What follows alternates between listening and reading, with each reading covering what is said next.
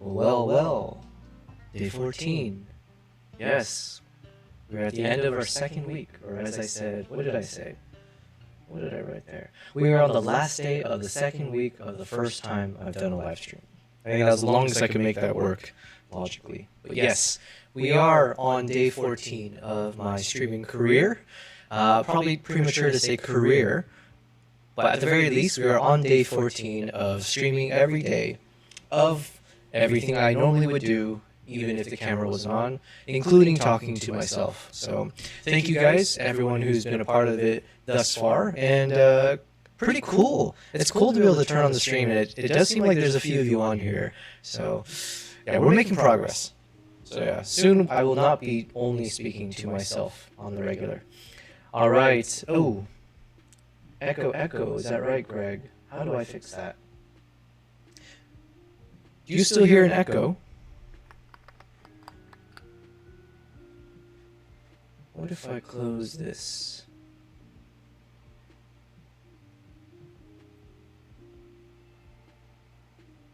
Tell me, do you hear an echo? Test, test, test. I did mention we are new to the streaming space, and I don't think I've had a single day where I didn't have issues. So, this is going to be our first challenge. Let's figure out this echo. Let me figure out how to solve this demon of a problem. Thank you for telling me. Alright. Oh, it's better now. Oh, okay. I just learned something. Thank you very much, Greg. Thank you. I don't know if you've tuned in before. I apologize if you haven't. I just didn't recognize it. But thank you very much. Okay, I think the issue... I'm using this beacon mic. I just have it basically plugged into my computer, and then I'm using OBS. But then I've been having this issue with the audio. I don't know how it sounds to you, Greg. I mean, at the very least, if it's not echoing, that's good. But when I was listening to some of the VODs, the playback, it always felt a little bit metallic and like tinny sounding. So what I think was the problem is I had the Beacon app open, and in the Beacon app, I was trying to change the gain a bit. And I think by doing that, I guess apparently having the Beacon app open and speaking doing the stream creates an echo. So good to know. I won't make that same mistake again, I hope. But yeah, appreciate it very much. Greg, he said, you bet. Nah, I saw you in Israel with this Destiny. Cheers. Awesome. Well, okay. I'm very happy to hear that. Hopefully you found the content to be insightful, entertaining, educational maybe at times. My job is not to necessarily educate on geopolitics. I am the furthest person from someone you want to pay attention to with that. But at the very least, I knew how to handle the camera. I do think it was a really rewarding trip. I don't necessarily talk about it too much, just given how controversial, as you can imagine, everything to do with that topic and also with Destiny. But yeah, no, I'm very appreciative. That was a wonderful trip for me. I'm very grateful to him and the people I travel with for trusting me enough to go out there with the camera and hopefully get some good shots. But thanks for tuning in as well. So, Greg, if this is the first time you're watching the live stream, and for those of you who have been part of this, I am on day 14. So just a quick little intro now that the echo hopefully is resolved. I am a travel photographer and videographer, and so I've been doing it full time for the past year and a half. Majority of that time has been traveling. As of about 2 months ago, we'll say, I finished my last trip. And so then I was like, look, I got over 100 terabytes worth of footages from over 12 different countries in terms of travels that I've done. I need to sit down and, as they say, sit my ass down and listen. No, I had to start working on my videos. So I haven't had time to really be posting consistently on Instagram, except for through my stories. I haven't been creating a lot of those juicy Instagram reels or the kind of content I was in the past. But then also my priorities changed up a bit, where I started a YouTube channel about a year ago, and I want to be able to start publishing on there consistently and yeah, make it a thing. Hopefully we can become a successful YouTube channel. And so as part of that, every day when I'm not traveling, you're seeing what I'm doing. I'm in front of the computer and I'm editing every single day as we work on all of my content, photos and videos. So for instance, as I switch over to a different scene here, this is what you've been seeing me do for the most part for the past 2 weeks. We have been chipping away at our next video that we're going to be publishing to YouTube, as well as my socials. And it's on my trip to Mongolia from back in February of last year. So we had given ourselves a little bit some time, I think about 2 weeks. I did have to push our little countdown over there. I had to give myself a little bit more time. So I think we've got maybe 2 to 3 more days before I'll say that we're complete. But I'm really excited with the progress we've made. So yeah, basically I started streaming just to see, like, look, I'm already going to be sitting here creating content anyways. What if me just sitting here making the video can also be content in it of itself? And do I have the stamina? Do I have what it takes to be able to speak into a mic and talk for hours on end? And so far we have found out it is possible. I can't guarantee entertaining, but it is possible. I have the energy for it. I am proud to say, in the 14 days that I've been streaming now, not once did I have to step away from the computer because I needed to take a bathroom break. Not once did I have to step away to, have a meal. Although the last few days I did have a little snack here. I might bring it back up. Yeah, for the first 12 days of my 14 days of streaming, I basically did not eat until the end of my stream, which was around 9 to 10 p.m. every night. So yes, we have discovered I have a bladder of steel and I have the stamina to do this kind of thing. So, and then every day I hope I learn a little bit more about how to be a more professional streamer, figuring out mic issues. Thank you very much again, Greg, for helping me with that. But then, yeah, a few other things. I would love to hop people into calls and do like Discord calls and stuff.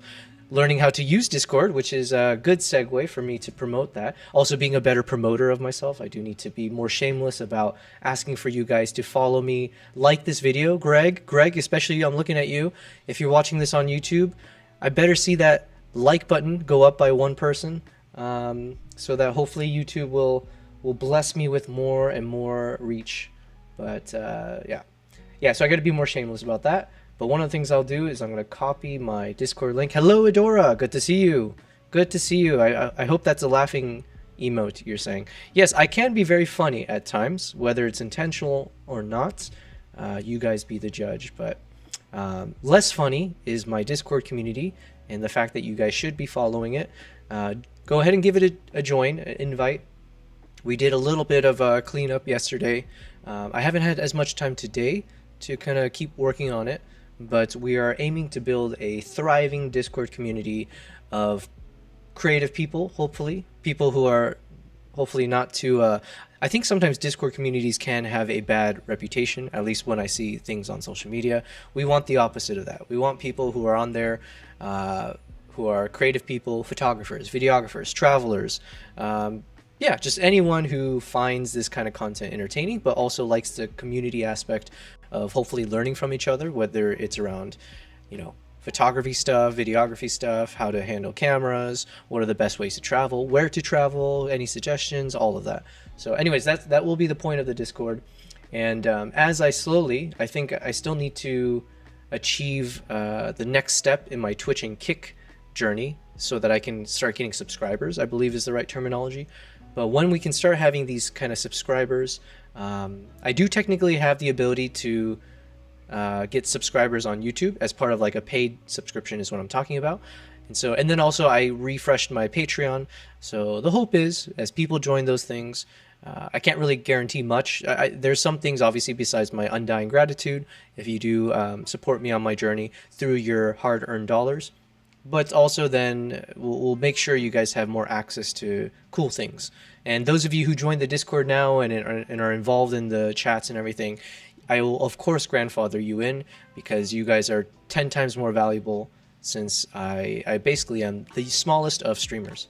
Okay, another quick change that I made. I'm hoping this is thanks to Cyronius yesterday. Thank you very much, Cyronius, for the advice. You gave quite a lot of good advice, as did a lot of other people, of course. But Cyronius, specifically, you mentioned I should change the category of my Twitch category. You told me to switch from the category of just chatting to art, as apparently there are these. Did you say it was like a Discord bot that actually looks for people based on that category? So I didn't know that existed as a concept, but yeah, so I've gone ahead and switched it to art, and I did it on Kick as well. So we'll see if that makes a difference at all. The other thing I mentioned is that I will be starting to stream more around this time. So in an ideal state, I would have started 30 minutes ago, so right at 4 p.m. And then we'll go until I get tired, but let's say roughly around midnight my time. I am in Dubai. I've been here for over 5 to 7 years, roughly in that ballpark. Prior to that, I grew up in the States. I am of Korean ethnicity or descent. But yeah, I grew up in the States. I went to school in the Midwest, and then worked in the Bay Area before I've come out here. So I'm always happy to, as long as I'm not doxing some information about myself I shouldn't. I love sharing about my life. If you guys have any questions about my travels or how I do what I do, I am an open book. So, all right. Anyways, where are we? We are on day 14. Like we said, we are on chapter 7 of my Mongolia video. We've made tremendous progress, and I am very, very proud of what we've got so far. I'd like to say we, because again, in many ways, you guys have been a part of this journey. I've gotten a lot of different advice and feedback as I've been building this out. Everything from, when I get stuck on the music choice or the different ways of storytelling. We had a couple people on here before who are screenwriters. So yeah, I think that would be the ideal, is if I keep doing this, if we build the community, and imagine in as we're building these videos, you have other photographers, videographers, across every, genre, screenwriters, just coming in, popping in, hopefully even doing viewer call-ins or whatever, and then we'd be able to talk shop, they'd give advice, figure out ways to keep improving on my videos, and then, finding ways to obviously say thank you to you guys. So, all right, so let's take a pause from this background music, and let's recap, at least starting with the trailer. We'll start recapping the progress we've made. So, context, this is my Mongolia travel vlog series from my trip in February of last year. Based on what we looked at, it was about 9 hours worth of content that we had to play with. So I decided that I need to split this up into at least 2 episodes, possibly 3. So what you're about to see is the trailer for episode 1. After the first 10 seconds, the rest of it will be the consistent trailer that I played no matter what, but the first 10 seconds is unique to this episode 1's storyline, where basically we survived a blizzard in the middle of Mongolia. One thing you'll find missing is the narration. We haven't gotten to that step yet in terms of actually recording my voice, inserting it into the video. There's going to be a lot of other areas that it doesn't look as pretty. We're going to save that towards the end in terms of doing final color editing and kind of adding subtle zoom and making every shot just feel a bit more impactful and cinematic. All right, I'm going to shut up now. Let's go ahead and remind ourselves of the progress we've made and how epic this can be. So here we go. Wait, let me just make sure the audio is good. Yes, boom.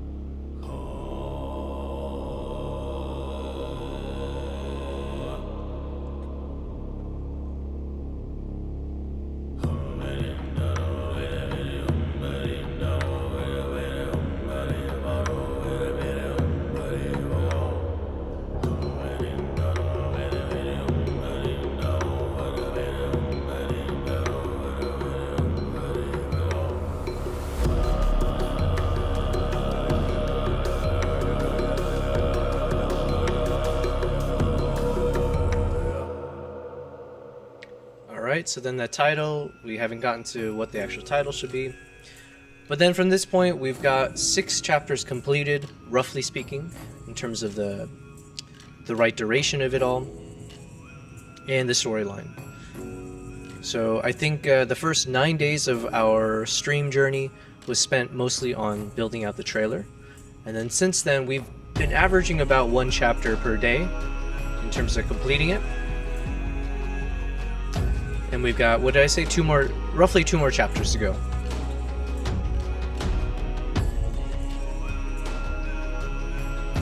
So here I would need to add some voiceover about how I've just landed in Ulaanbaatar, the main capital of Mongolia. And with just a day of exploring, I just wandered around a bit, ate some good food, And then I turned in for the night as I had one more flight to catch to get to our actual location, our destination.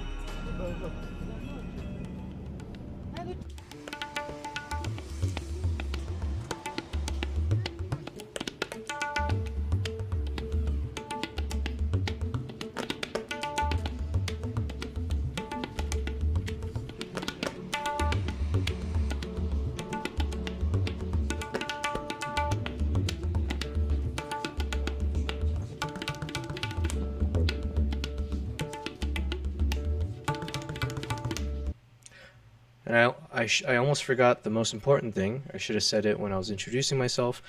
The real stars of this stream is not me. It is my two cats.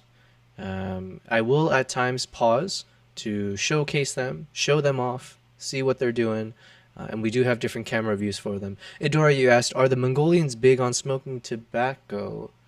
The only one I saw smoking out of the crew was our boy Ardak. He was the only one I think I saw smoking, so I'm not sure. I guess maybe I would imagine they would be, but that's more out of ignorance. I'm just thinking, like, you know, if you live out in the middle of nowhere, and especially it's very cold, and you know you don't have TV and stuff. I don't know. Like maybe you just pick up smoking because like what else are you gonna do? That's more out of my ignorance than anything, but yeah. Here is my second cat. So we do have a little camera here. I'm going to spend some time at some point. I want to see where I can hook up this camera so that you guys can get a lovely view more often than not when they grace us with their presence. So this is Kimpap. Kimpap is a good boy. He just ate some food, so I think he's just chilling over here on his coma. But we'll bother him at times. He'll bother us. It is what it is. And then my second cat, Nala, is somewhere else. She tends to kind of hop in much later on the stream. So yeah. Idori, you're saying, I'm bored, light the cig. Yeah, exactly. That's my naivete. That's my ignorant way of thinking. But I would imagine if I didn't have a lot of entertainment, I didn't live in the city, maybe you pick up something like smoking or drinking. I don't know. Sir Kimpap, yes. Sir Kimpap. Let me type in how I spell his name. But there really is no wrong way to say it. Well, I guess there is a right way to spell his name, but I don't know how to spell it in Korean. But it is Kimpap. Kimpap, for those who don't know, is the name of the Korean sushi. It is my favorite food. So you might be asking, why did I name my cat my favorite food? Well, I plan never to eat him, so I should make that very clear. But I don't know. If I had a ginger cat, I would have named him Kimchi. So make whatever logic out of that if you will. But yeah. Idori said, oh, I know Bibimbap. Yeah. Bibimbap has a cooler name. So as far as cat names go, yeah, Bibimbap would make more sense. I named him Kimpap because he was a grayish, whitish cat. That was as close as I could think to getting to Kimpap, and I was like, whatever, I'm calling him that. Oh, we have now disturbed the king. No, not king. Sir Kimpap. So now we can switch over the cam and show off this. Look at this guy. I have to remember to always speak into the mic. That's another thing. That was another good advice I was given when I was trying to figure out how to make this audio quality better. Just be better is what I was told, you know? Try speaking into a mic for once. Alright, but this is Kimpap. He's a good boy. And sometimes Nala will come over when she gets jealous, so we'll see if that works. But anyways, so that is the point of my stream. Basically, just travel talk, photo talk, video talk, and then occasionally cat stuff. Alright, so with that out of the way, let's get back to this journey. So where are we? So this is what, chapter 1, I believe, when we're on our way. We've met the crew, so then we have some video as we kind of just introduce the different camera gears that I'll be using for this trip, as well as a little bit of the journey, our first little pause so that I could photograph and film some of these double-humped double-humped camels, which I've never seen before in my life. I do live in Dubai. We do see a number of the normal, I say normal, but the single-humped camels. These guys are by far cooler looking. right? It's also because of the thick fur and everything. All right, anyways, then we meet Arduk, the eagle hunter. So we got this whole section. I'm just kind of speeding along for the most part because I do want to crack on to the final chapter. But it's good to kind of remind myself of the journey and the storyline. So here I introduce Arduk, and then, you know, he's an eagle hunter. He's who we're going to spend the rest of the trip with. So I was staying at his home. He is a nomadic... I don't know. I have to figure out the right terminology for this. Because it sounds weird. It almost sounds like a slur when I want to say he's a nomad. I don't know why. I don't think there's any logic. Like, I don't think that's true at all. But let me just look that up real quick. What do you call a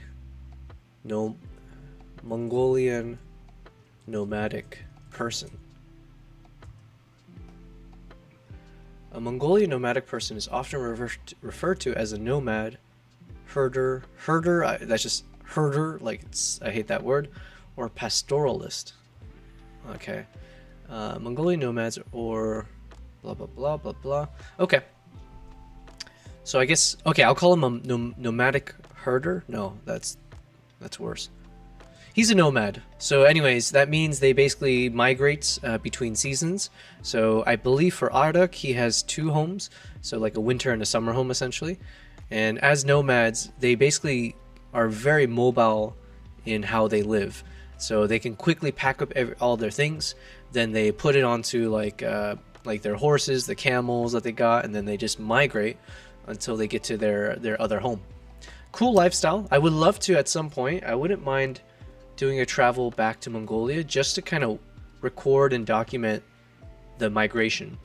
Just watching how they do it, the way they can quickly set up the gur, which is like that the roundish home that this thing here. So being able to see how they set that up in a matter of minutes, which is insane to me, but yeah, I think it'd be fun to do a trip out there again just to document that lifestyle even more. All right. I'll let this play out because this one, we're not going to have any voiceover. It's just going to be the soundtrack. So I do want to hear those parts a bit more in detail to think about it.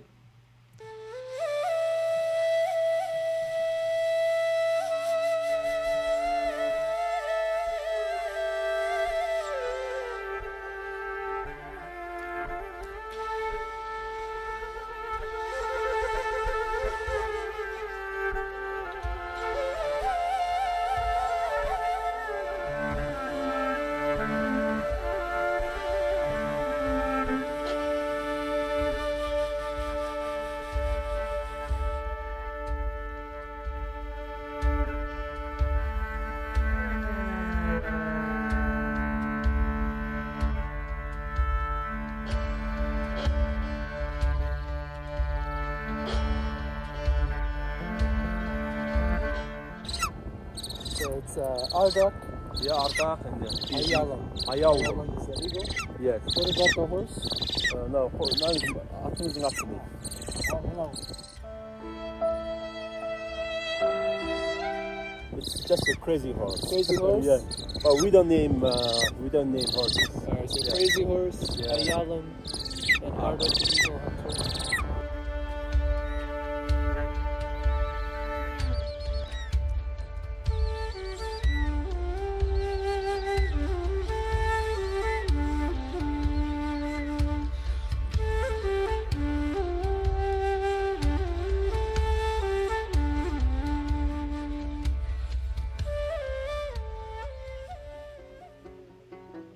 Okay, so then here I'll add some voiceover as we talk about preparing for our first outing. Adventure in the day in the life of an eagle hunter.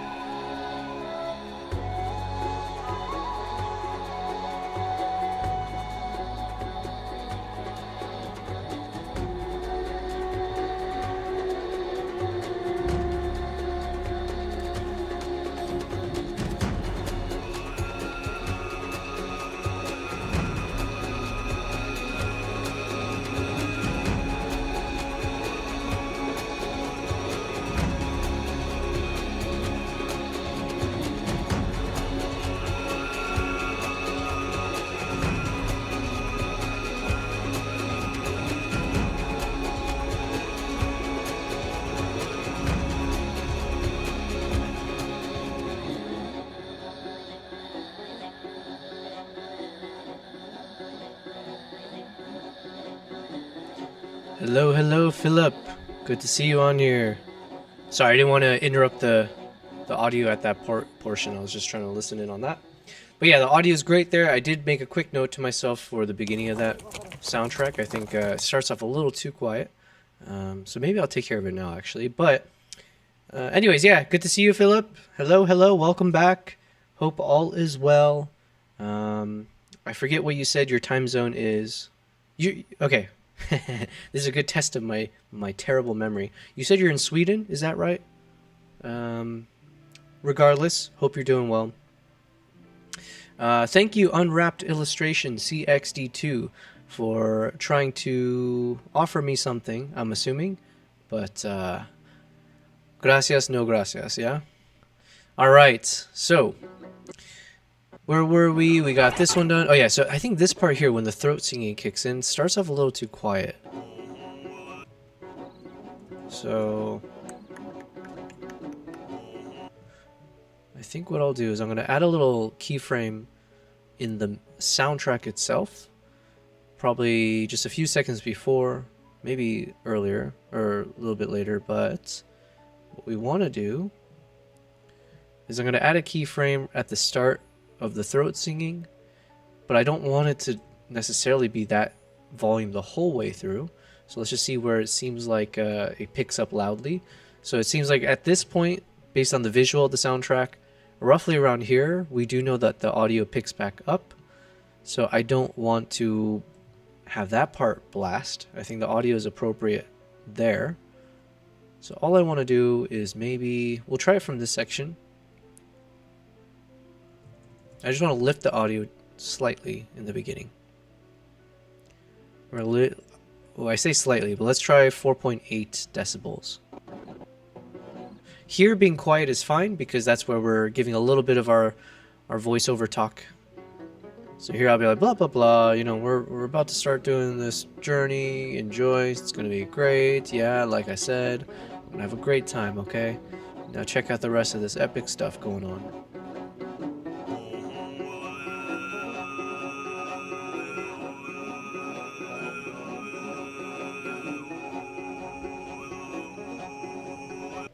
Let me try again from roughly here.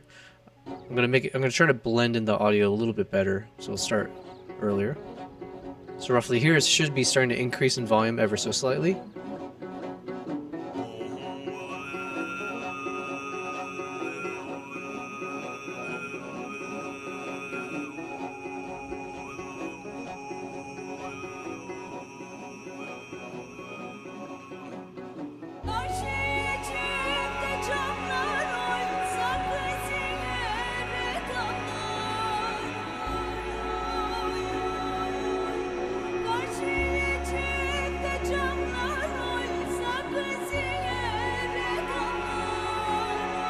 Okay, not bad.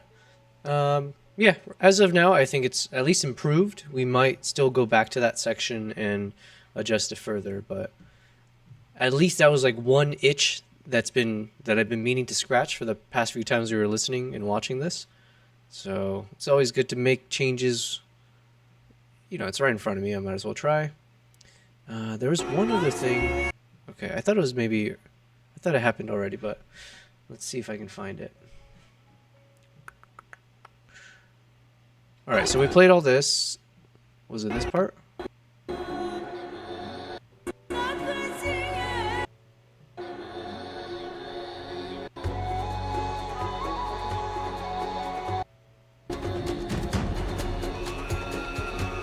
So I think all of this is fine.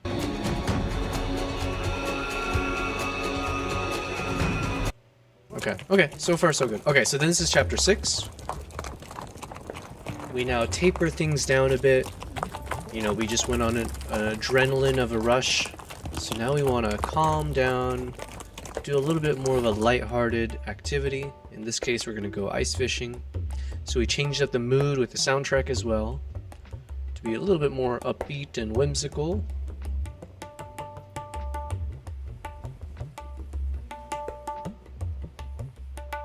But then we will have the turn, right? We'll have that moment where all hell breaks loose.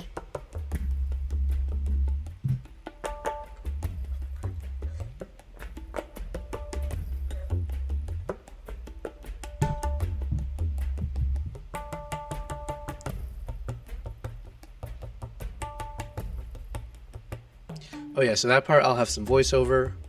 Then here, maybe I'll have a little bit, or we might have explained it beforehand, showing how all of a sudden the mood changed when the wind picked up. Actually, maybe that's better language.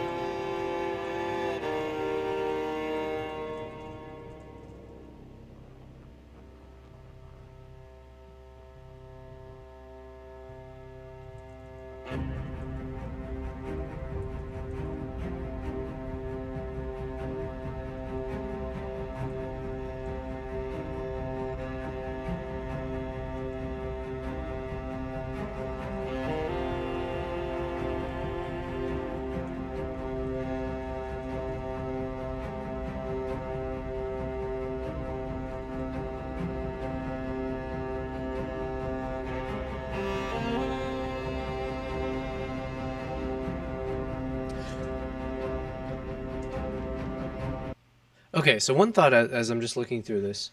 So one thing is you'll notice it's a little bit glitchy because the actual footage is a bit heavy. So what I could do is I can drag in the exported video and put it in here, but even though it's a 1080 file. But then the other thing I was going to say is in some ways I almost kind of like how glitchy it is, and I'm wondering if I should try to even replicate that effect if I know how to. Because like, yeah, we can do the smooth way, but then like in some ways it kind of looked a bit cool when you saw it's like being a little glitchy the whole way through. So I don't know, it could be an interesting creative effect if I go in that direction. But yeah, you will see that here it's not necessarily lined up with the music because the files are so heavy. It's playing on a bit of a lag. But yeah.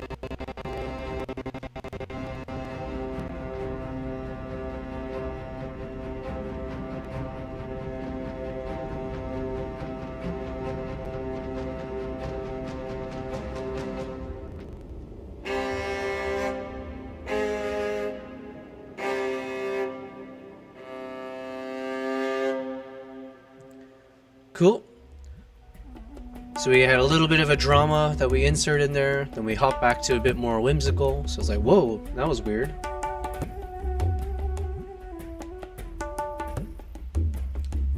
Well, that was not expected.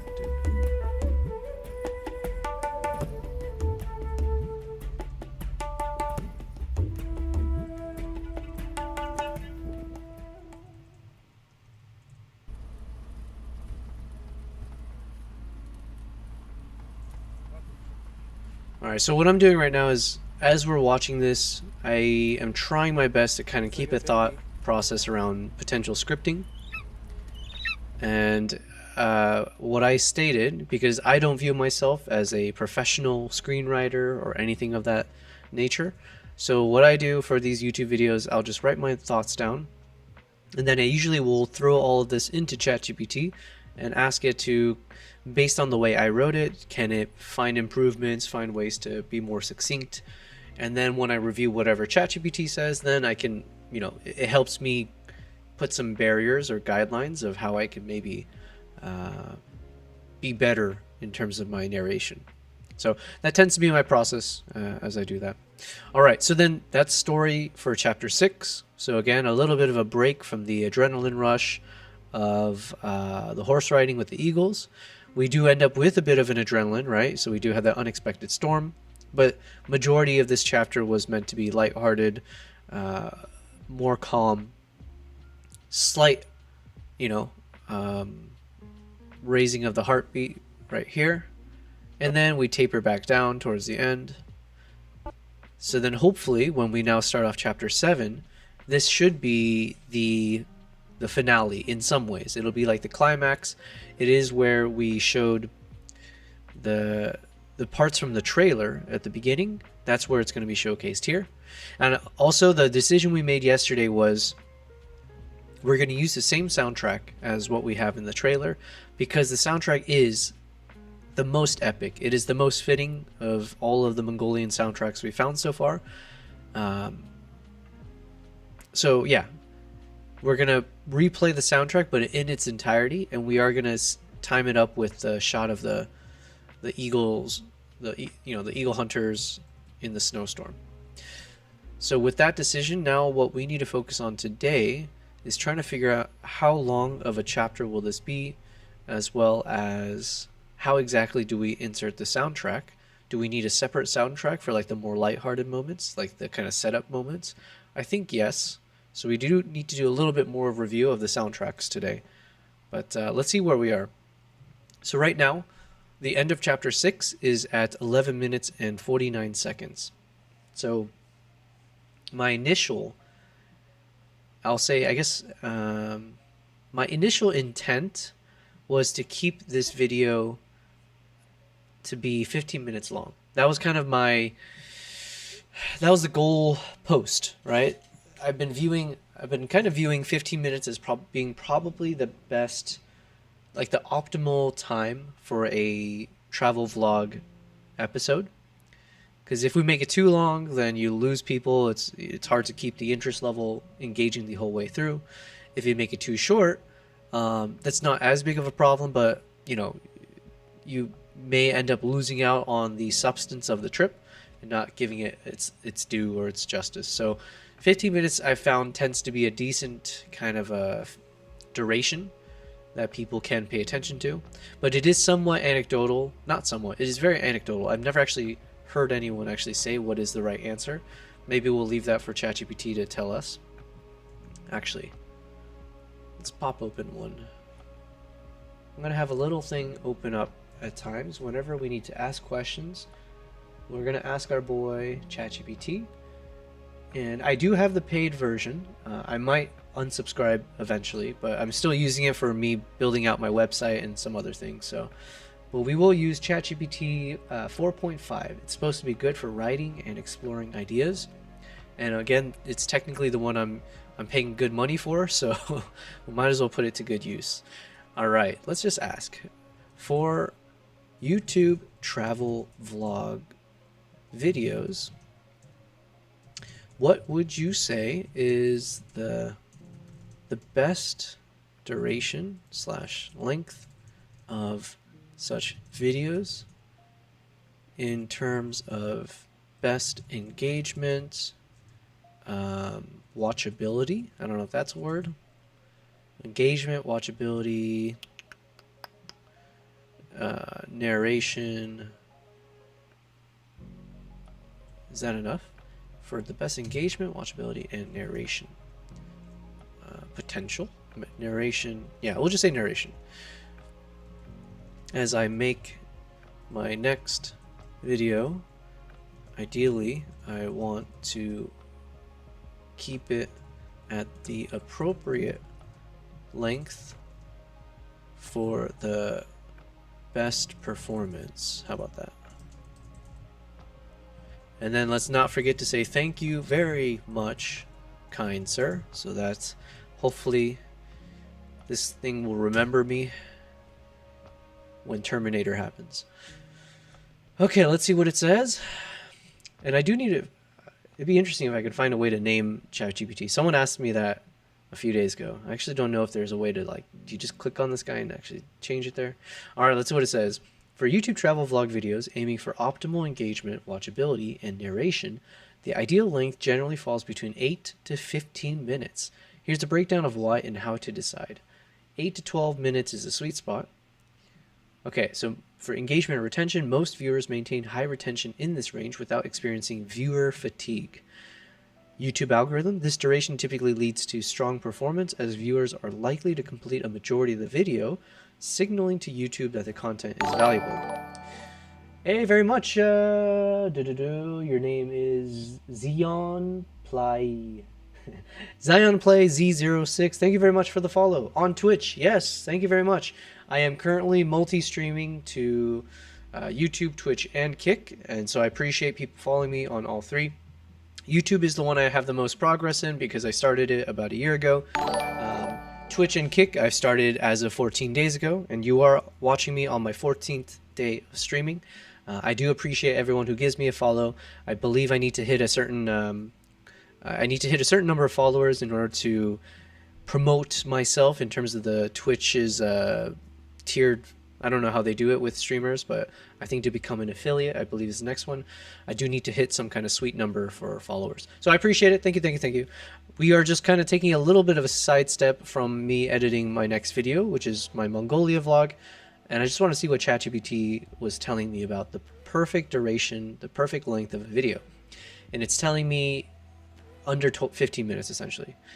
So far it's making sense. Narration flow allows for concise storytelling without needing filler content. Okay. Number 2, 12 to 15 minutes in-depth stories.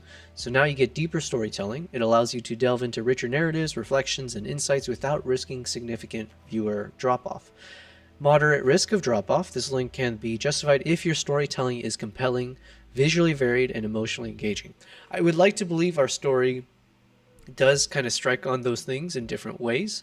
Like, I think it does a decent job, not to toot my own horn, but I am concerned now. If we are going to have to go over 15 minutes, what does that mean? Okay, number 3, under 8 minutes, fast-paced clips. Short attention span audience, good for quick entertainment, but often lacks the narrative depth required for travel vlogs. And the algorithm penalty. Oh, I didn't know there's a penalty. Slightly shorter watch time overall. Less favored by YouTube unless audience retention is exceptionally high. Okay. I did not know. So yeah, I guess at least 8 minutes. All right, here we go. Above 15 minutes, which is unfortunately, I say unfortunately, but that is the category I'm probably going to fall into. Higher quality requirements. It demands consistent visual and narrative quality throughout to retain interest. All right, challenge accepted. And then viewer fatigue. Significant risk of viewer drop-off, especially if the content feels repetitive or overly detailed. All right, so I do need to keep an eye out for both of those two things.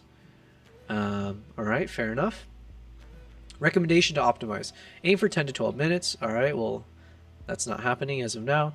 Structure clearly, use strong hooks, structure storytelling, beginning, middle, climax, and end, and regular pacing shifts every 1 to 2 minutes. I think we were doing that to varying degrees.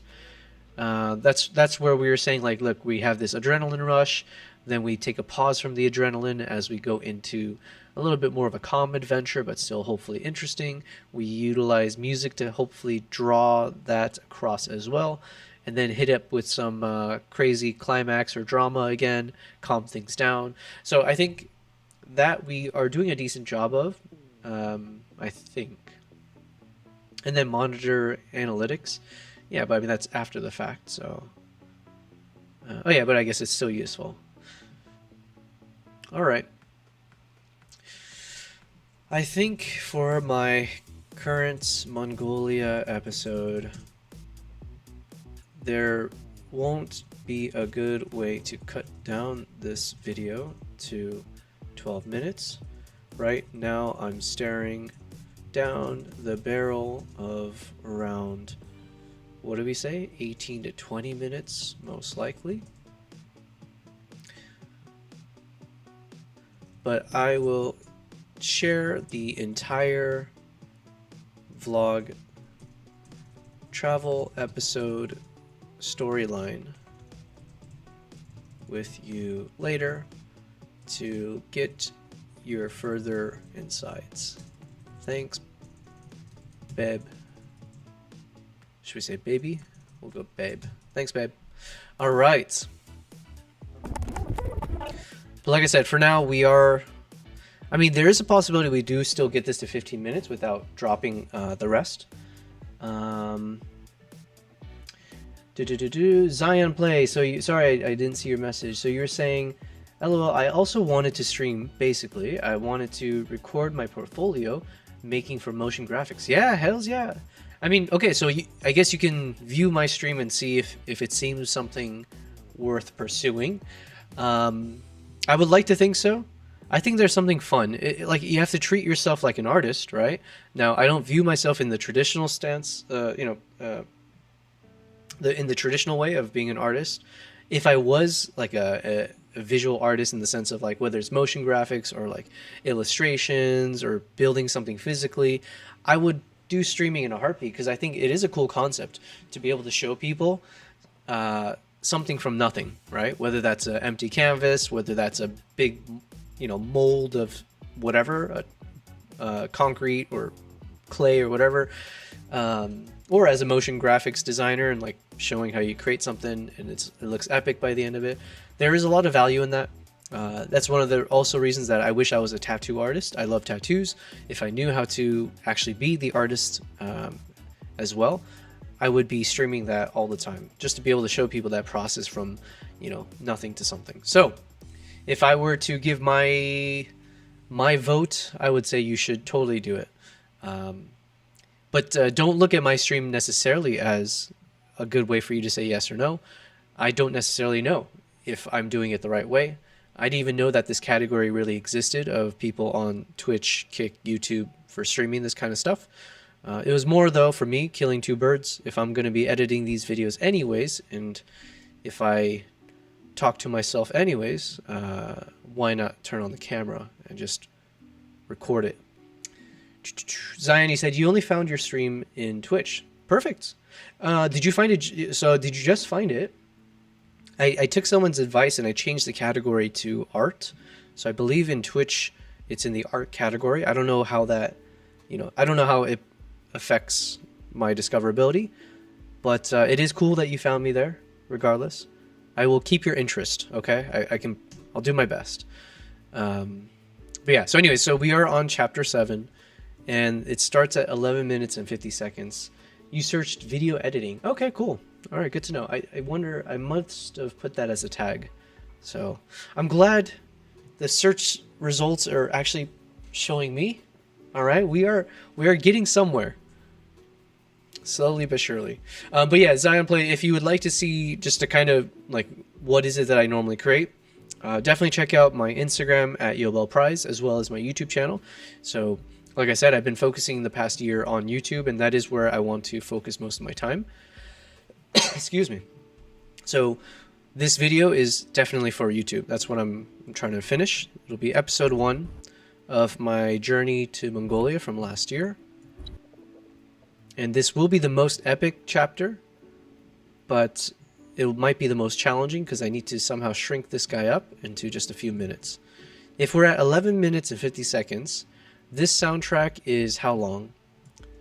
Find in media pool. This soundtrack is 1 minute and 40 seconds.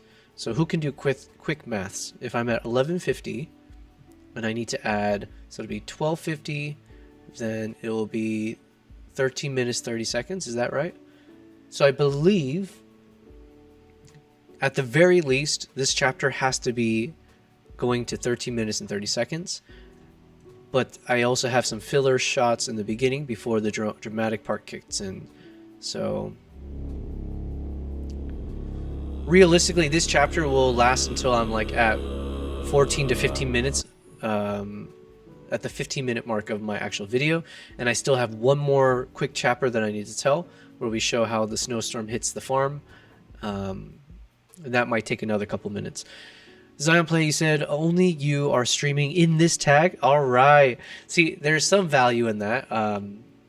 So this is like, as I'm learning what makes the most sense strategically and just like, from an angle here, I imagine it makes sense to use the right tags and categories and stuff to be in an audience pool that's large enough so you can hopefully find people there. But like, so for instance, if there's no one else using the video editing tag, is that a good or bad thing? Well, you found me, so I guess that is a good thing. But then, yeah, I don't know. I don't understand the science behind it.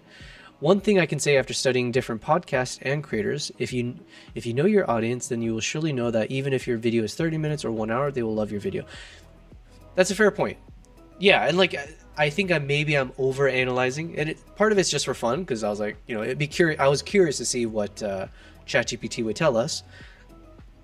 And yeah, you're right. It really just boils down to trust yourself a bit, but then also, yeah, don't necessarily deviate just to please some of the algorithm kind of logic, because then you may end up sacrificing what would have been the best potential version of your video. So yeah, I think it's like not like that's. But the one thing I will say from I don't know how true this ChatGPT analysis is. But the only thing I do want to be concerned about is if there were some rules, in the back end where if YouTube, for instance, said like, oh, if a video is 8 minutes or shorter, then we will treat it differently, and it might have more punishment involved if it doesn't hit some standards. And then likewise, if it's like, oh, if you publish a video that's 15 minutes or longer, if YouTube then treats it differently, obviously in a negative way, those would be things I would obviously then I need to adhere to. As of now, I don't think that's necessarily the case. It's more, ChatGPT kind of saying like, this is from human psychology maybe, or if like, generally speaking, this is a good range. So let's see, what did you say here? Zion play. Yeah, and also just on that same note, someone else, I think Adora, you had sent a video. I apologize if it wasn't you, but someone had sent a video of another streamer, sorry, not streamer, a YouTuber who was traveling, and it was like a video about him getting drunk with the locals, and I believe that video was like 36 minutes long or something, and it performed really well. So yeah, like rules are there to be broken kind of a thing, as long as it doesn't actually stop you from making progress. Zion, you said, I guess this tag is underrated and has potential. Also, ChatGPT is taught on hype and clout. Okay. Yeah, exactly. Listen, I appreciate ChatGPT. I would not have made as much progress across any of these things that I do without it. But, it's not perfect, and it could potentially be skewed with whatever it sees. But yeah, the tag is underrated. And by the way, this is the reason I decided I wanted to test out streaming. It's a bit of a hypothesis that I wanted to test out. One was about myself. So like I said, do I have the endurance to be able to speak hours on end to a camera, to this wall essentially, and hopefully to people like yourself? Can I do that for hours on end and be productive while doing it? So not just doing it, but hopefully making strides with the other things that I'm trying to do from a creative perspective, and also now from a business venture perspective. And then the second thing I wanted to test out was, as far as my small bit of research into Twitch and Kick and streaming in general, the streaming world, it seemed like it's mainly catering towards gamers, like IRL streamers now, but like politics streamers, maybe gambling, or like some of these kind of topics. And it's kind of saturated in those markets already. And I didn't necessarily see that there's a market for someone like me, whether you call me a photographer, videographer, or whatever it is. So I just wanted to see and test out for myself, like if I could put together a good stream concept, if I can make things compelling, if whatever I show on screen actually looks exciting, and if I can make exciting videos by the end of it, can I make this, not me personally, like, listen, I'm not Superman or whatever, like, can I be a part of some niche that becomes more and more popular, or at least find people who do find this interesting? And if I do find those people, then to the point you made of like it being underrated, there's not other people using this tag, so then boom, all right, we'll make this a tag, we will be there, we will dominate this space in a good way, and we'll make it a community. So yeah, that was the other kind of hypothesis. Early days. And Idora, that was you? Perfect. Okay. My memory is like getting a little bit better here and there. So for instance, the fact that I remembered his name and I just forgot it. What did I say? Siphonius? Oh no, did I just forget it? Cyronius? Jeez, okay. I'm like contradicting myself here. Okay, perfect. I'm glad I was right about that. But I don't remember the name of the guy you told me. And I haven't finished that video, so I apologize. Zion, you're asking where are you based so I could join your stream. Yeah, so I am based in Dubai. So I've been in Dubai for, I think, like 7-8 years, something like that. I don't really keep count. Before that, I was based in the stateside. So, I went from the Southwest to the Midwest. I worked from the Bay Area, and then I moved out here for a corporate job. And then as of 1.5 years ago or so, roughly in that ballpark, I left corporate to do this full time and see how far I can go. When I say do this, it was basically just pursue my passions, travel the world. I started to organize trips where I take people with me on these trips. And so those would be like paid workshops where people pay me to join the trips. And so I'm aiming to do that more consistently starting next year. But then also I wanted to but like become a YouTuber, be a content creator in more full context. Because like I was, before this, I was only on Instagram, but like that doesn't like make you money necessarily. But I was finding good success in terms of my skill set. I felt like there was a bit of a creative juice flowing in me that I thought I could milk even further. So that's what we're doing now. I do mostly wildlife travels, and then I try to turn this into fun content. So I also ramble a lot, which I thought could be to my benefit. If I have to speak for hours on end or be on stream for hours on end, then yeah. Yo, Zion, you said yo. Yes, that is part of my name. Don't wear it out. Bell, Yo Bell, that is my name. Yo Bell Prize, you can find me on all of the streaming platforms as well as my social medias. It kind of came with my name, if you will. So my whole life I had to tell people when I was explaining my name and introducing myself, I'd be like, oh yeah, my name's Yo Bell. It's like Nobel, but with a Y. It was really annoying that I always had to explain, but it was a given because nobody's ever heard that word before. And then eventually I grew to like the name. And then when I needed to create an Instagram handle, it just clicked. And I was like, hey, at least I know nobody else will have it. So then, boom. Zion, you said you just subbed on YouTube. Perfect. Thank you very much. I appreciate that. YouTube is my main goal right now in terms of growing that out. I hope you do check out some of my videos at some point after the stream, or put it on the side, if you will. But you should be able to get a good sense of what I'm aiming to do. Like I said, I focus mostly on wildlife. Traveling the world. My mantra is sharing the best of the world with the rest of the world. So that's essentially what I do. But yeah, thank you very much. Thank you. Oh, and then I don't know if you saw the link from before. I don't know if you are an avid Discord user, but that is another thing that I'm starting to be more vocal about in terms of getting people to join. One of my main goals, and I should put that on the agenda. Maybe I should have a goals thing that pops up. One of my goals for myself is that I need to become more shameless and more promotional of myself. And that means more actively telling people to subscribe to me, liking things, blah, blah, blah. And then eventually getting people to pay money to me, put their hand in their wallet, pull out whatever's there. Hopefully not the condom. We're talking the credit cards or the cash, and then putting it into my wallet. Not kind of a direct, explicit way, but yeah, I need to be very shameless to promote myself, and so we'll get there eventually. I'm having fun with it, really, at the end of the day. But I do believe I just need to be. There's a concept, I guess, and it's a little bit tied with the whole imposter syndrome concept, which I think every creative goes to this, unless you're like a LeBron James of creativity. I feel most people will run into that issue of like, man, is what I do actually valuable? Especially if you're in the arts, and if you're like most artists, it's tough to sell what you do. Generally speaking, not like commercial stuff, but like your passionate arts. So then it's like hard if you don't really have a good monetary value on it, and there's all kinds of artists all over the world who are just incredible and like visionary.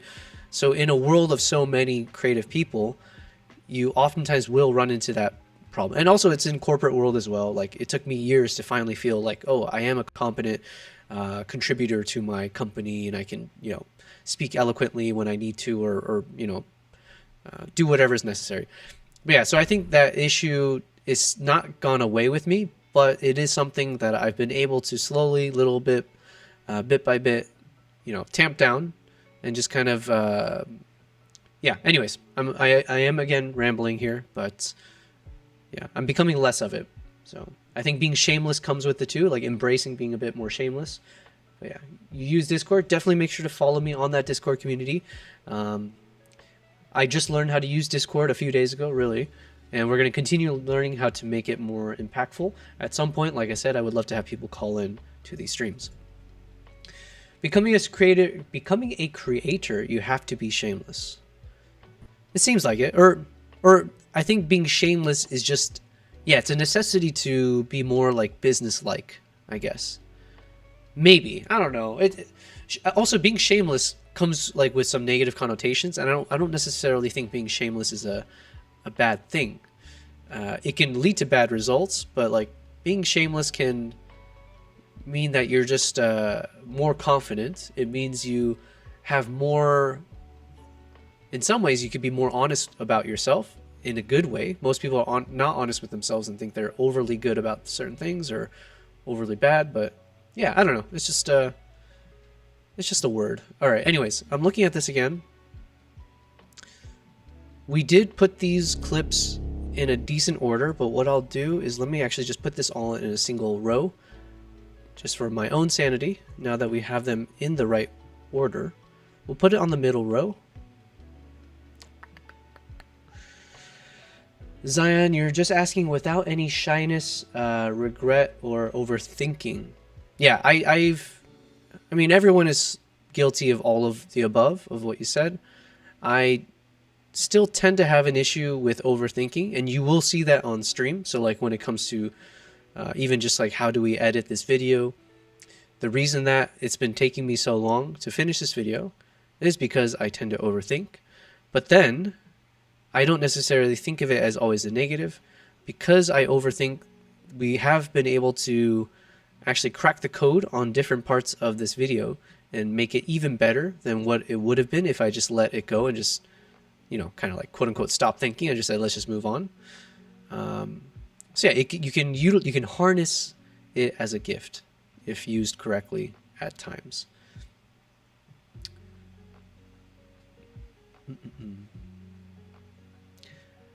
Zion, when do you stream? Like regularly or any particular timing?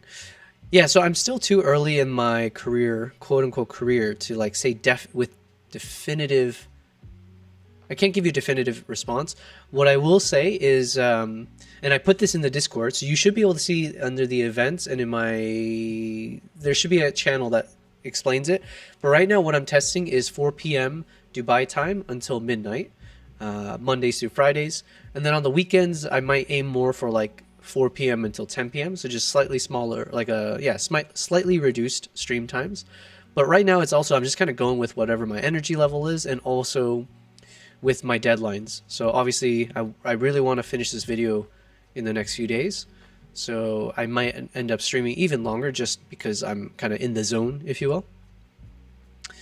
But yeah, I don't actually know if that will be the streams long term. But that's the goal for now. Zion, he said, because I have to go to my stream. My stream starts in 25 minutes. Oh, nice. Let me follow you on Twitch then. So I click on your name. Zion Play Z. Do you say Z or Z? I'm a Zedder these days. Let me hit follow. And you got a YouTube, yeah, so I'll follow you there. Perfect, man. Oh, you don't stream on Twitch. Gotcha. All good. Well, then, all the more reason I thank you for following me on that platform and YouTube. I appreciate it. And thanks for joining the Discord. If you are a prolific Discord user, I very much would appreciate any advice or suggestions. I do know there's a few people yesterday who had also even been so gracious to offer their further support in terms of like, you know, understanding like the mod side of things and all that. But yeah, all of it is like it's like a black, it's just a, what do they call it, a black box? It's just a black hole of knowledge for me right now, but we'll solve it. All right, so all of these clips are probably not going to be used. So I'll keep it down here and off to the side. So really, we've identified the clips for sure that we want to use, or generally speaking. So we need to condense all of this into like a single soundtrack. How? Yeah, that's where it gets tough. Okay, thank you very much, Zion. Take care. Enjoy your stream. You said I don't stream on Twitch. It basically plays, but with a Z. Yeah, Z plays. Yes, intermediate. Perfect. Thank you very much. I appreciate it. All right. So, how do we do this? Okay, let me listen to the beginning soundtrack, see what the mood should be in terms of any potential soundtrack. I think I will need some soundtrack because, like we said, I didn't have any microphone. You know, it's going to be a lot of wind noise otherwise. But let's just see. Let's pause this music.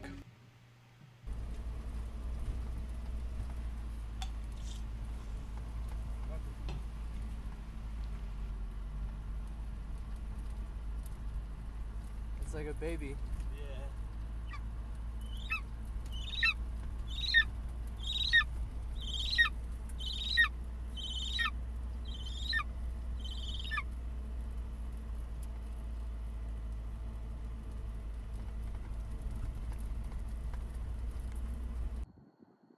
And dance. Russian band, Eagle Hunters down there. And our photographer, Yabel. Hi, how are you? Cold, yeah.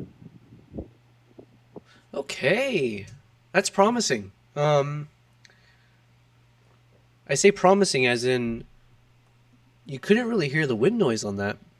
What did I shoot? That was with the iPhone. Ivo was filming me, so it must have been a bit more protected. So it's a little bit muffled of a sound, but I can add some. I can add some subtitles, and the best thing is you don't get that choppy wind sound that just pierces through the headphones and the speakers. So I could technically leave this without any background like soundtrack, which helps me in terms of I don't necessarily enjoy having to put soundtrack on the entirety of my videos.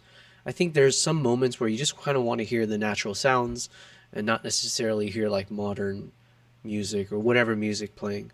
So for instance here, if we detox from the soundtrack and we just get some sound of us in the moment, and obviously hearing the eagle chirping is nice, even though it's piercing.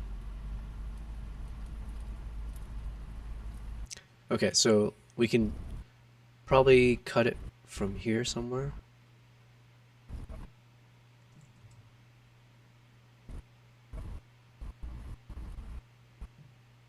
Somewhere like that. And then we'll stabilize it and see how it looks. It's like a baby. I might even cut it even more.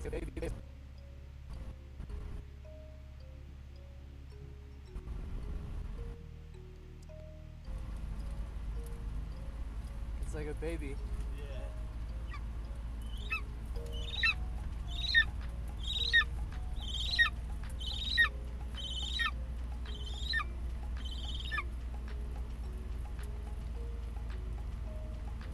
How often do you ever get to see an eagle wearing some badass hoodie or armored helmet looking thing and then wearing what looks to be like the remnants of a Patagonia sweater jacket all wrapped up in a bundle? Do they call this swathing for babies? I don't know.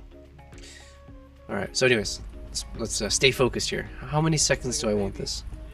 This is 5 seconds, 6, 7, 8, 9, 10. That's yeah, we don't need too much.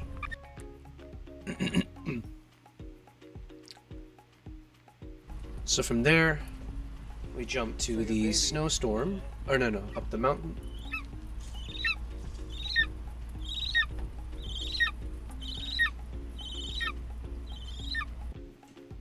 And dance.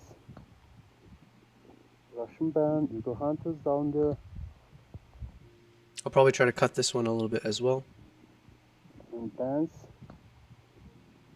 Russian band, Eagle Hunters down there. What is he saying? Russian band, Eagle Hunt. Russian band, Eagle Hunters down there. I don't know what he's saying. Dang it. Russian band, Eagle Hunt. Russian band, Eagle Hunters down there. Russian band, Eagle Hunters down there. And our... We're shooting, maybe he's saying? Like, we're shooting eagle hunters down there? Russian band, Eagle Hunters down there. And our photographer, Yabel. Hi, how are you? Cold, yeah.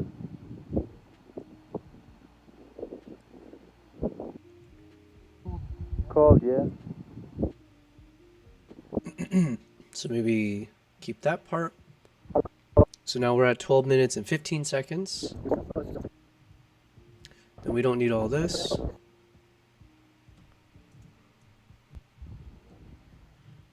We prefer the landscape one, so We'll see if the audio or if there's anything in here. Call, yeah. No audio, which is good. And then here, I just need a few seconds to... Either I can use this for the voiceover again, so it'll be quiet. We'll just let the... Yeah, we'll just play the sound as is. And then at this point, as you see me like kind of setting up the camera, we'll use a few precious seconds here where I insert some voiceover. So then here we'll just need to think about, roughly speaking, what do we say? I might give myself a bit of time here because that way we don't have to hear my voice later on. So just be like, hey, here's the context, here's what's about to happen. And then for the rest of the soundtrack and the rest of what we see, it's just the soundtrack and the visuals. So with that in mind, let me pop open my script here. What do we call this chapter? Right now it's called... We'll call it... Yeah, and I still need to figure out what the title will be. Let's change it to One Last Ride. Ride into the Storm. I don't know. This is where we'll have fun with it in terms of the chapter titles, but... So then here... Weather getting worse and worse, so decided to head back down the mountain and head home, but not before we had one last ride in the snow.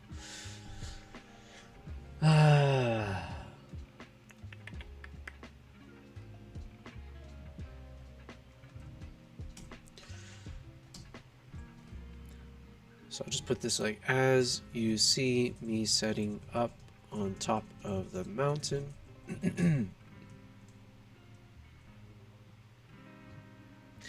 Okay, I would like to keep things lighthearted, so it could just be like, if you couldn't tell, I was freezing my ass off, as were we all. The weather,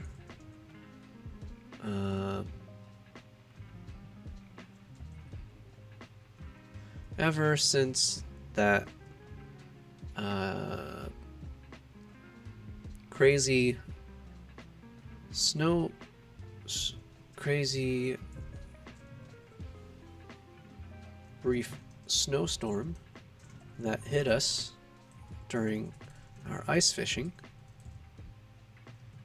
the weather never let up. If anything, things kept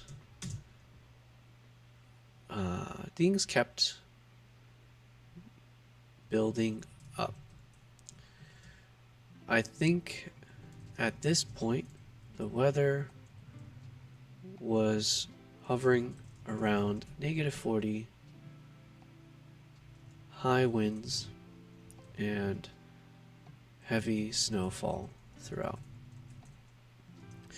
But it made for some epic shots.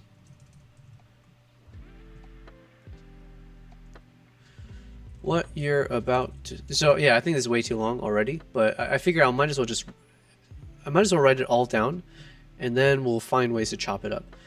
So what you're about to see is from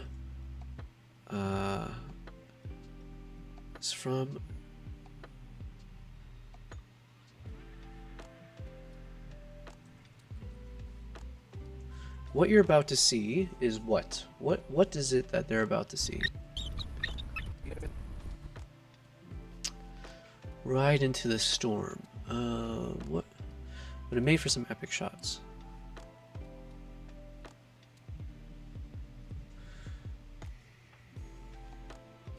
Before we couldn't handle...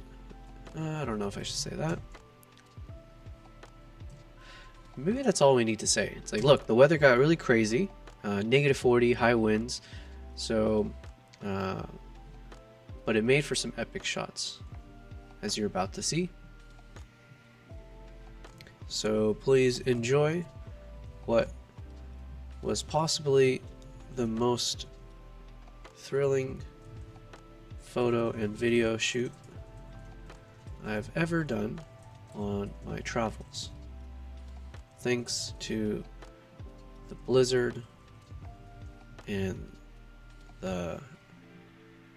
amazing eagle hunters riding into the storm. Okay, that's just a little bit of a baseline, but we might keep it shorter than this by like half. But why I wanted to write this down is now as we play out the video, I'm just going to talk normally and see how long it takes me to kind of say it start to finish. And we'll see how much of this video clip that it coincides with. And so that will give me a good sense of how much of this I should use. And then also tell me a good sense of like how much I need to cut this down by. Because I definitely don't want to use all of this. Ideally it's just a bit, but we'll test it with real dialogue. Alright, so we'll start from here.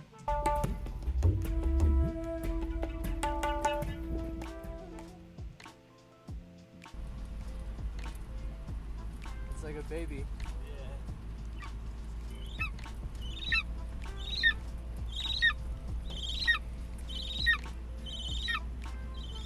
Russian band, Eagle Hunters down there, and our photographer, Yabel. Hi, how are you? Cold. Cold, yeah. If you couldn't tell, I was freezing my ass off, as were we all. Ever since that crazy brief snowstorm that hit us during our ice fishing, the weather never let up. If anything, things kept building up.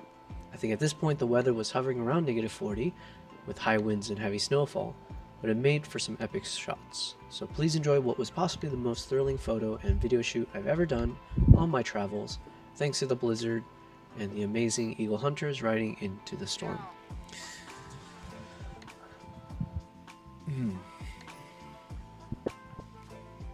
So that's from 12:15 to like roughly, yeah, so I mean, I spoke for roughly 30 seconds. I think that's way too long.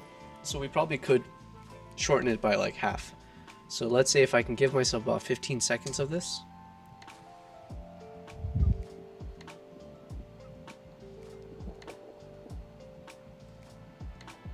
And then this is where I need to figure out what soundtrack to use.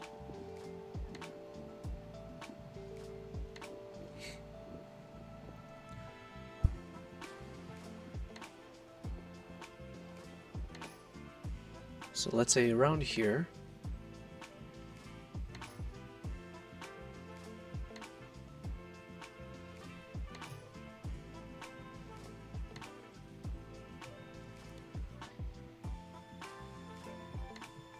I'm going to drag these guys out of the way.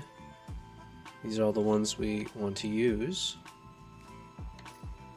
And again, the question for me is, do I need a different soundtrack? Because sometimes I don't like using two soundtracks back to back when it's over like the same kind of content.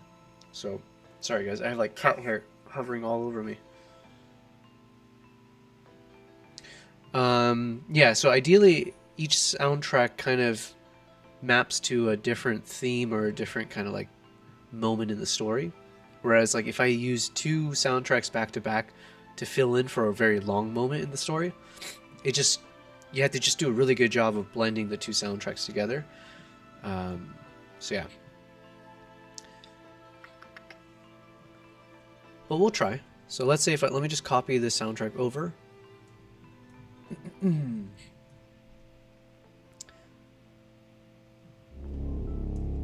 Because now I got to figure out, when do I start the soundtrack? Is it when we start this part off?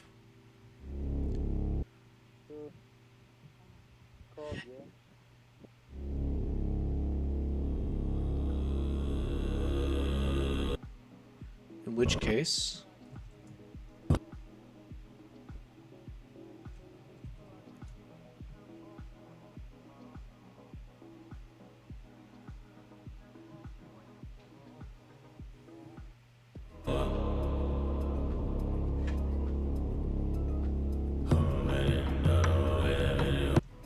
Let's think about that.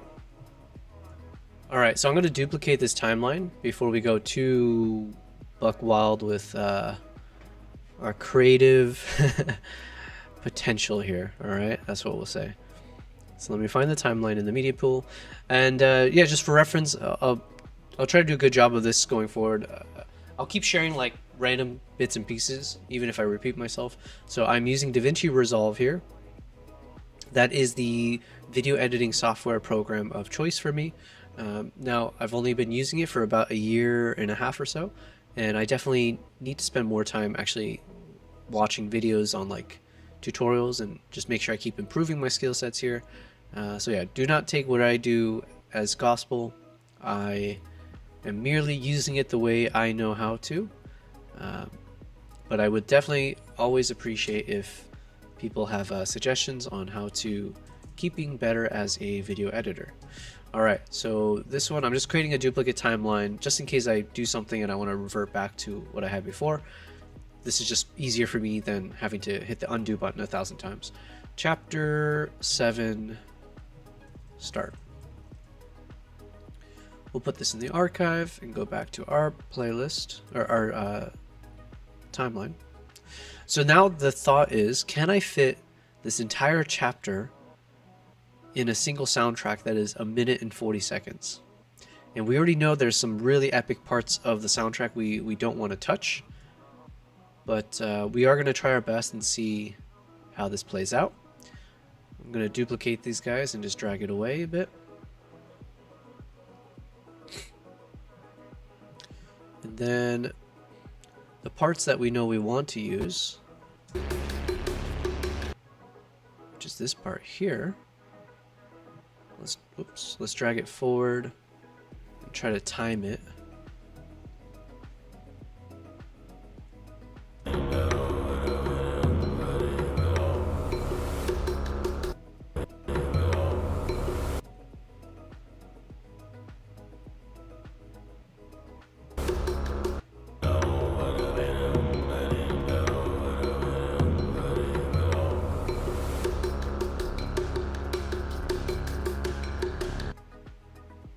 Alright, bear with me here.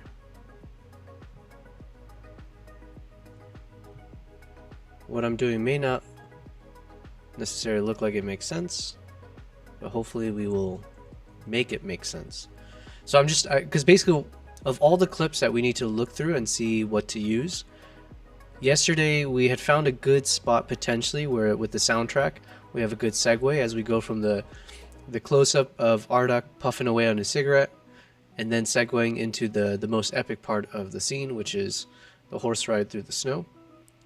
So based on what I see, it's like we have to fit all the other clips from here to there if we keep to this. So let me just see how that sounds.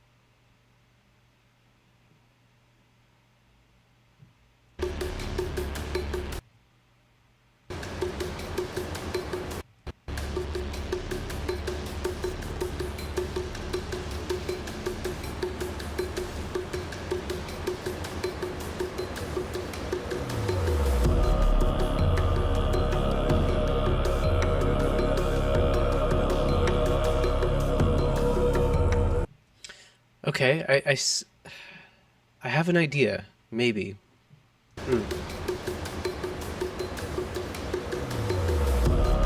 Because initially the thought process we had was that we would actually start the slow-mo,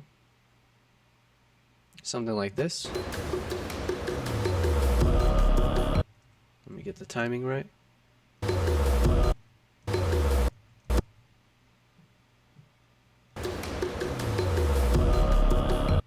Okay, so this is like option number 1. Hello, Piyush. How you doing? I'm doing well. Hope the same for you. Yeah, we're doing well. We're doing very well. Have a good start to the stream. Yeah, I think we've been consistently, I say consistent as if like, what can you really tell analytically in 14 days of streaming, but we've been doing pretty well, I would say.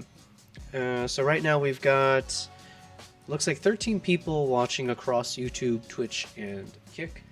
So thank you for my combined audience across the 3 platforms. But yeah, Piyush, doing well. We are well on our way to figuring out Chapter 7. I think I've had a few good thoughts in terms of how to make it work. Starting with, I think we got lucky. I say lucky, but we can start off Chapter 7 and just let the actual audio from the 2 starting clips play as is. So there wasn't any of that kind of terrible wind sound that impacts the audio.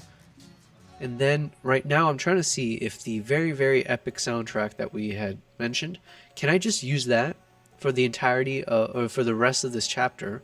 So can I actually fit in all of those crazy shots in 1 minute and 40 seconds? So that is our big challenge. And one thing I'm testing is, this is option number 1 of how we thought we would want to do it, just because it looked very epic at the dramatic moment in the soundtrack. So let's go ahead and watch that now, where it goes slow motion with the beat drop essentially. Right here.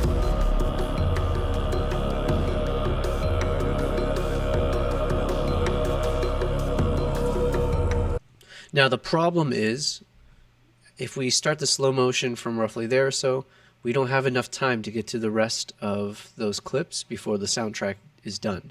So either A, we need to then be able to, not either, if we go this route, I would need to, with the beats, I would have to figure out how to speed it up, slow it down, speed it up, slow it down. So something like this, it would go slow motion,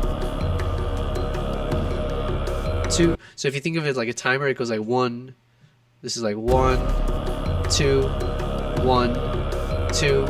So every time I say 2, then, so it'd be like 1 to 2 is slow motion. Then from 2 to next time I say 1 is normal speed. And then from 1 to 2 it's back to slow motion, and so on and so forth. So it'd be like 1. So then from here, there's a little clicking sound. So it goes. So let's say roughly here.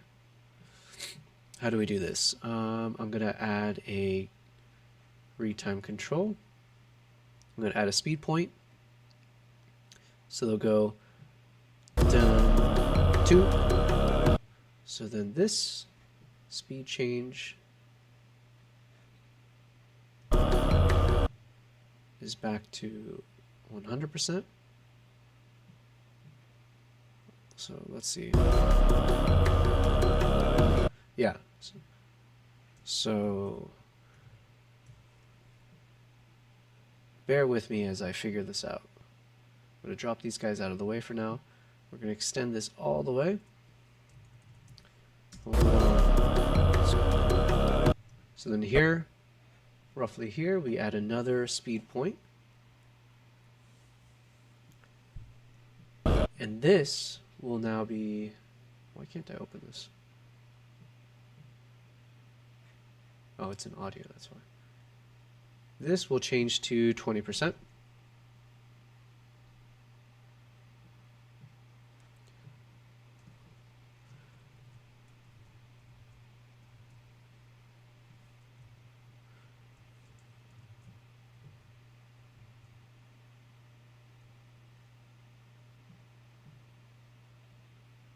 All right.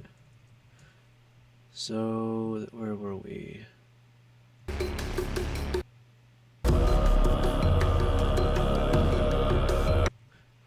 So then there's the next bell sound. So somewhere here, we add another speed point.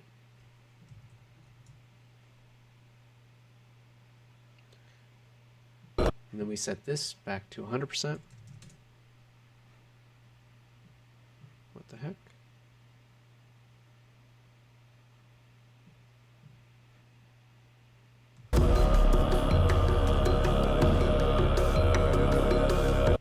All right, we're making progress.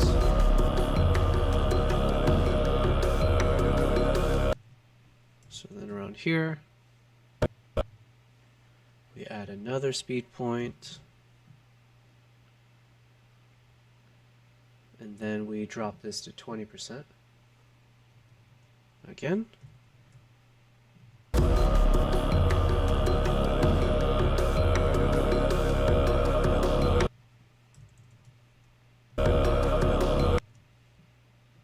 Another speed point here. And we set this to 100%.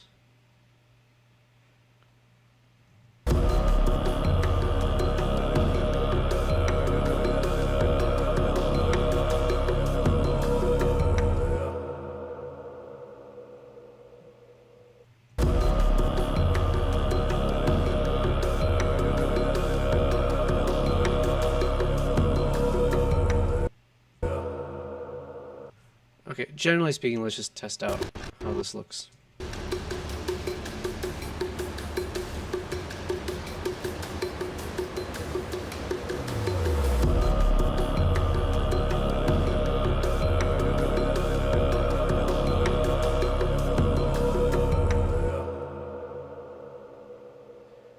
Okay, so that is option one. We finagle with this, if that's a word. We just need to jump around between going slow to fast, but basically we start it right around there in terms of slow motion. So that's option one. How do I save this?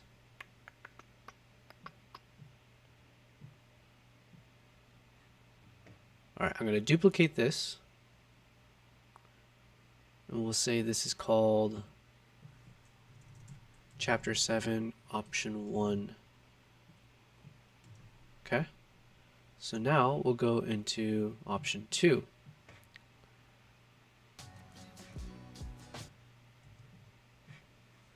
So Option 2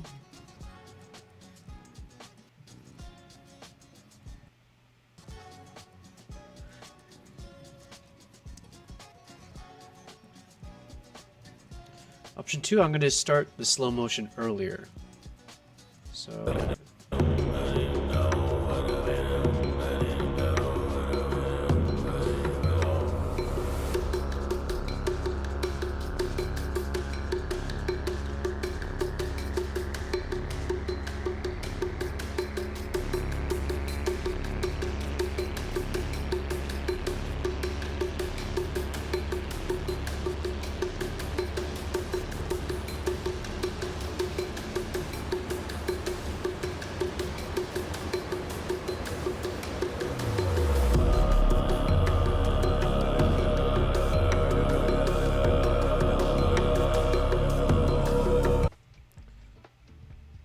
So what I mean is, let's see if we switch this to 20%.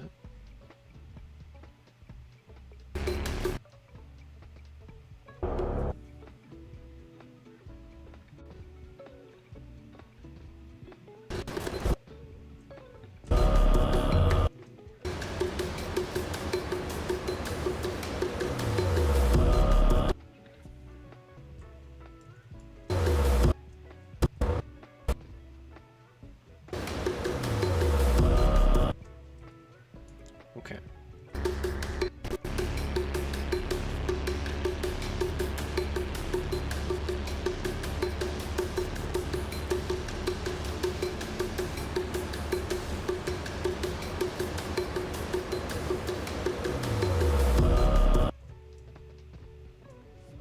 So let's try option 2.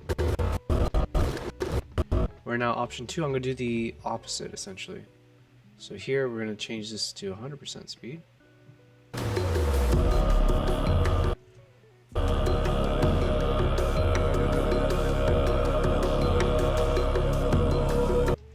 Alright, so I think that means I have to delete this.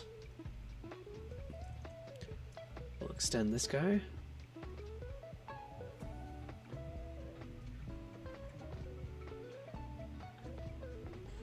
We're going to add a speed point here. We're going to change this to 100%.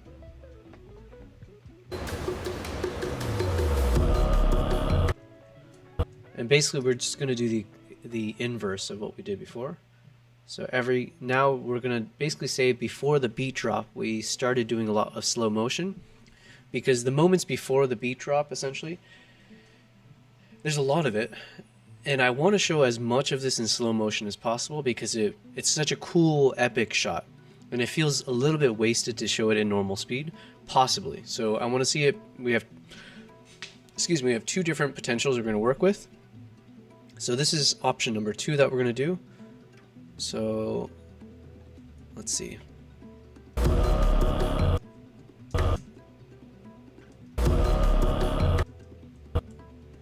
Somewhere here, we'll add a speed point. And then this section, we're now going to drop it to 20%.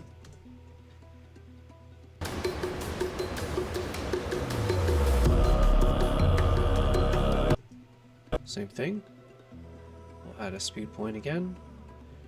And then we're going to change this back to 100% speed.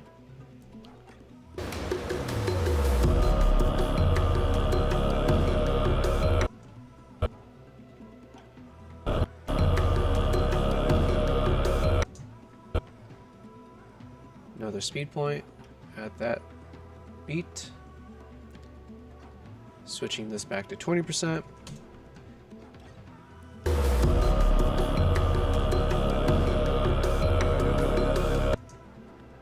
Another speed point here. Switching it to 100%.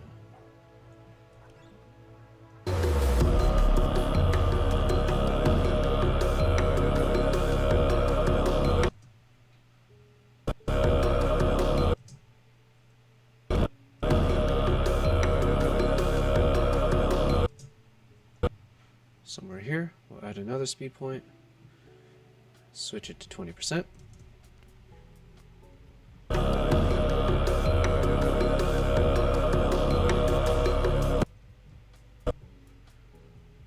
Almost done. 100%. I hope this makes sense. If you're watching this, I hope what I'm doing seems to make sense. Hopefully we'll see in the final results if it was worth the time. And if you are someone who is an expert at DaVinci Resolve, I also would appreciate any suggestions, because I think one of my worst areas so far in editing in DaVinci is understanding how to use the speed ramps and the speed controls. So anyways.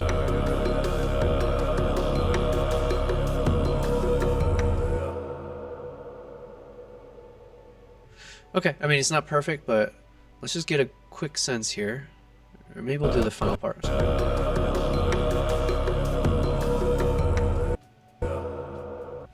Maybe we'll do one more.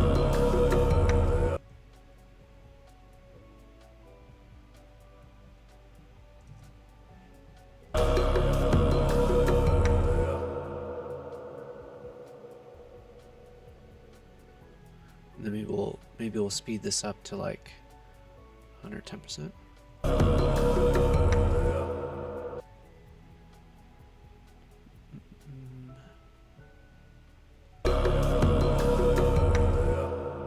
That's way too fast.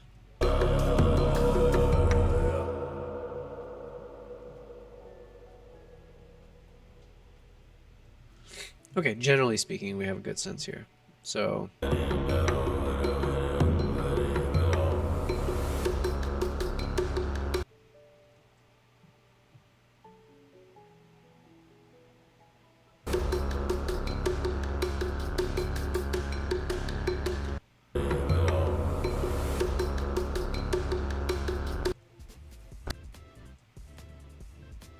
and then here I'm going to do some jump cuts, because we do need to speed through this section. And I don't want to show a lot of the stuff in the middle. So first I want to show them off in the distance. And then let's find another moment. Maybe like here. This is just like, I'm just spitballing, if you will.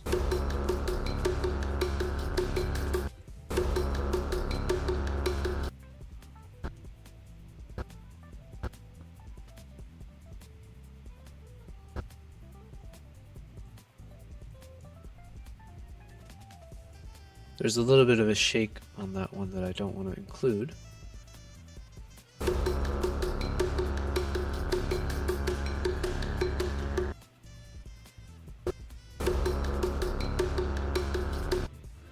Okay. Maybe what I'll do, let's see what it looks like once I stabilize it. Because like the very last 1 or 2 frames, you can see that the camera shifted a little too abruptly.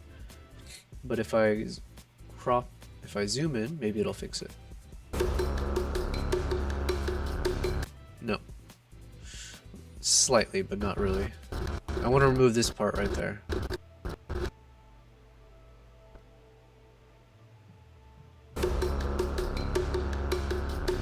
But I want to keep it to the beat still, that's the problem. But that's all we got to work with. Conundrums. Maybe we'll just start another beat right there somewhere.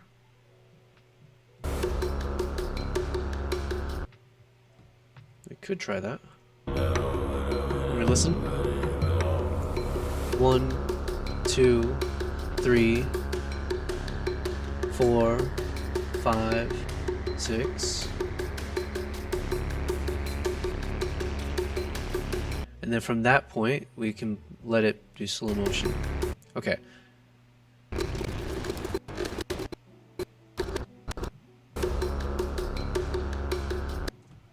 We'll try.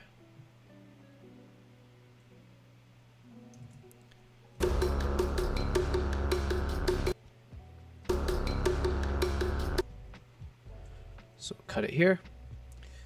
Jump to different moments.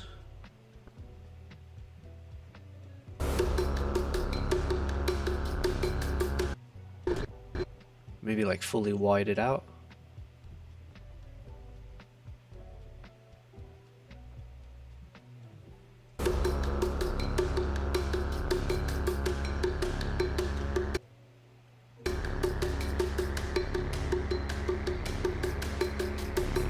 Okay, so it goes 1, 2, 3, 4, 1.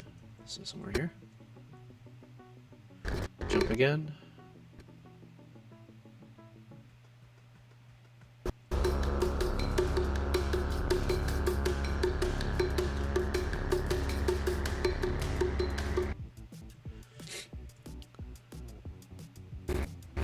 Okay, so this is where it starts. Okay.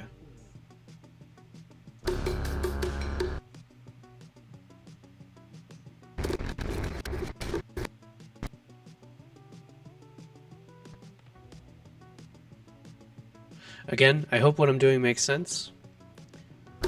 We'll find out, you know, if I finish this in like 10 minutes, we'll find out very soon. But basically, I'm just doing jump cuts, hopefully lined up with the beat in normal speed.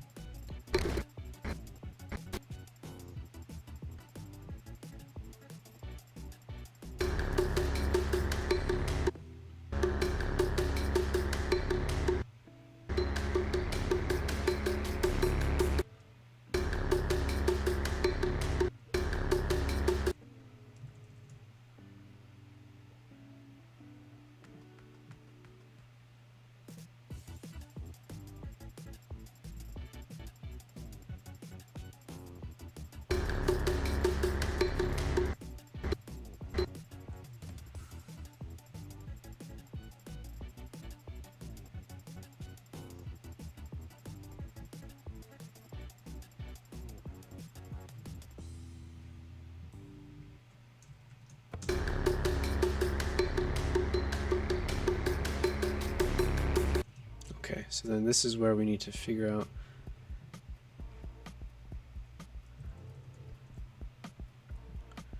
here.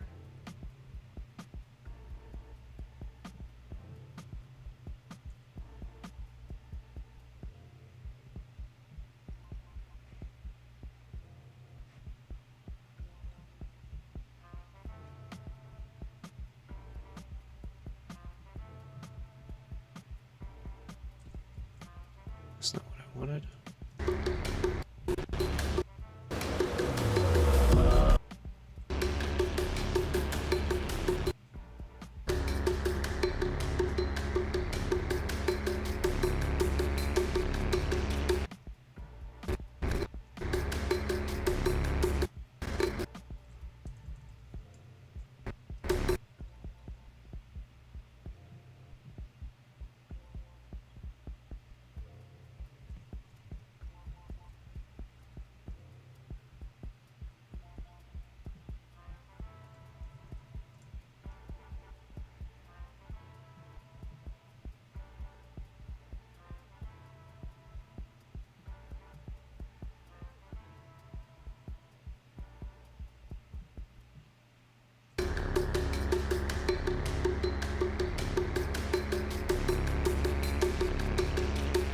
Okay, I think I figured it out.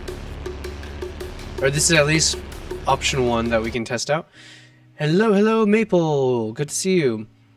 You must be pretty close to affiliate now, eh? Am I? I know I like was like there's like 3 or 4 different qualifications you have to meet, and I think like 3 out of the 4, if the 4 is the right number, I think I did hit. The main thing is I need to have a certain number of followers. I think that was the tough one. How do I see? Sorry, I'm opening up the Twitch on my other screen here. Do I go to creator dashboard maybe? How did I find it last time? Oh, here it is.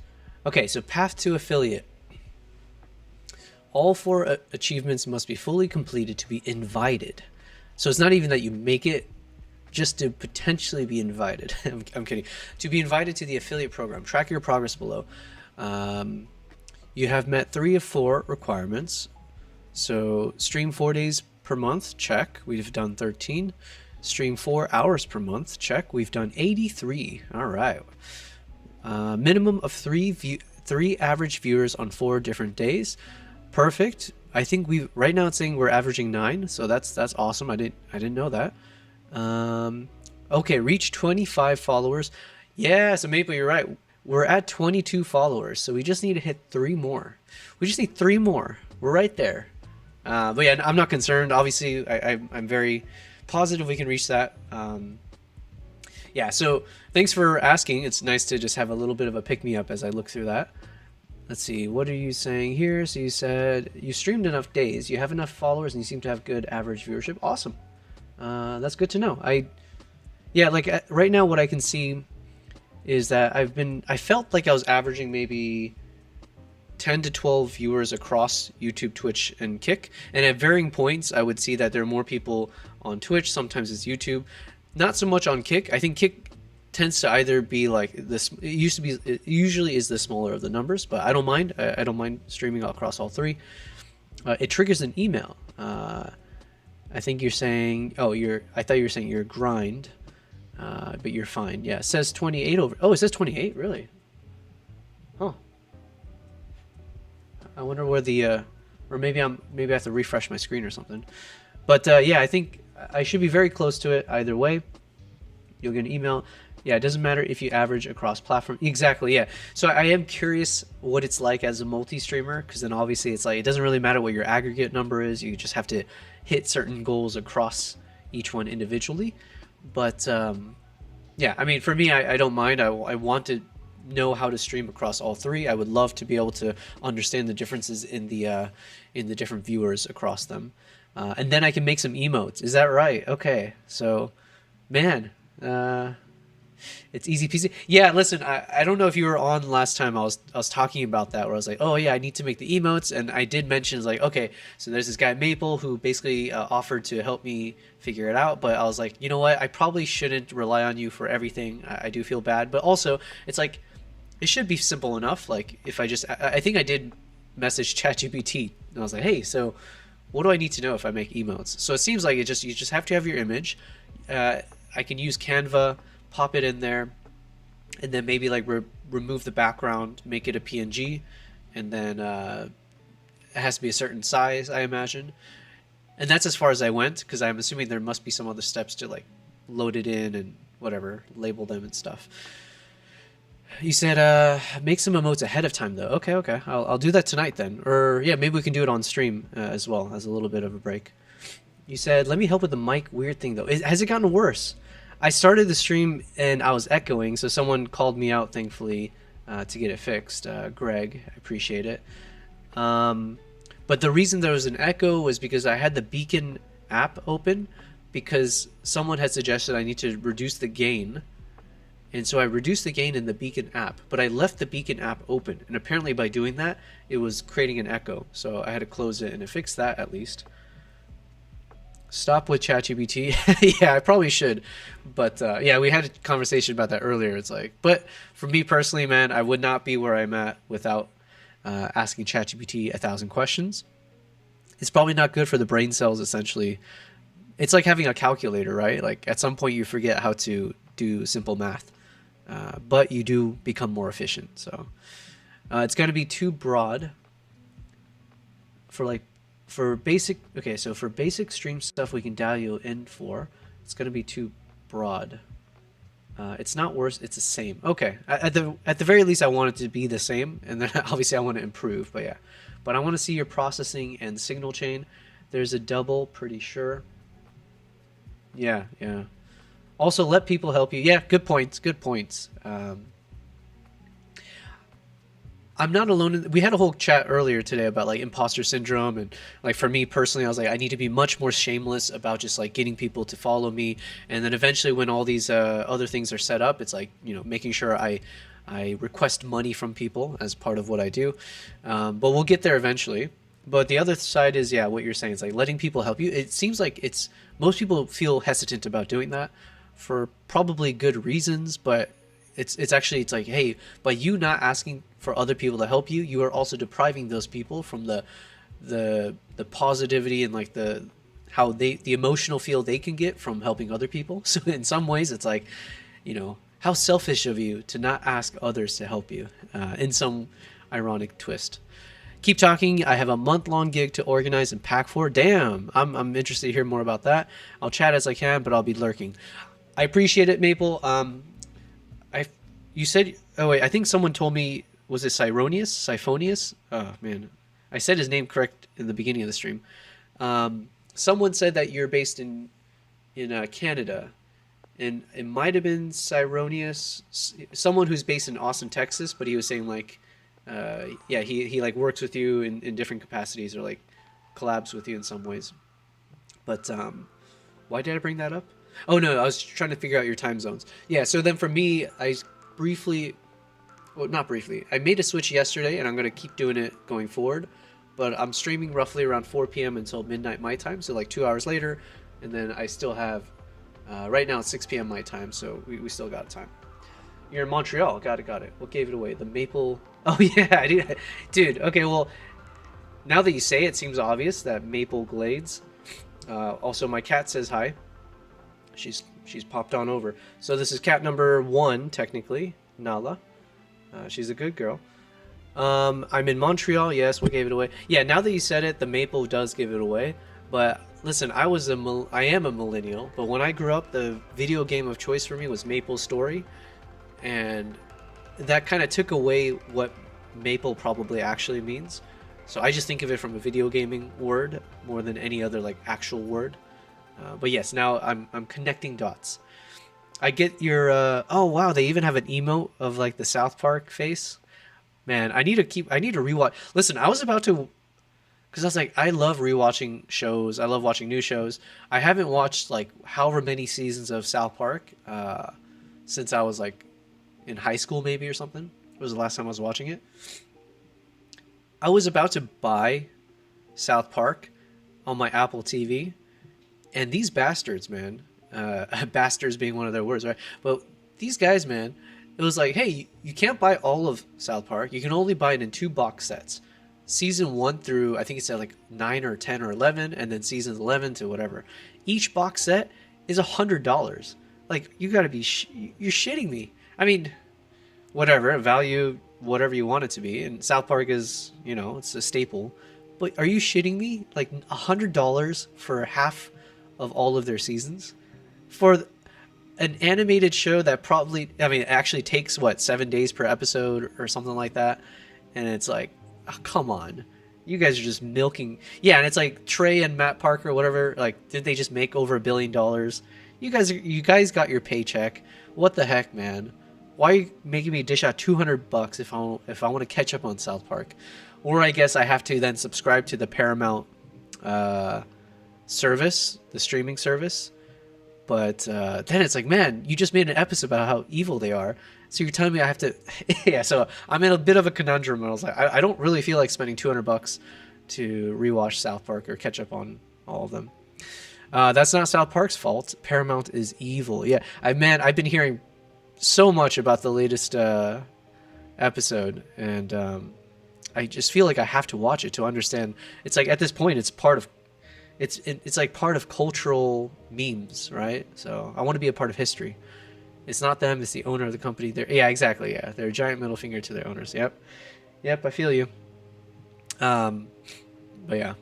Anyway, so Maple, before you tune in, so yeah, we're making good progress, just as an FYI. Thank you again. I will bug you. I think I'm on a good roll here. We're figuring out how to make this video work in one of the most challenging parts that I had, but it's technically supposed to be the most epic of all of them if I get it done correctly.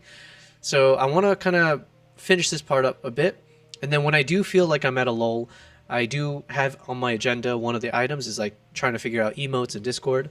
So I think we'll use that time to actually pop open Canva and maybe try to, or pop open my Lightroom and start figuring out which photos to work with. You said, but South Park makes so much money and is so popular, they're basically untouchable. Yeah. Yeah, some people are just untouchable. I would love to get to that point where you can just do whatever you want without any recourse. Hopefully you use that power for good, but yeah. The company keeps them even though they're throwing it back in their face satire-wise. Yeah, I would like to believe that my own personality, my sense of humor, was very much shaped by the likes of South Park and whatever else I used to watch. So yeah, always good memories from back in the day. Back when I used to have to torrent, I think it was torrent. My brother's the one who set it up. We used to use, what was it called, like BitTorrent or Kazaa. There's something that we had, like my brother was using so that we could download South Park, and yeah, those are the days.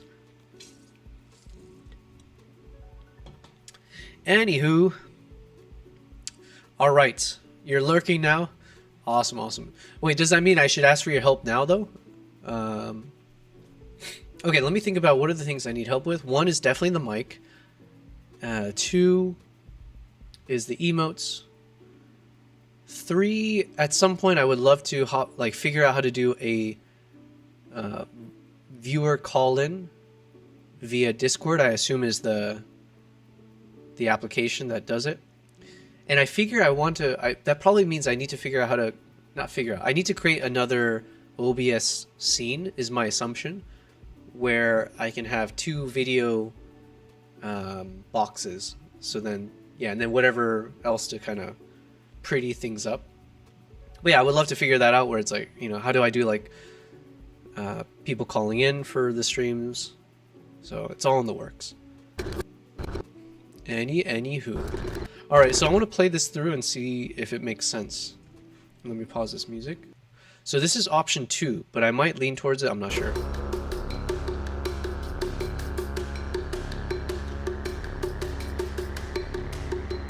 Okay, just off the riff, I think these clips are way too short, so I might need to increase it. But let's just focus on this section for now.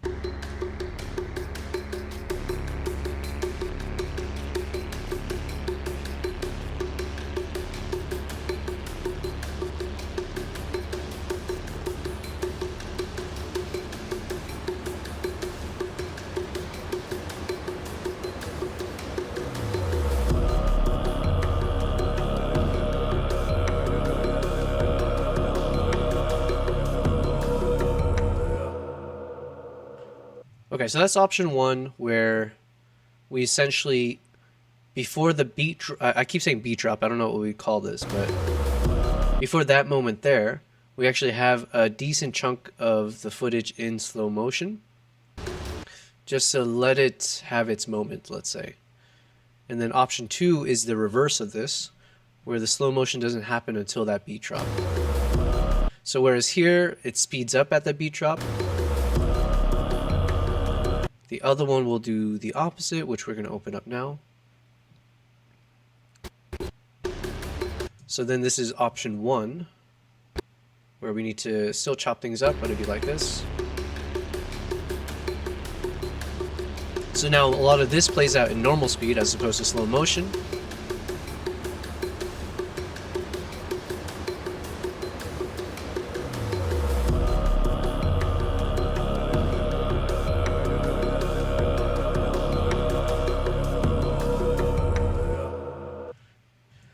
So like I feel like both have their merits, but obviously in this version we don't have as much of that kind of slow motion feel, and maybe I could still fit it in here somewhere.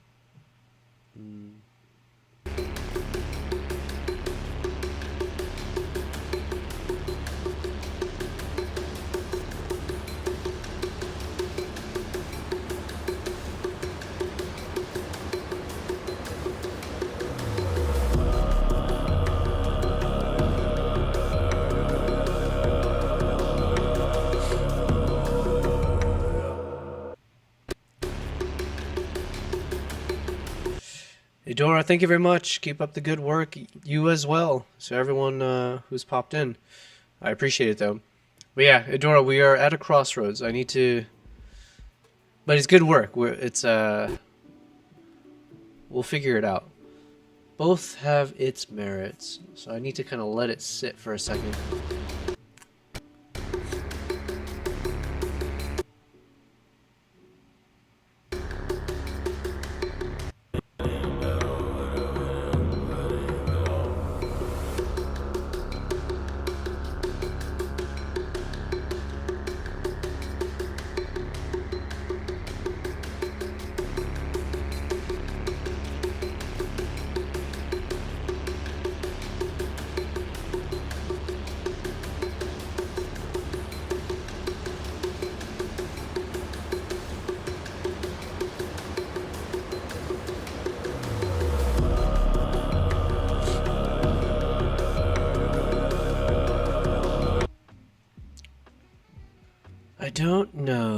I don't know. But I do know this part has to change. So this is like way too quick in terms of the shot sequence. So...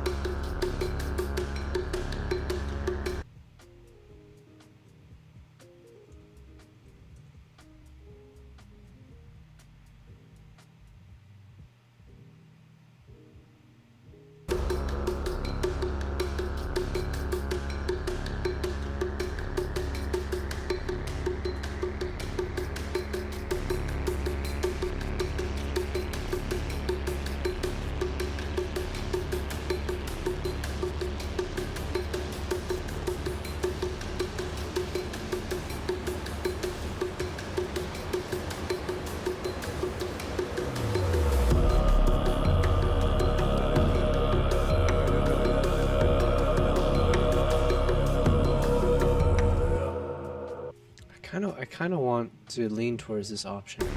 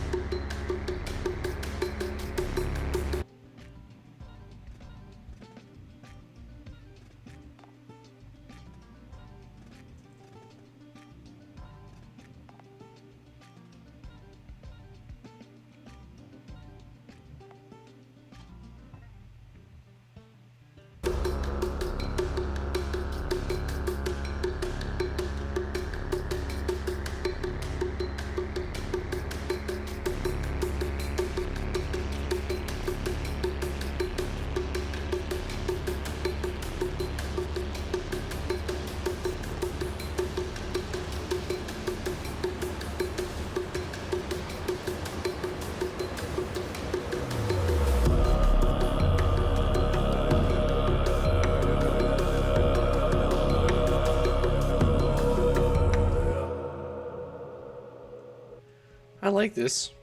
I do like it. Okay, so what are the things I don't... Okay, what are the things I don't like? I mean, a little bit just about where it ends. Because obviously I don't have enough time to kind of fit any of these moments in.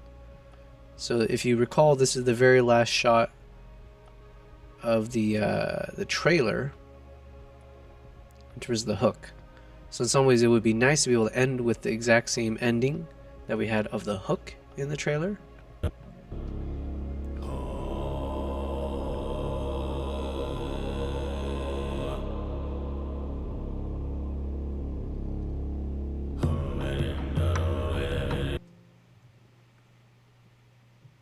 Alright, my cat's not comfortable right now. She keeps sliding off my lap. I should do some Maple once I figure out all this mic issues. I'll just do some cat ASMR. Get their purrs.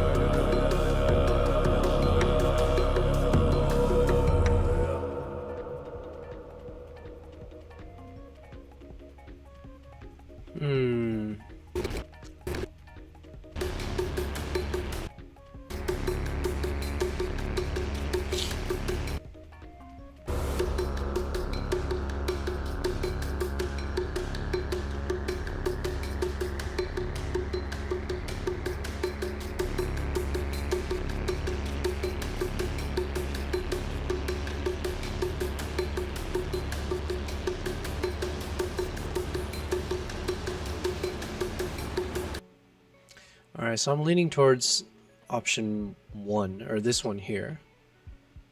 Let me create a duplicate. The only thing I want to change now is maybe... We'll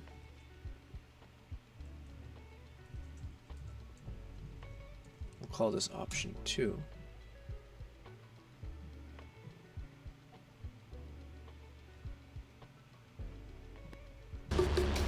So I do like this part here, where as the extra instrument is being played, we start doing slow motion.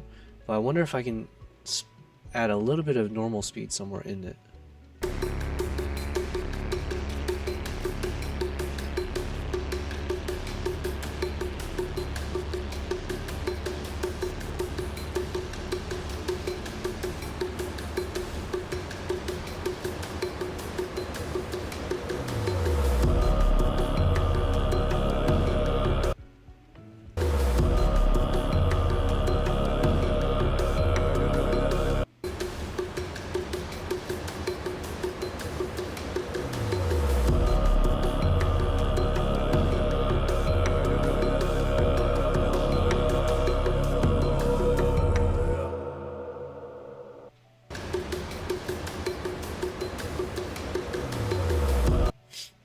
that part where the sound is building up, could that part be normal speed and then I have to reverse the rest? Nala, don't do that. Don't bother Kimbap.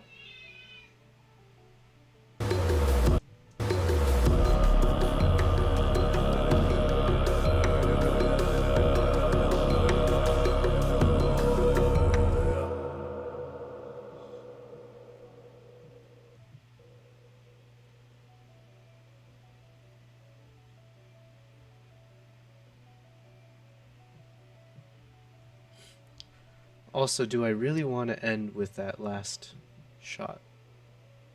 Is it necessary?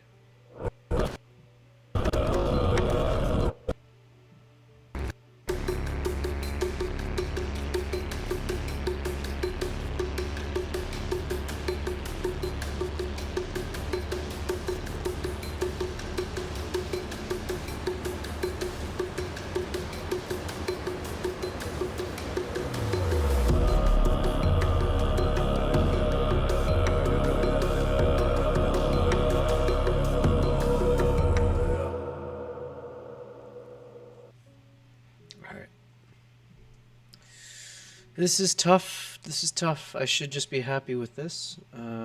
Generally speaking, I am.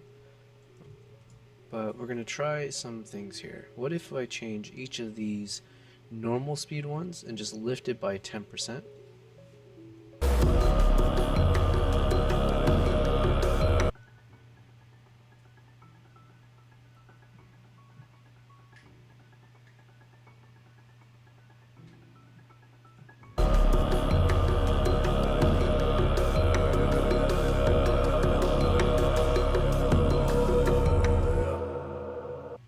That's not the way to do it though, so let me undo all that.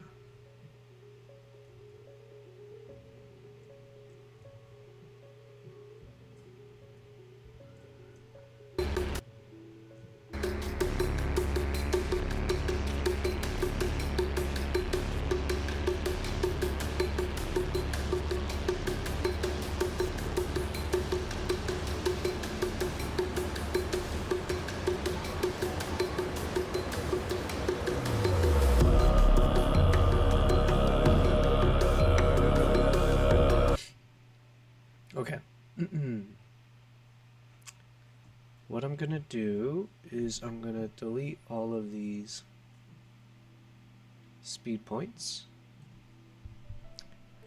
Since this is a separate timeline, I guess I can just change up whatever I want and know that we have the ability to go back to our first option.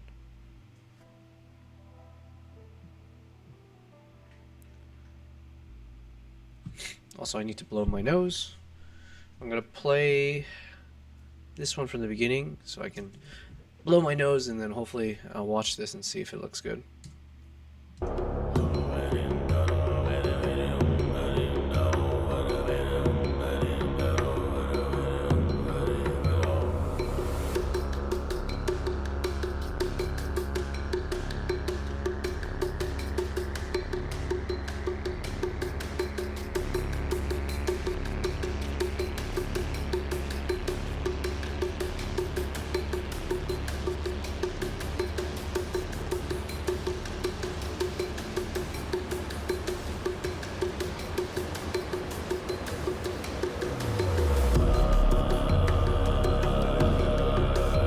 Okay, so my current, I think maybe my current hesitation is that I feel the slow motion section is a little bit too long in terms of the whole build up point before we hit the drop.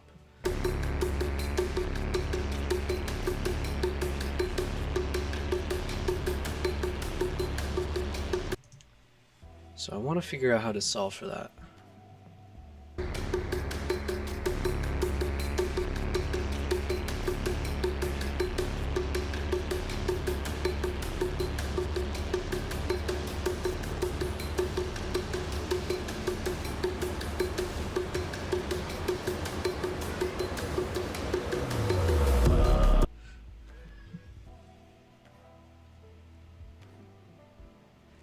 Maybe when the soundtrack starts building up, I can start returning it back to normal speed, and then when the beat drops, we do the reverse where it slows down again.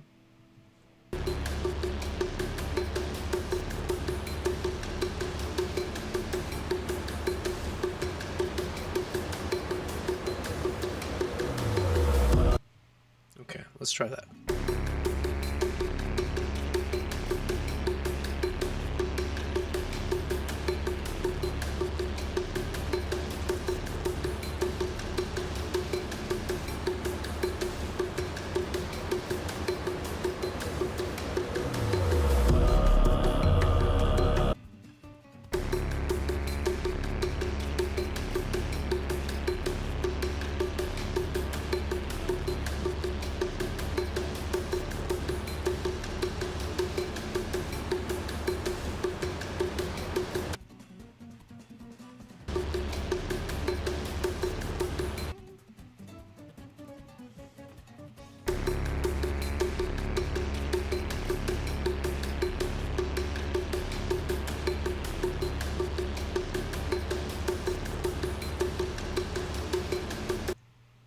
So maybe around here,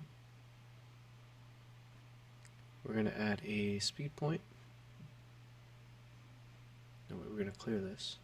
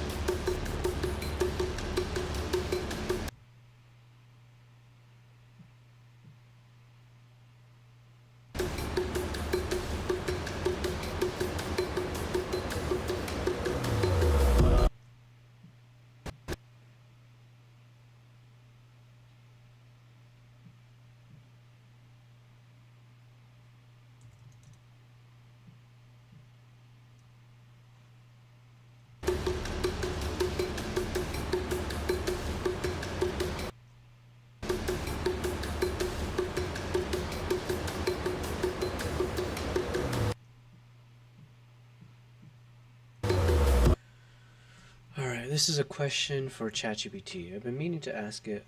Let's see if it has an answer for me.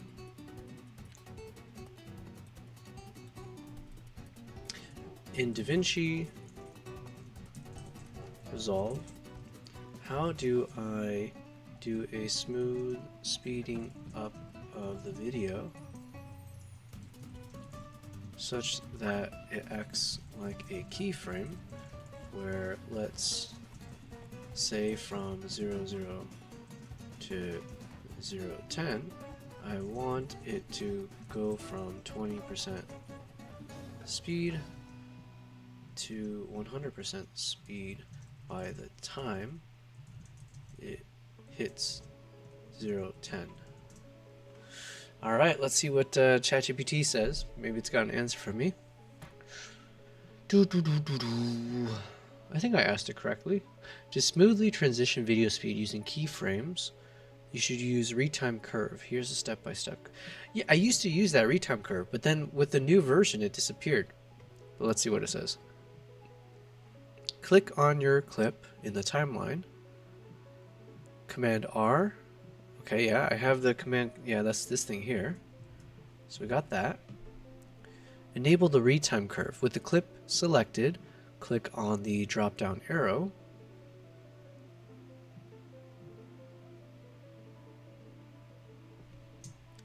So this is where I feel like, because there used to be an option here that said retime curve, and it disappeared. I believe they switched it over to a different area, but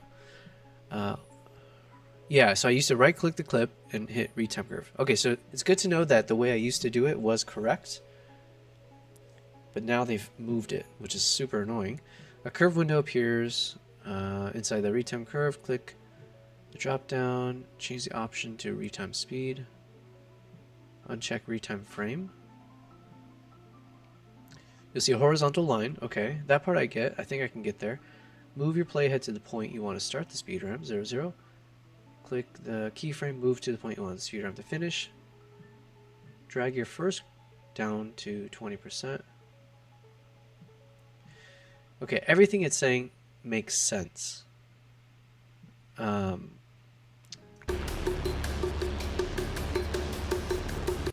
So let's see if we can actually get it to work. So I created a retime curve here. I created one keyframe here. Now my understanding is all the speed stuff is now moved to a section called keyframes, and then I can see retime speed, at which point I see there's one keyframe I created there.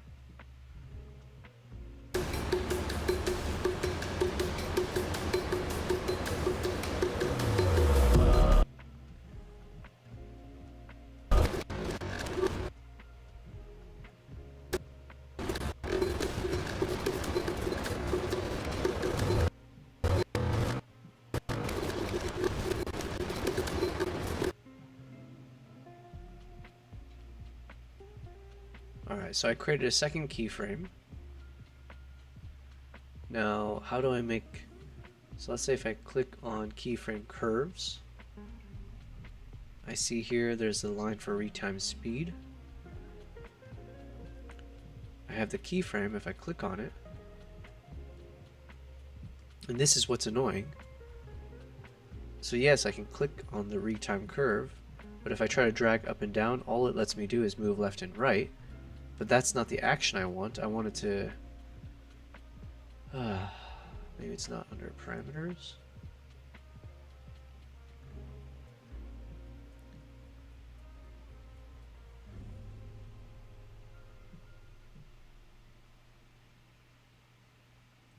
Yeah, because all it's doing is just moving it left to right on the actual video itself. But what I'm trying to say is from this point to this point, I want this point... Oh, can I change here? To 1. Did I do it?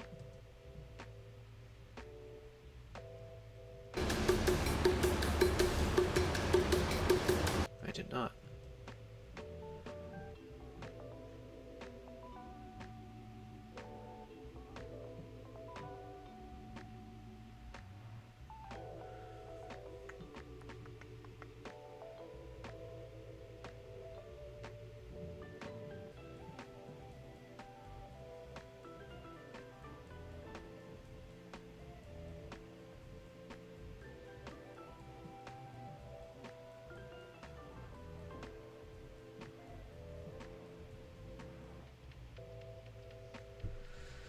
How frustrating. I feel like I need to spend a day just watching some YouTube videos on all the changes here. But what does reassure me is the fact that at least me and ChatGPT, we are in sync, okay? Right now we are synchronized in the sense that his instructions were technically how I used to do the speed ramp in DaVinci until these bastards upgraded their software recently without giving me the instruction manual. My God.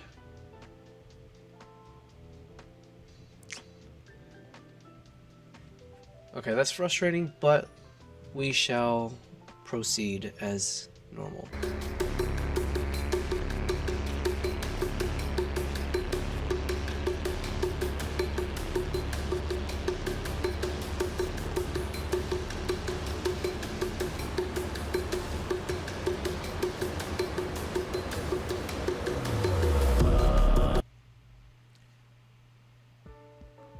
For now, let's just jump it to 100%. Let's see.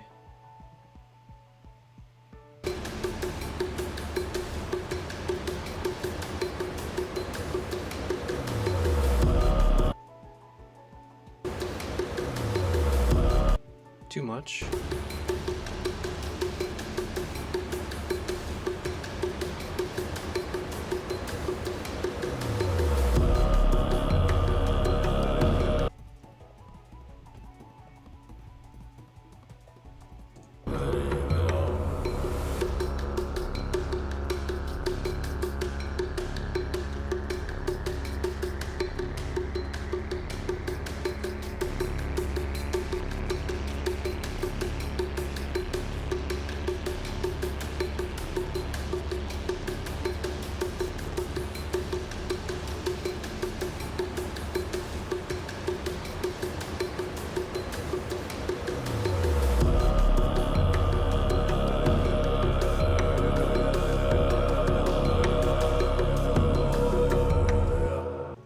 Okay, so I have an idea. It may not work, so we'll see. What if I take this guy and I'm just going to create a speed point at every kind of roughly the same beat structure. So around here, we got our first speed point. And what I'll do is I'm going to start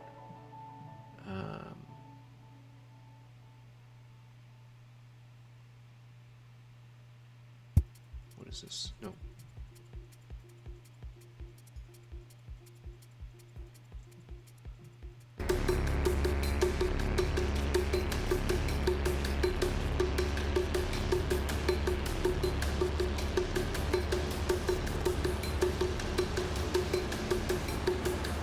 Okay, it's doing roughly the idea that I had. So starting at 20% speed, then this next part we'll switch it to change speed to what? We'll change it to maybe 30% speed. We'll see how that looks.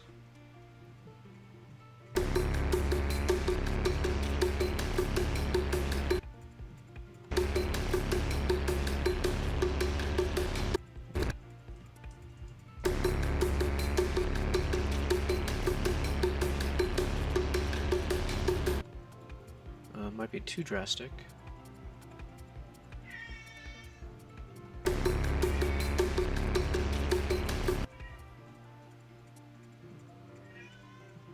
So maybe we'll make it 25% speed.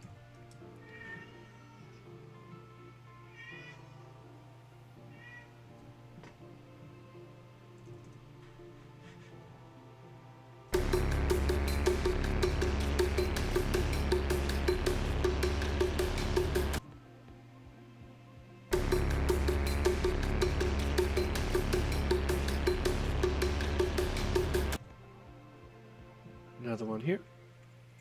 Now we'll make it 30%.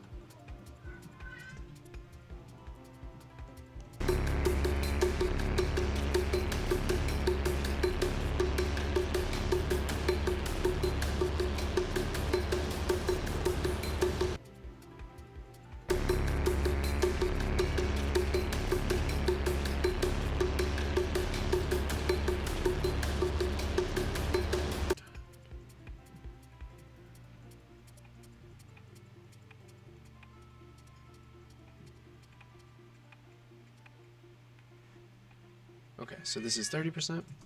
Yes, Kimbap. What do you want?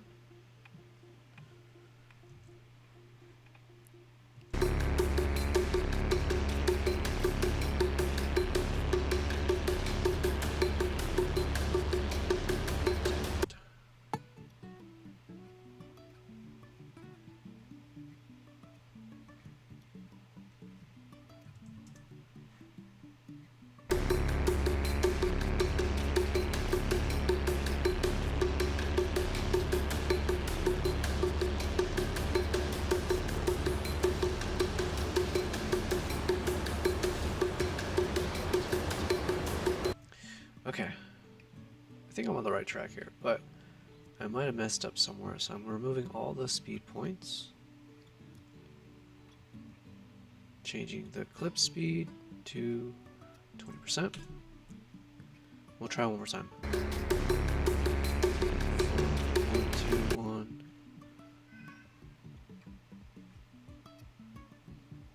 So this will be 25%.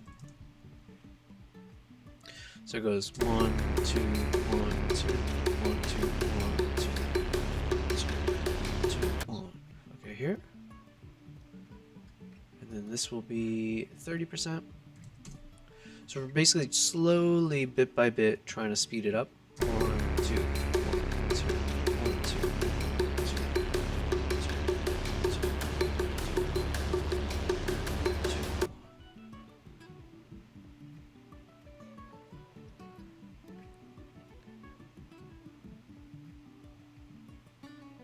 So it goes 1, 2, 2.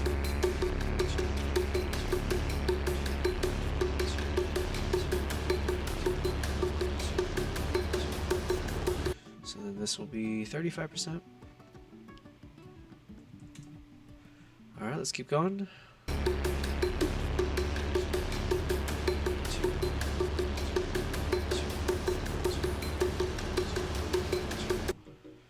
here.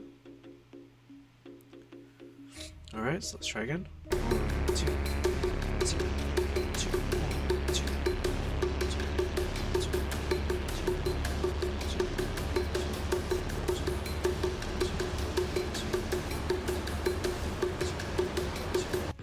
2, right here.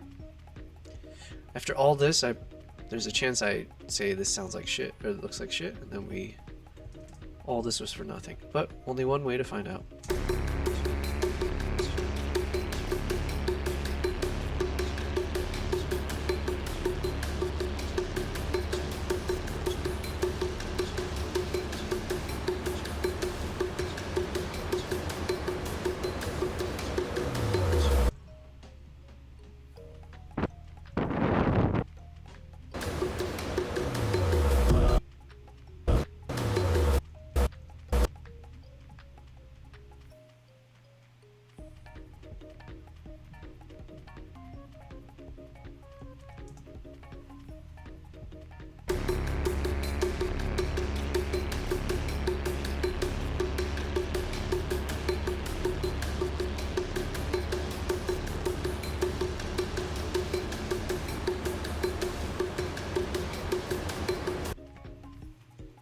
It's a little bit off.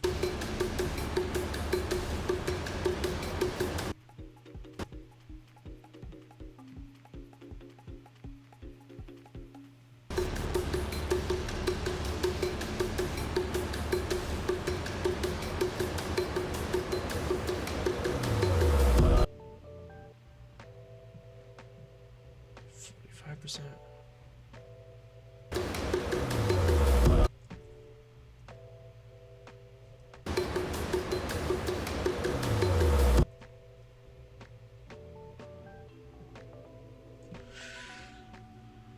Okay, we'll see. This goes back to 20%. Let's see, roughly speaking, if it looks okay or not from here.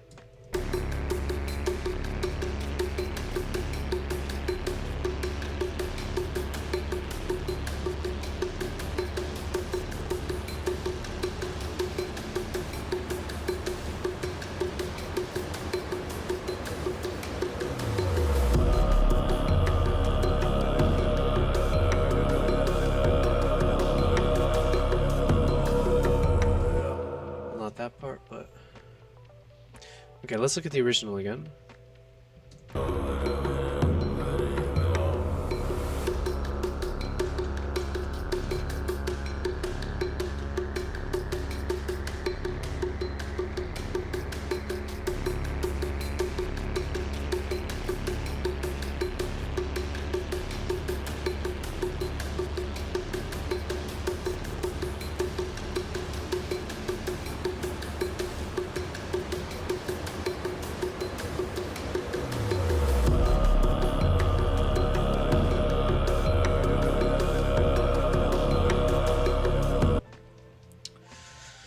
Yeah, I can't like shake the feeling that having how many seconds is it? It's from 1319. So it's about what? 17 seconds? 1319 until 1336. Yeah, so I can't shake this feeling that having 17 seconds of it just being in slow motion feels a little too long, possibly, unless I can bedazzle this in different ways in between. So that's what I was trying to test. Can I just make it start slowly speeding up bit by bit in a slightly noticeable way every like certain amount of time? And it, yeah, I can't tell if it's good or not.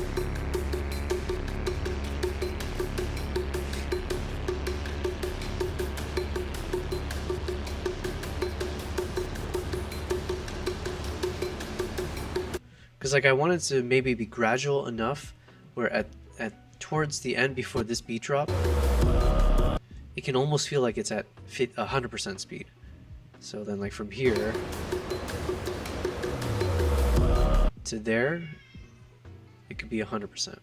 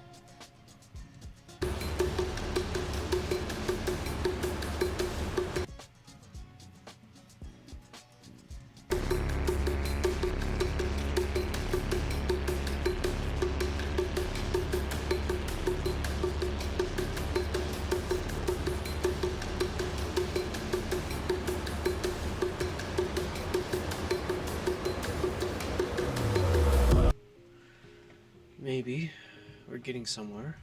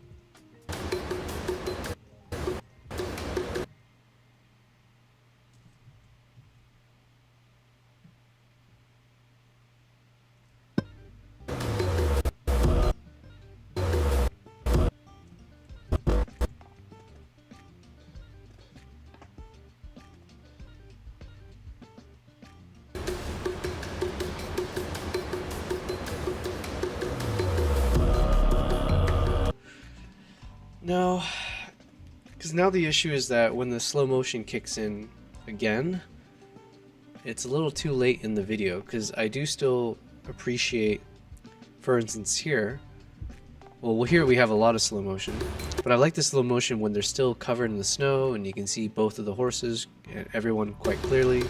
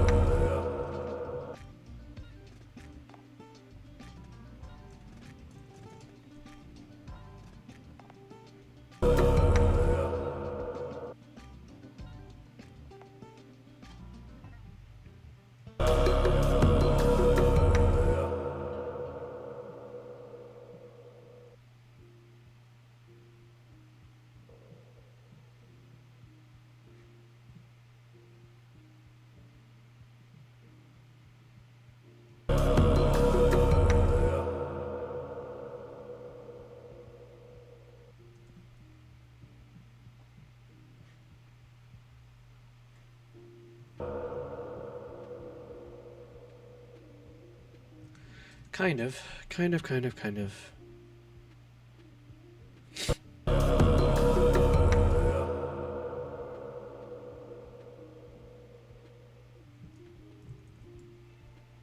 Alright, so it could just be in my head. I think, like, all in all, this is still very epic. So, yeah, I don't know why. Let's see.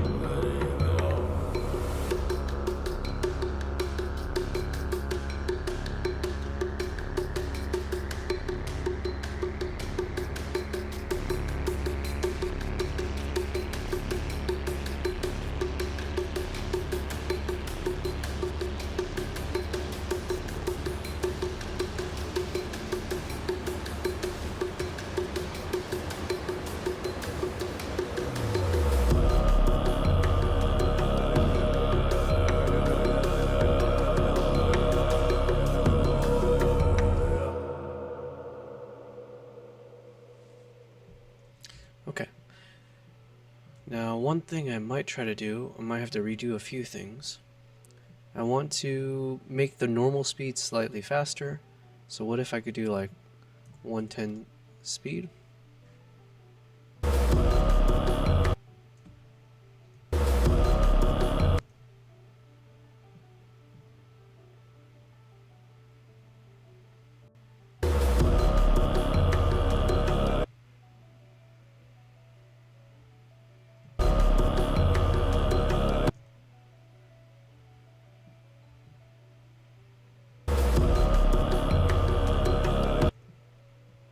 Same thing, we'll make this one 110.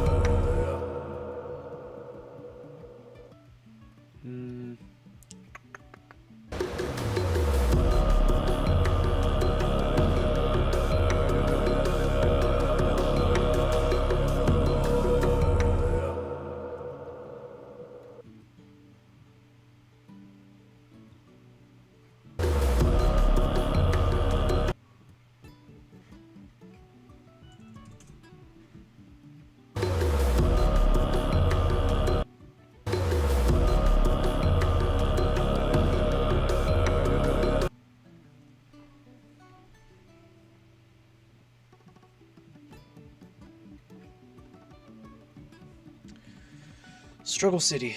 It's like, it's almost there. What's up, Will? Creative director is tuning in on a train. On a train up to New York City. Let me know if you need any advice. Well, you are a tier 2 subscriber, so I have to be careful what I say, don't I? There's a bit of blackmail going on here. What's going on, Will? You're tuning in at a good time. Well, kind of, because like I'm struggling a little bit. I think like I basically have a good grasp of it. I just need to get over it a little bit in terms of I thought maybe it was too long with the slow motion here. But yeah, let's play it again from a little bit back and then get a good sense.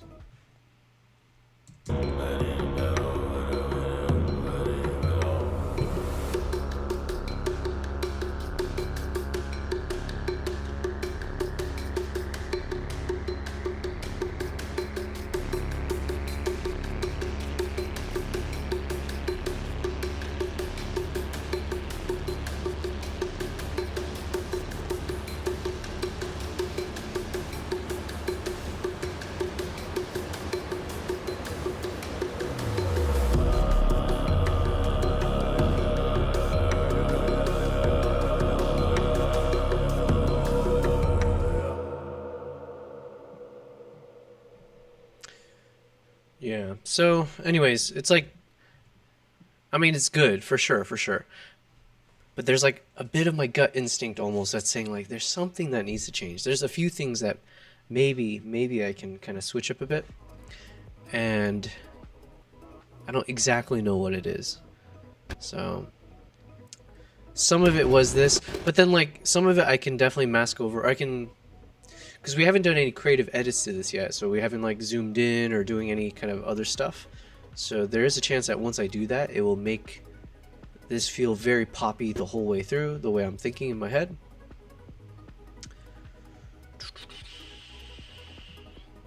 Another option is that maybe I don't do the slow motion until a little bit later. So let me hear the music and see if there's a moment. So imagine instead of doing the slow motion starting here, what if I start it later?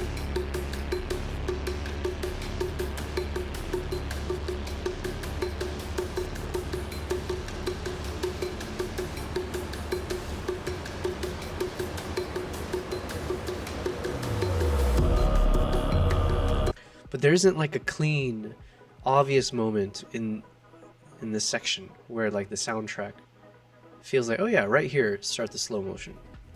So that's another problem. Let's see. Maybe I just gotta randomly try a part. So let's see if it's like this.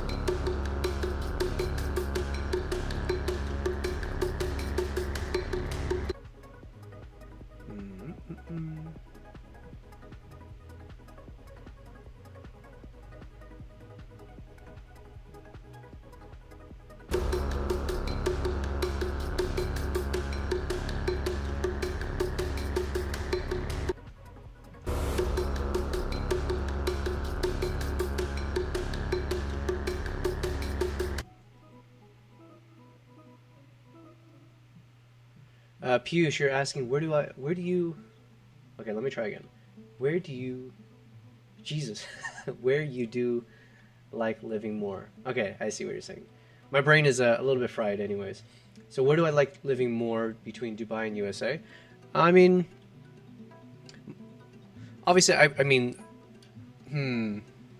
life is more comfortable here compared to, because I can only compare to where I used to live in the States, but it was also a different point in my life in terms of where I was monetarily, the situation. So for instance, when I was in San Francisco, I was living with multiple roommates, and then Chicago was university time. Don't worry about it, Piyush. So when I was in San Francisco, the last place I lived, I was living in like a closet, right? So I had just enough space for my bed and for the door to open and like a bookshelf, and that was it. So I didn't even have a closet in that space, or they had to build a little closet outside of my room. So in that sense, you know, compared to now in Dubai, there's a lot more space, it's for cheaper and all that. But I also live alone here now compared to where all my close friends were back home in the States. So yeah, so it's a little bit tough to answer because I think like Dubai is more comfortable living. It's the quality of living has improved for me, so I do prefer Dubai for that sense.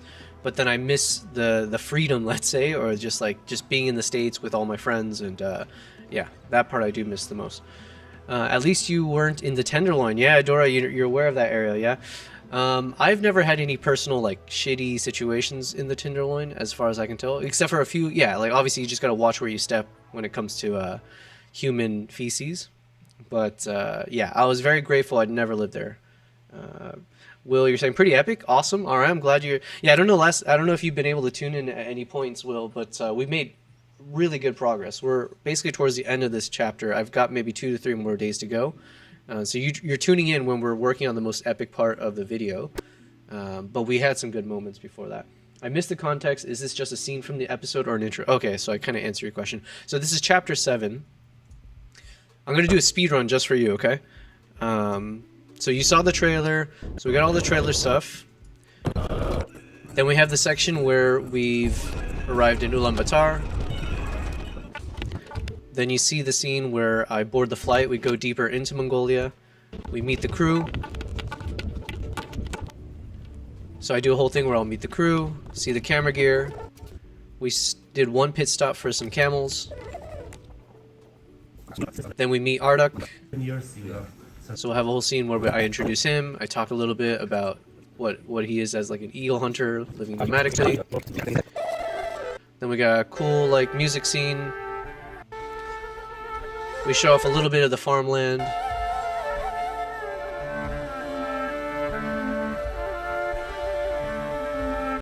So yeah, there'll be a whole scene here where I just let the music play, no voiceover. So I'm sure you'll appreciate that, Will. Yeah, and then we got some epic shots of the eagles. Then we go on our first adventure on chapter 5. So we figure out the good soundtrack, and then it'll be like going up. I'll play a little bit for you.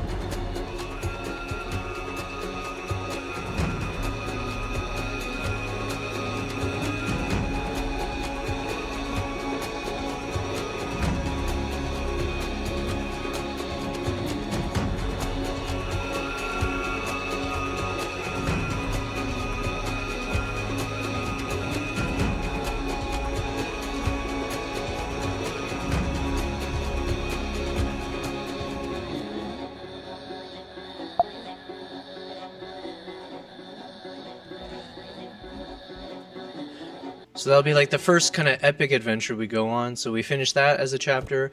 Then we kind of have a little bit of a cool down. We do some ice fishing shots. So we finish that up a little bit. So we got some cool stuff there. We go ice fishing, show some of those. Then there's like one quick moment where things get dramatic.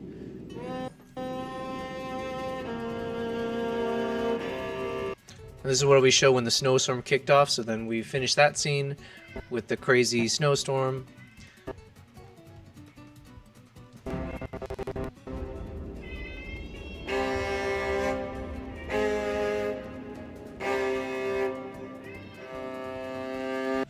All right, and then getting the van unstuck. And then Will, basically this is where we are. So we're on the chapter 7 where I go up the mountain. We go for another quick adventure, but then the snowstorm kicks in. And so now I'm just trying to make this work. Kimbap says hi.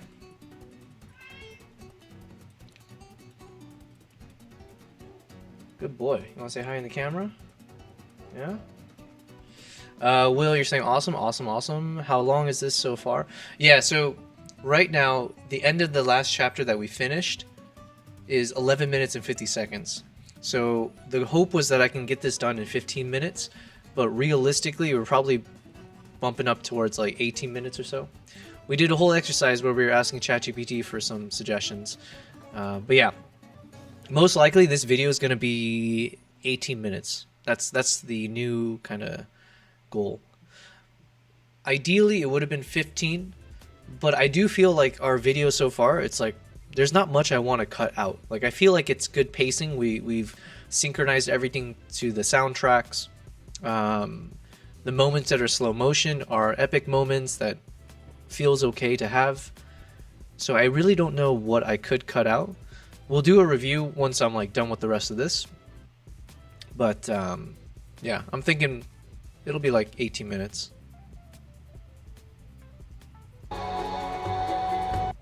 But yeah, this is my favorite shot, is definitely this transition in this moment.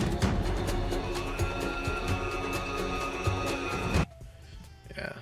So yeah, man, we've got some good progress. I think I'll need maybe like 3 more days and we'll be able to finish this video. We've also had a few more people tune in. I also changed my streaming hours as of yesterday. So I'll probably start streaming around 4 p.m. my time, and I'll go towards midnight my time. So we'll keep it to like 8-hour streams, but it's been pretty good. Will, you'd be happy to know my Twitch, I almost leveled up on Twitch. Basically, to become an affiliate. So there's the Twitch affiliate.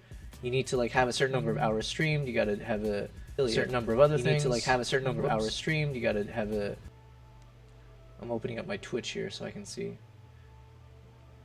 Oh, oh snap. Okay, I did. So 19 minutes ago, I've Path to Affiliate completed. All right, achievement completed. So Maple, I don't know if you're still lurking, but unfortunately you said I should get my emotes ready before the completion. I have not.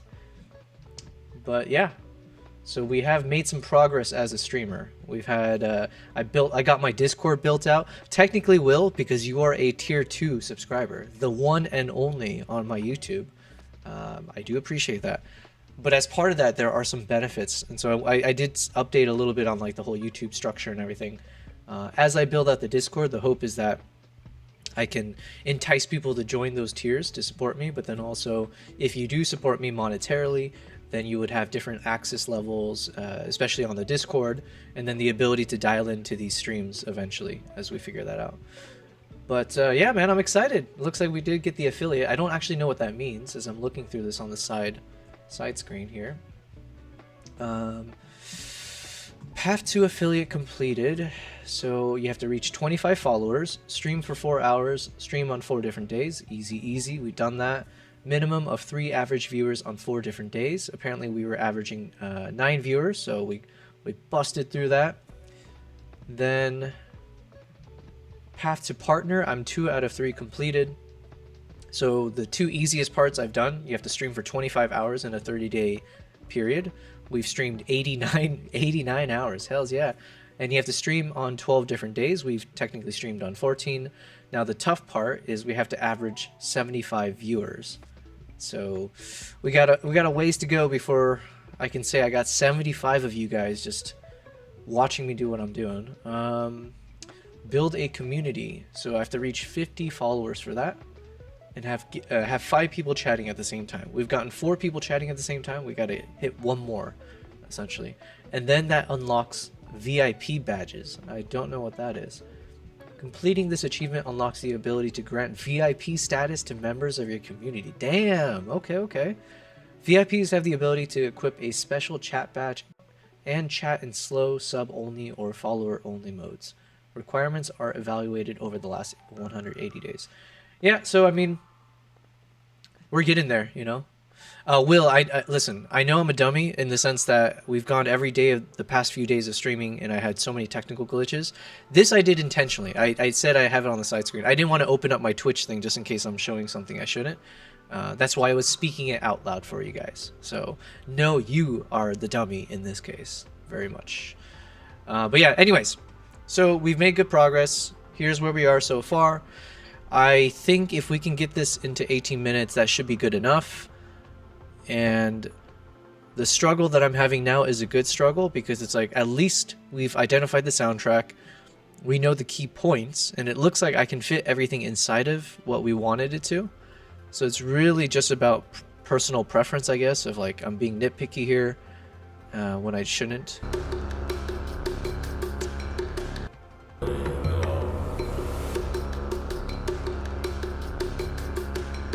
Oh yeah, the other option is I do have a lot more video clips I need to fit in there. So we have all of these clips I need to kind of somehow squash inside of that section. So I could break the other rule that I had of how I wanted to show this.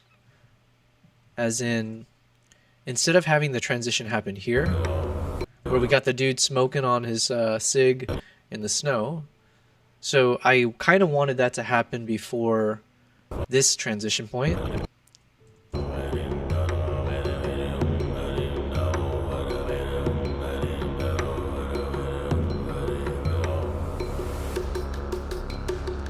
And mainly because there was a nice moment in the music where it's like, oh, it could be a good transition where the rest from this point on is where we have the whole horse kind of, this snowstorm scene. But I guess I could maybe switch that up a bit. Let me think.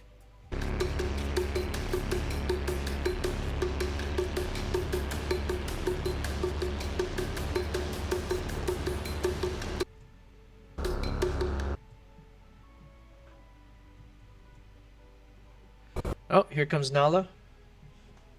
Oh, don't bother him. Nala, don't do that.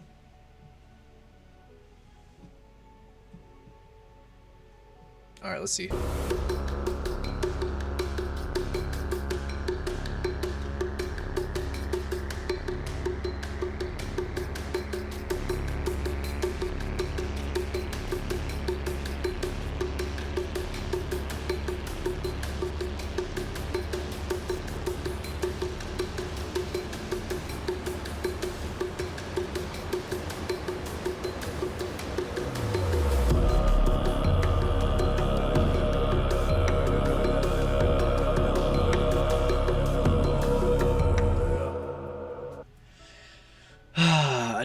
I don't know.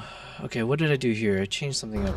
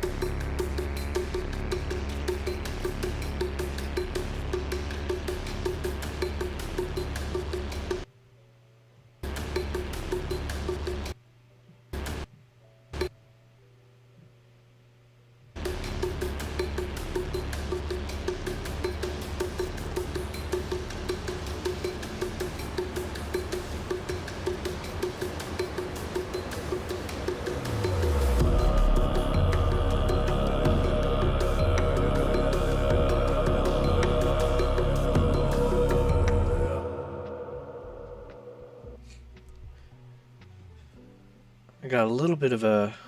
I don't have a good answer here. But I was saying, I was talking to Maple earlier, that if I do run into one of these dead ends creatively, I should use that time to maybe work on my emotes. So let me see here real quick. I guess maybe I could show my Twitch thing, I'm not sure.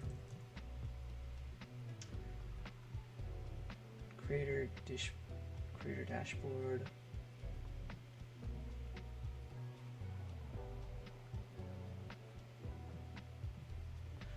Yeah, maybe I just have to rely on Maple. Whenever you get back, let me know. Because I think you were saying once I'm an affiliate, I should be able to create badges. Is that right?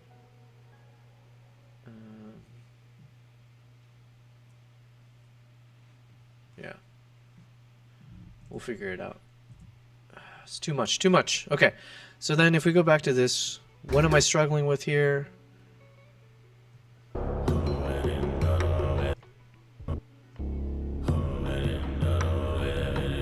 Yeah, maybe we'll start from this section. We have to work on this anyway, so.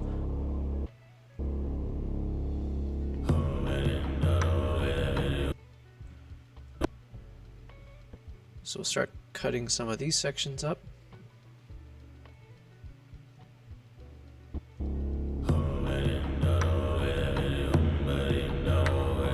We don't need that.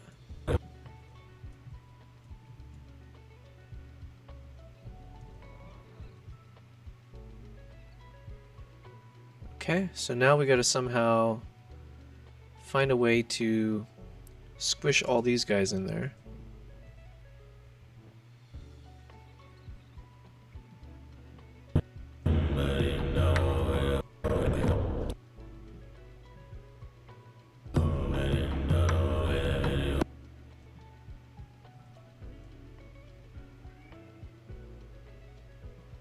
I thought I had more clips to use here. Let me see.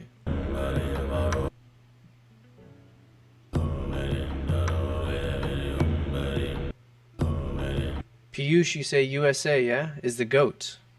I don't deny that. Remind me, Piyush, whereabouts were you again? My god. Okay, so Philip is in Sweden.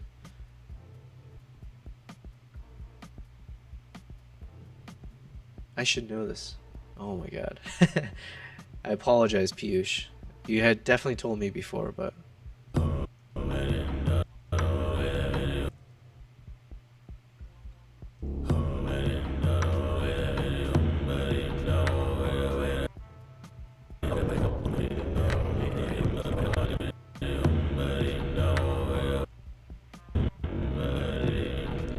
Alright, so all of this is unfortunately a bit blurry. Will, you're saying this is like Michelangelo thinking the Sistine Chapel was never done. I think it's great as is, but I also know nothing. I agree with you that with that last part, that you know nothing. But Michelangelo thinking... Listen, I would love to be in the company of Michelangelo, so yeah, much appreciated. Yeah, man, like I think it goes back to what we... At the start of the stream, there was some conversation we had about overthinking, and this is definitely one of those moments where I think I'm looking at a moment, definitely overthinking, and unfortunately, I think this is one of the examples where I'm wasting time, where I probably, and that's why what I'm doing now is I'm just letting it sit for a bit. I'm working on some of the other sections that I know I need to get through, and then maybe when we get back to it, we'll have a fresh pair of eyes and see something we didn't, or end up saying, actually, it's not bad.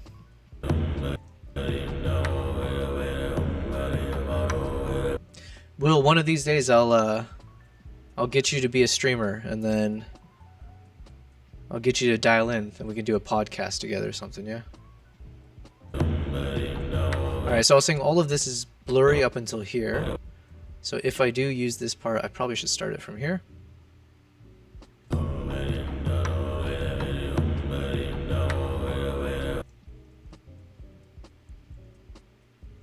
Alright, what else?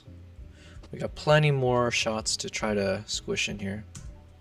So that one for sure we want. It looks pretty badass. And we might want it... but I still want to tell a story where you see... Okay, so we're in the van. We see the eagle. Then we're out of the van. But you can see it off in the distance. We hear Aibo kind of explaining. We get a little bit of shot of me as I'm setting up. Here we'll add the voiceover during this kind of period, so it has to fit inside this frame. Then the music kicks in. We'll probably have this lower in volume. Piyush, which company does Michelangelo even work in?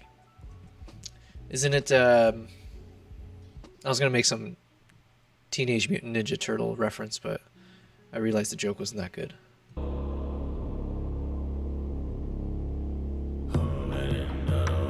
Yeah, so then here, it looks like... Okay, so as I look through the camera, we then see what the camera sees. So we see the two of them off in a distance. So I do want a little bit of that flow, I guess, cohesion in terms of the shots. So in the van, heading somewhere, we've arrived there, we see the van, we position myself in the shot, we see the two riders off in the distance, I point through the camera, and then boom, we see those two riders in the distance, we see them riding towards us, then we got some close-ups. So yeah, in that sense, I'm hoping we can maintain that cohesion. Oh yeah, there's the shots. I was like, where did it go?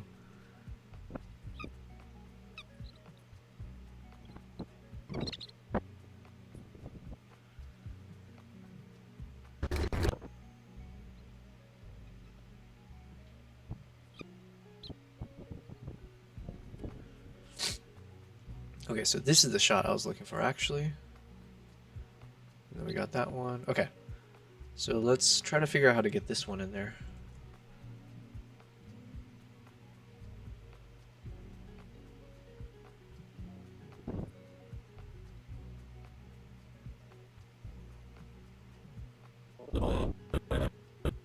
So this one, if we use it, it will come later. Right now we need to focus on some moment from here. So they're still far away, but you're seeing them kind of start to come closer. So let's see. And if there's an epic moment, so maybe like here somewhere.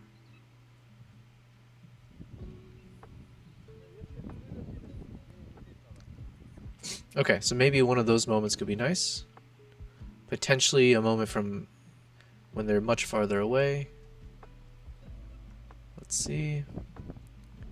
Something like this. Alright, we just need a tiny bit to drag over. Got a drop, looking epic. Thanks, man. Appreciate it. Yeah, we'll catch up later. But yeah, man, enjoy your day. Kick ass as a director. Or I guess head. Yeah. We'll see you later, man. Alright, let's put this over here.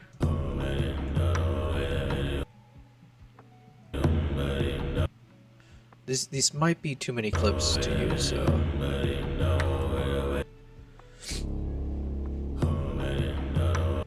Yeah, maybe we don't even need this first clip. Like, do we really need a shot of them as he's like getting ready to get on the horse? Probably not.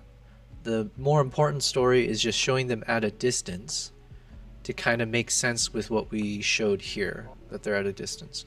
Alright, so with that in mind, having this as the first shot is not bad because they're very much at a distance, but we're now just shortcutting to when they're heading back towards us. So...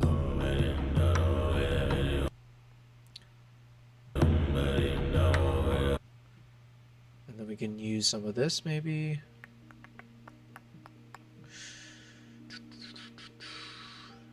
Yeah, Piyush, don't tell me where you're from. I want to see if I can remember it. Because I know previous conversations... Okay, so one of y'all's from Sweden, one's from, was it Ontario? Another from Austin, Texas. One in,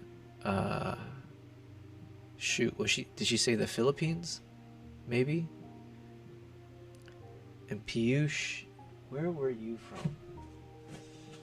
It'll come to me. Alright, let me blow my nose real quick. Let's play this from over here.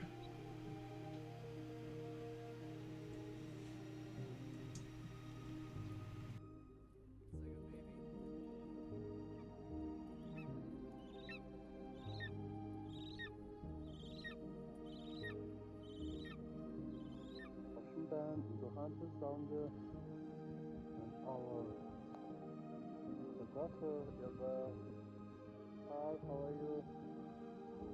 Cool, yeah.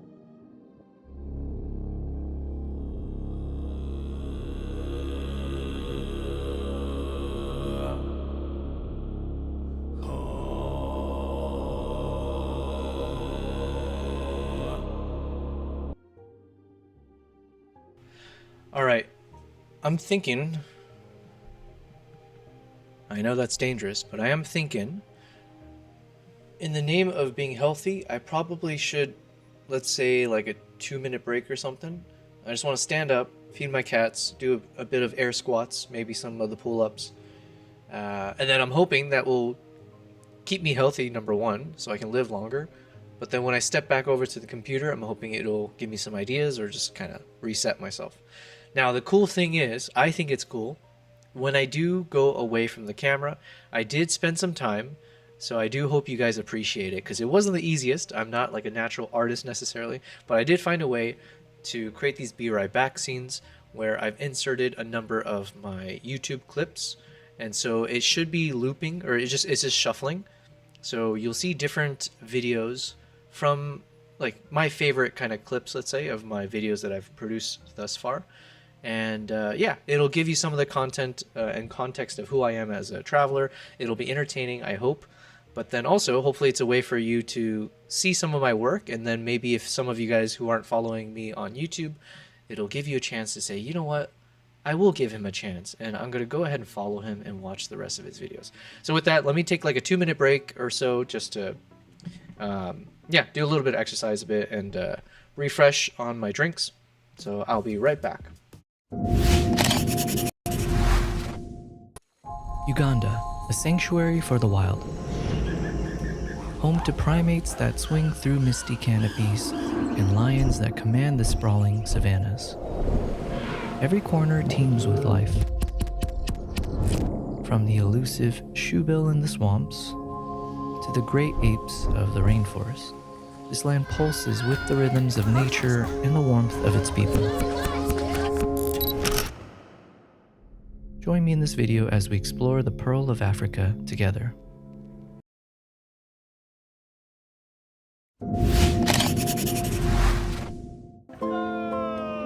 My final evening was spent enjoying scenes of locals playing hockey and relaxing on the frozen lake.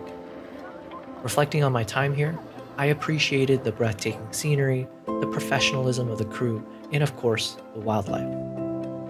While the challenging weather conditions made sightings tough, Leh is definitely a place I'm looking forward to revisiting, to spend more time in the wild, but also with the people of this beautiful place. Like kids playing ice hockey on a frozen lake, life is best when you chase the little moments, losing yourself fully in the spaces in between. And that's what my time in Leh reminded me.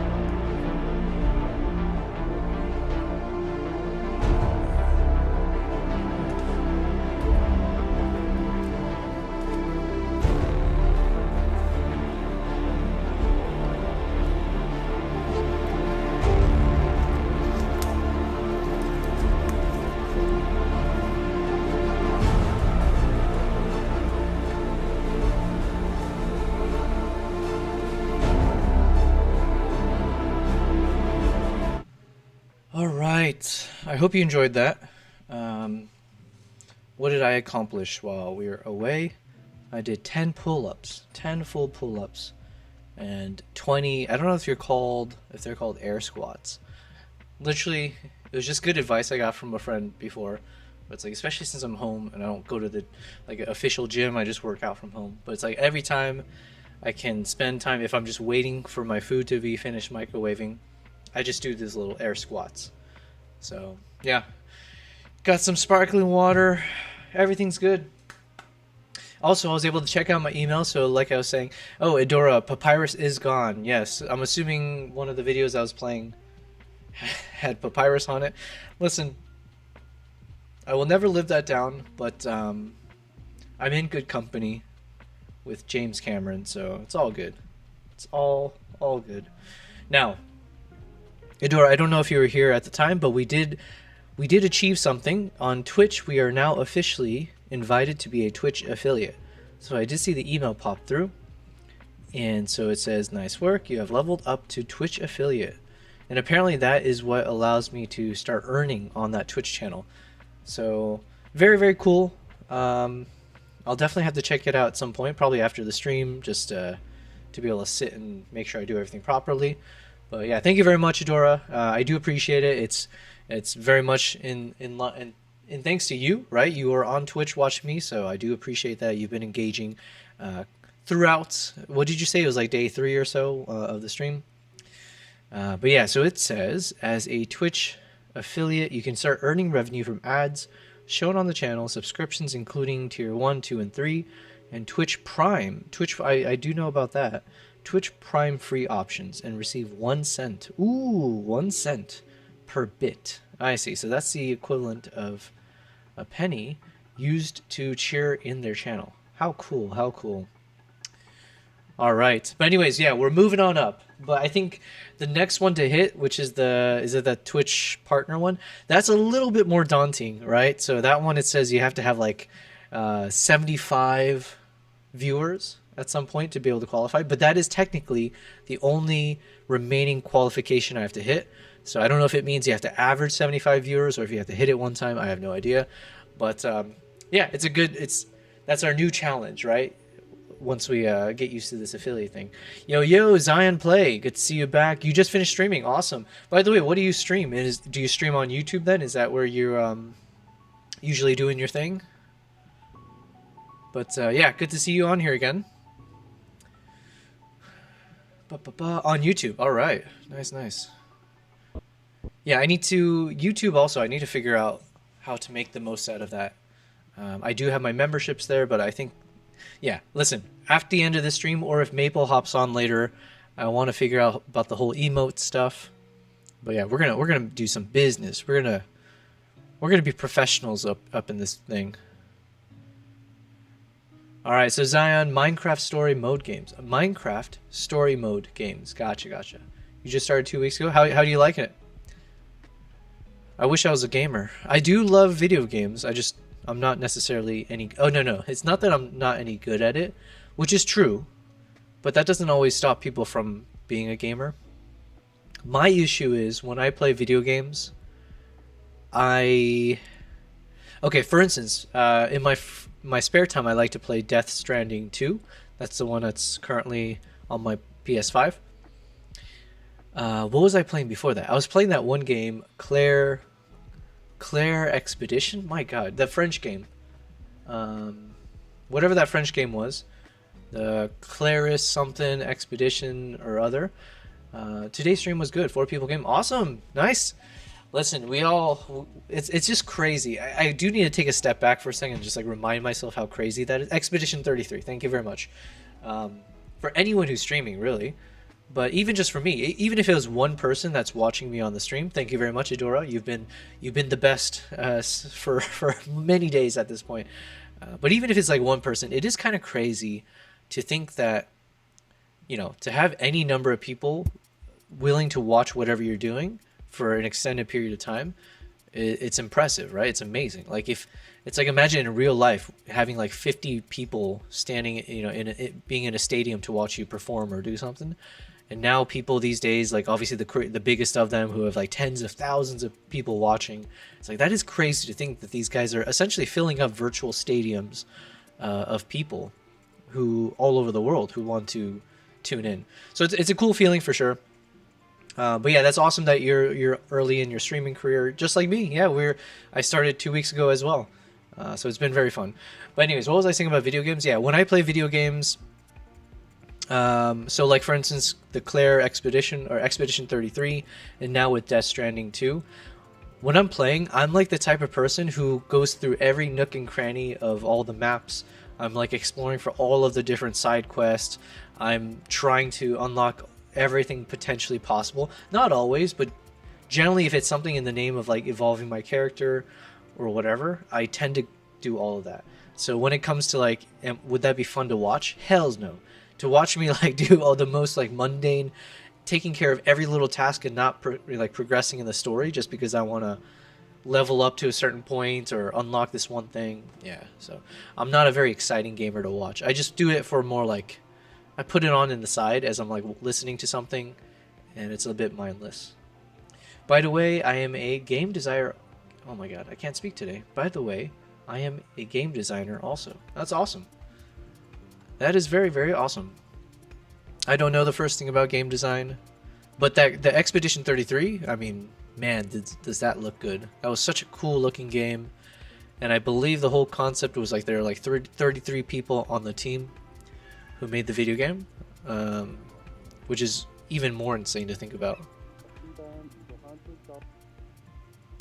But yeah, there are 4 types of gamers according. Let me turn on this over here. Zion, you said there are 4 types of gamers according to game design. You fall under the explorer type. Okay. What are the other options, I guess? Because before I start cheering and be like, "Ooh, that's cool," I'm called an explorer. I should know what the other options are, and maybe it's like I have the shittiest of all of them, right? Maybe there's one called like, I don't know, the Game Master. Archivers, attackers, social, and explorer. Archivers.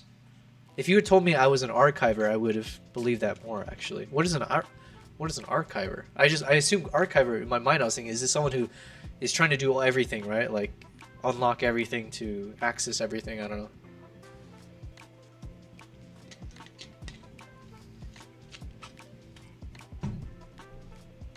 All right. In the meantime, let me.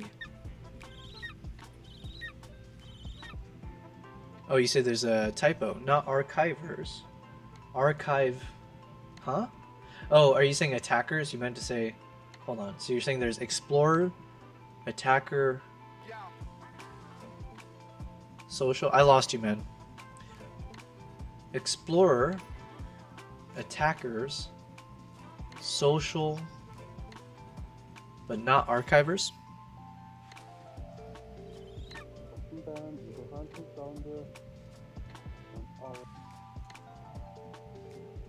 Alright, let me bump these 3 audio tracks up so they're a little bit louder.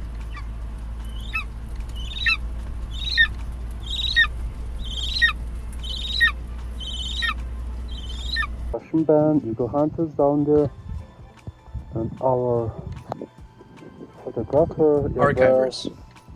Hi, how are you? Cold, yeah.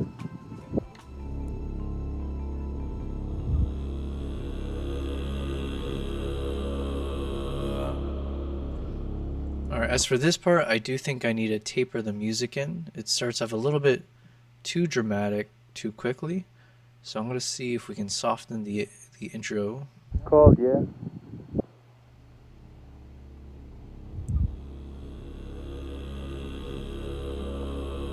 There we go.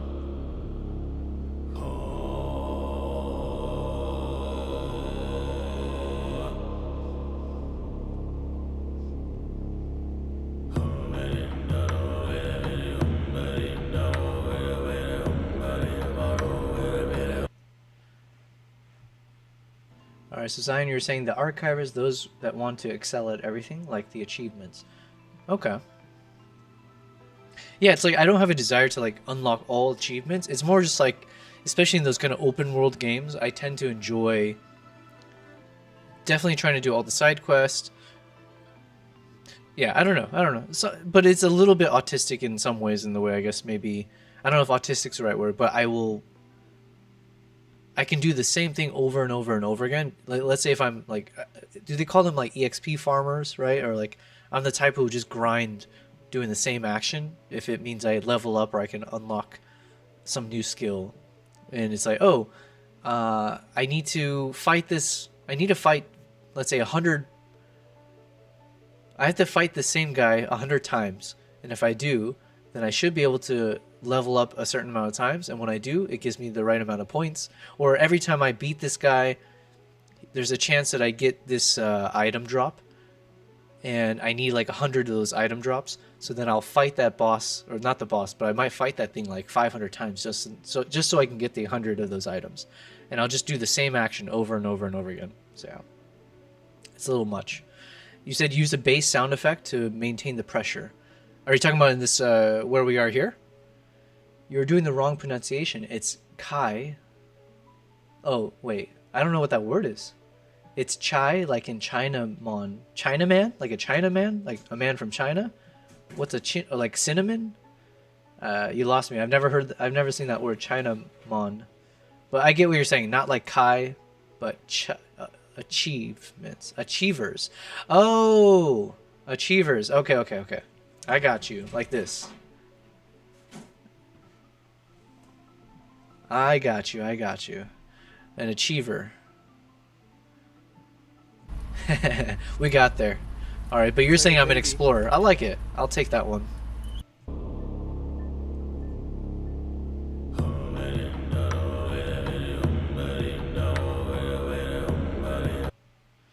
Okay. Unfortunately, this shot is so boring right here.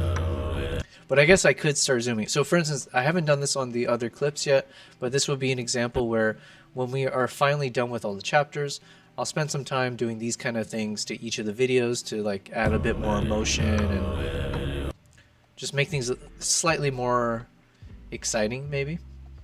So again, that's a action for, usually I wait till the end.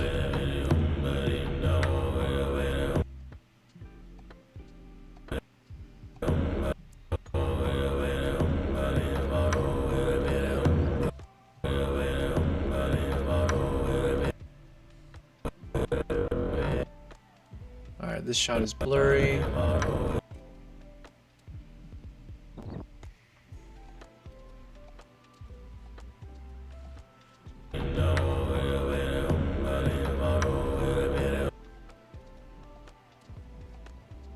Actually, I like the shots from closer up, so...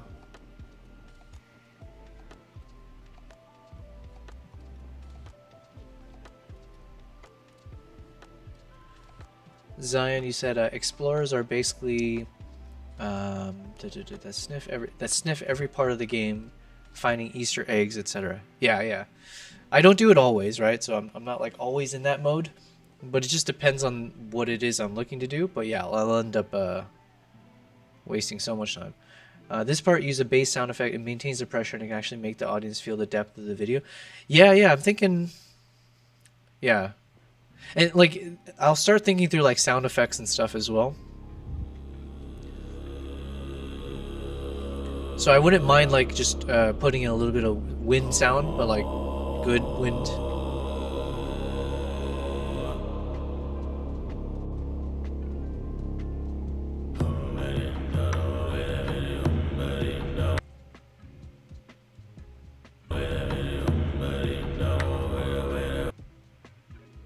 I'm trying to make each of the clips a little bit shorter to be more concise. Maybe this one could be a little bit longer somewhere.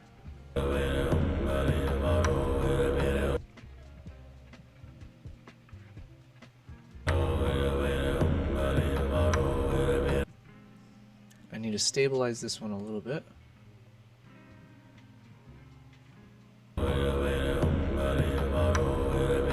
This one I like to keep it longer. It's a cool shot, but then also I like to time things. So here, when that little bell sound in the soundtrack, we see the horse's head start to do the turn. So yeah. But yeah, exactly, the depth of the video, Zion. Yes.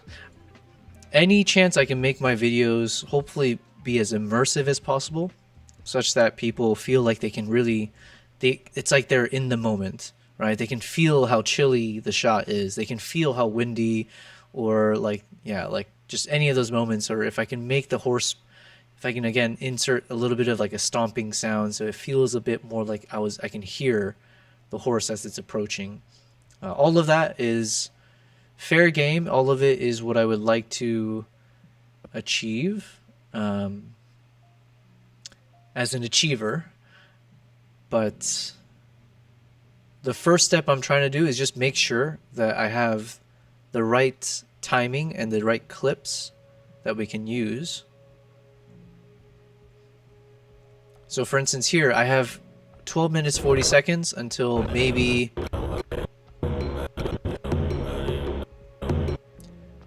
12 minutes 40, what did I say, 12 minutes 40 seconds? Yeah, so I have like maybe 30 to 40 seconds that I need to, that's empty right now. And I have all of these clips that somehow I need to pick from to fill in those 30 to 40 seconds. So that's more important, that I figure out the synchronization, the right timing, and then we'll start working on sound effects later. Nice wordplay, yes, yes. I do my best. I try at times, you know, if we can have pun with it, you know, why not? Okay, this shot is not the best. This part could be okay if I can stabilize it. So maybe like from here. This shot, I believe, was a vertical shot originally. So let's see if I can. Let's stabilize this portion.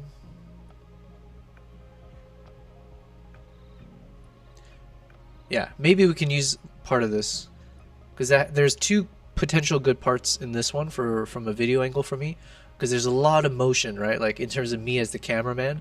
So we have motion as I'm getting closer to the subject and to the bird, and then towards the end we have some side pan going like this. So we could use that. Let me move this one forward. Maybe one of these.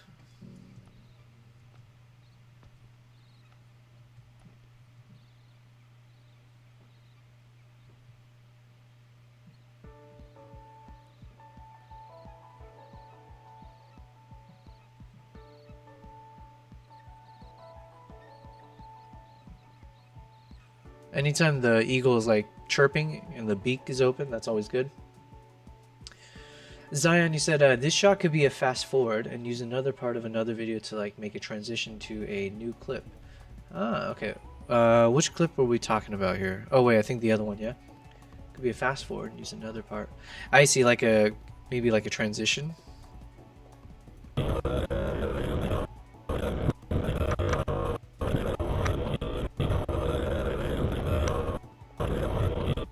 Yeah, like that. I do want to, yeah. As I get more comfortable with how I do the speed ramps with this video, or with the software. Yeah, so instead of just letting this play normally, we can like try to find moments and speed it up. Yeah, it's a good transition one, so let's see.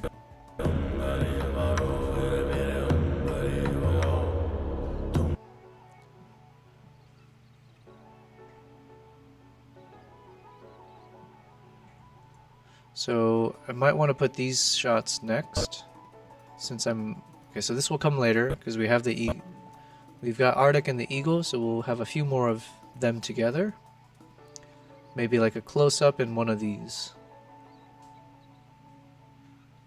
And here we could do slow motion, but yeah.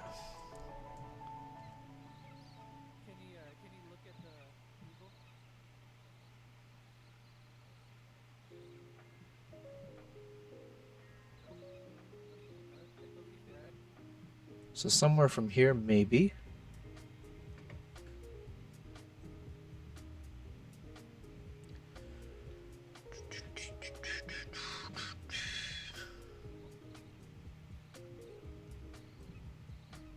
Alright, so this one, the eagle doesn't have the hood on. So it could look more epic, maybe. Let's see.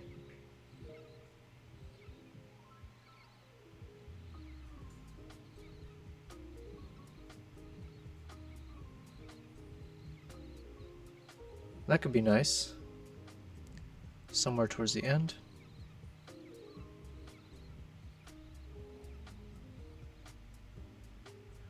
So maybe. The only issue I have is when we do the close-ups, the background becomes super white. Whereas at least when we're zoomed out, we can see a little bit more texture down here, so it doesn't feel like it was just, you know. I might need to work with more of the wide angle shots.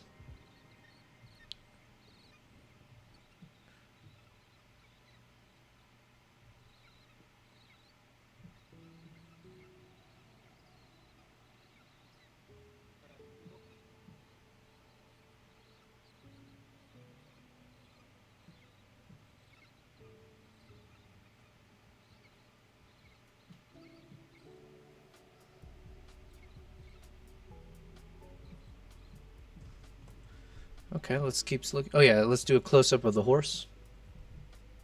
Zion, you said slow motion will be good to show the aura of the eagle on the person. Yeah, yeah, exactly. Like I think slow motion. I mean, I love slow motion always, almost, but especially with the action. Especially now we have snow, and the eagle, if it's moving its wings, there's a good motion everywhere. So even this in slow motion can look nice. And I just gotta find the right moment. So maybe... And we don't need many moments. We just need a few seconds. So let me just take that for now. Let's bring it over.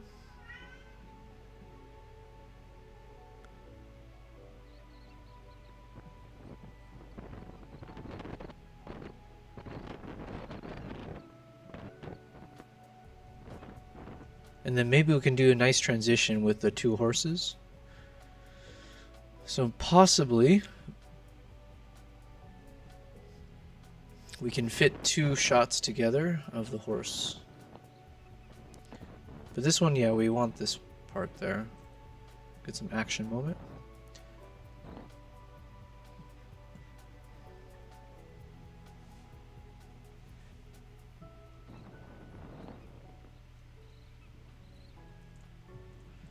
Alright, we'll fix this later. Let's just bring it over.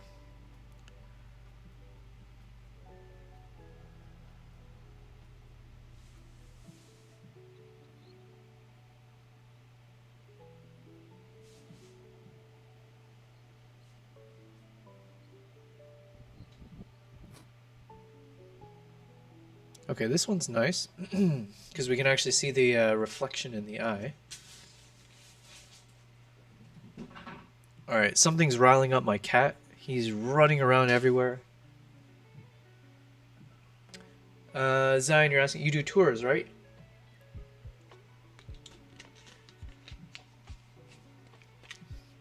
Yes, I do, yes. Thanks for asking. Now, these tours are not cheap, though, but and also that's what I've been working on when I'm not on the stream. So, you should hopefully in the next few weeks, you'll start seeing, I should be finalizing a few of my trips. But yeah, right now it's just a wait list, but you can definitely go onto my website and go ahead and sign up for the tours. But like I said, these tours that I run, they're not the cheap types. Just because of the nature of what I do. You know, I travel for mostly wildlife adventures, and for those types of adventures, it's very expensive because one, you're traveling to very remote locations. Sometimes there are permits and everything, you know, everything that goes with joining those things. But it's a lot of fun. That much I can say. But most likely, right now for the Uganda tours that I'm finalizing, it's going to be for the great apes and the shoebill. So we'll be going similar to some of these photos. We'll go to look for the shoebill stork, the chimpanzees, and the gorillas. And that will be most likely for a small group, for like 3 to 6 people. And the charge is for sharing rooms. It's going to be $6,500 USD. So not cheap. But it is everything is relative. The price is actually competitive in the sense that, like, for the activities that we're doing and for your typical types of tours in Uganda, it's actually a really good price, like a price that I feel actually speaks to what I can do and the value I bring. But at an absolute figure, or like just in general, to think of like the number of $6,500, that is crazy high. But trips to, for instance, Uganda for like a 9-10 day trip, that can be as high as like $10,000 per person for like some of the tours, depending where you're going. So yeah, 6,500. It's like right in the right ballpark of what I do. Anyway, so Zion, you're saying let me, and then like I'm another one of my trips that I'm organizing. It's going to Hokkaido, Japan in the winter. So some of these kind of winter shots was from that trip in Hokkaido. So we're focusing mostly on wildlife there. That trip, I haven't finished it yet, but it might be around $3,500 to $5,000, somewhere in that ballpark. I just need to finalize costing. Anyway, Zion, you said, let me add up some money and buy camera and hope on a tour with you because I'd love to travel. Yeah, absolutely. Listen, I'd love to have you on one of my trips, man. I love having people who want to see the world, and especially when it comes to, photography, videography, wildlife, people, whatever it is. I'm always happy to teach. So part of what I do with my tours, one, it's like, yes, I can take you to these places where you can see the world, but also I am a photographer. I also teach, so people can join so they can learn how I take my photos, my videos, how I edit. Now technically, if you're watching my live stream, you get to also see how I do all of that, so you don't have to travel with me to learn how I do what I do. But sometimes it is better to be in person, where I can actually show you in person as we're shooting this gorilla or whatever it is. Here are the settings you need to do. Here's how you get the shot. Zion, you're saying what's the cost? Yeah, so like I said, the cost, like for these types of trips, just in general, if you want to do like a wildlife trip, the cheapest one I've done in my past, most likely you're paying at least $2,000 to $2,500, not including flights, and upwards of, yeah, like I said, like $10,000 per person for some of the places. That's generally what like a tour can cost for that. Will I do a tour in India? Yes, and for a trip to India, it's much cheaper, just generally. So that one, it won't be as expensive. But yes, I've been to India a few times, and you can see some of my. I just made a vlog from my time in India on my YouTube channel, so feel free to check it out. It was when I spent time in the Kashmir region. I went to Ladakh and Jim Corbett National Park. But yeah, I do love India. I do want to go back and do a tour. There was someone who reached out about if I wanted to do a tour for this year. But like I said, I'm trying not to travel for the rest of the year so I can catch up on all of this. But yeah. But thanks for asking. And yeah, maybe in the future we'll be able to do one of these tours together. Okay, so as I look at this, possibly we can use one of these close-up shots. Maybe that we can come up with an interesting way to zoom in on the eye.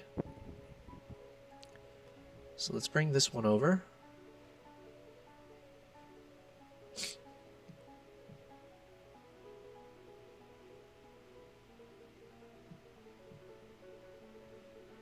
What else do we got?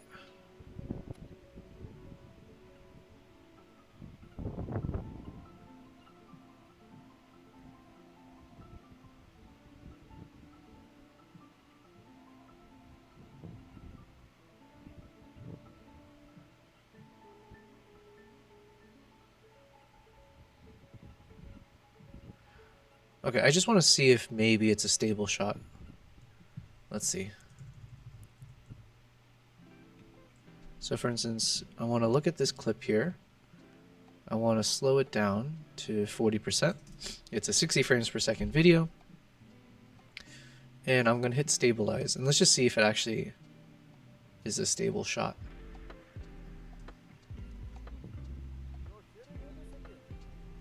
It could be nice.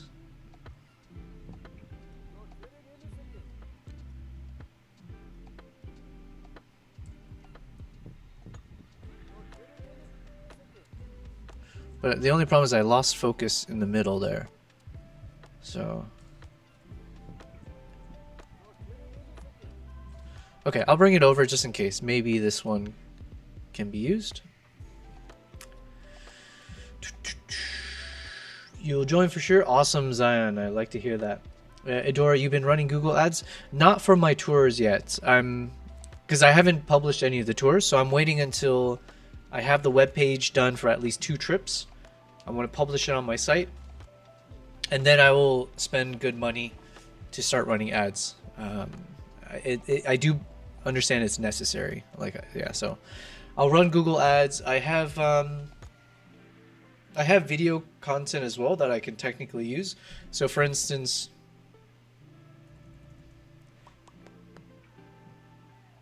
in case this is interesting at all, but for my YouTube, so you guys have seen this already, but like for instance, I have the trailer for Uganda, so I can even use the one without voiceover, so like this one.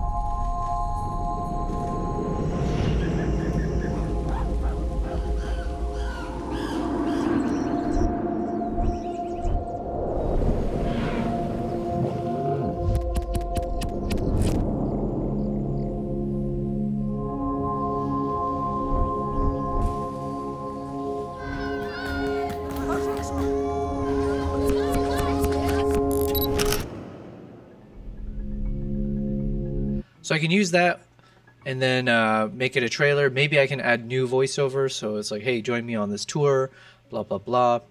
And then doing the photo ads, and then also just advertising my website. So then just for people who are searching on Google. So I think I'll have to try everything. But yeah, that's definitely, and this is where, this is what I have to spend my time when I'm not streaming. I am working on all of these things to make sure I do it correctly. And then, yeah, I'll need to publish it soon. Adora, you asked, are you going to run ads on Instagram? Yeah. And this is where I need to synchronize. Once the website's ready, once everything's good, then I can start publishing more photos and videos onto Instagram, but specifically being like, oh, check out, I've just released my upcoming trip. Check it out. And then hopefully people will join. Yeah, so doing the socials. So yeah, it's a full effort. It's a lot of work. It's just a lot of work, a lot of moving parts. It's not easy, but it's also what makes me happy, because it's like knowing that it's not easy. It's just something that I know not many people can do this. So the question is, can I do it? And I technically have everything necessary to do it. So it's really up to me if I can make this possible. So I have no one to blame but myself if I cannot make this work. Because at this point, I've done a number of these trips already. I have the website, I have the videos, I have the photos. So yeah. I don't know if you guys can see, but my cats are just going wild right now. They're just going wild.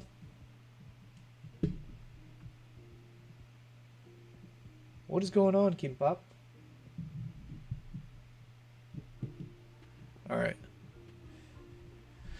Let's get to this, though. We got a lot of work to do. So, okay, I think this clip is really cool. You get a little bit of the wind. So, we'll stabilize it later, but let's bring that over. Oh, we have another shot as well. It's very shaky, but maybe this section could be good. Let's see. Maybe there's no shake. If I stabilize just for here. Yeah, so that's not bad. So between those two clips, we might want that. Close up and motion is always good, so maybe something like here.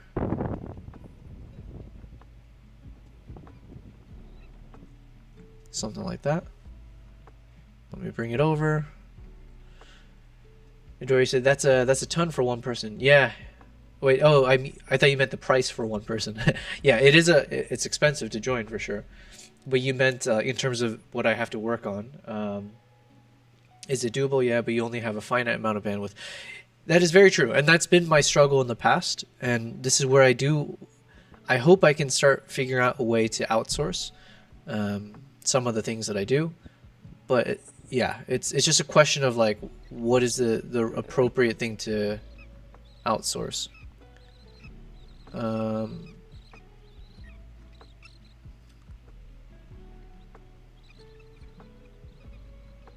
Sorry, I got distracted. I'm trying to think if I want to.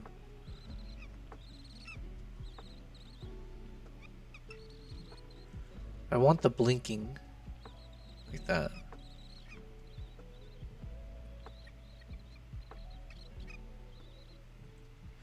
But then we have this in the trailer, so I want to double check with that one as well. You risk doing everything mediocre for the sake of doing it all yourself. Yes, I completely agree with you on that. And give me a second as I blow my nose.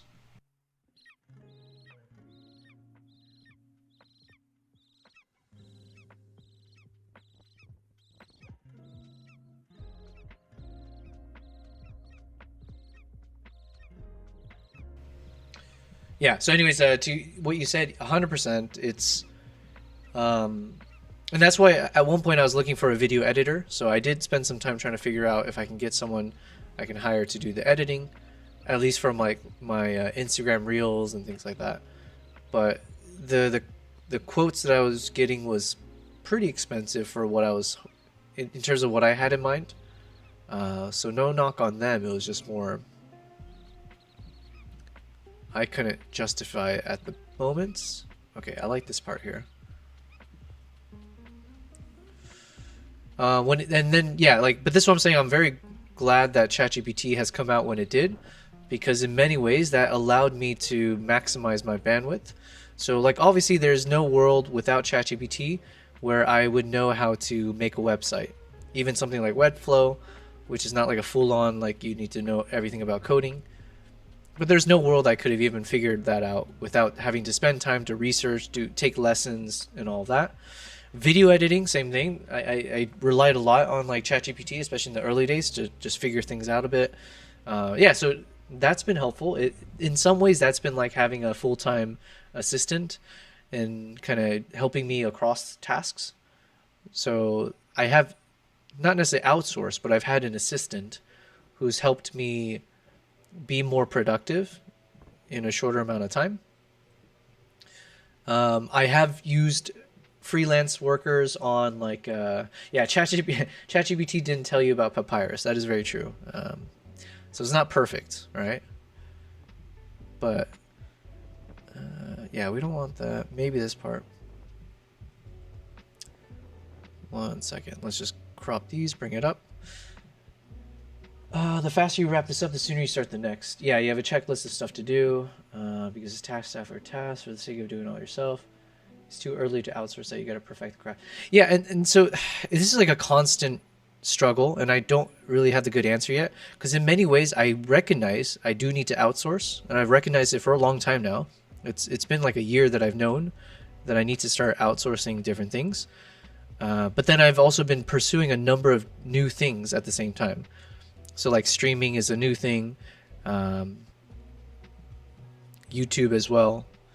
And YouTube, like, it's right now this kind of vlogging, I cannot outsource this because these vlogs, I mean, physically I can't do it because all of the hard drive space, right? So like all of this, to give it to an editor, it'd be like 5 terabytes of video files that I somehow have to transfer over so they can work with it. And it would be more of a challenge because here I have to put in more of my personality. I have my way that I edit, all of that. So this I would never outsource anytime soon. For the short form, yes, possibly.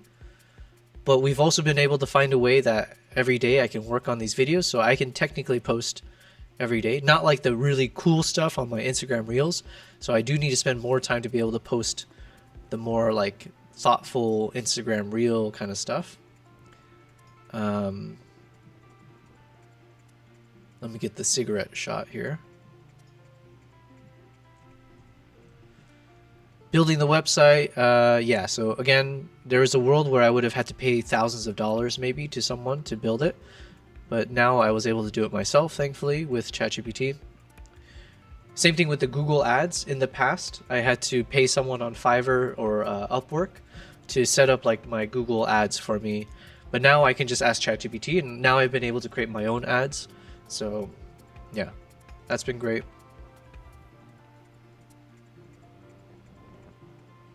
Okay, I think we have all of the clips that we may want to use. So now we got to fit it inside of the space here.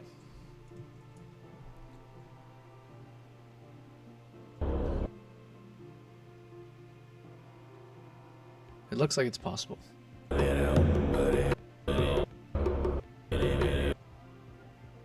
I'm missing some. Where is it? Oh, it's all these ones too.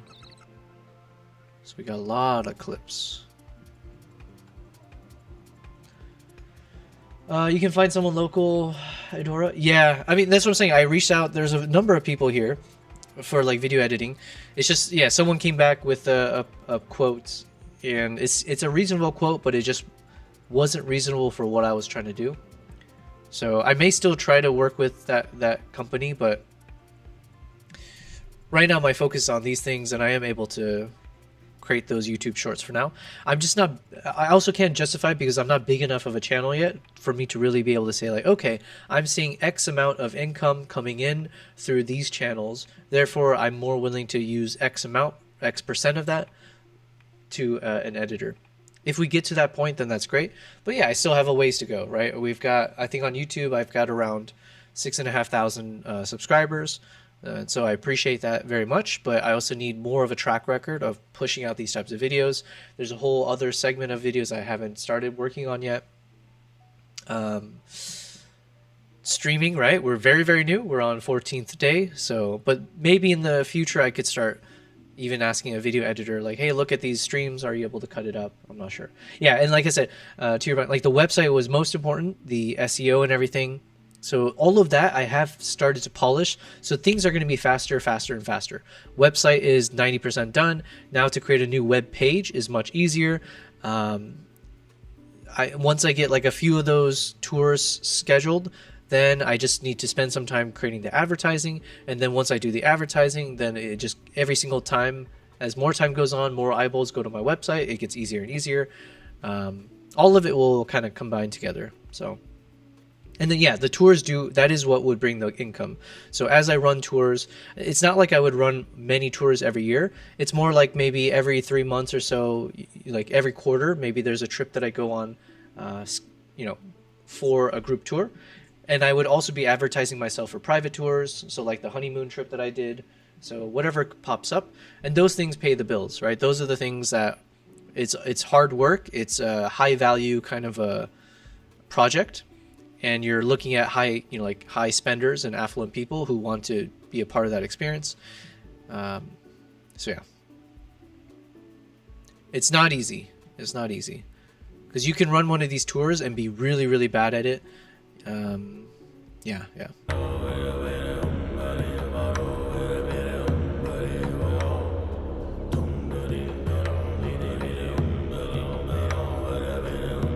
Okay, so when the soundtrack changes,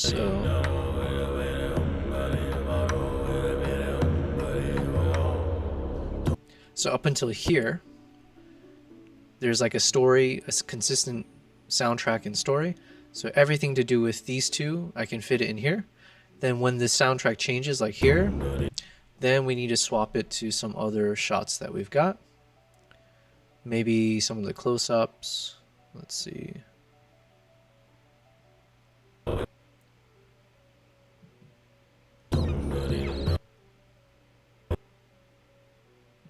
So some of these things. And then we'll end it with the eagle shot. Where is it? Yeah, one of these.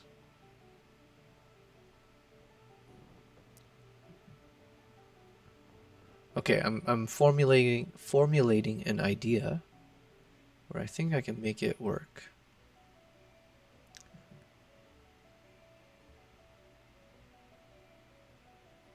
Okay, so yeah, basically we'll have some of these shots from here.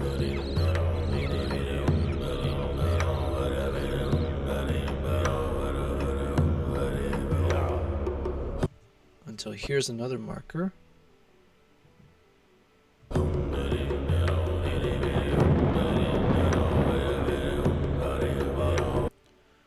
Let's go ahead and, I wish there was an easier way to do this. I just need to mute all of these guys.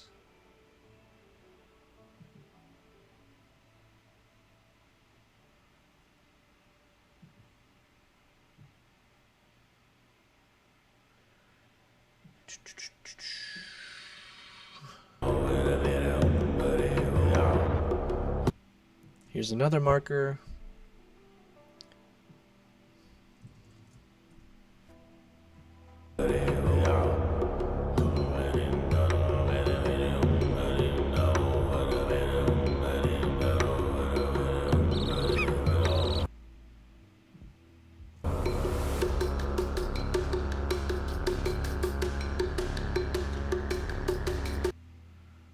And we'll try something new over here. What if?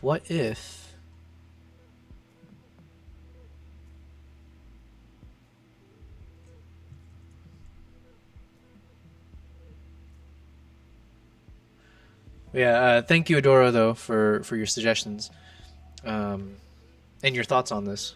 It's definitely not something I haven't thought about. It is something I think about very seriously, and most of them I have a good idea or an understanding of what has to be done, but knowing what to do is obviously very different from doing. But yeah, the point still is that I am spending time progressing forward, right? So every day I'm being productive. Yo, Levi, good to see you. Hope all is well. If you're just tuning in, we've been having a very good day. I have officially become a Twitch affiliate. So we've hit all the marks.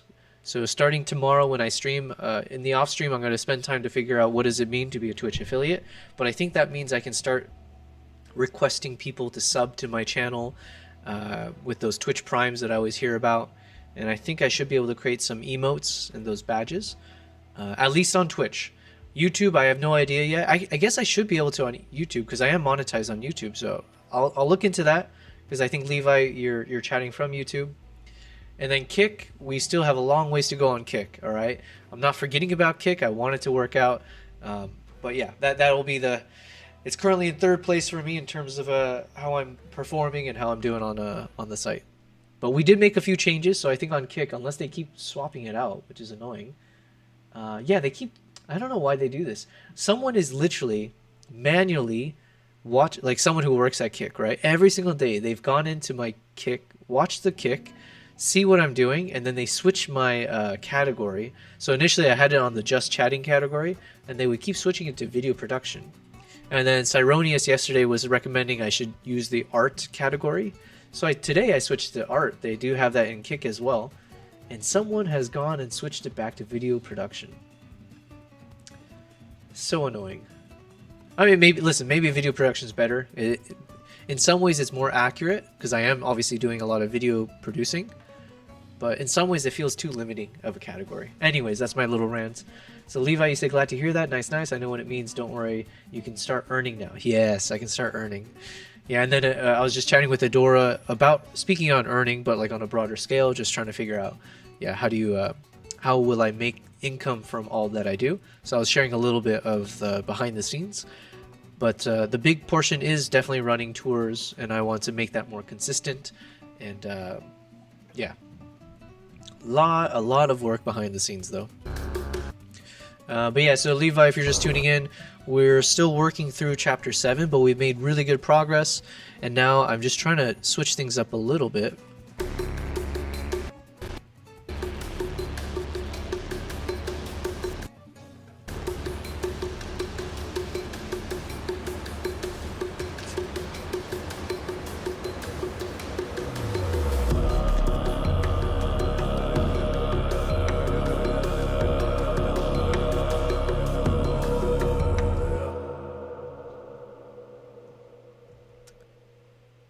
So that ending I think I'll change as well, but now I'm seeing if maybe instead of having the dude smoking here and then switching to this at that point, what if I just have the smoking shot happen on that switch?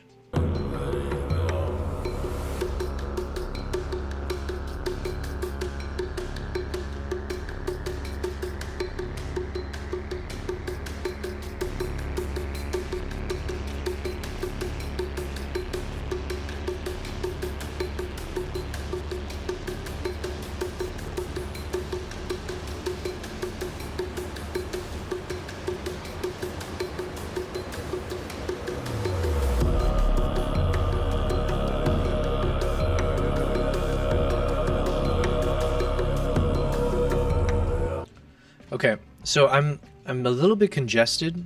I've been fighting a cold slightly. My body's been doing a good job. Like I barely feel it. It's just my nose is constantly runny at times. But even with my congestion, I feel like my cats just took a shit and then forgot to clean themselves.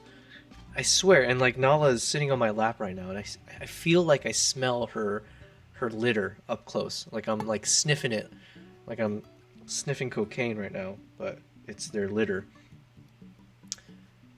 And it's like, am I really smelling it? Is it because I'm sick? Or is it like if I wasn't sick, I could really smell how nasty they are? But I feel bad about kicking them off my lap. But I'm going to do that and see if the smell gets better.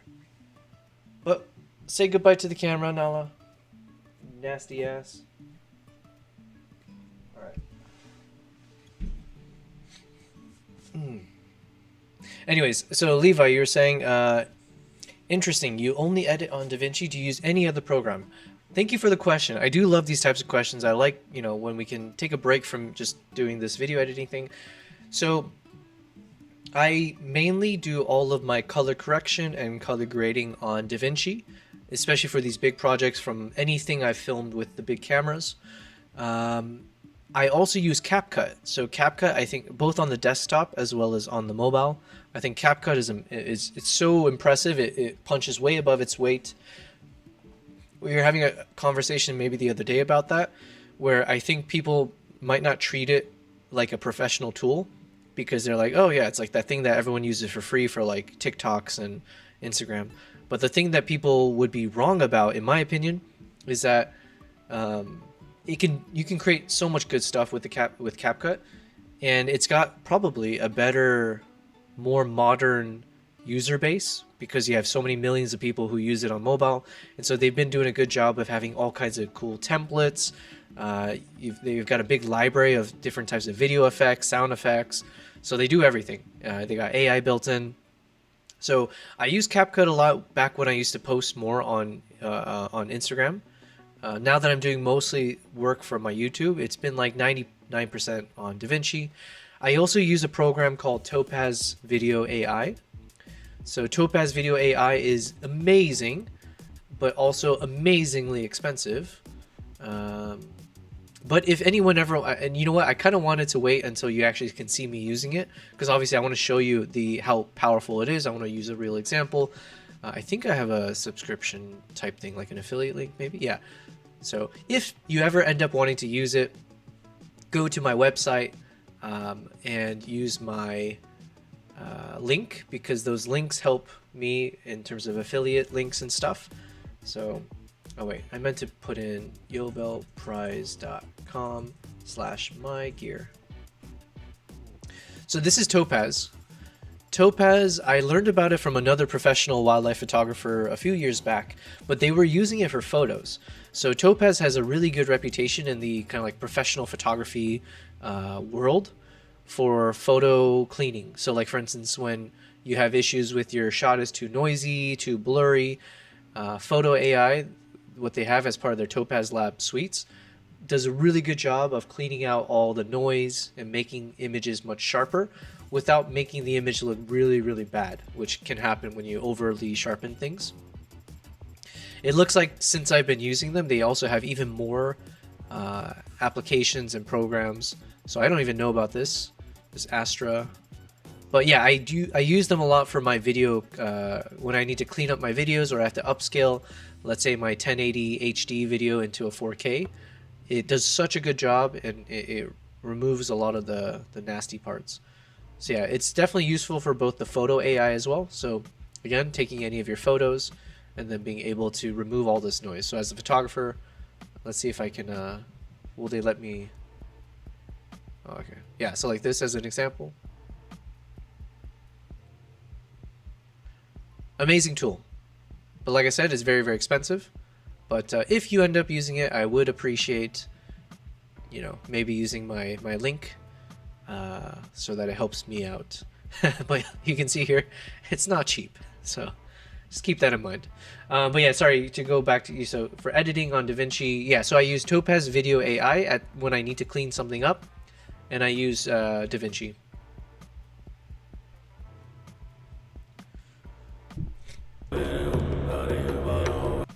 Okay.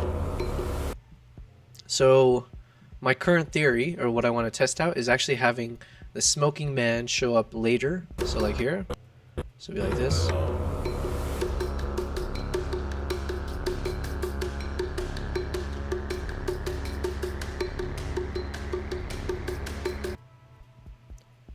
So maybe, let's see.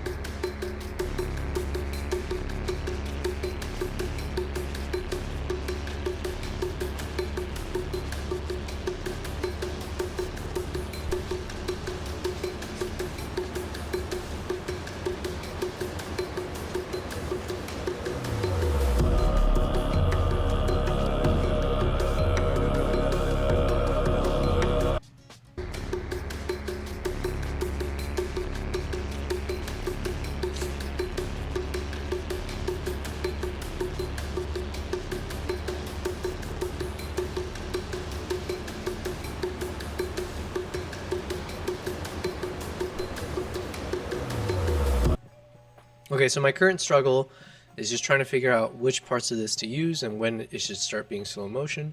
But before we get there, because I still don't have the correct answer, let's work on this beginning part here, because we do need to still find a way to fit all of these shots in a cohesive manner. And we have plenty of clips that we need to work with, including all the ones over here.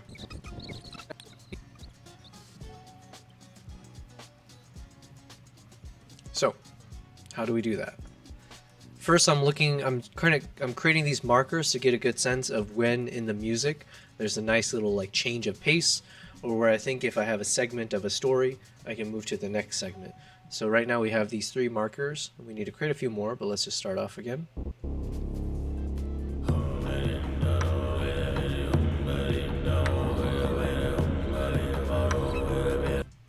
Let me start again.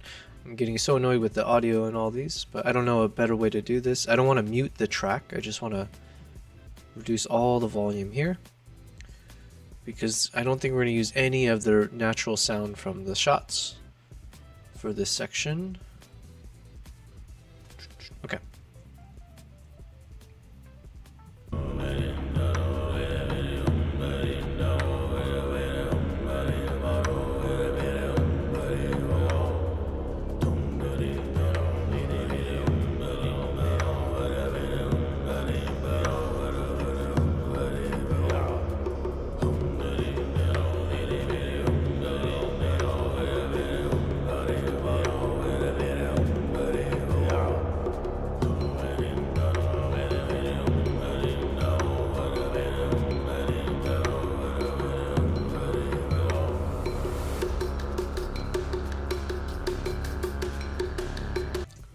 Okay, so I'm thinking now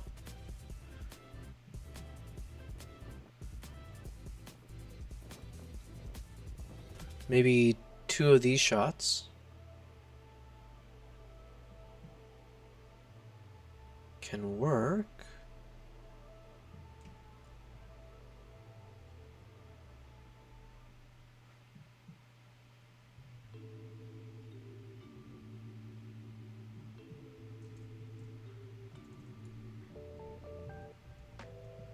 Okay, hear me out, hear me out. What if we show these ones somewhere in the beginning here?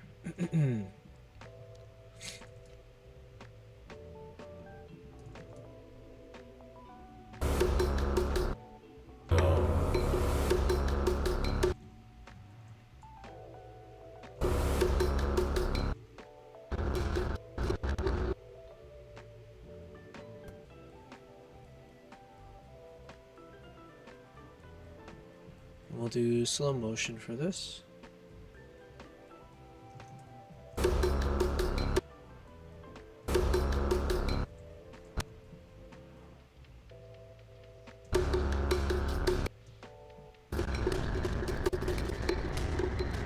We'll get him lighting his cigarette.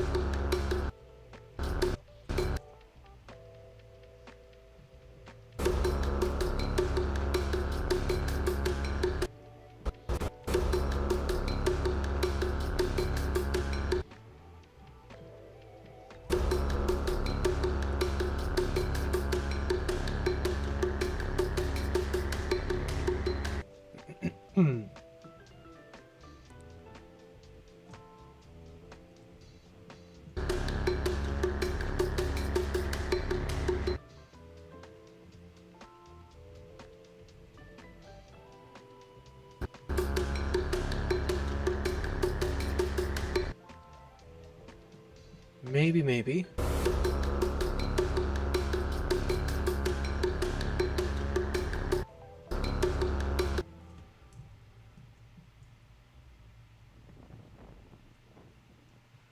Alright, I thought I had a bit more shots where you see them heading down the mountain.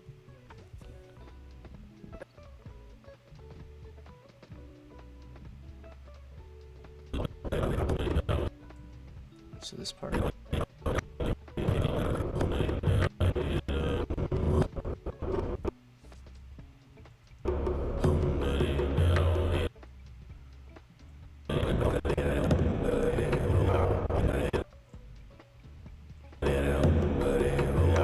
Maybe this part right here is okay. Okay, let's try this one here.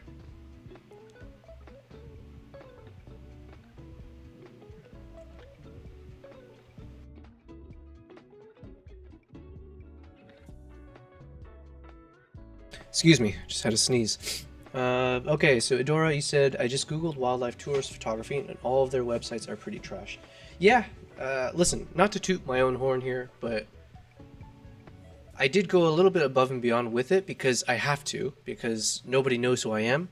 So in many ways, if you especially going to compete against established tour companies and stuff like that, the only way I can convince them is that partially they have to look at my website and feel like it's very, very polished. It has all the information. It's very transparent. I have to connect it with all the photos and videos that I do, my social medias. Yeah, so all of it has to come together. I can't have one piece of the puzzle looking like shit. So that means my Instagram has to be polished. My YouTube channel has to be great. I have to have excellent photos and videos. I have to have good testimonials. Everything is, yeah, in its place. And I think a lot of, now that I know, right, because I'm in the middle of it, to make these kind of websites properly and like to even negotiate pricing and putting together a trip, there's so many things. It's not a big market for it in some ways, and there's not many competitors doing it. I don't know. It's a tough market in some ways, but if you can put that website in a good way, it takes you far. Let me blow my nose again.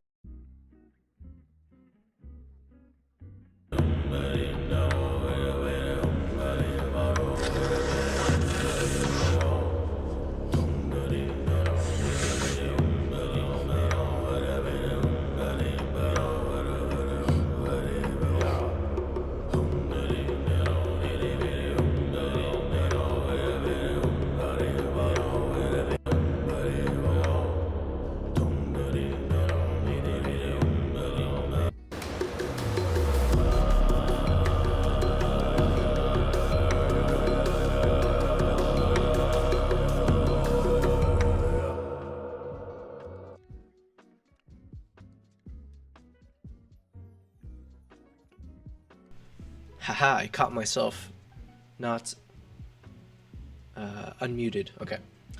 It already said, I think your website is good enough for sure, but I think there can be a lot of improvements. I don't doubt you, man. There's many things I can do to keep improving it. So in terms of a foundational level, I'm happy, but so many more things. All right, there's a lot more services that I want to do as well, in addition to just making all the web pages even better and better. So yeah, definitely, it's just more in terms of my corporate, like what have I learned from my corporate jobs? There's a concept called the MVP, which I think a lot of designers know. I did work with a lot of designers, even though I personally was not one, clearly based on my font choice. But one of the concepts we had talked about with some of our projects was around minimum viable product. And so I think I try to keep that in my mind as much as possible, where there's 1,000 different things I do want to do, but I have to constantly do an exercise of prioritization, and also have to figure out what is actually the minimum that I need to do in terms of having something that I can move forward with as a product. So the minimum viable product for me was the web flow, making sure I had the key pages, that I had clickable buttons that take me to all the relevant locations. So now that I have that, I want to keep making those improvements, but it's going to be something probably in the backlog of things and not necessarily top priority. As long as it does the job, that's the main thing. If it looks above average, that's perfect, and then we'll aim for perfection later. Adora, I'd be open to partnering up as your chief marketing officer. Hells yeah. Listen, like I said, believe me, I'm nowhere near big enough to even say the word chief for anything. But yeah, I'll keep that in mind for sure. Like I said, I do appreciate it. Chief. Yeah, I would love to be a chief executive officer, right? Just give you some equity. Yeah. Yeah, man. Listen, I'm all about equity in what I do, right? Like just the term equity. So even if like when it comes to having hopefully I can find a good YouTube editor sometime in the future if we are successful in that space. And for me, it'll be just like, hey, man, I would give you whatever percentage cut of every video, right? Whatever the views are and everything, as opposed to just giving you a flat fee or stuff. It's like, yo, I want you to be invested in the success of our channel, or whatever our ventures are. So. Alright, where was I looking though? Okay, I had this shot here. So we wanted to put this shot somewhere here.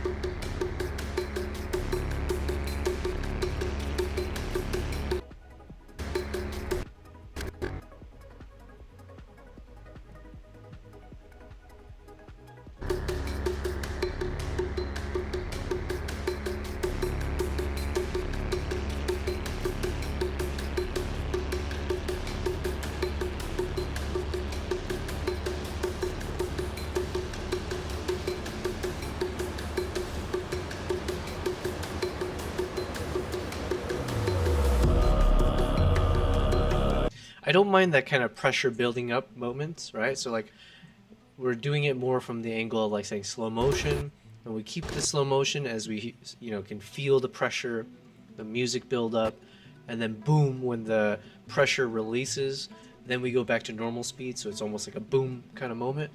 So I think that kind of makes sense now that I spell it out that way. Pressure building up, and then when the pressure is released, we should see fast motion as opposed to slow motion. So then boom, Okay, so that part's fine. And then the question is, how long of a pressure buildup is too long? And so that one, I'm getting closer to getting to a good answer for that. So we're making progress there, just a bit slower, but yeah. Adora, you said the most important thing is consumer facing is the website. Yeah, and like if I have a good website, then it's the best foundation. So now I am proud of my website. It is very, very good quality in my opinion. And then it's like, okay, if I tie it to all my other socials, then we're really smooth sailings, hopefully, or at least a lot of that's taken care of. I can spend more of my time and efforts on the other things like advertising and I would plan for the long-term future and separate the tour entity. Yeah, that's I forget if I was talking to you about this, but that is a thought as well. So in terms of even having a separate brand for the tour aspect of it, and then even running a separate Instagram channel based on the name of that brand, and then I would basically at some point in the future, because I know some other content creators, other wildlife photographers do this kind of thing where if they're big enough, then they can also spin off and be like, hey, I'm just one of the photographers, but there's this travel company that does these tour stuff, and I just happen to be the owner of it, or I'm one of 5 professional wildlife photographers who can be one of the tour leaders of an upcoming trip. So then you're really talking where you're able to have like a whole host of different. You have team members, right? So you can run more workshops than just whatever you could do on your own. It sells such a stronger brand messaging. It takes time for a new website to build a reputation and rank. Yeah. That's why I'm like, I need to crack through this in the next couple weeks, because then I need to start spending money. It is a new website. I do need to, probably the easiest answer is I just need to spend the money to have the right Google ads in place and just get people clicking on my channel, my website. But like I said, this is why it's also important for me using these streams. Everything kind of has to tie back to itself.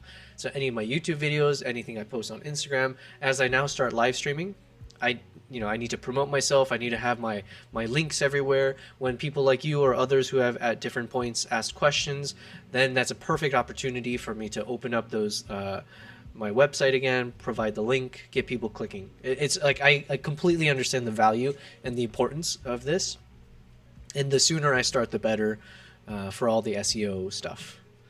And then you said, remember the papyrus lessons? Yeah. You know, the funny thing is the tour partner that I work with in Uganda, one of their lodges is called the Papyrus Guest House. So maybe subconsciously I chose that font because I was working on Uganda and because of that. And then I suggest a Yobel Prize, the photographer, videographer identity for opportunities. Yes. I'm fully on board with that approach. But like I said, I have many more months, or who knows how long. I mean, maybe something hits virally and then we really are popping. But we're still a ways away before I can say I want to separate my brand into different entities. Right now, I just need to house it under one to maximize the value of my current brand as far as I can take it.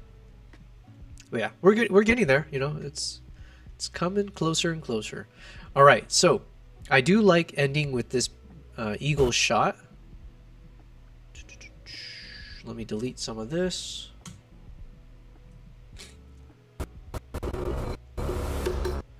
And we'll probably do slow motion for this to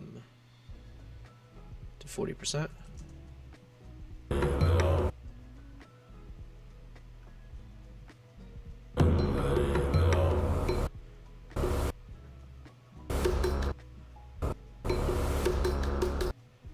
We'll figure out the right timing.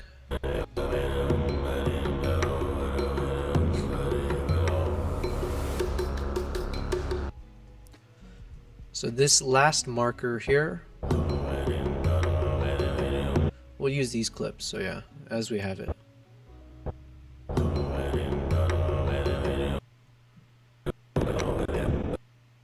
And then this will be the last shot. Yeah, something like that. Let's see. This is also a nice kind of potential last shot. I don't know where to put it though. Could be here.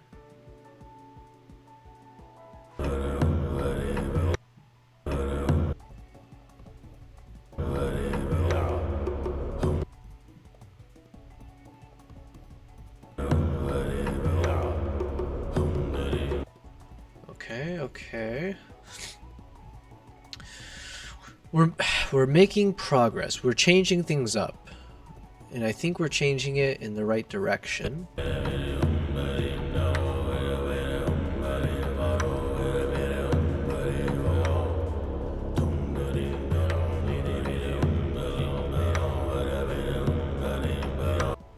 What other clips do I have? Let's see.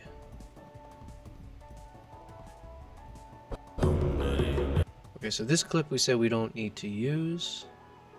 Let me drag it out of the way. I think we used that already. Oh, okay.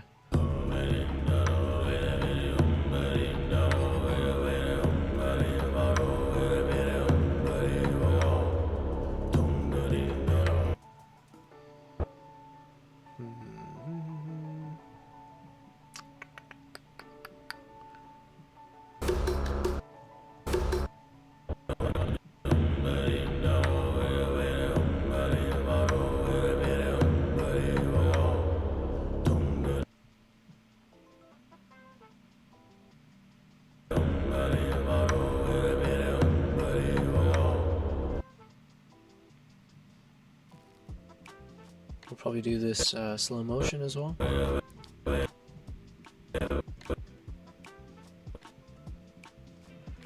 Alright, so we'll switch this to 40%, yeah? This was originally 60 frames per second, so I can reduce it to 40% of its original speed because my timeline is a 24 frames per second timeline. So the math is essentially 24 divided by 60, and that gives me the 0.4 or 40% calculation, where I can slow it down without having a jittery, glitchy looking shot.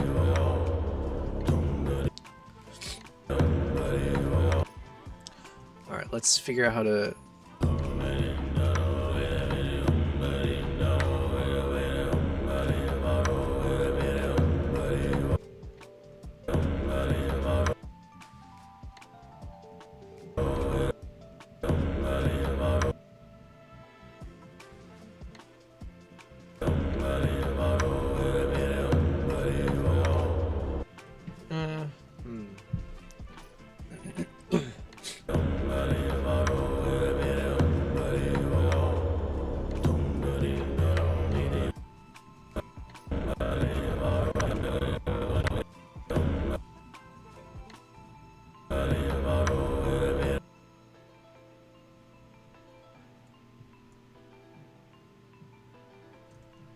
This could work.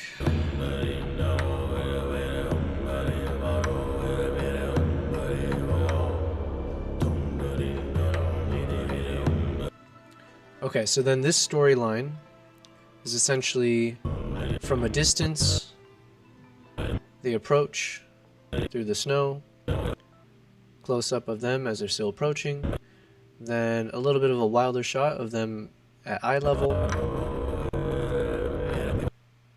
and then a close-up of the eagle. Then we're switching the story up to maybe these kind of close-up shots of the horse, possibly.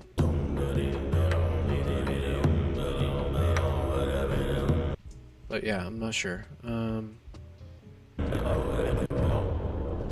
Part of it's, I think it's like I'm running out of potential clips to use, which is not a good thing.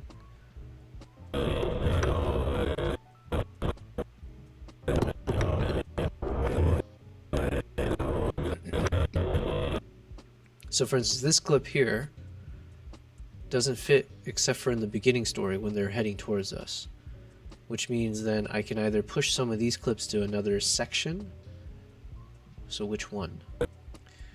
This one could work.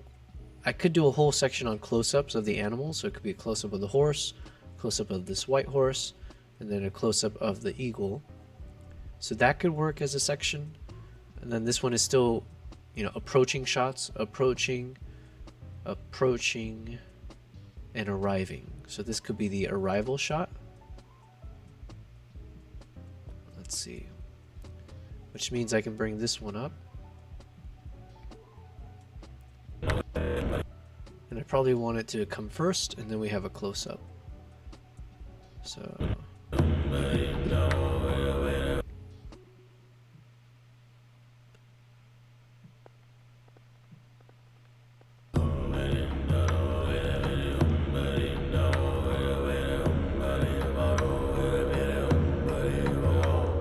kind of.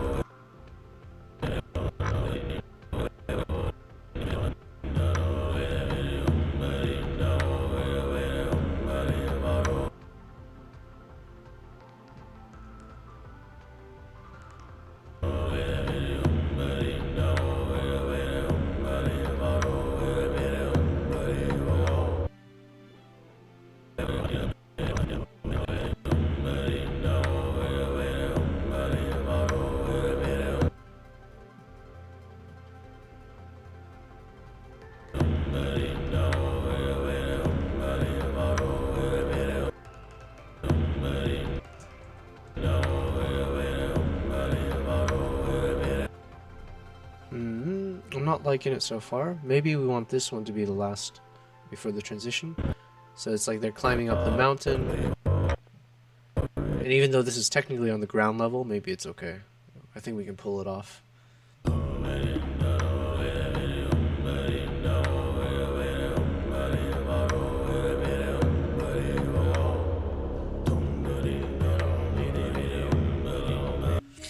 Okay, this is not bad.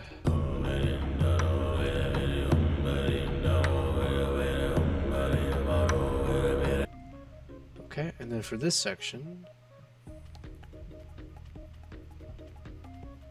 let's see if we can synchronize with the music a bit better.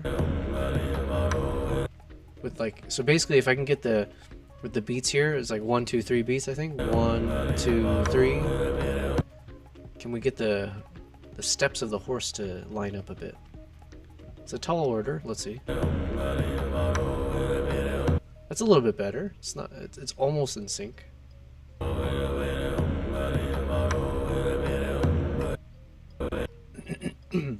How far can we take this?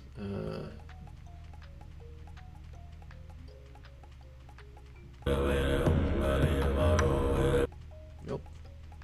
Might be the other way.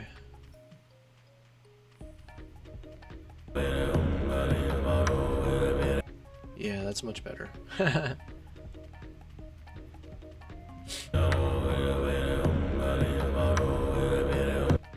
Nobody will notice this but me and you guys now that I mention it.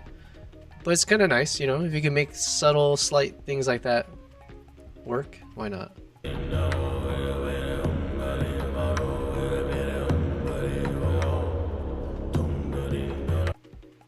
Okay, so then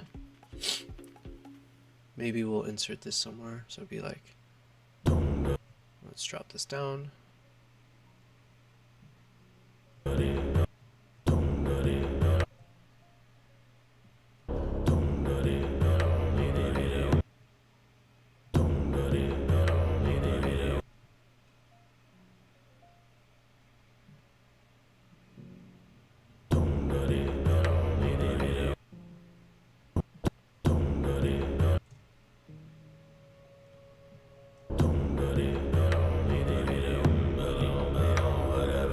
Okay, that's good. That's good. And that one could be almost the full length. And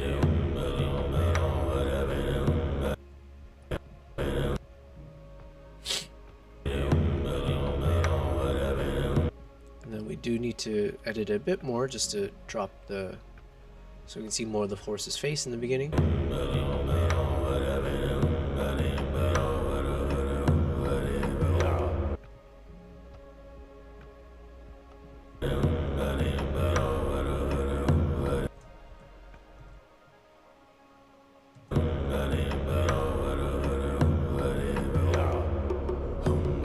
I like that. I like it as an ending just because it's a cool motion from the horse. So we'll keep that. Then it kicks off the next section. So before we go too far, let's see what we can update here.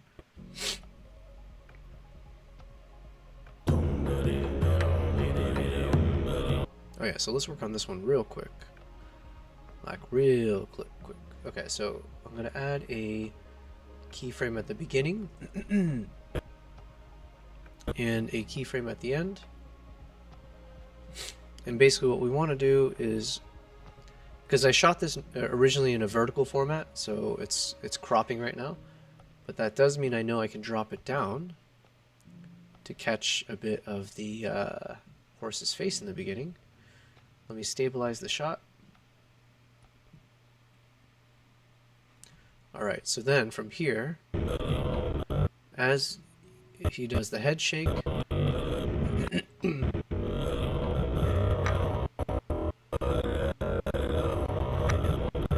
so somewhere here, I need to lift up the camera so we can catch all the action.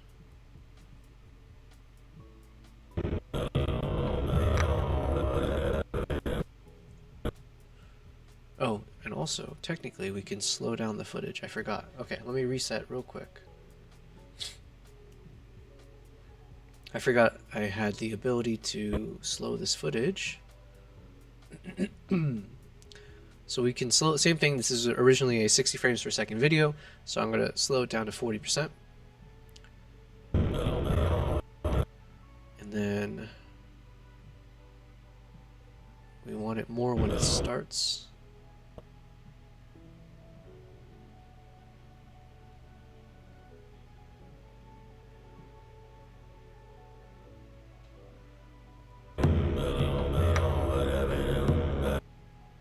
Okay, let's try this.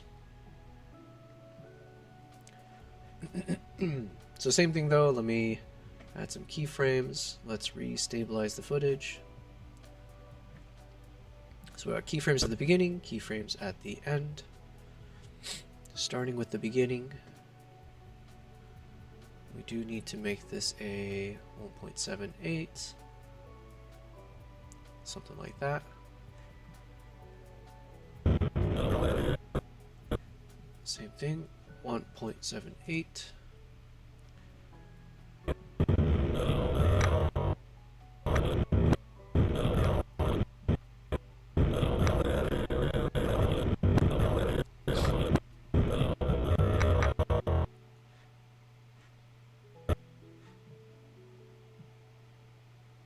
All its glory there.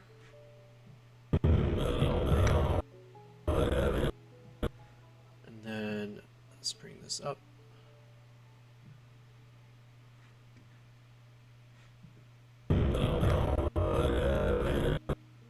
Okay. So I think we can get rid of this middle keyframe.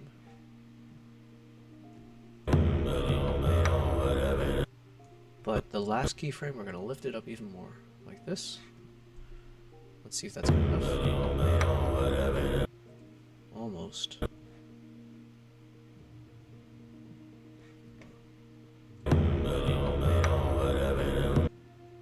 It's probably good enough.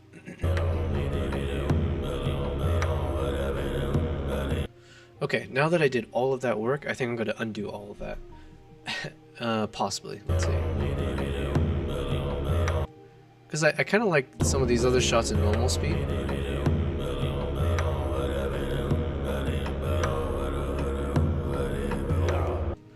Or I guess maybe it's a question of what if I make the others slow motion as well? Let's see.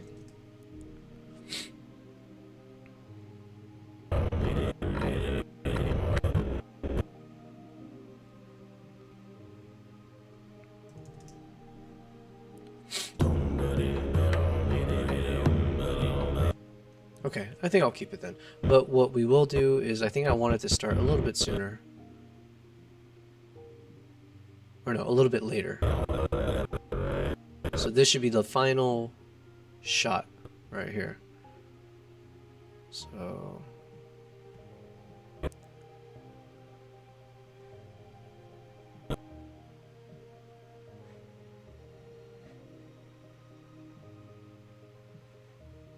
I'm going to remove the time frames from before. Remove those time frames. Alright, we're going to try again.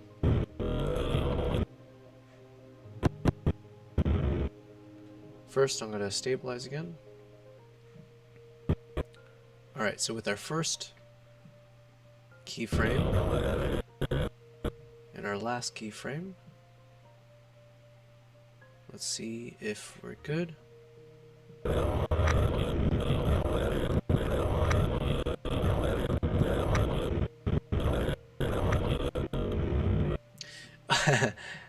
Okay, so I have a thought. My current thought is, what if I just do this, but I do it in reverse? Because that kind of looks cool. Question is, how simple is it? If I just hit the reverse speed, will it do everything I just did there? Kind of. So then, okay, so all I'm doing is I'm reversing the video clip, because it kind of looks cooler when you see a little bit of like a rewind effect, and then ending with the shot of him smiling at the camera, kind of. So what we're going to do is I'm going to redo the keyframes.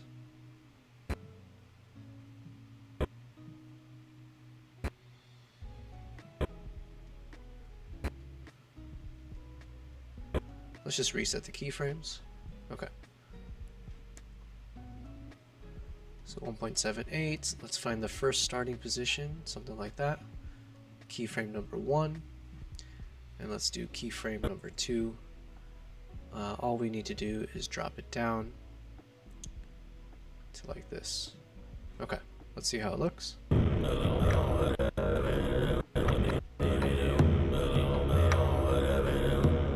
Yeah, why not?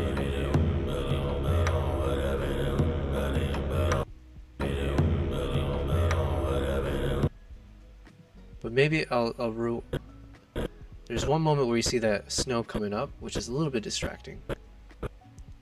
So maybe we want it to end like right here. Possibly, let's see. So if I bring it to here.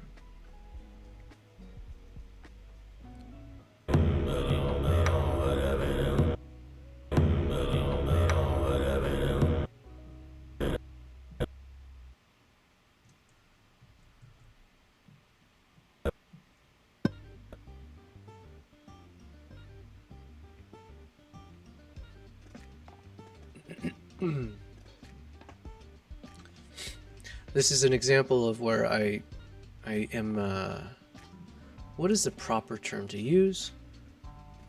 But you clearly see I'm spending way too much time, some would say, just to get one moment more exciting than maybe it deserves to be or should be.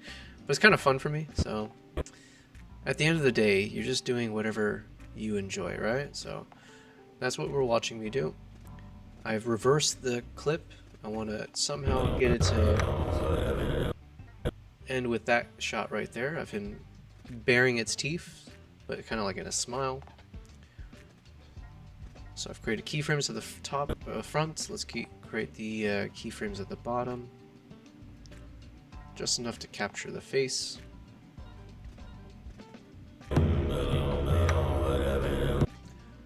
And then I need to I'm going to change it up again, actually. I don't like it. Here's my new thoughts. We're going to start it later.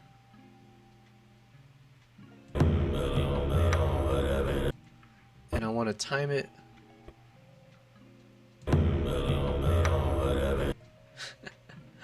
This might be too much, but we're already dug in deep. I'm thinking when that little tap sound in the music, if I can sync it with him smiling.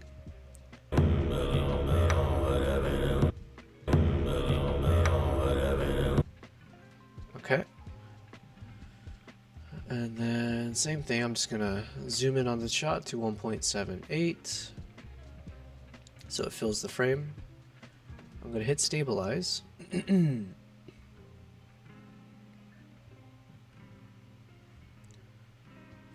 All right.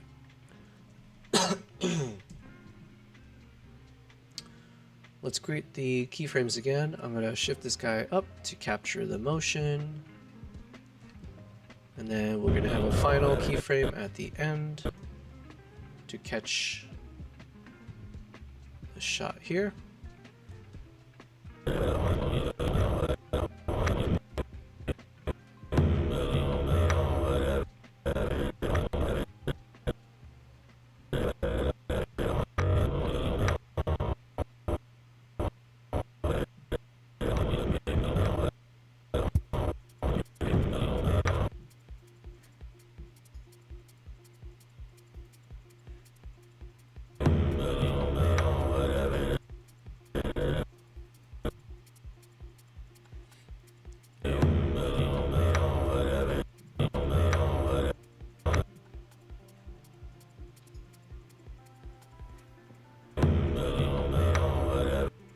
Okay, so there's a bit of a harsh stop there.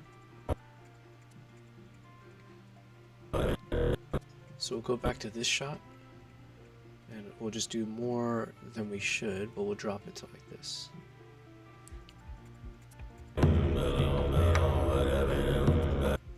Not bad. Just a little bit more.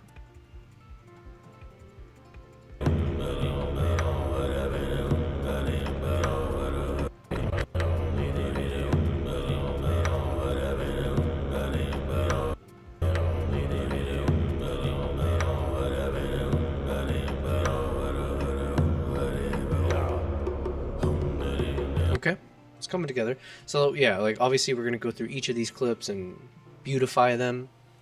But in terms of a sequence, in terms of the sequence of the story, I think it's making more sense than what we started with. So here they are on their way.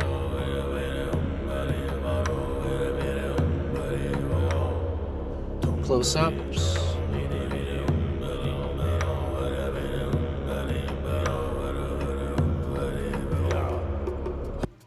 And then we jump into the group shots. So now let's take a look.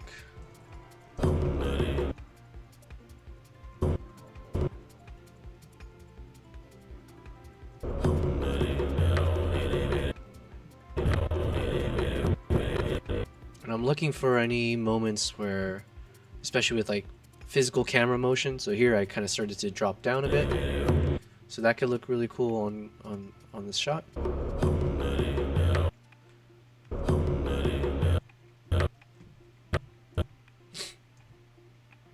So let's say this part, we could slow it down as well, but let's just see how it looks at normal speed, if I can stabilize it. I might like it at normal speed, because then we get through more of the motion.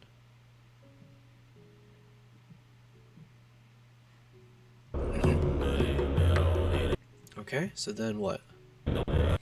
So then we don't use this one for now.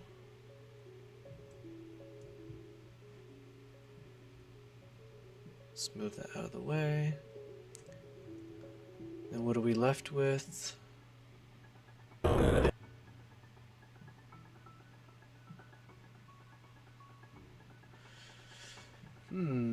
I totally forgot. We have the eagle shot at the end.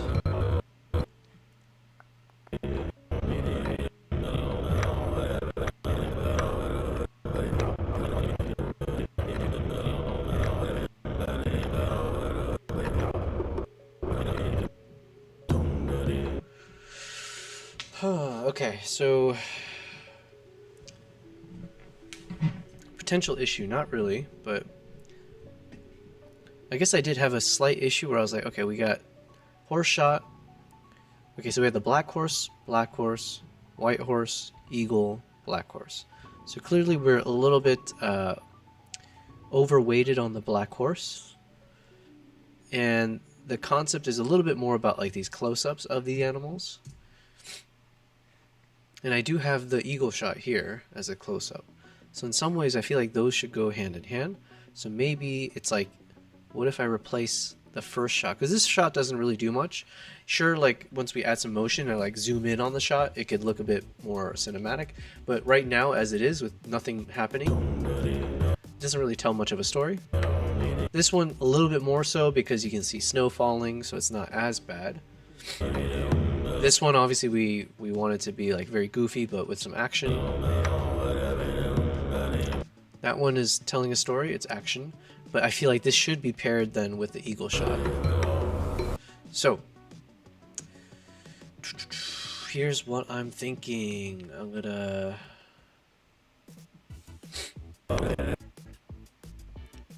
I am going to move some of these clips around. So we could start with this, but maybe just the halfway mark. So what if?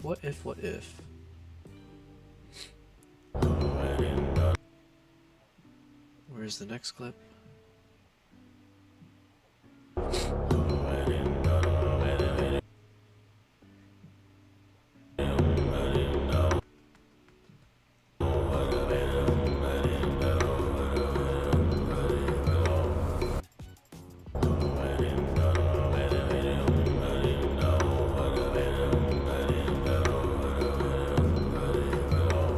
Something like... Oh wait, no, I needed this one. 1 second. I knew something was off. Okay. So this one comes in.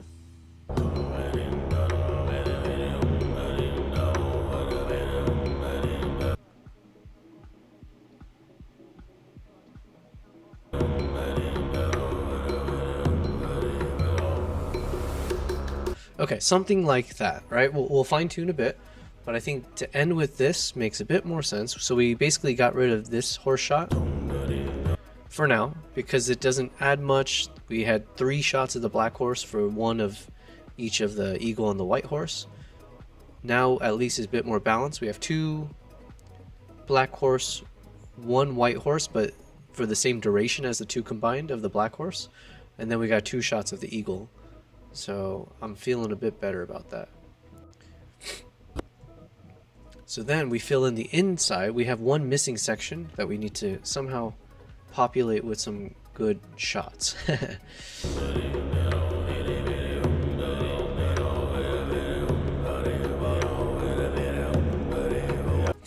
And unfortunately, I think I'm running out of material. Well, these ones could fit.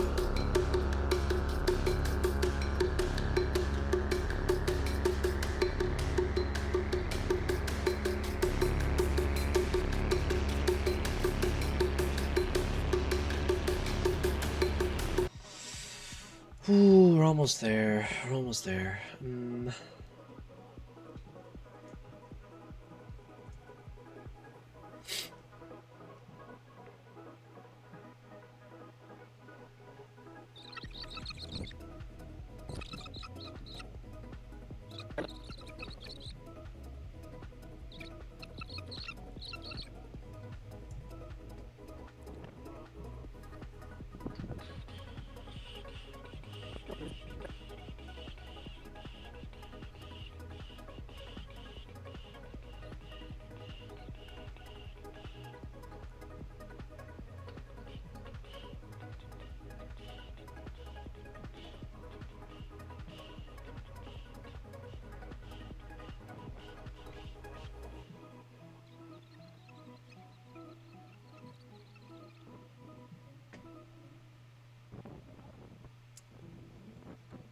So we could do a whole section maybe on these guys up in the mountain, maybe at the top, and then the rest is them coming back down the mountain.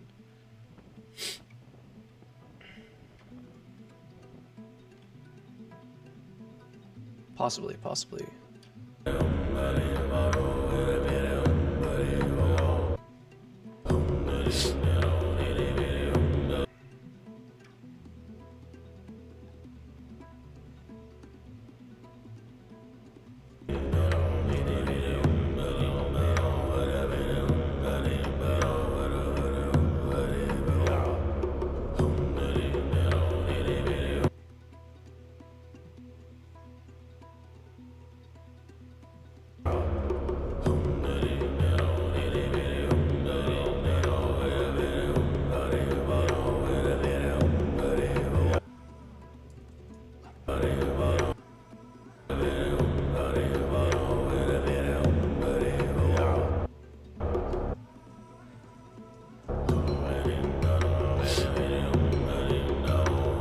So we're missing an entire section here.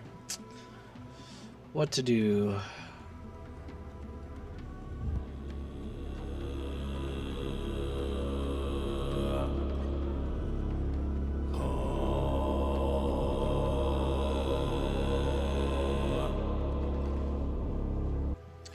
Okay, I am at a loss in terms of what to do here. So, also, unfortunately, I think I'm gonna finally have to break my record on the 14th day. I really need to take a piss. So, unfortunately, we could not do my entire career of streaming where I can say I've never taken a bathroom break. So we're gonna break that record today. I know, Adora, it was a good streak. I just have that as like an overlay. You know, it's like when people have the however many days without an accident in the workplace. I know, and I kind of I jinxed it, you know? I jinxed it. I was just bragging about it. But I think it's just like as I'm looking at this, also I drank a lot more. So when I took my other break, I took one of these sparkling sodas. So really, I'm gonna blame it on the San Pellegrino. I should have taken one more of the Mason Perrier flavored soda, who will be my eventual sponsor, I'm sure. But yeah, you know what? It's also a good time because I need to take a break from the screen. Maybe pissing will give me some new, fresh ideas.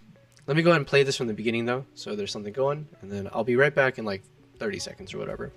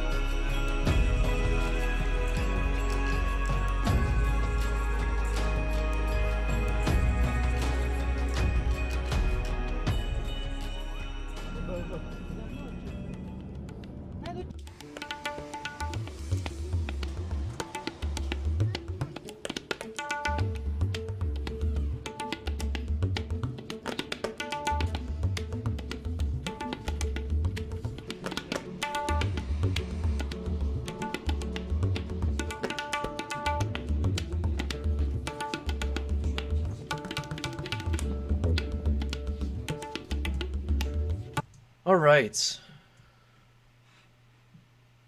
Fresh bladder, clear eyes, full hearts. What is the phrase? So the challenge that we have with this chapter is that I think I got the cadence down. Cadence is down, but now I'm missing an entire section to use. So like for instance here we're fine.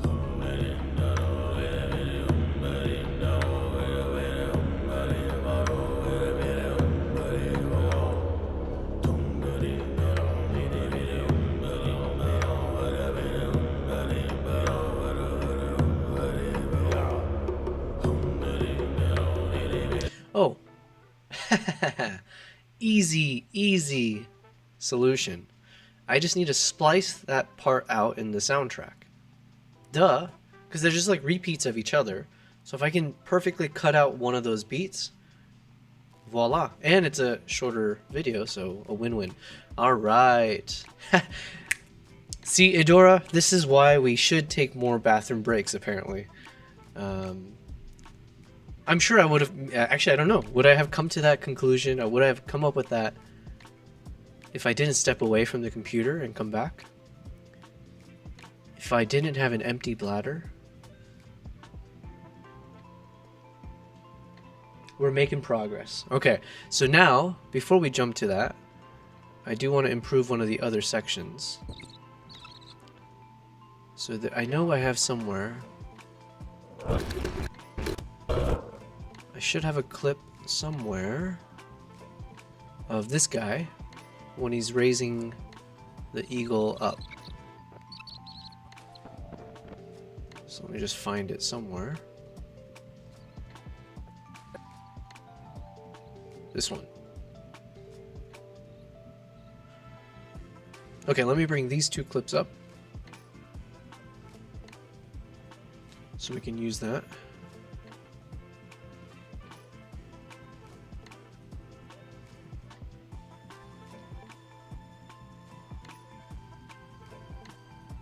Because here it's obviously a repeat, so I don't want to use the same shot. If we got this, like we don't need, yeah, we just need to choose one of these. So which one looks better?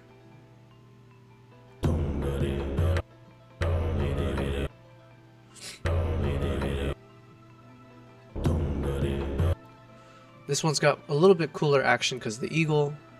It's a bit of a darker vibe. So I'll put this up top.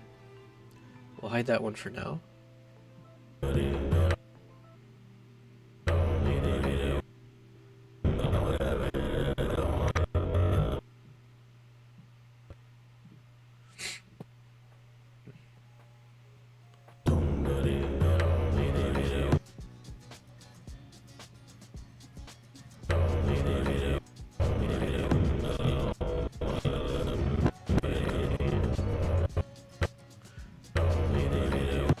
All right, let's see if we can make this portion work.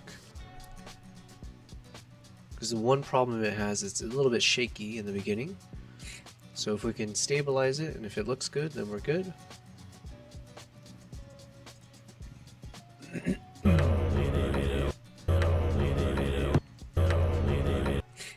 It's not good, which is fine. We just gotta cut it from somewhere else. So from here, maybe.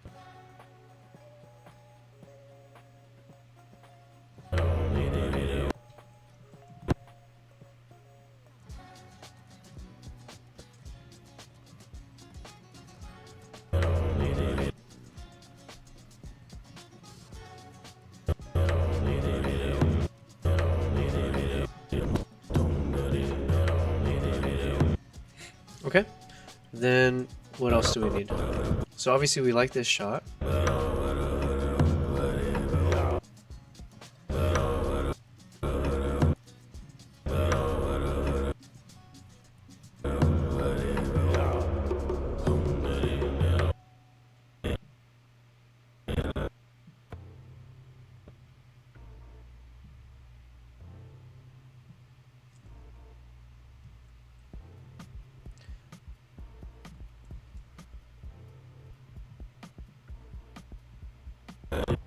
Alright, so this is where we'll bring in this one, maybe.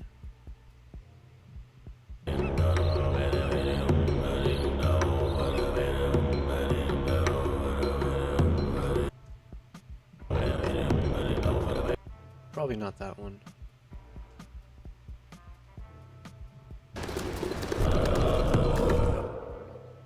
So one of these moments. So maybe from here. Sneeze coming up.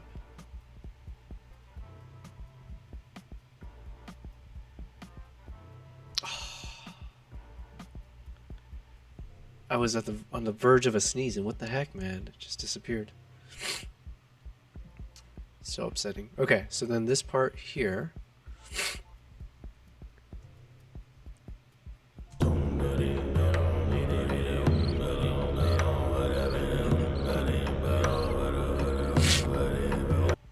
I think I need to increase some of these others just to fill in the space. So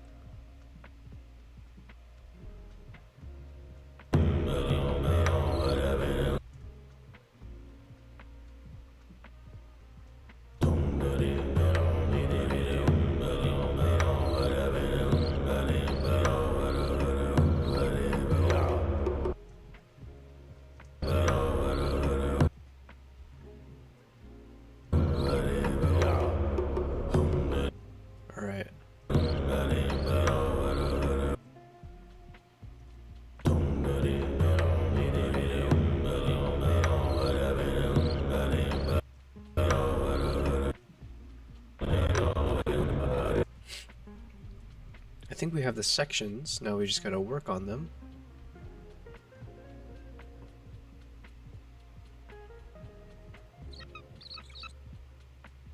Okay, let's work with it.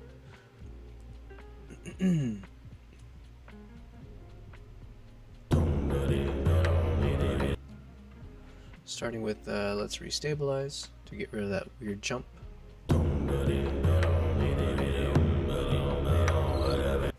Same thing with this one.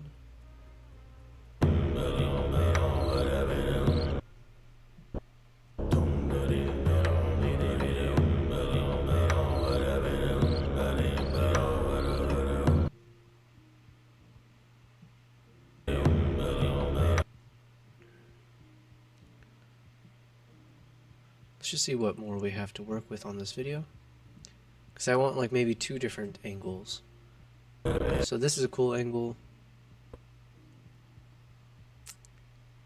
This is more of the previous. So maybe if we get a shot from this angle as it lifts its head, so like this to that. Okay. And then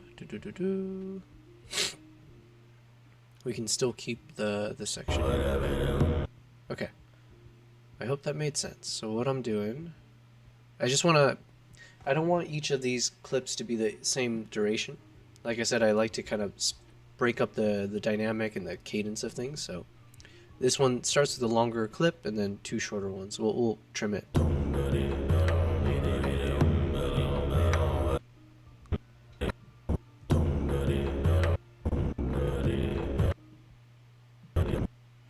And then one thing I want to try is, what if we do slow motion on this guy?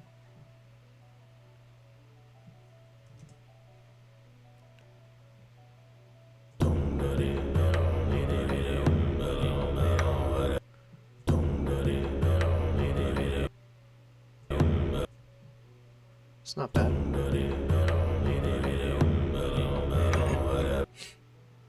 And then here, let's see.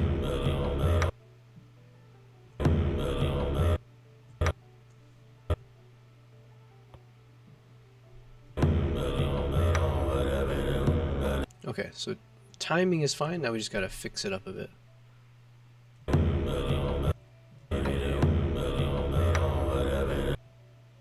Same thing, maybe we'll try to slow motion everything, just for consistency's sake.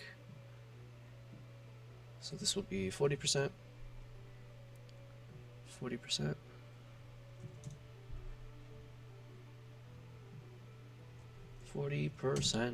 And this one we'll have to spend a bit more time, so.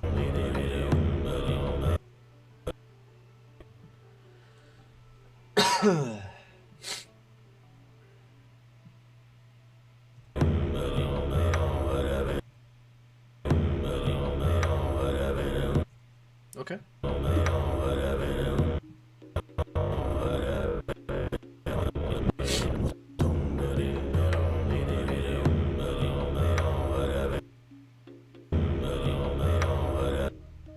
I think I need to make it start a little bit sooner, just like 1 frame. Let's try 1 more frame.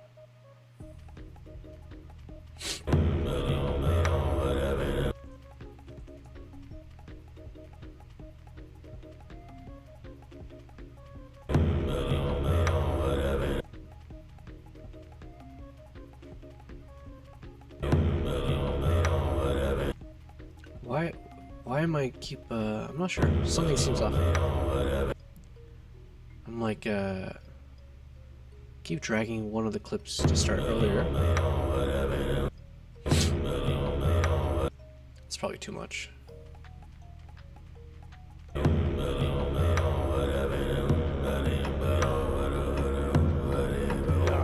Okay. So then the next clip.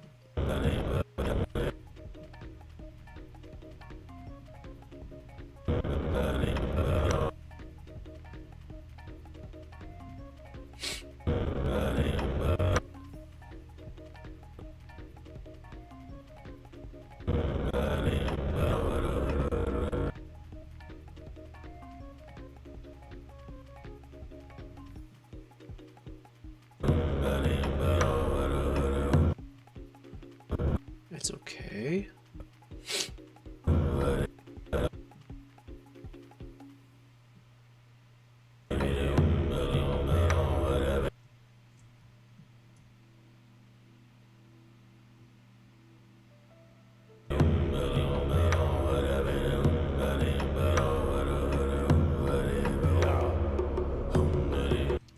So then for this last clip, we need to add a bit of speed ramps. So wish me luck on that, because I've had pretty bad luck with DaVinci on this.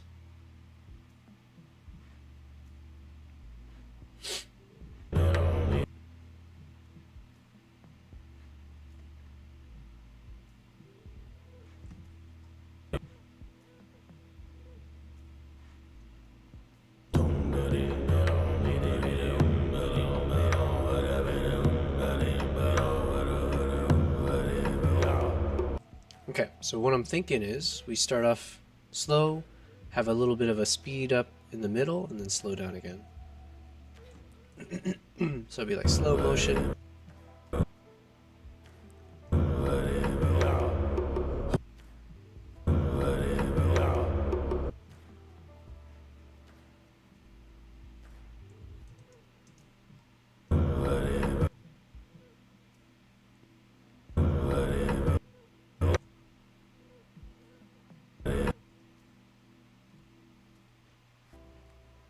So I'm going to add a speed point here.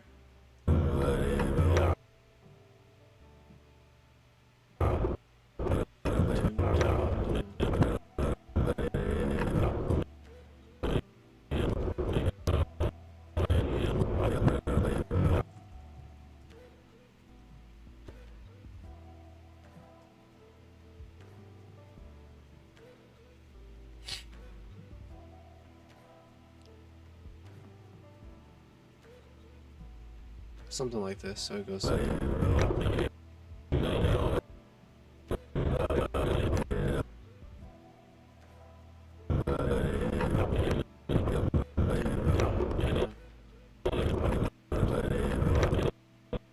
Up to here somewhere, yeah.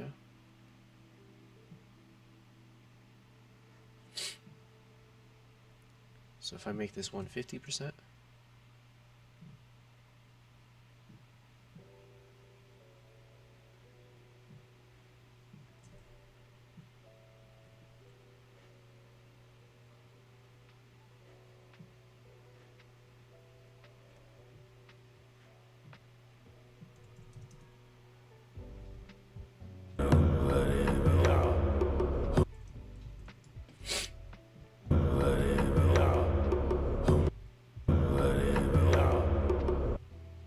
Okay, so then can we get rid of that weird...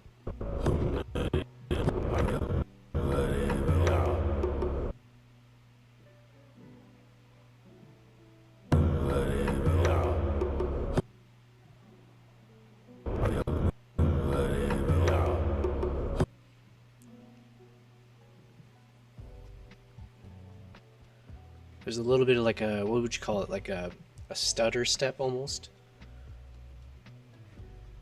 So the hope is that if we can stabilize it a bit, can we get rid of that?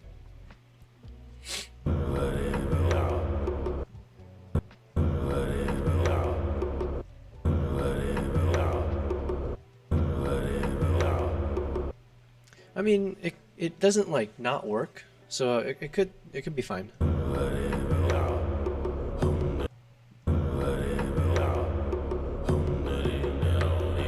Alright, let's say it works for now. I think it's okay.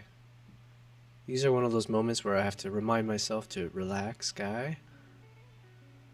It's all good.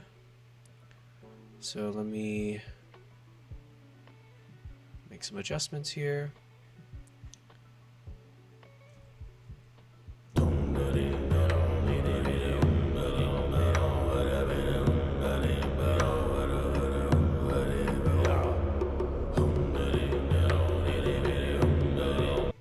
Okay. I mean, in an ideal world, I can split this clip into two, but I just don't know if I have... Maybe if I do like what if we do like a jump zoom? So from here... So here...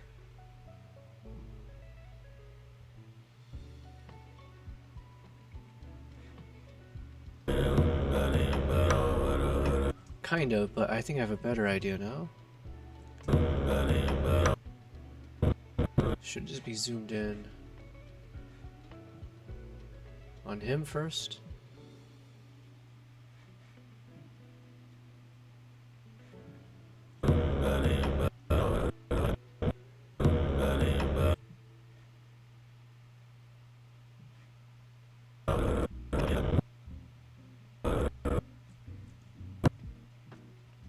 What if I have it start on him and then jump up to the eagle and then try to speed up the middle?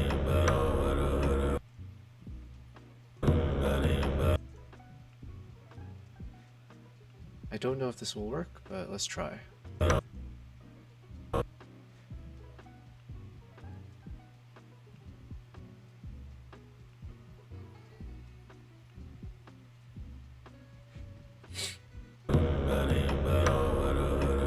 Kind of. Kind of.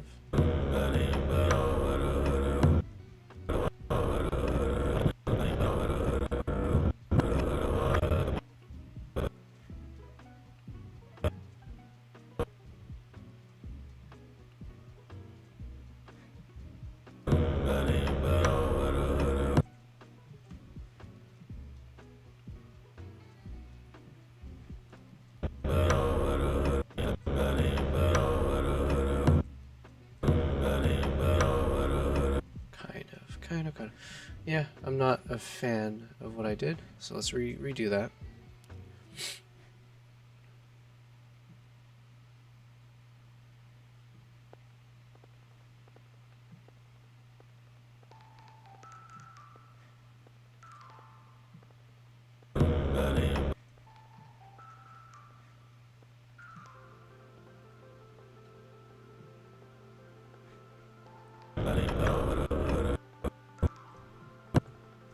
I think I'll still try to do kind of a going from a panning down to up with a decent amount of zoom as we go.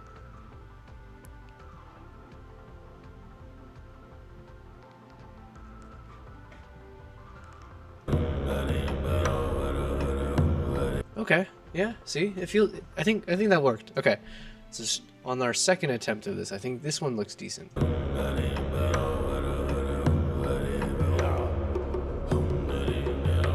We're getting there.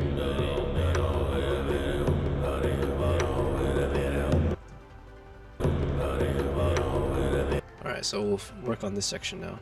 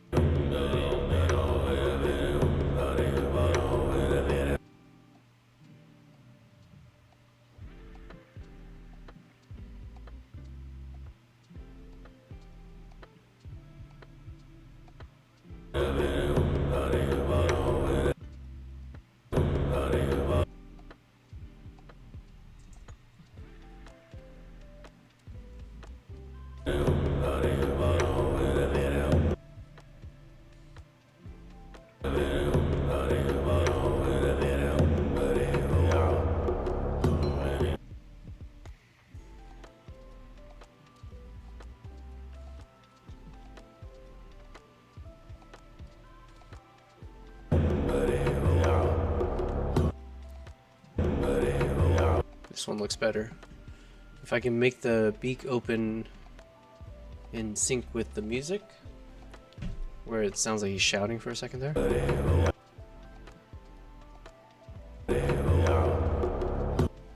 Almost.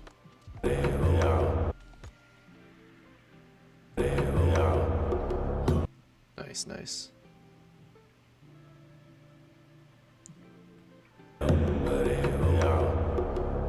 Perfect. All right, we're getting there.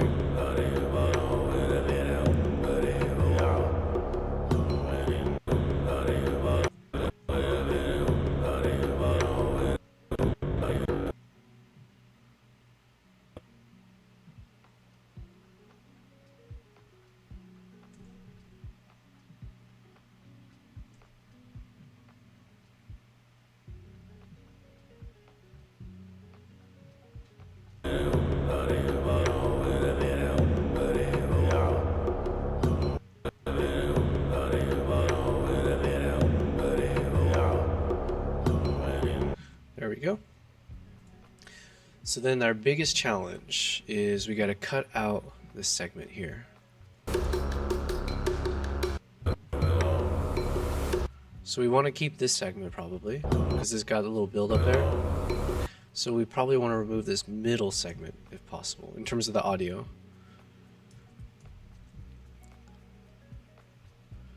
Let's see how lucky we're feeling.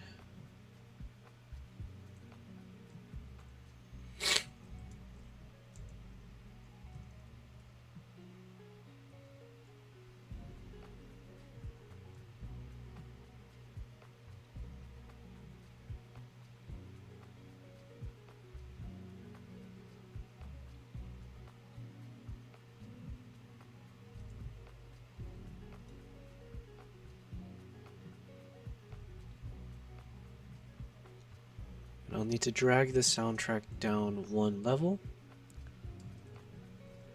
and we'll have to see if it blends together or not.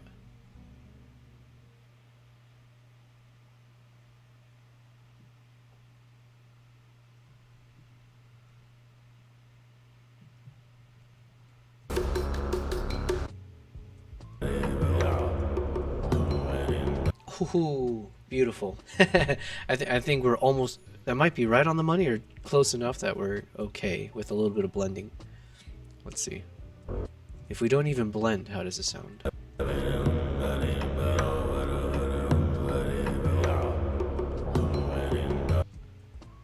Imperceptible. Imperceptible. That's good. Ooh, okay. So let's hear it from the beginning and just get a general sense if the sequence is okay.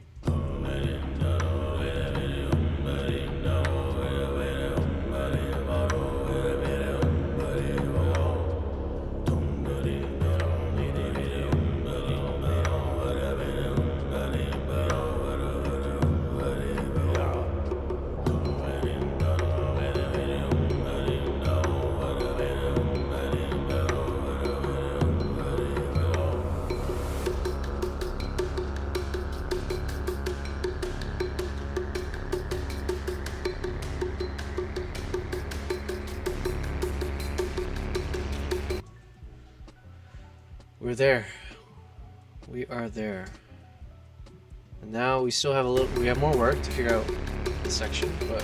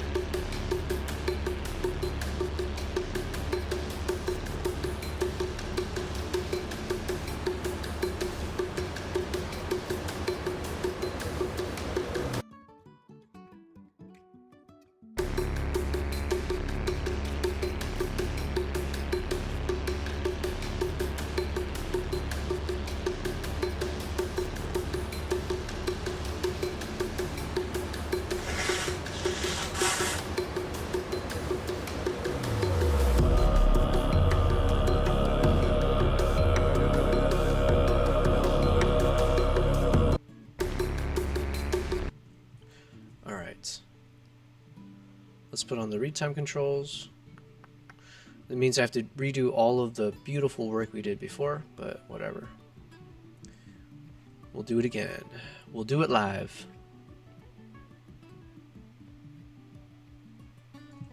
So let's delete. Oh, I did not want to do that.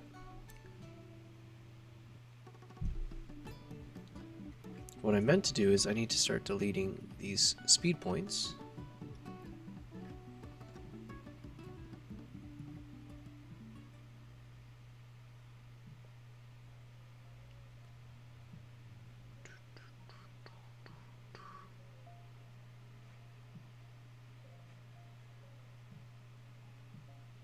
Okay, so we want this to be 20% speed.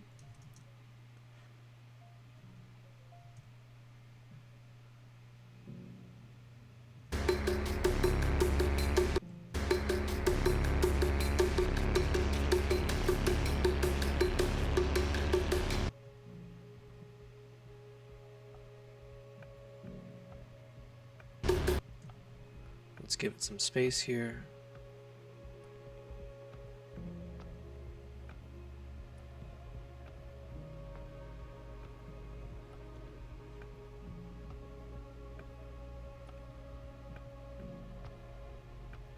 Okay.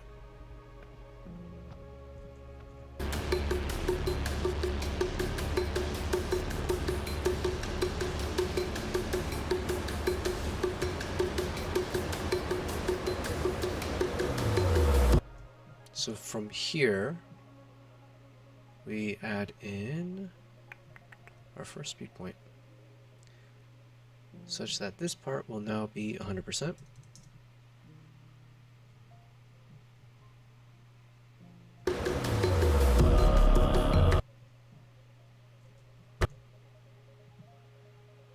This part will be 20%.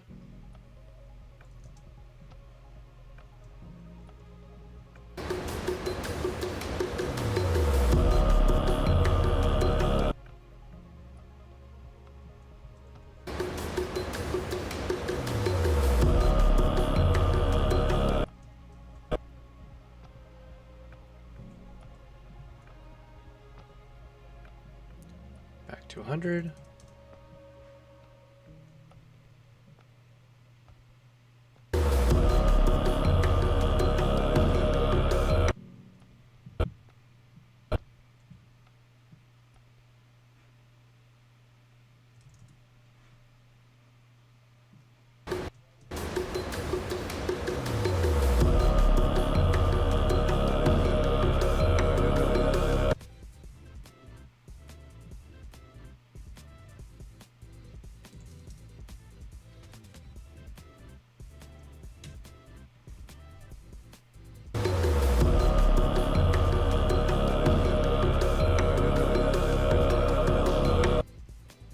Almost there.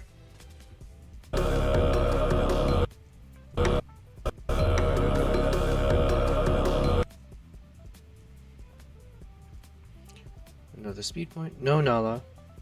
I think you smell. Alright, 20%.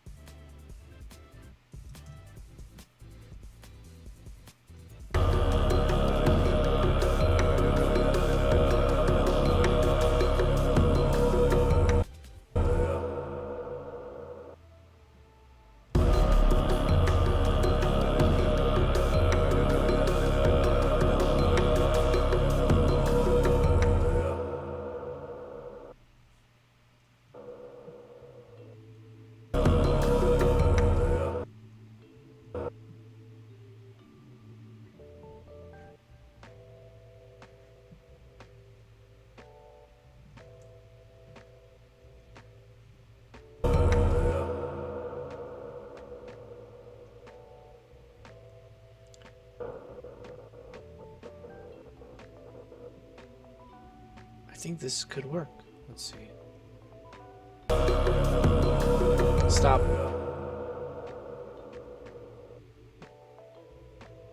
Maybe if I make this last bit 110% again?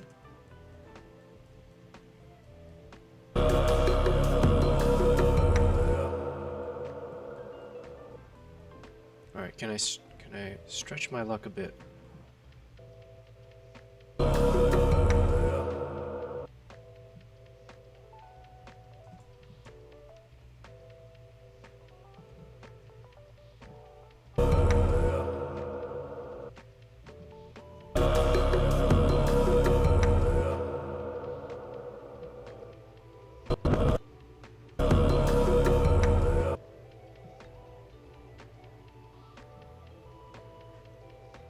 What if I make it 120?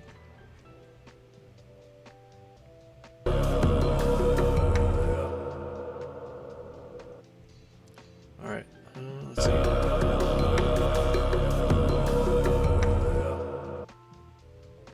We're gonna keep pushing our luck here. I'm gonna make this 130% speed, maybe?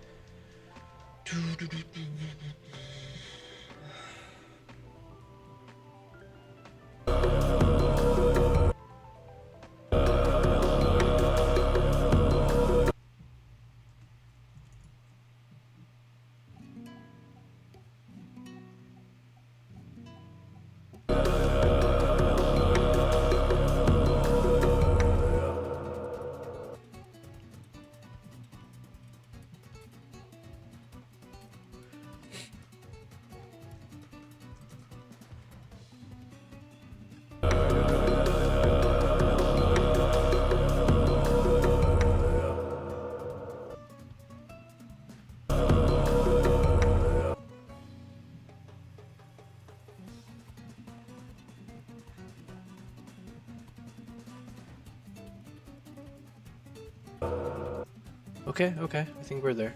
And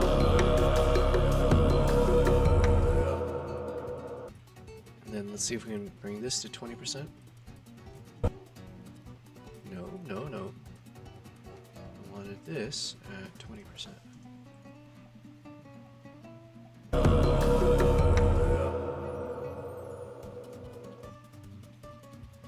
Okay, we're getting there. So this one, let me try to drop it to 140.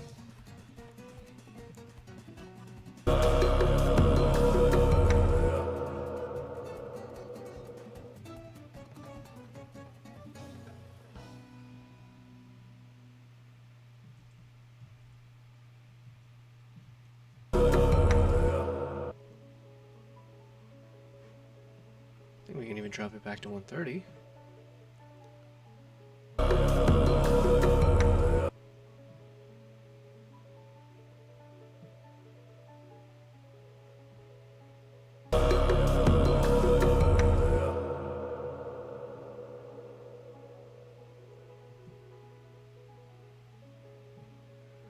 I think this is fine.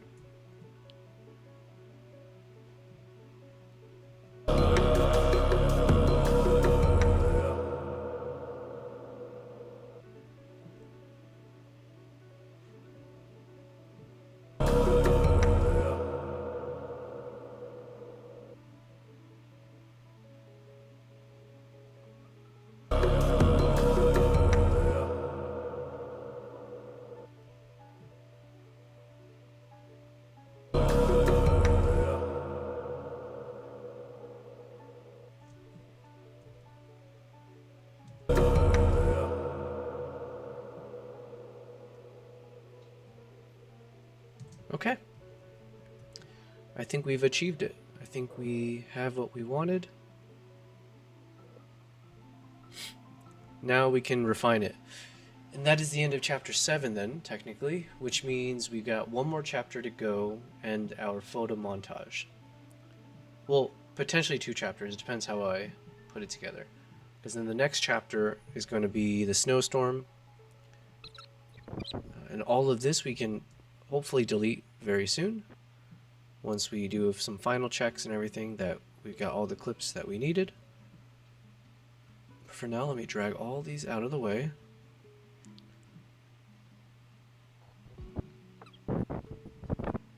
Yeah, all of this is fine.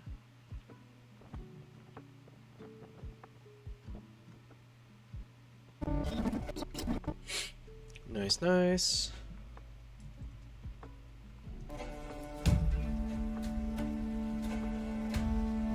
That might be the next soundtrack we use.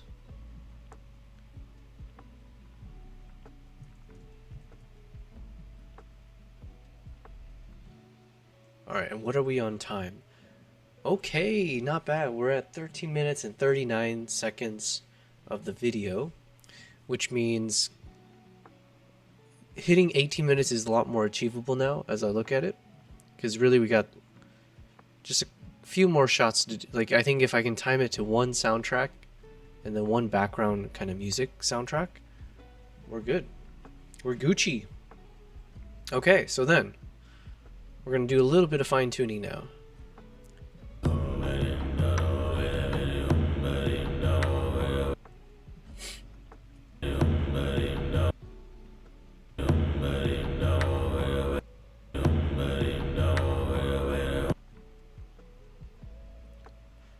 Fine tuning as in I'm going to take each shot, we're going to just make sure they're stable. So we're going to do a little bit of stabilization to each of them. We're going to add a little bit of zoom effect for most of the shots. Just to add a bit of cinnamon to the shot. We'd like to add cinnamon. Same thing here. So we've basically finished trimming the fat, now we're adding the cinnamon. We're cooking, as they say. Whoops.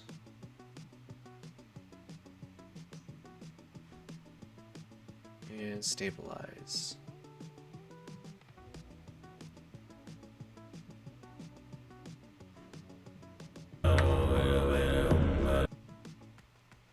This is usually all I do to kind of make the shot feel a bit more cinematic. I will stabilize the shot. We'll figure out the right like the timing of the shots to feel like it really fits with the music. But then in terms of like any of the visual effects, I tend to just focus on adding a little bit of zoom. And generally speaking, it's either zooming in or zooming out from the start of the footage all the way to the end.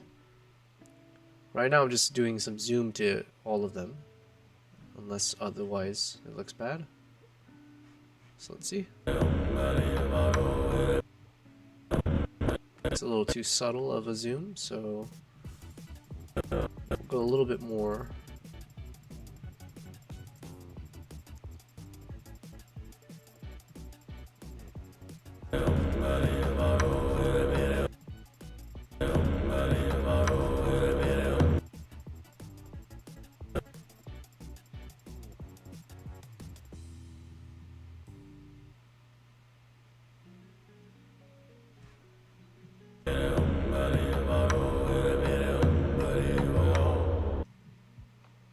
Same thing.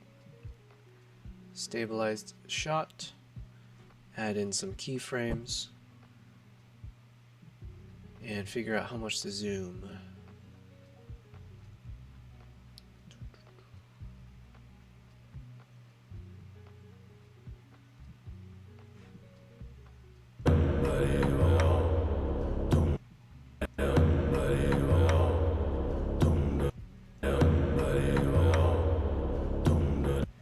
Not bad.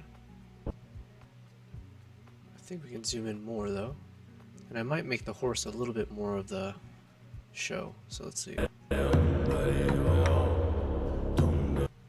Nice.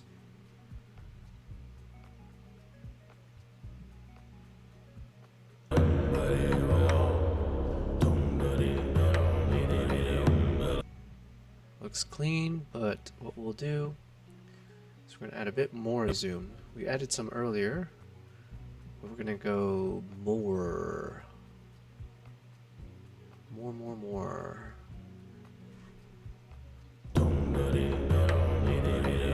That looks cool.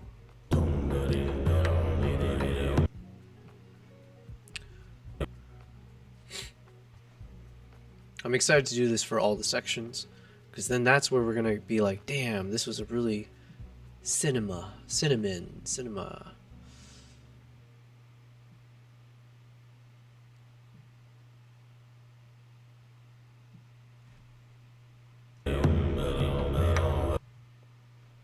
Okay. Same thing. It's so simple. When you look at it like back to back, in terms of the types of editing I do, there's no craziness to it. The craziness is really in the steps that we just finished, right? Which is like more just around, do I see with all the clips, is there a potential story there? So which of these clips do I use? How does it line up with the music? Is there a moment in the music that synchronizes with potential clips? So that is actually the tougher part, in my opinion, of what I do. When it comes to this part, like making the scenes actually feel magical, cinematic, and all that, I don't do anything crazy. It really is as simple as what you're seeing me do. Just kind of zooming in. A lot of zooms, a lot of stable shots. Yeah.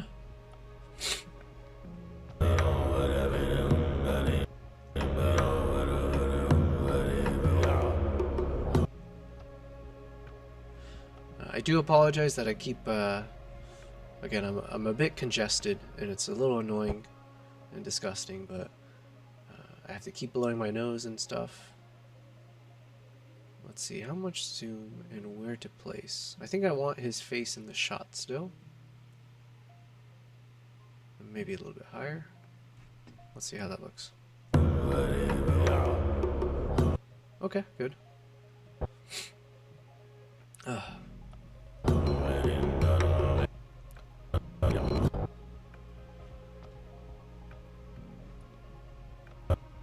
But it is a very tedious task. But it's a happy task, because it's like, oh, now I can shut off a part of my brain that's been taxed with all the more creative efforts. This one is just more autopilot.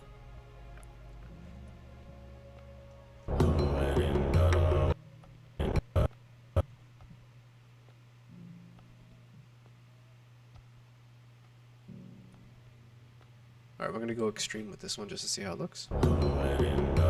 Nice, I like it. I like it. Keep going, so then here, we'll stabilize the shot.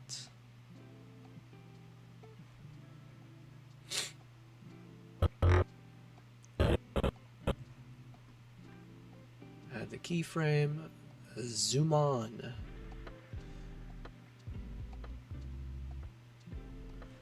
The cinnamon is in the zoom.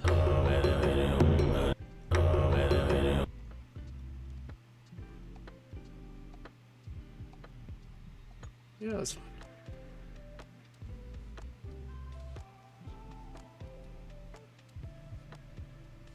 Yeah, maybe we'll give it a little bit of left to right motion.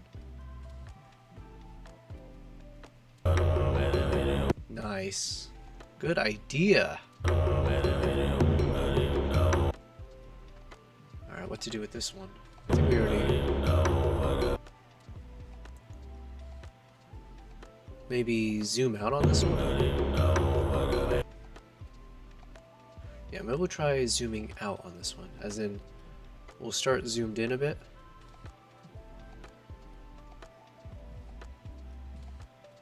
Oops. And then it'll zoom out from there.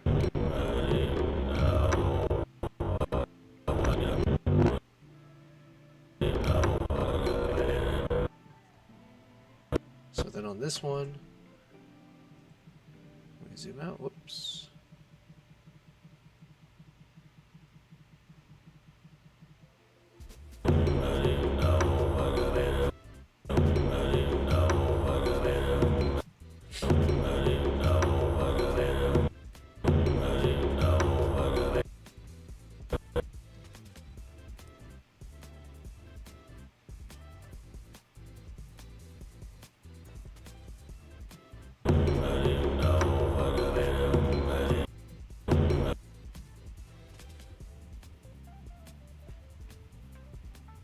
I think I zoomed in a little too much, so lighten it up a bit.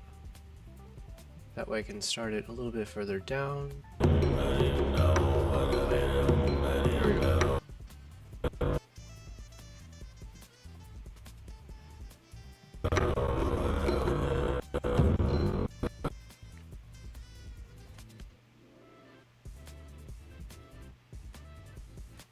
Maybe we'll do the same thing for, let's see.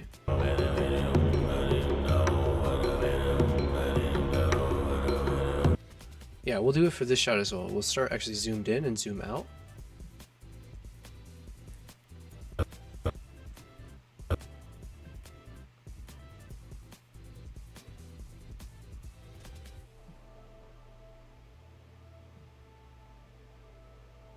We'll kind of frame them together like this.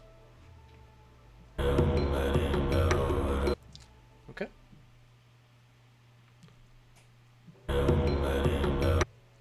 Maybe a little too much zoom because I want to see more of the wings. So we'll unexaggerate it a little bit.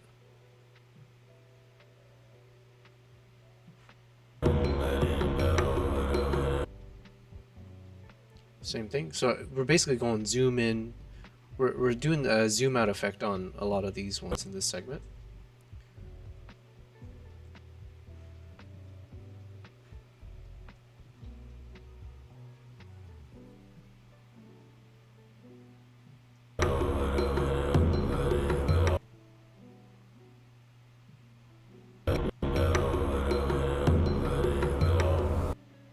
I guess we can do the same for the last one too. Let's see how it looks.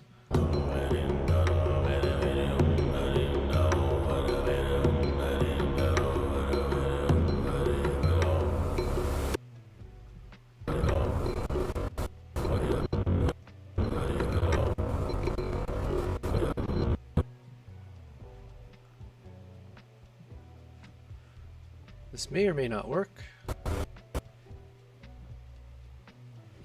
We're going to try zooming out this time on the shot.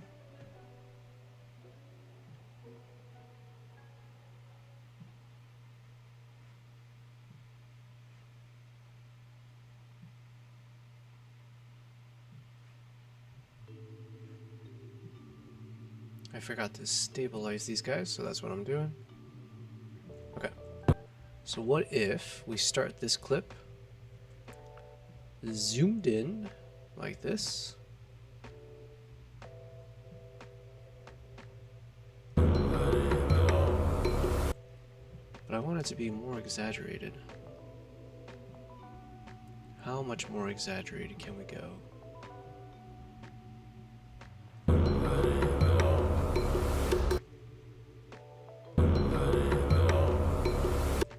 That's not too exaggerated.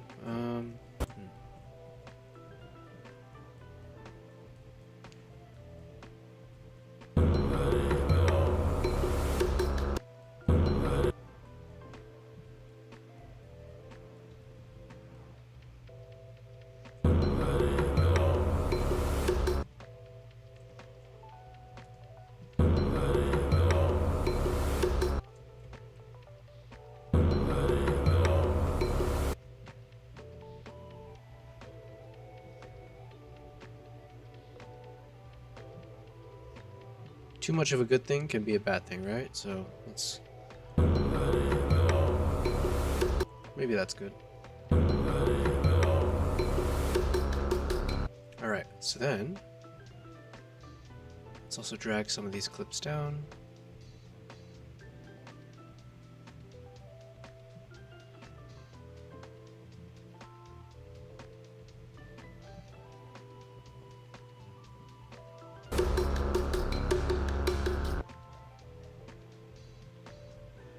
Same thing, we're just going to add a little bit of a light zoom on all of this. But we're chugging. We're getting, as we say, we are getting our cinnamon on here. This is very, very cinematic, I think. Or it's getting there. I just got to be careful I don't do too much zoom. But I think that was... maybe this is fine. Let's stabilize the clip.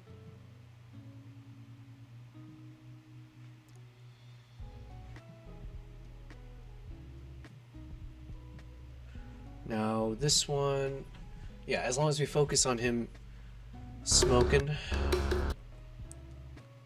So yeah, we'll see how much to zoom. I might even zoom in more towards the right, towards him, if needed, but otherwise it looks okay centered.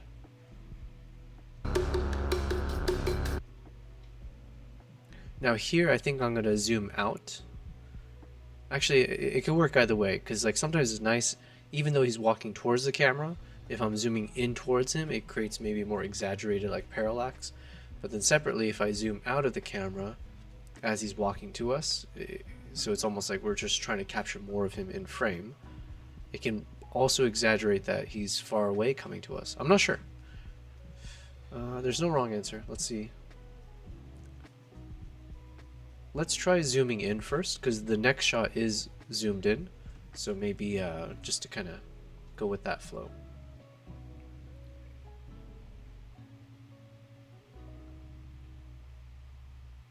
Something like this.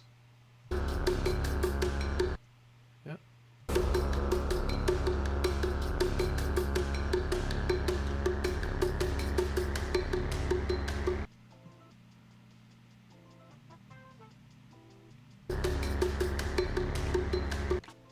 Alright, then we have this nice little blend.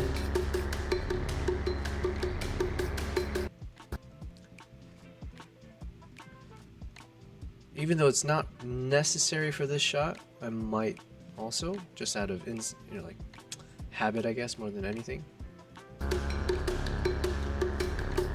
might add a little bit of zoom still, even if the moment doesn't really call for it. Let's just see, just a slight amount, you know, just a touch.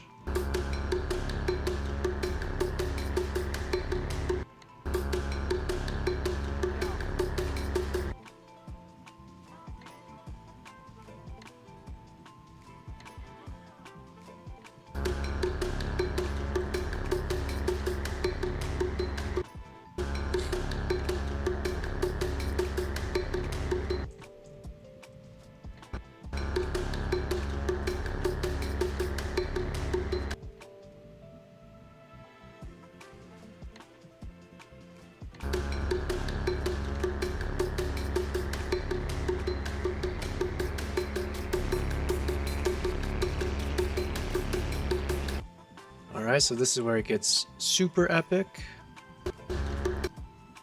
Let's draw these ones down.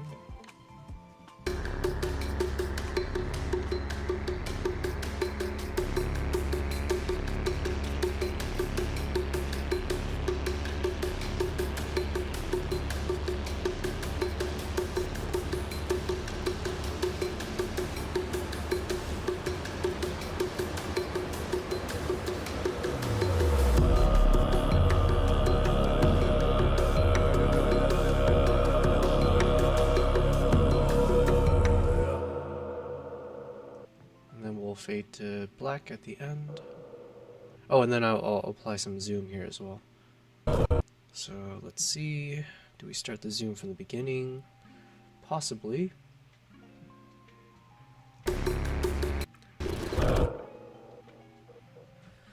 But by this point, we will have zoomed in.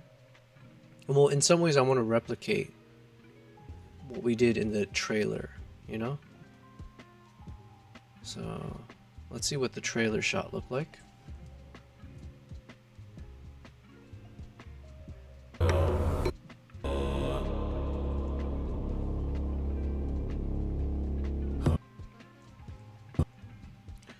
I zoomed in at 1.43, 70, 524. 143, 70, 524. 143, 70, 524.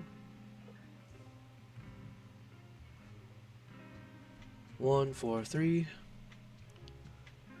70, 524.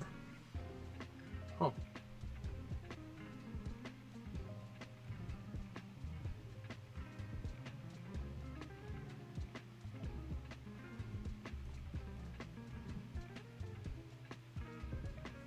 Oh yeah, it's because I forgot.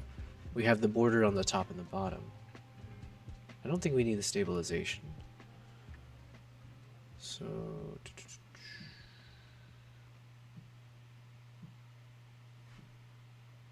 all right, let's check that out.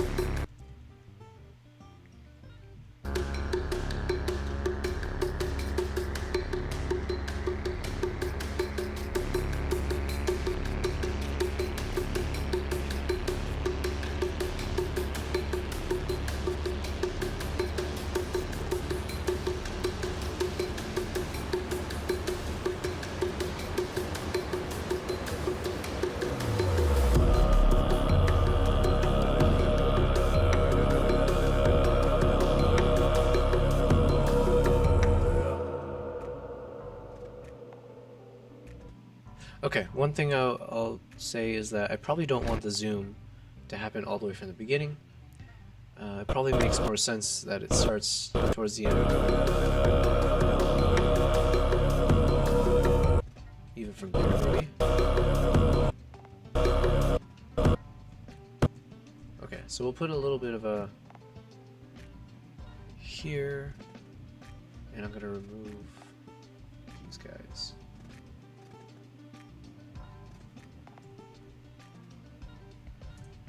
Because I think zooming in all the way from the beginning and like having it, I just don't like it as much. Okay,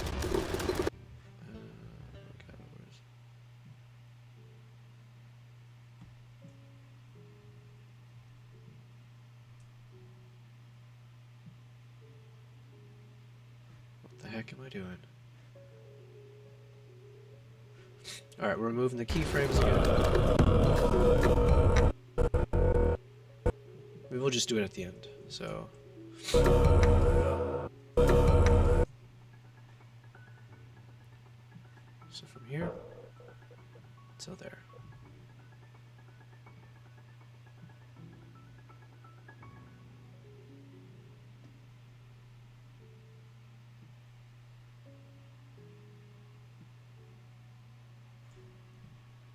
And scene.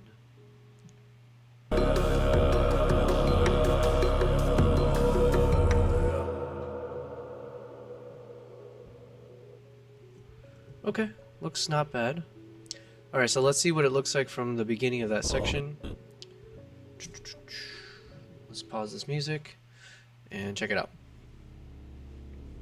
So there'll be a little bit of voiceover here where I say something about like, yep, blah blah blah, snow picked up, but I was able to capture it. Blah blah blah, enjoy.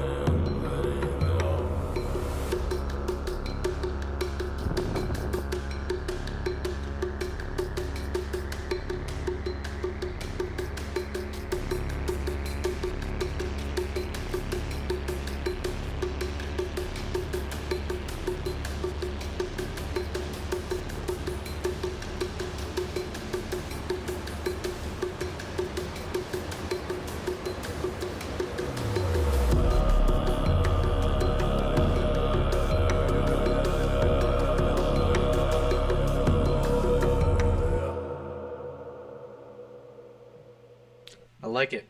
I like it. We're good. We're good. We're Gucci. Okay.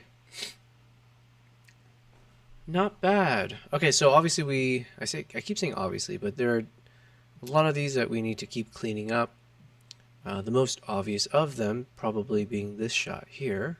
Not this one, the next one. Here looks quite different from the previous one.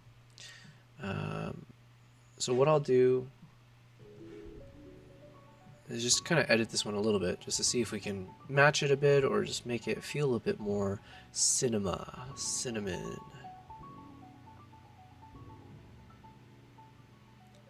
I'm adding a little bit of a fade to this one. So like one of the easiest ways to do that is I'm just lifting up the bottom end of the curve, and it's basically cutting out a lot of the black that used to be there and lifting up the lights essentially. I feel like that matches more with this one anyways. So yeah, we're Gucci. But this one also, I might just try a little bit of that. Just a little bit of a lift in the blacks.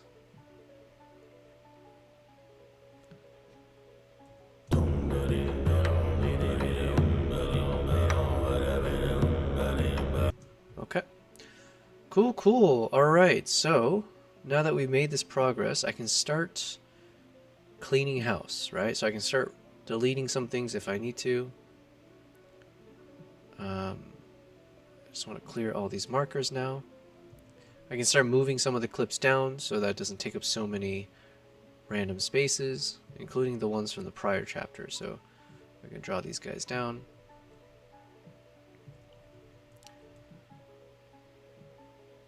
We can keep looking for the shots that we want to delete. So we can probably get rid of that. Get rid of that. We can bring all of this down. Oh, it feels so good when I do this. It's almost like therapeutic when I'm getting to clean things up, see what I can organize, what I can delete, because we now know we don't need it.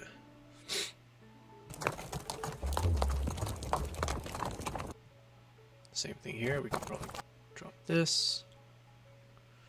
Doesn't mean we're done, because obviously there might be moments where we want to add better transitions in between, but for now I do want to do the best of my ability. I want to drop as many of these things in its place. 신반 이거 한트 사운드. Oh yeah, there's one audio that needs to be muted still over here.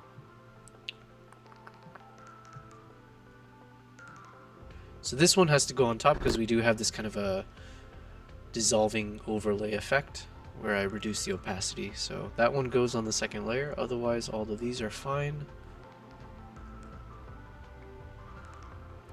Ooh, and we get to do the other fun stuff, which is let's start color coding a little bit. So this way I can better distinguish between all the chapters that we worked on. So this is the trailer. Then we got chapter 1 in the gold. Got chapter 2. Chapter 3 in the green, although I think they're not. Could just be me, but I think they all are slightly different. Let me see if I can. Nope, I guess they all are. Then why does these three look different from the... Alright, this is where I guess maybe you can say a little bit of OCD is kicking in. But let's move on. Okay, so then here we got one that we do need to change. This is chapter 4.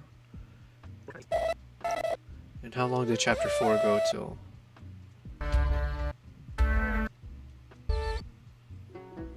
Chapter 5. Okay, so all of this is chapter 4. Let's bring it down.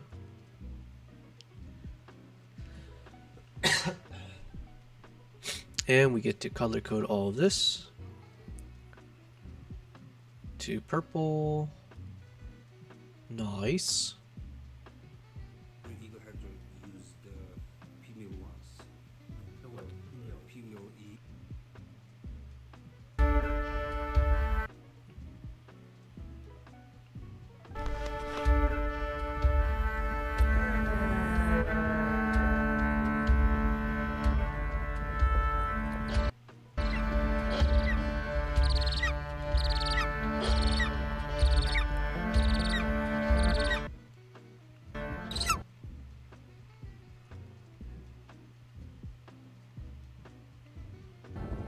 So it's our duck. Okay, here I can replace... Oh, wait, no. What did I need to do with this one? I needed to... Because I was lazy with it. Because technically the video on top is a 1080p video that I created from a year ago during the trip. So I might need to upscale this footage.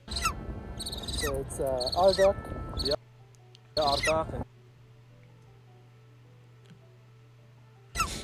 So it's our duck. Yeah, our duck and Ayala. Ayala is the eagle. Yes. What about the horse? No, nothing up to me. No. But this is a good example of one we can do where I can put it through Topaz actually. So let's open up Topaz, or at the very least let me set it up because I think I have to reinstall the latest version. Actually, this will also be a good test of how much can my PC handle, because Topaz is pretty heavy of a file. So this is Topaz, just as an FYI. So here it looks like there's another... They do updates all the time. It's pretty crazy. It's a good thing.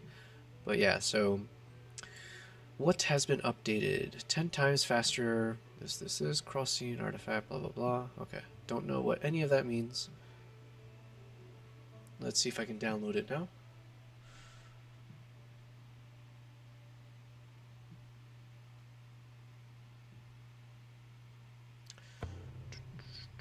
think it crashed. Yeah, I was gonna say, that is one thing. Yeah, so it did crash. So here I am trying to talk it up as an amazing tool, which it is. But it's a really, really heavy, computer-intensive tool. So as you can see, trying to run Topaz at the same time I had DaVinci open was a little bit too much for it at the time. Also with my OBS and streaming. That's unfortunate. So maybe we'll get to it. Maybe if I deactivate this thing, I can show it later. Alright, so then either way, I do know what I need to do on this one, which is I'm going to reduce this volume a bit. Let's replace the one down there.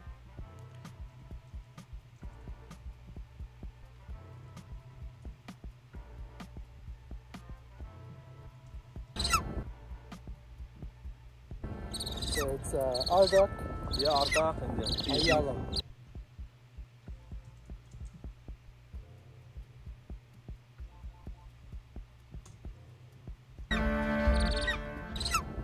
So it's Ardak.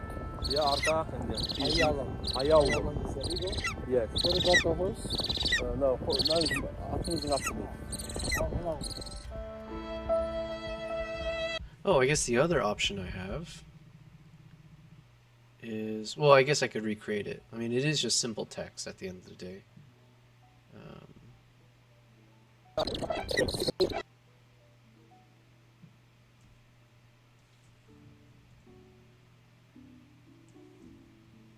Yeah, because the quality difference is noticeable.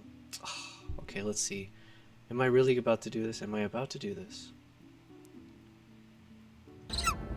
So it's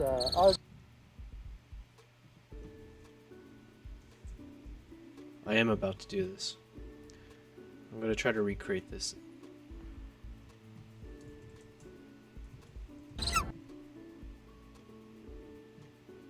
And I'm going to utilize the tool. I do apologize. Someone on stream a few days ago gave me the good suggestion where you can do some opacity to just kind of help see what's behind this one and see if I can line it up.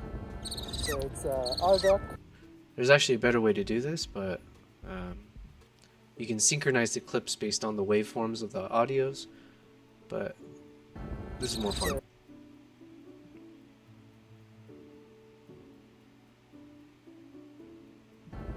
So it's Ardak. Yeah. Let's see how close I can get. So it's Ardak. Yeah, Ardak and Ayalam. Ayalam is the eagle. Yes. Oh, I think I got it bang on right here. Let's see. So it's Ardak. Yeah. Ardak and Ayalam. Ayalam is the eagle. Yes. What about the horse? So it's Ardak.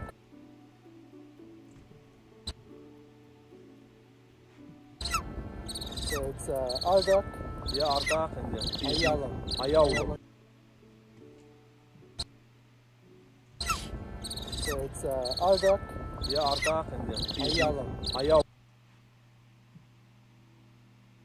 Ooh, that's perfect. The things that I get excited about are just so stupid. Okay, but now that I've done that, Adora, are you in your flow state? Man, I've been in my flow state all day.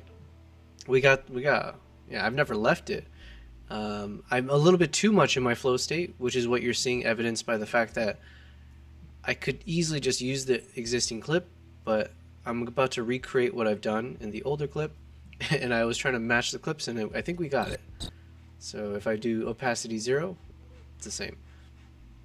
But the reason I'm doing that is because this shot on top is the fully color graded version of the shot. So the colors are much poppier. It's also in 4K, whereas the one that I put in as a placeholder is in 1080. It's an HD video, and the quality is not as good, which you can always fix later, but I decided we're gonna work with this one. So it's Ardak. Yeah, Ardak and Ayalam. Ayalam is the eagle. Yes. What about the horse? No, atımızın aslında.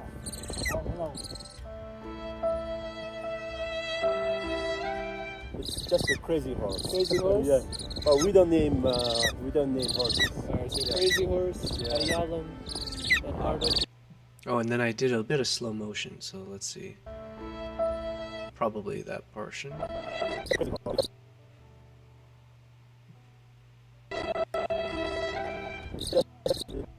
So roughly here. This is the first frame where you can see my hand in the original clip.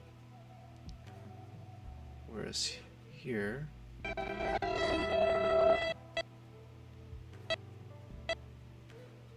Alright, so let's put a...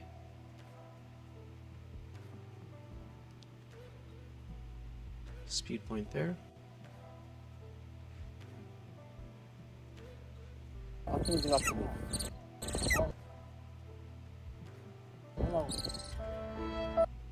Yeah, so roughly...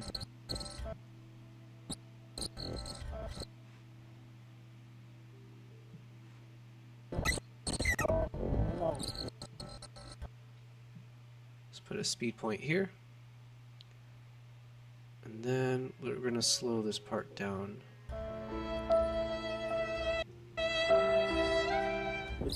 Until here. So I'll put a marker there. So how much can we slow this one down by? Not too much. We can only slow it by 80%. This original shot was in 30 frames. So the quick math is 24 divided by 30, which is 0.8.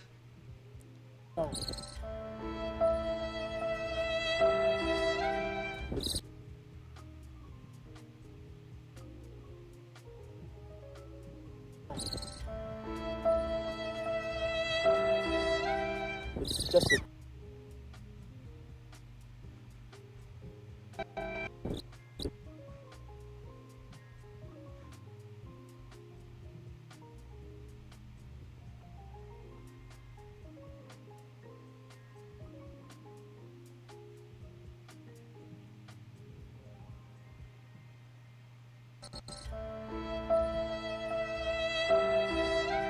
It's just a crazy horse. Crazy Horse? Yeah. But we don't name horses. Alright, so Yeah. Crazy Horse, Yeah. Ayalam, and Arda. Okay, that's not bad.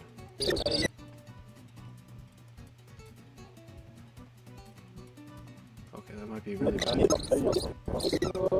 But we don't name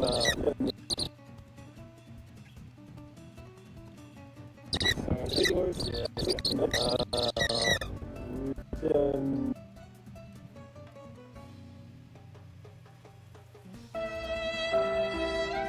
It's just a crazy horse. Crazy Horse? Yeah. But we don't name horses. We don't name horses.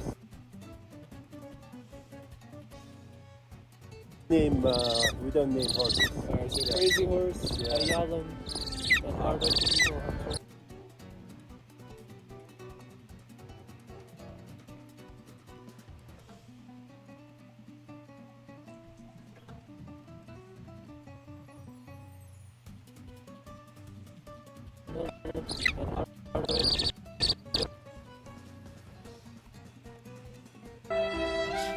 It's just a crazy horse. Crazy Horse? Yeah. But we don't name horses. Alright, so Yeah. Crazy Horse, Yeah. Ayalam, and Arda. Okay, that's good enough for it there. So then the only thing I need to do is I need to add in the little text that pops up, maybe desaturate when it goes to him in sad mode. But otherwise, I think we're good to replace the shot underneath it. Alright, we'll do it later. So at least now, So looks it's, a little bit better.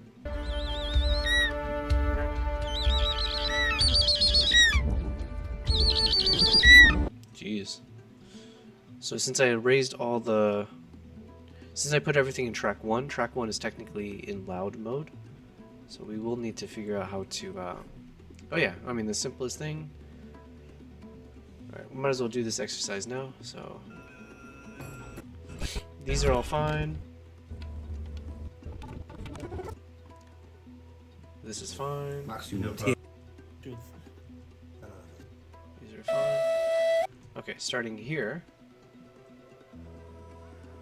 all of these guys, I need to, okay, except for that one, I need to drop these ones down into the quieter soundtrack audio track.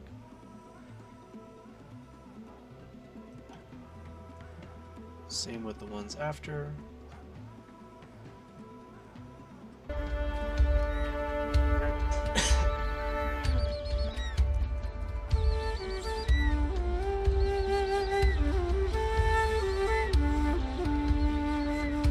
Alright.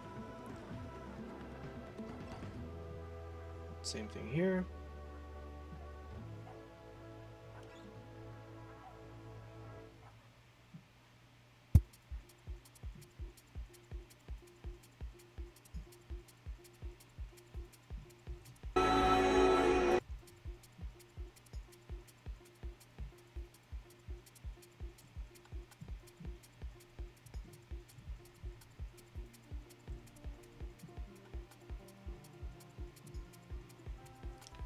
Okay, so then I can bring all these clips down, but I want the audio to stay in that track, so I've essentially delinked or unlinked the visual from the audio.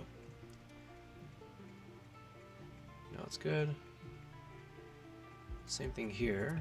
This audio should all be down there.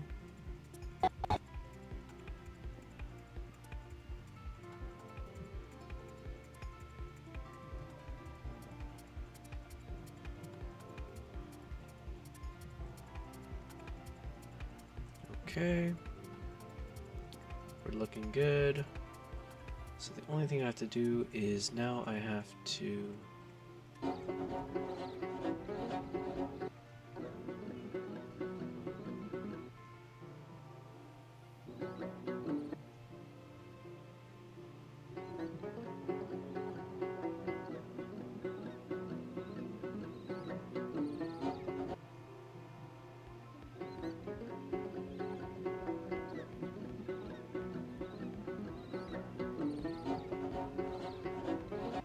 change these colors to tan.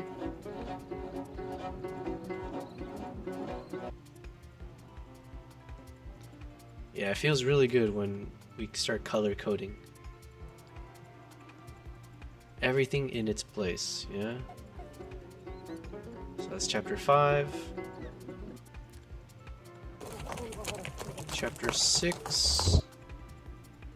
Is it the same color? In the trailer it's navy-ish. What should we make this color? Let's draw these audio files down. I think all of this we need to drop down actually. So let's grab these guys. I'm just going to drop it down one level so it's quieter. And then let's figure out what to make the color for all of this. Blue? Yeah, whatever.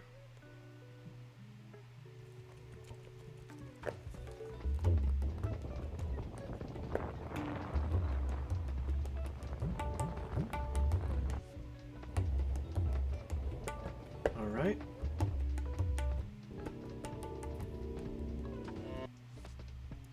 All is well with the world. Things are starting to make sense. And then we're on to the final chapter, or the chapter we worked on just now. It's like a baby.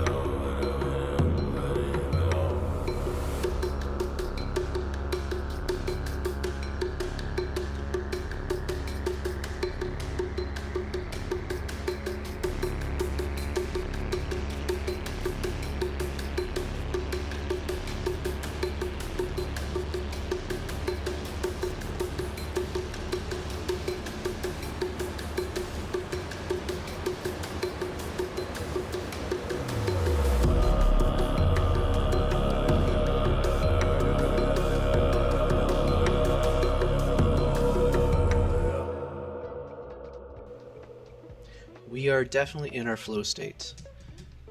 And we are also within 15 minutes for now. 13 minutes and 39 seconds. So, hopefully those of you watching, it's been enjoyable. We still got a lot more to do. We got time. But yeah, so then this is chapter 7. So let's start looking into what chapter 8 can be. We're not going to start chapter 8 today, but what I think I will do is continue looking through what we've got and start to do some of the more, I say fun, but we're going to start just making every shot look cinematic, because I just don't have the brain power to really work through the next chapter.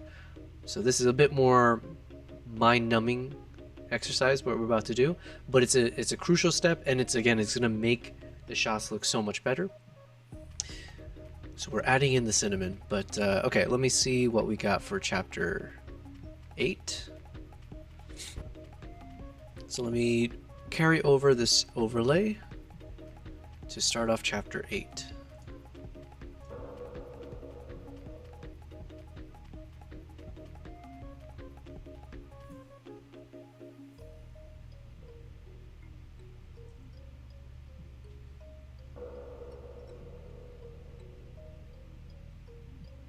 So let's say we have the chapter start somewhere like here.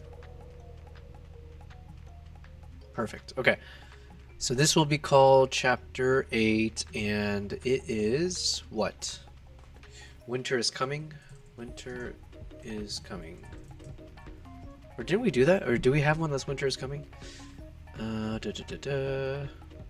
Let's go ice fishing. Okay. Because the ice fishing one could technically be the one where we say winter is coming, because that's where we get the first foreshadowing. Actually, no, not foreshadowing, really. We get hit with the first wave of the blizzard. Then the next chapter is the winter, right? We actually have the storm. We have the whole moments where we're riding in the storm. And then here is where they start preparing. So technically, okay, we won't get cute with it for now, but it's basically the preparations and aftermath. We'll get cute with it later. So this is basically snowstorm preparations and aftermath. Man, that sounds so boring. Whatever, it's a placeholder. So this is the next chapter, which is not boring. It will be pretty cool. I think we'll start with a few shots. Let me drag these guys closer.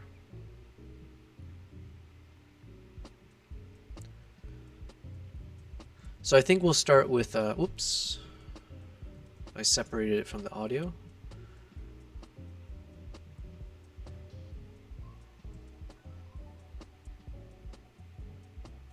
Okay, so in terms of ordering, I think to start off the chapter, we're gonna get some of the mountain shots in.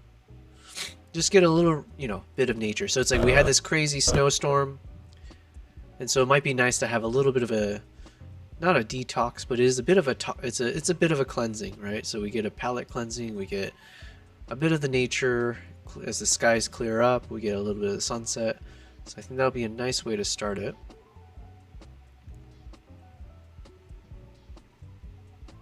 We need to bring it closer, so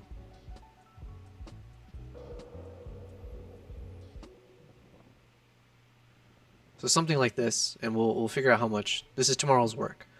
Basically, we'll start off with a little bit of peaceful shots of nature at its finest as we see sunset with crazy skies.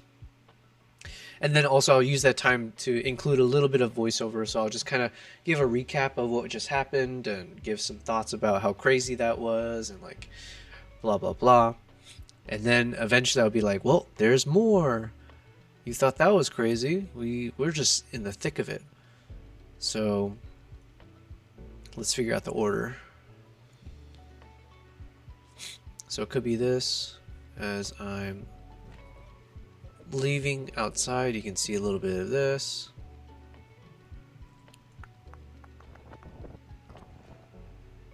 Then I want to show as I walk around. Hopefully you start getting a sense of the weather. It's picking up.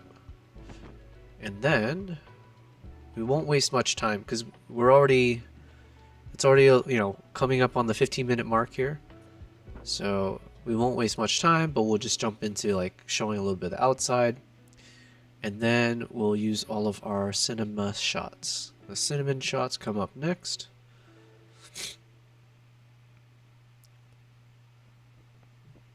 So we'll start with a bit of the preparation shots first. So before we get too deep into it, whoops. We'll put this one maybe first. So any of the shots where we can see the Ardak and his wife are like scrambling to, you know, before they have to hunker down, they're scrambling to get everything done. So we'll put those kind of shots in first.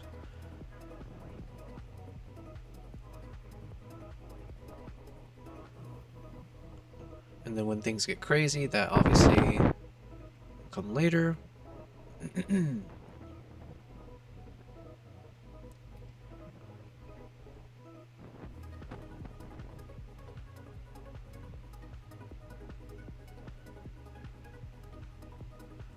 Okay, so then...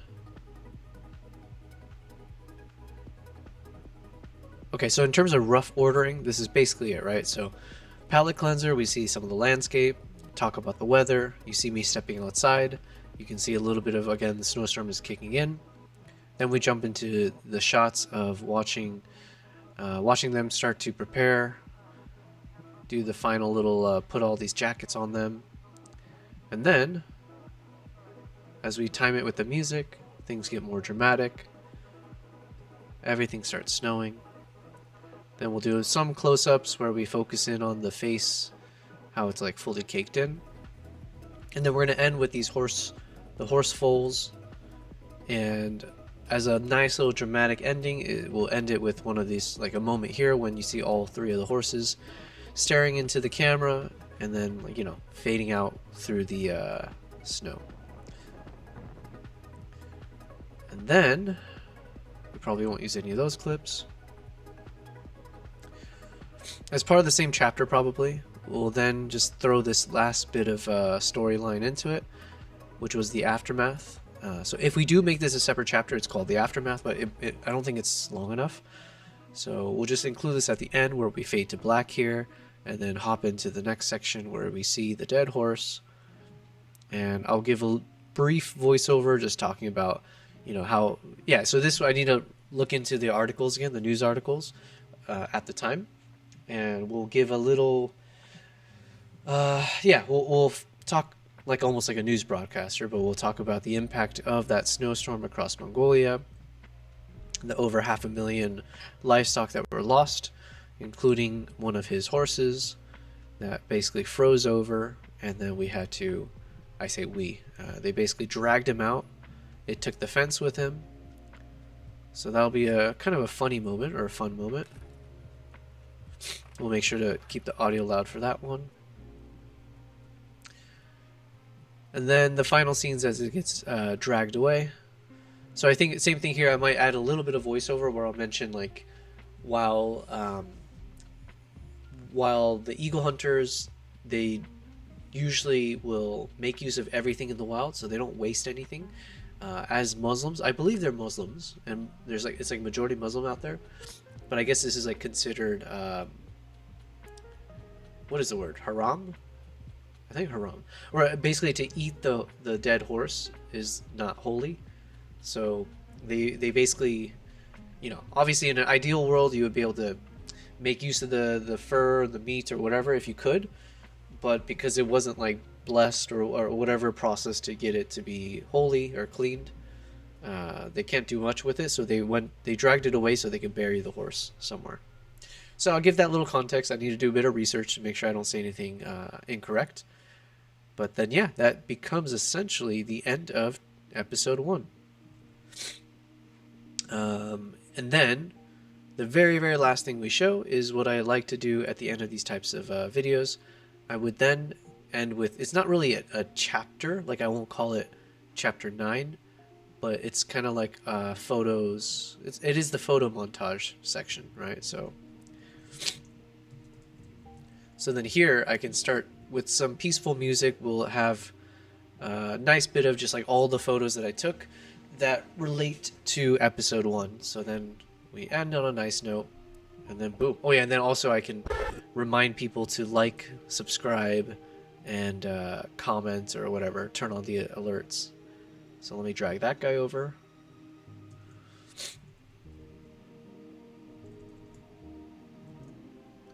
And boom, then we have our first video. So anyways, obviously the video is not done. We do need a solid at least 2 days. We need tomorrow to finish chapter 8. And then we need 1 day to, probably off stream, I need to record all the voiceover, but we'll spend the next day. If we finish, okay, let's see, tomorrow, here's the game plan. Tomorrow, imagine we finish chapter 8 fairly quickly, because now we don't have as much to worry about. Remainder of the time, we'll actually start working on the script. So this is where you'll see the process of how I will actually type up everything. We'll see how ChatGPT can help me out with that. And then once we're happy with the script, you'll see me run through it a few times. Like we'll play the video almost start to finish, and then I'll do the voiceover with our actual rough draft of a script. And if it seems good, if it feels natural, if it feels whatever, organic or blah blah blah, then I can call it a close for that. I'll do the recordings off stream, so then on the next day you'll be able to see all of my recording. I'll show you guys how I put it in here, how do I clean up the audio, and all the other fun stuff left to do. But I'm still feeling energized. We got time. So like I said, the rest of my time now, let's just actually go through from the very beginning. And I want to do exactly like we did with the trailer. As in, I want to make sure each of the clips are properly flavored. So again, flavored as in, I'm kind of liking the cooking mentality. But basically, yeah, we just need to spice things up. We got to add in the little bit of cinnamon that makes it cinema. The things that you've seen so far of how do I make it cinema is the little light touch of zooming, a little light touch of stabilization, that kind of stuff. But it worked for the trailer, right? So we love the trailer, I hope. Let's keep it going. And then let's also do a bit of color correction. Just a bit. So for instance, we'll go through and then actually we'll do that. Let's do that after we do this spicing up section. So, okay, starting with this one, let's go through it. We won't touch these because we did spend some time to get it to sync up properly. Like right there, that took some time. I don't want to do it again.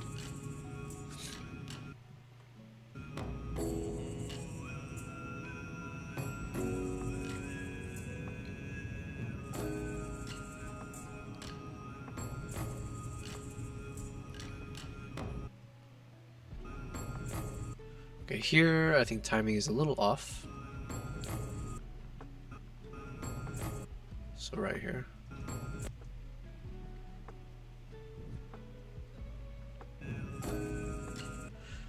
Now the question is, can I match these guys up? That could be fun. Let's see if we can make this work. So we're going to use that. Again, I do apologize to the chatter, the person who gave me this advice, because I do forget who gave it to me. If you jump in at any point, let me know. But basically, we're going to do the exact same thing that he taught me, where we want to line this up, and the way we're going to do that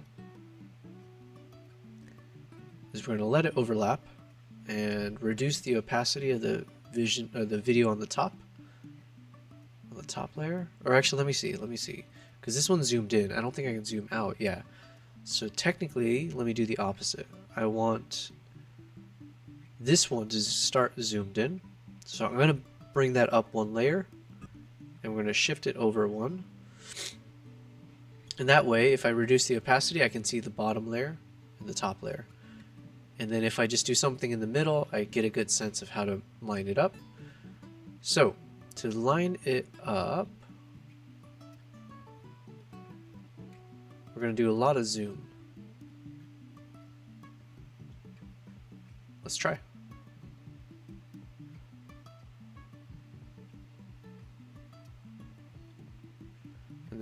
lift it up. Ooh, almost there. Okay, I think I zoomed in a little too much, maybe.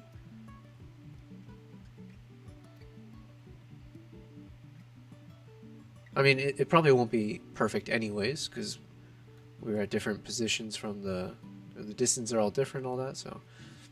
But if we can get it fairly close.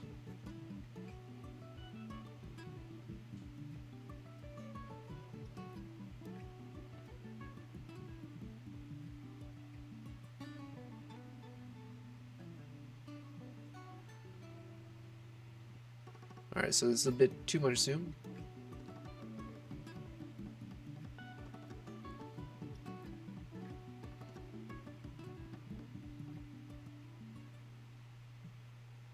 Okay, I think something like this probably is best. Oh, but then I also have to, I forgot, I'm a little bit too high with the, because now we're cropping, so I have to keep an eye out for that.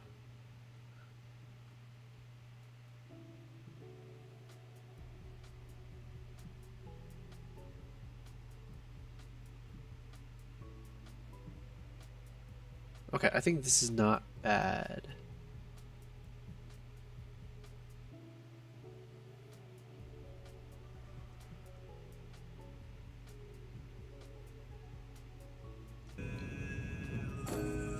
Ho ho ho ho!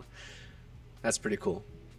I mean, I'm getting a little overexcited over minor things, but I do like when things feel like they flow, you know? So I think that's good.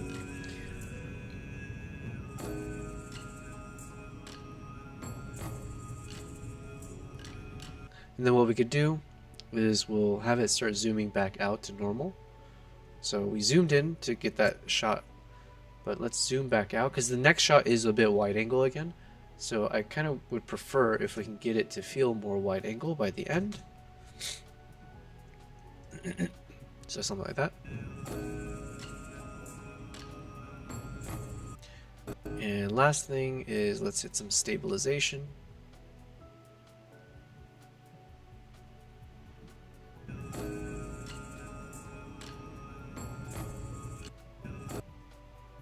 Now, with the stabilization, I did kind of mess with it a bit, but it's actually not too bad.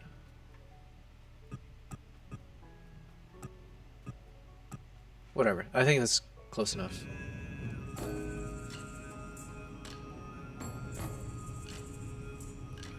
Okay, next one. So this one, let's also stabilize if we need to.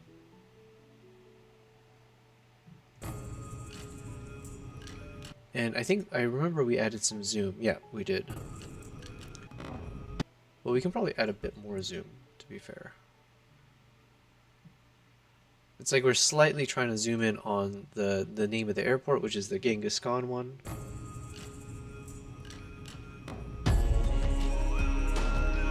This one, I'm okay with it being shaky. I don't know. I think we tried stabilizing it before, and it didn't look too good because we warped it around. This one maybe... Oh, we did stabilize, okay.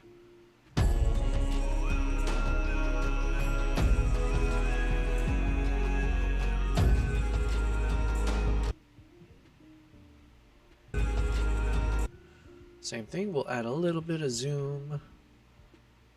So add some keyframes, go to the end of the clip, zoom in a bit.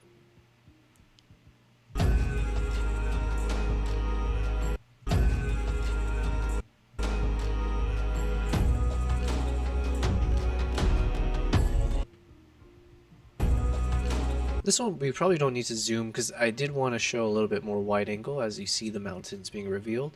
So if we zoom too much, then we lose the reveal. So I think I'm okay with these. Alright, so let's check. We can stabilize a bit.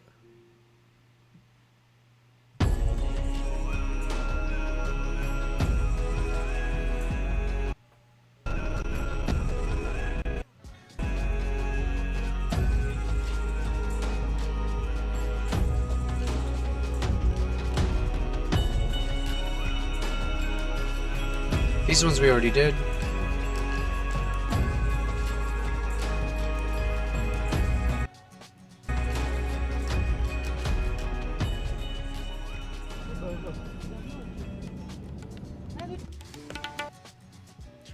This one I could probably add a little bit more color to me, but we'll do that. Yeah, so okay, we'll do the color stuff after we feel comfortable with all the clips stabilized and all that.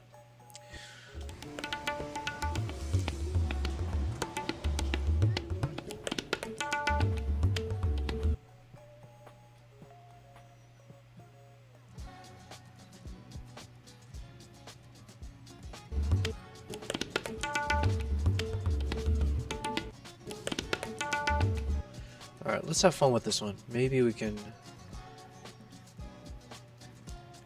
I'm going to stabilize it a bit. We're going to add some keyframes here for the zoom. And I'm wondering if we can zoom in similar to the other exercise. Like, how much can we make it feel similar? Probably not much, and it might look weird if we tried to do this matching, but let's try.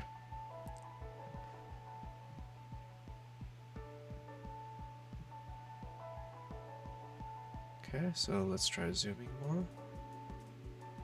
Hey Nala. I think you smell, Nala. I think you took a shit and then didn't clean yourself. So we're putting you on timeout for a bit from jumping on my lap.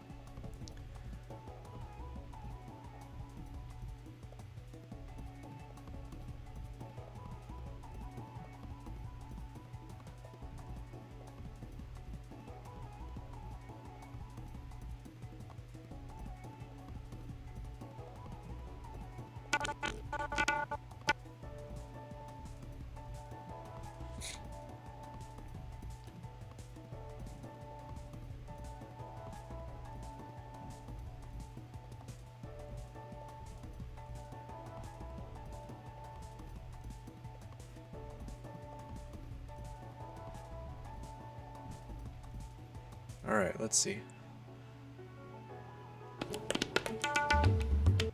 It's not bad. It's not the best, but it's not bad. But we can also start adding some... Yeah, so we'll do a little bit of like transition work afterwards as well, in terms of like figuring out good ways to... Stop, Nala. I said no. Come on. Go to your bed. Alright, let's try again. So from here...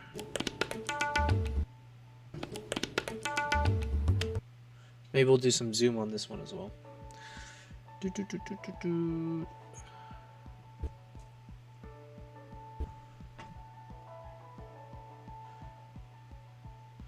Basically, we want to mimic like we're zooming into the plane.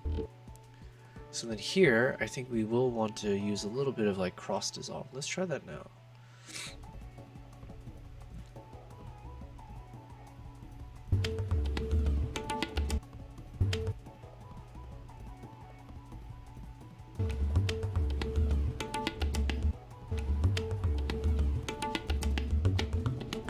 That's not bad.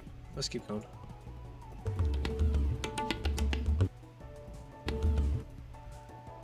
Now for each of these, we're going to stabilize them. But we're also going to zoom. Even though it's like a short clip, we're going to give it a decent zoom effect.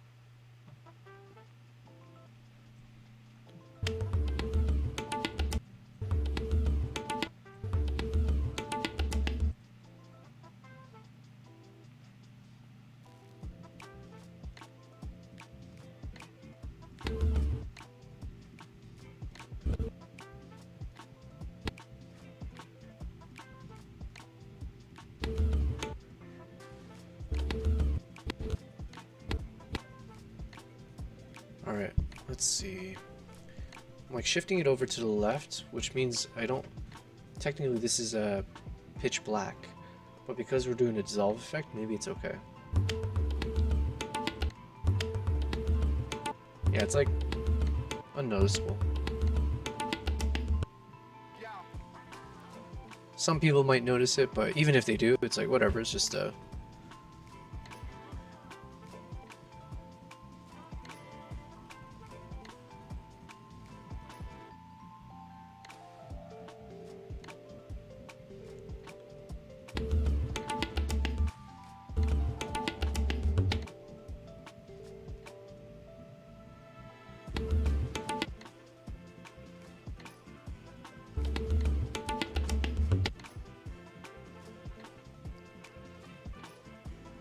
Alright, so stabilize, and just like the other ones, we're just doing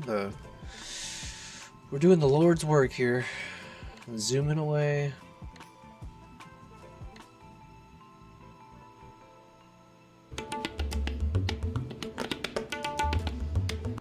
Oh, actually, for this one we're gonna do the opposite. We're gonna start from here. Is that right? Because we've been zooming in, zooming in, zooming in.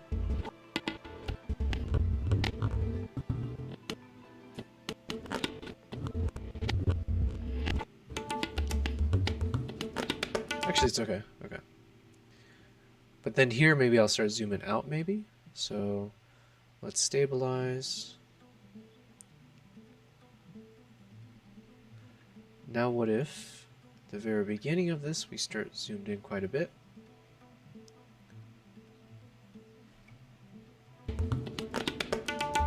Yeah, we'll do that.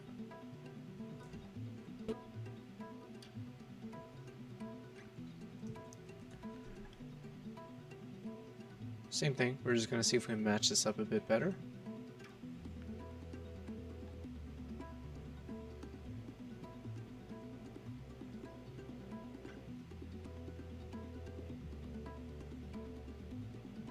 This might be too much to try to match the...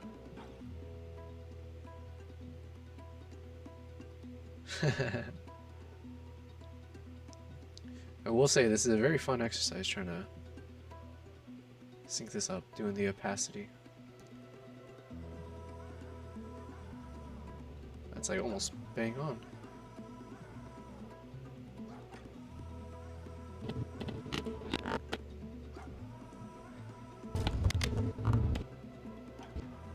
So by this point, we go back to normal.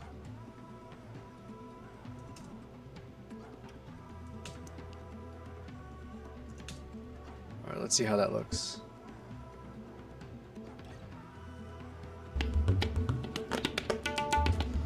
Yeah, that's not bad.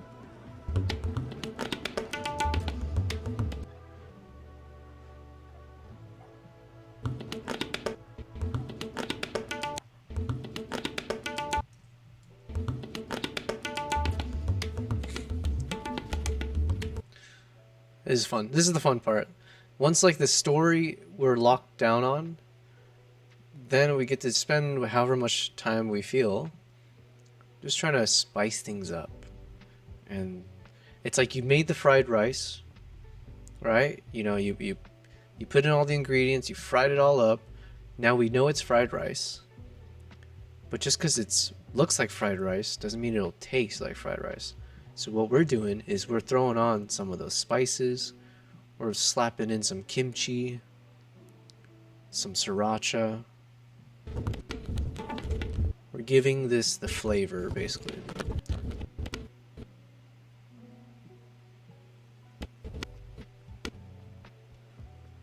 And then, same thing, we'll maybe just add a subtle amount of zoom on this one. I don't really know what to do with this last clip, so...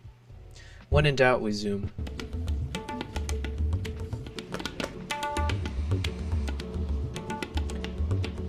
These are stable enough, so it's all good. Let's see. Here with other Will in New York, just showing him the Mongolia trailer and he loved it. Nice, nice. Okay, well, tell him if he loved it so much, he should be following my... Well, I think he's already following my YouTube video. or my YouTube channel, but he should be liking all of my videos. He should be following me on Twitch and Kick if he really, really loved it, you know? I don't know what his level is. But yeah, hello Will and Will. Hope you guys are doing well, man. Hope you guys are doing well. Haha. Yeah. I don't know if so you saw the trailer. Okay, I'm assuming you're just like rewinding a bit.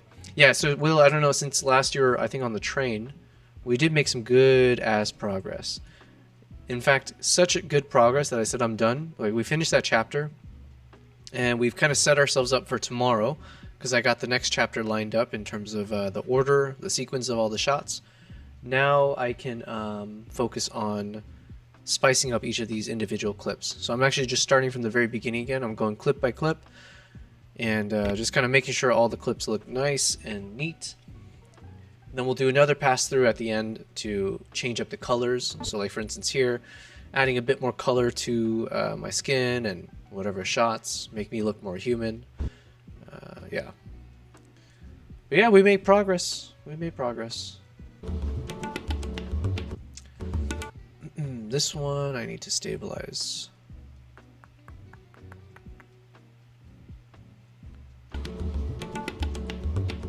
And same thing, we'll just zoom in a bit. So something like that should be enough.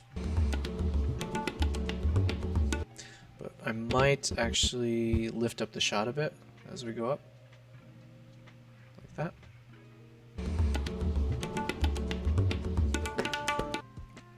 Stabilize.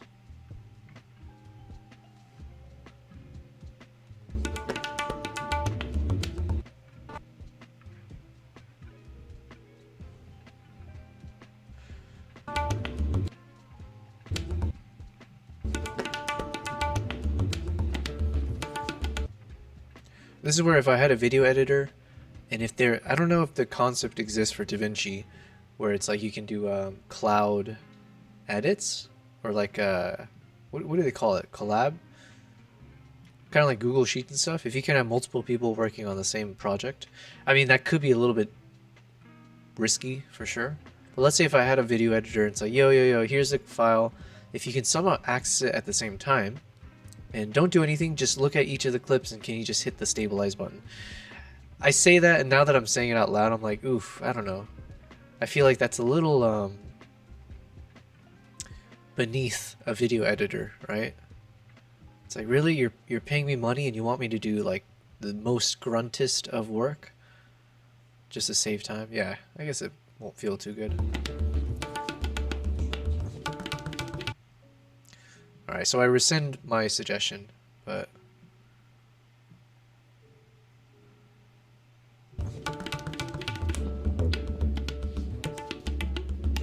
so these ones we probably don't need to add any zoom because we're already kind of physically zooming away, or like we're moving away and moving towards.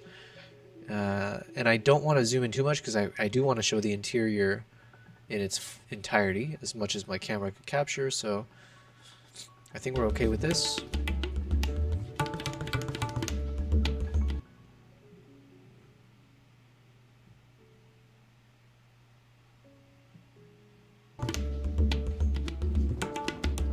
This one I might zoom in though.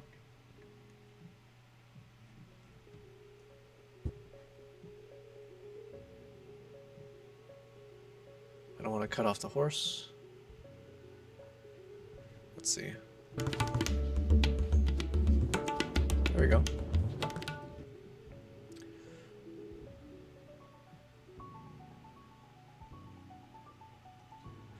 Maybe a little bit of zoom on this one. Because it's like a final shot and we're going towards the door here. Alright, let's see. Nice. Okay, alright, so we're on chapter 3. We'll just do the same exact exercise.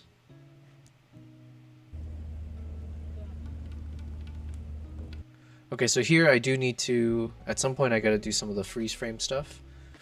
But we'll do it as we get the dialogue, because here I need to time it with the music, or sorry, time it with my voiceover as I pause on each of them.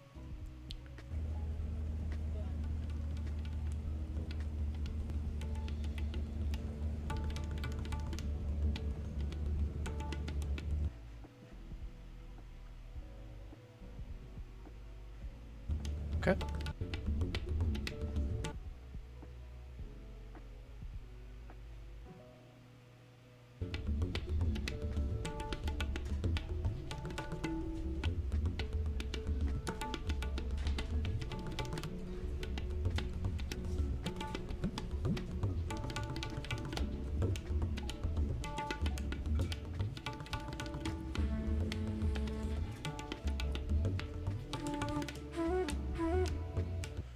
Oh, I think I needed to fix... Oh no, this one's okay.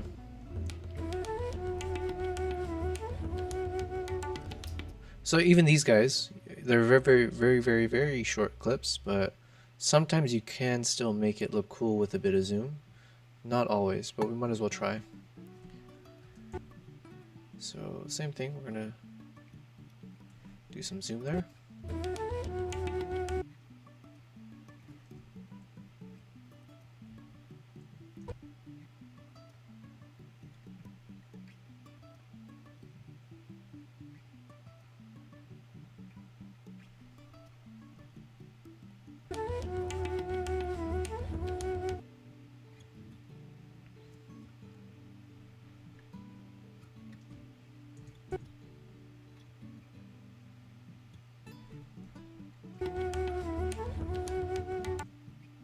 Alright, that's not bad. So for these short ones, we did 1.260 zoom. And it seems to be enough to like make it look cool. Let's just do it for all of them and then see if it turns out okay.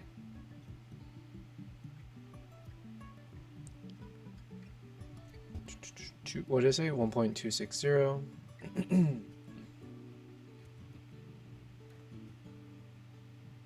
Stabilize. 1.260. Alright, let's just see how that looks.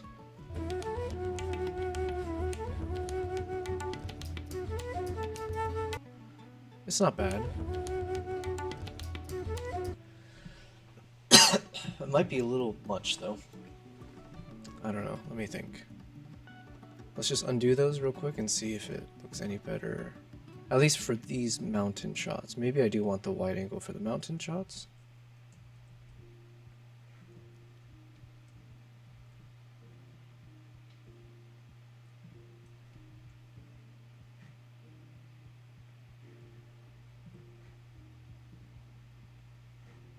Okay, let's see.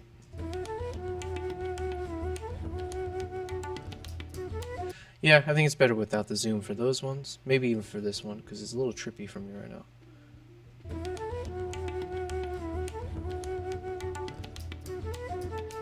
Yeah, we're good. Now these ones we do want some zoom.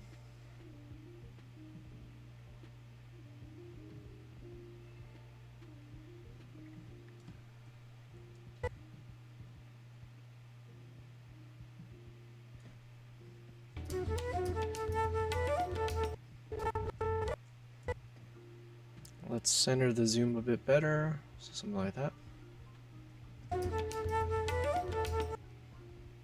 Definitely zoom in on this guy. Stabilize the shot.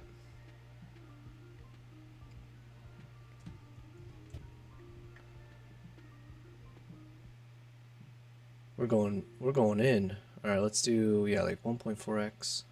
We'll try to center it. Do we have a center dot? Nice. Okay. So we'll use this to help.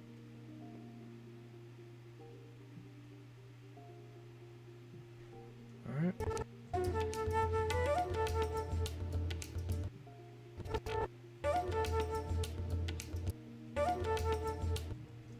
It's probably a little too much zoom, so let me back up a bit.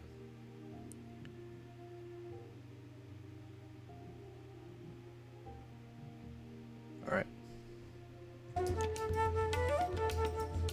That's good.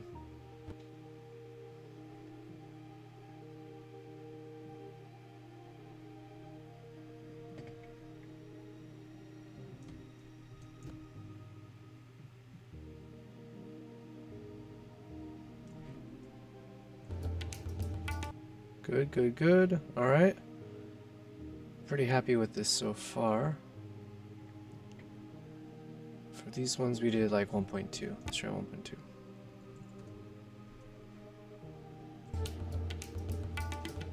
Yeah, that's good.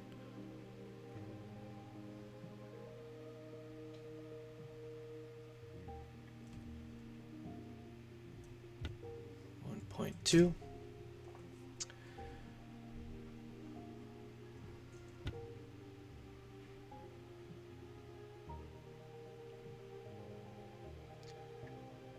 We are making progress. This is good timing, or I think we got good pacing right now, I guess.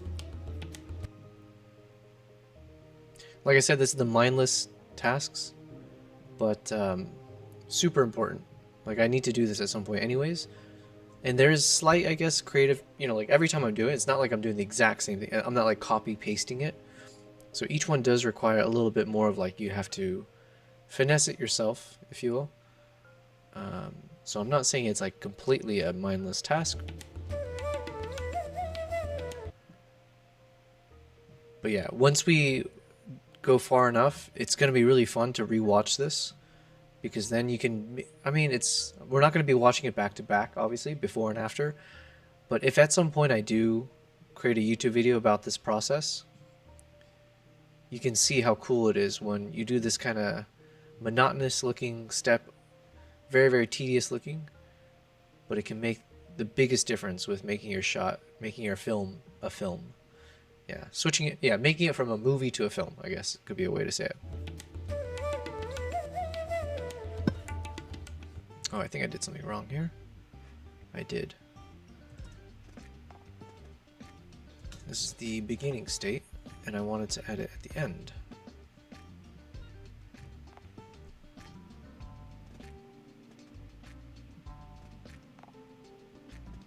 That's probably okay.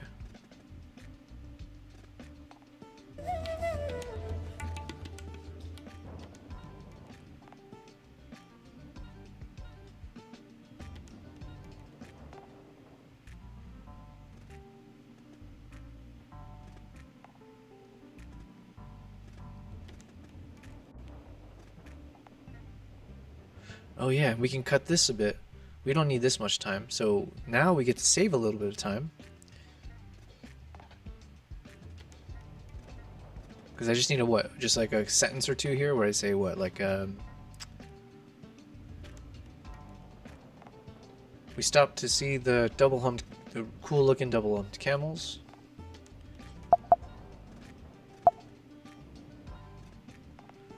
So let me just add a little bit of fade here. We stopped to photograph the double humped camels before we continued on and made it to our destination. Yeah, like we really don't need much, so maybe it's like this. Just that one quick pit stop done. We continued on to blah blah blah blah blah blah blah. So even this we can cut up. With our pit stop, how do I say that? We made one pit stop for those double humped camels before continuing on and arriving at our destination by the evening.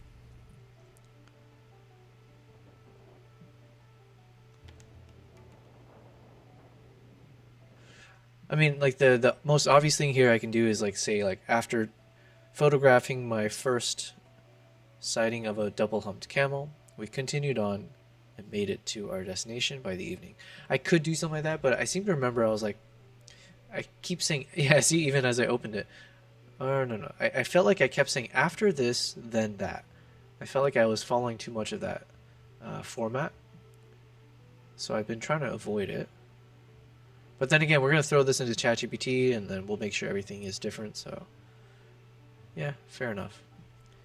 So it can either be what we put here. We stopped to say hello to the double humped camels before continuing on and to reach our destination. We stopped to say hello to the double hump camels, and then continued on our journey to reach our final destination. That works too. Let's see how the timing of it goes.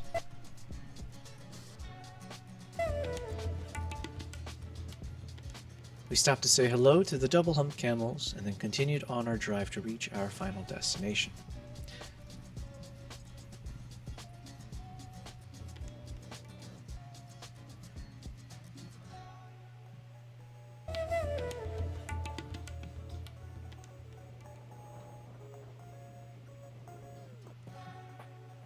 Something like that. It's like such a short phrase, and it almost feels like, is it worth even wasting time doing? But I guess it is important because otherwise we're ending with this clip and then hopping into this clip. And that could also feel a little bit jarring because like you see us, obviously you see the drive, but then if you end with this, I feel like I still do need to end with a little bit of the driving scene. So anyway, that's my current logic for it. Let's see here.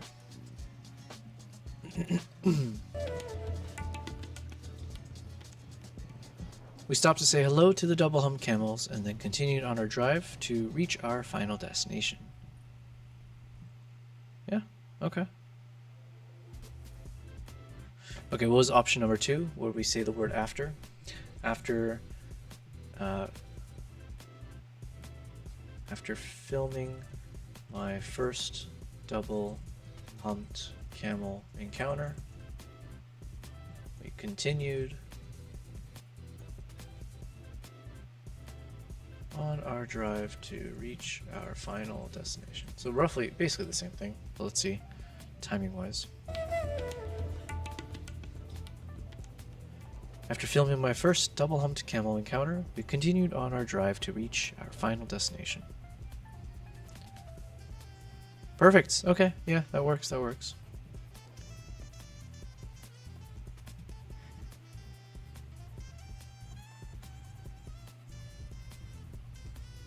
And then the good news is that means now we've just saved a shit ton of time in terms of how much we can now push this.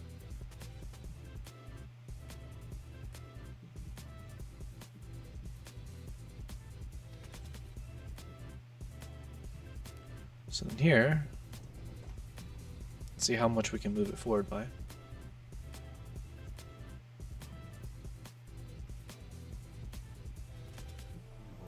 Maximum 10. Perfect. Look at that, we are shaving. We're still trimming the fat, right? So. Maximum 10. Oh yeah, and then before I forget, let's keep working on these shots.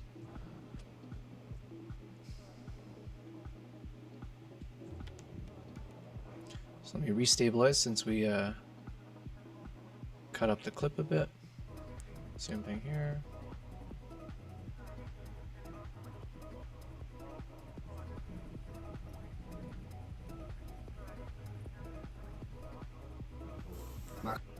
Maximum 10.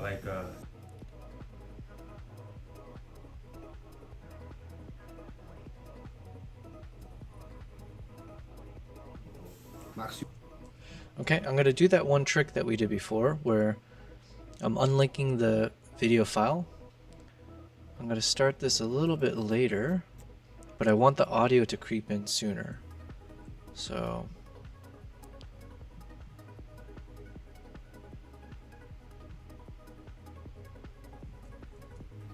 Maximum 10. 6-7 years. kind of like that.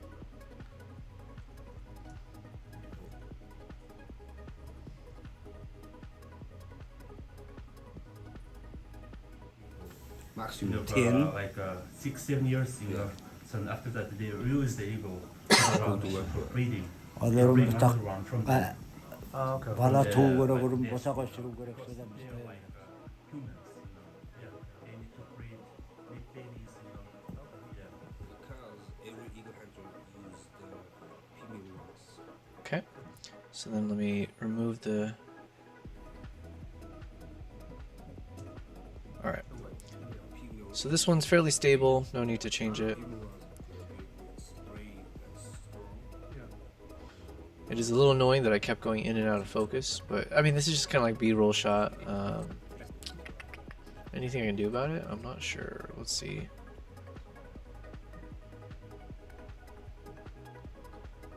Oh, it's not that it was blurry. I forgot. For this shot, the issue was that there's a lot of flickering. So with the flicker, basically just because of the light that they were using, it wasn't jiving with the way the frame rate that I was using. The way to solve for it, I don't know if I did it on this clip or if it was from the actual, yeah, so it's from earlier. Basically, I used an effect to do like a flicker reduction, but in order to compensate for that, so for instance, you don't really see the flickering anymore in terms of the light going on and off, but as part of that deal I made with the devil, now you're getting a lot more like this kind of soft blurriness to it. So that was a sacrifice I made, but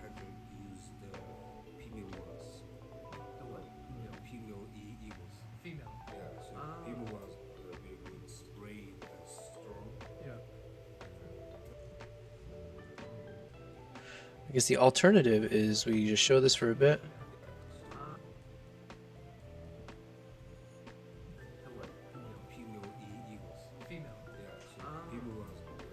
And then we can jump always back to this shot. So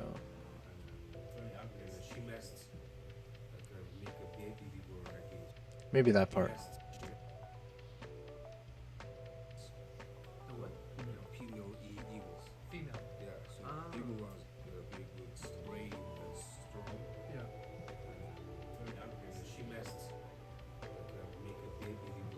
So you can see a little bit of the flicker here, but it's not too bad. But maybe it looks bad on a big screen. Yeah, it looks... So yeah, okay, I'll show you maybe the effect on this one. So if I take this guy, and then under effects, you can search for flicker. And there's one called deflicker. Deflicker. So then if I put it here, it should, if it does a good job, it will remove the flicker entirely. Reading. 오늘은 딱 Okay. 바나 두고라 그러면 못하고 쓰는 거라 But you'll see this weird ghosting effect in where it's like there's a little bit of a lag between a ghost and the image. So again, like I said, with some of these kind of effects you want to try out with, there will be some side effects. So I think I'm okay with it.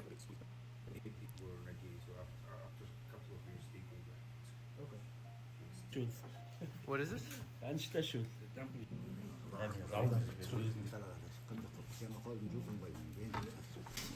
Five-finger Kazakh meal, you know. When you say five, as in you use our hands, or Five-finger means like, you know, fingers. it's 5 fingers, you know. If you really hungry, you can attack your 10 finger. yeah. It's is it? What kind of meat is this? It's beef.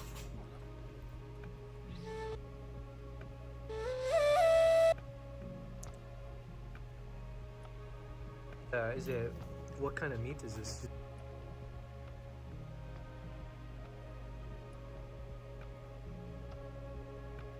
Okay, so let me just dial down the music. What kind of meat is this? It's beef.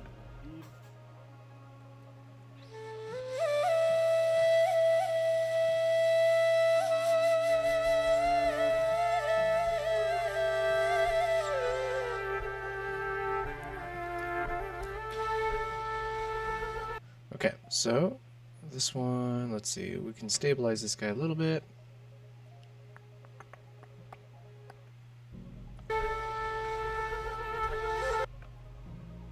Same thing.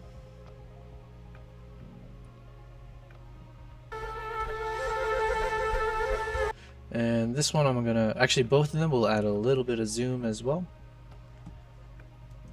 So maybe like 1.2. No, actually let's do like 1.12 maybe. Yeah, that's good. We don't want too much. It's a bit softer of a scene. We're just starting out, soft music, early morning. So if I do too much crazy zoom. My theory is that it'll just be a little bit too much action versus like what we did in the car ride. In the car ride, we added a lot more zoom, but the mood is different, right? You can hear it in the music. There's more like adventurous aspect to it. So I think doing crazy zoom there was okay. Here, we just want a subtle touch, slight amount of cinnamon.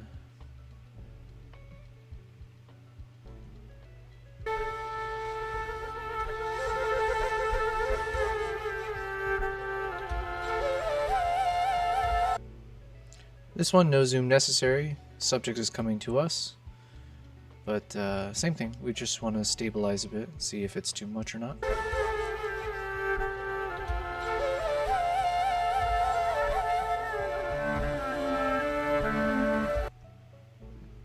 Alright, let's try to reduce. We won't stay. I don't want to crop it too much, so I think that's enough.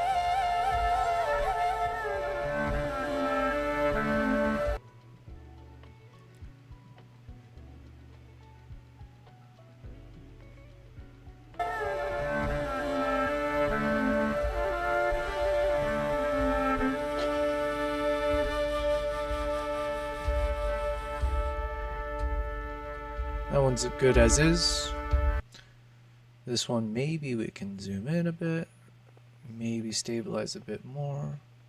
Let's stabilize more than that.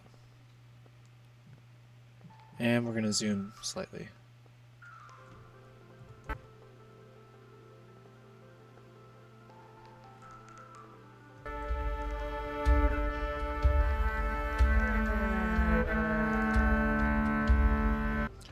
This is where the horse rejected me.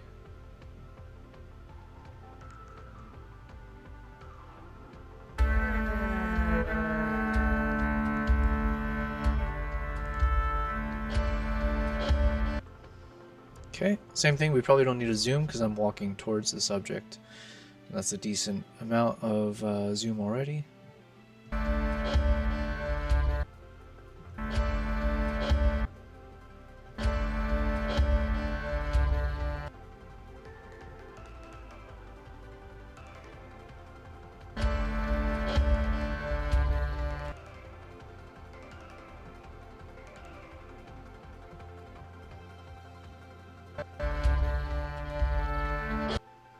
We'll do a bit of zoom on this one. All right. I'm excited for, we obviously got a few more chapters to go. But when we're done with this exercise, I am really excited to see what it looks like. We'll do a nice little playthrough, start to finish maybe, and see how it feels, We can do more zoom. We need more cowbells, right? Let's see, 1.26. Cool. This one, I don't think we can zoom much. I think it's, yeah, and it takes up most of the frame, so we'll see if we can just do a light amount of stabilization. And sometimes the stabilization creates these weird little warpy things. So let's just back it up a bit.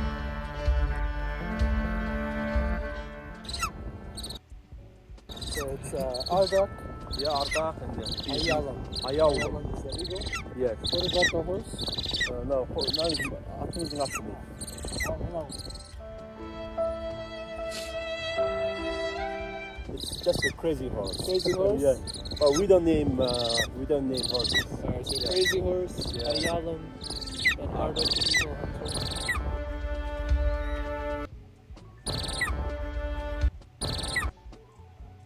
I think we can cut this slightly.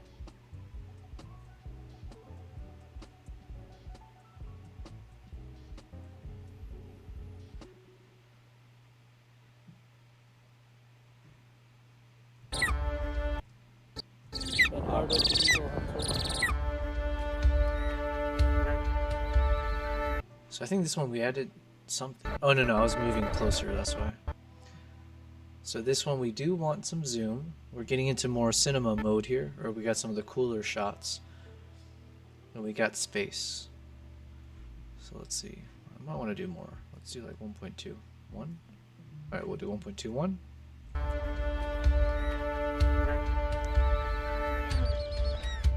Nice, nice.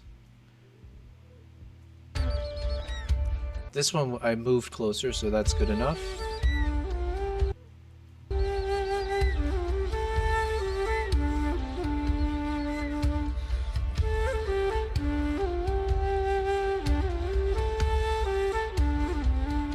Alright, so we worked on that one already.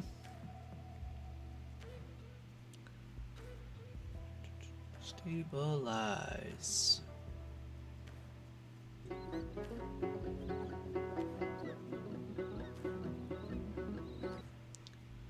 These are okay, I think, just showing it without any crazy zooms. They're not like meant to be cinematic shots, these are just kind of setup shots really, so. Again, kind of like palette cleansers, you know. We can't have cinema all the time, we need a little bit of like a break.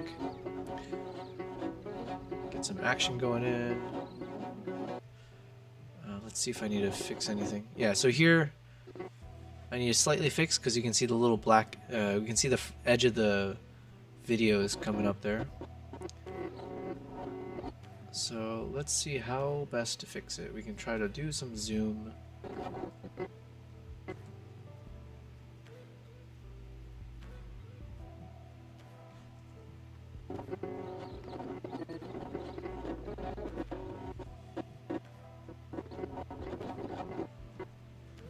Just a subtle amount is left. Let's see. There we go.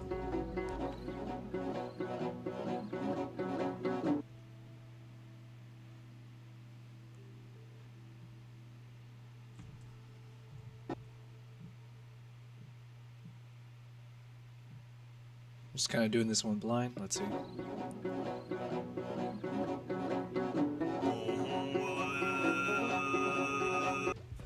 Alright, here we go. We did this one already.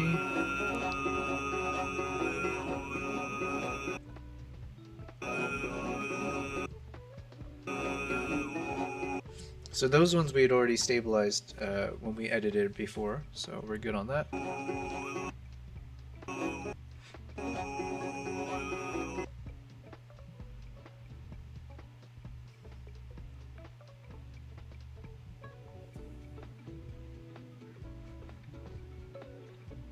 Alright, let's see.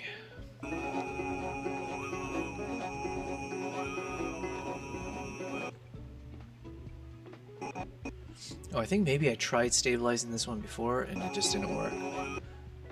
But what we can do is add some zoom. Our favorite editing tool. Just doing a little bit of zoom.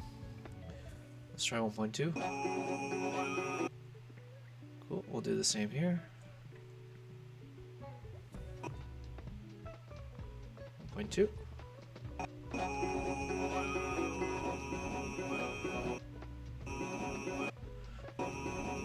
This one we probably don't need to zoom. There's a lot of crazy motion going on anyway, so.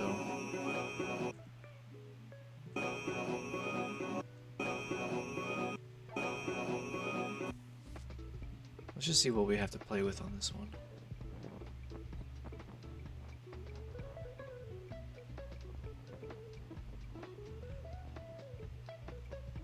I think I prefer this shot more.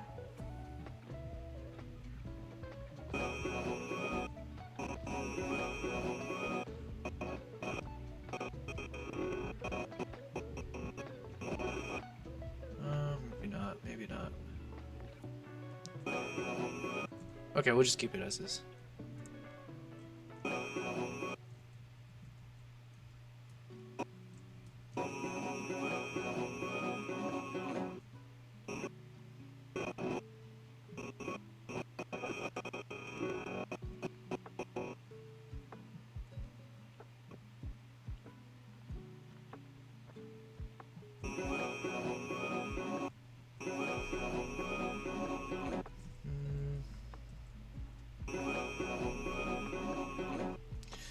I'm not sure why I don't like this part as much. I think just like that little hand motion feels like a little bit robotic.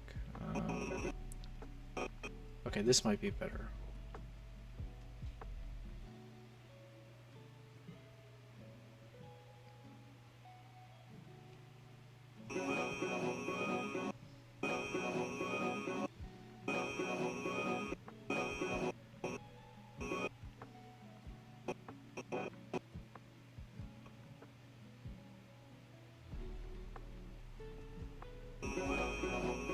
Okay, I think I like this one. This one is just more of a linear motion, no like going back and forth, no hand motion one way, the other. I cut it before he starts opening his mouth, so it's like your eye doesn't get drawn to it. It's just like a single motion, and it's like in the same direction as like. So here we see the horses, you know, going from left to right on the camera, and then this one they're going left to right. So follows the same motion. I like it. Let's just add a little bit of stabilization to it now. And this one we're going to add a decent amount of zoom.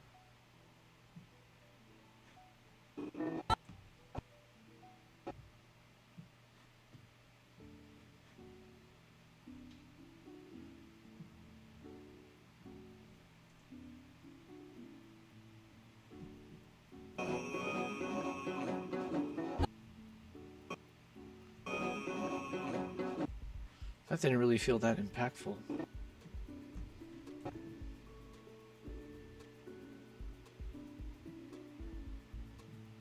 Let's try again. Nope. Just not a very impactful zoom.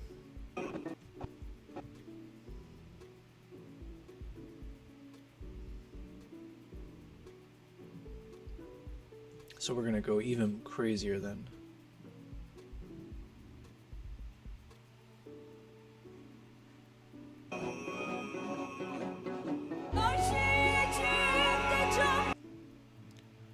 Alright.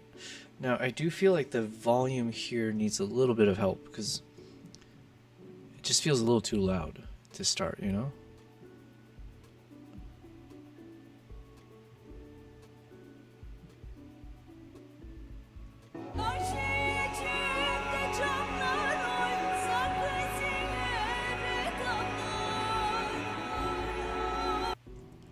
We'll work on audio stuff later, so I think let's just keep focusing on this section here. Now this is gonna be fun because I've been waiting to get to this part because I don't think I did much in terms of the kind of spicing things up phase, besides just getting the right clips in order and timing. So now we get to start doing a little bit of the stabilizing and zooming in.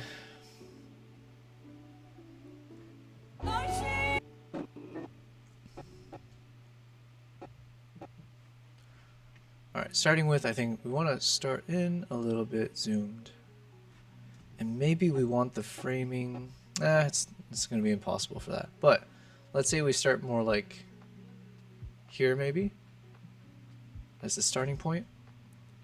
And by the end of this clip, obviously we want to apply a decent amount of zoom. Try to frame it.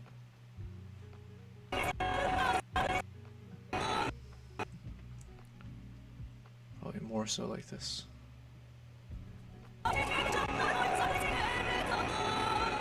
There we go, that's good. So now we get to add a bit of zoom. It follows the action. It focuses in on the eagle over time.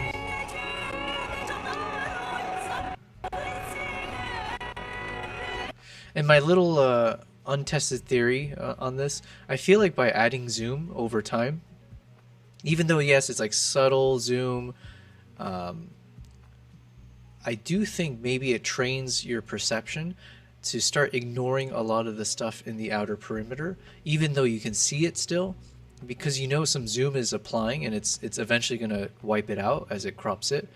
Maybe like psychologically or subconsciously it'll force even more for the viewer to focus in on whatever's in the center. It's my little anyway, there's no science behind that, but by knowing that there's zooming, then I keep, you know, after I notice that there's a consistent zoom effect, then that trains myself to not really even care more and more about what's on the edge. Yeah, anyways. Okay, that's good. Next clip, let's do the same action. We're just gonna stabilize a bit. And I should put that caveat, it should be on my overlay somewhere. I am not an expert. I never went to school for film, for photography, videography, or anything. So whatever I say, take it with a grain of salt. Or cinnamon. Alright, so adding a keyframe at the front. Let's try like 1.26. That seems to be the magic number. Ooh, that's good, that's good. See, that's cinema right there. Cinnamon. And I did... Sometimes I don't know if people believe me or not, or like, in general, I do try to synchronize the video with the audio as much as possible. So one of the things was when we were trying to figure out what portion of the clip to use, I do like when the eagle opens its mouth, and at times, especially with the female vocals, if you can kind of line it up so it almost, for like a second, you know, it almost looks like the eagle is singing the song. Those are, again, I don't know how much people pay attention to that or not.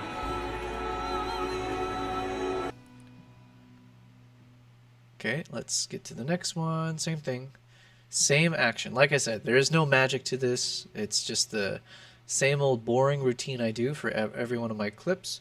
99% of the time I do the exact same thing, but the effect is... Proof is in the pudding, essentially, but just by doing this boring thing each time, it's how I make, in my opinion, how I make my shots look much better. Alright, we're going to kind of keep the same principle because I think these two clips are roughly the same in duration. So we're just going to do 1.26 on that one as well.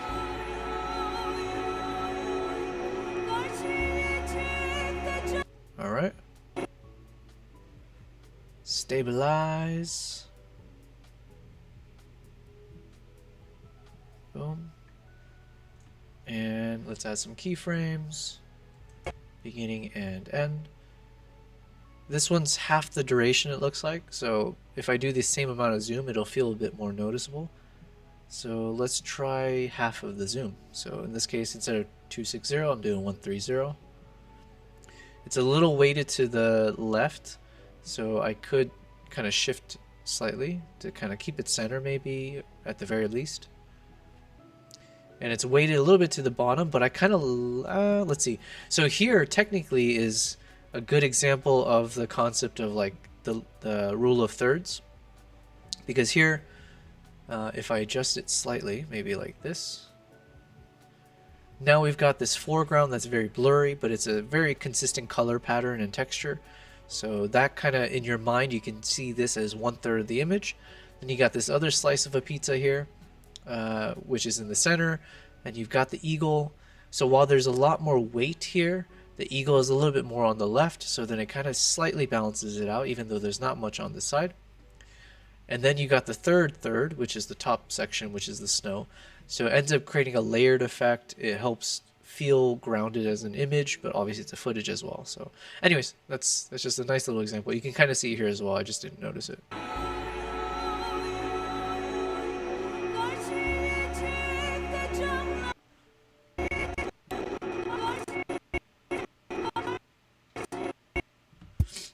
Maybe I'm going to try dropping this down a bit. Whoops.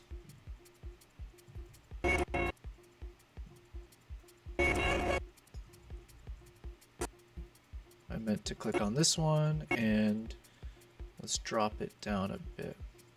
I want to get rid of this sliver here. So if we imagine that lower thirds, now we've got like kind of 4 sections almost, but they're not necessarily balanced properly for what I like. So we could try just seeing if we drop it this way. I kind of like having more space up here though, because it looks like she's like overlooking, the horizon and seeing her throne, her kingdom kind of thing. But let's just see.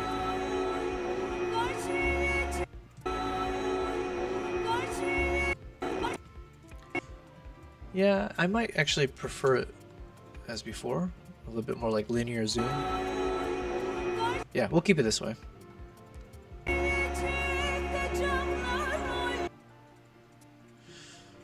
Alright.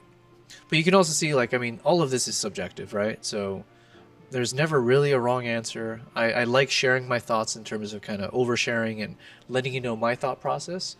And then sometimes you'll realize, based on whatever I say, that my thought process is quite absurd. And then maybe sometimes you'll agree with me, and that's cool. All right, so here,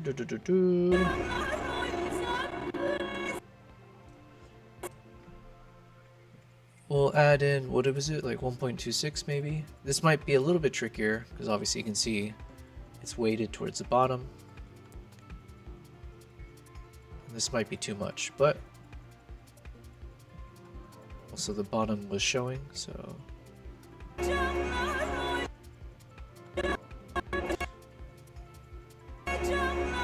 Oh, you know what? I made a mistake on that one. I added the keyframe in the wrong spot, so let's try again. So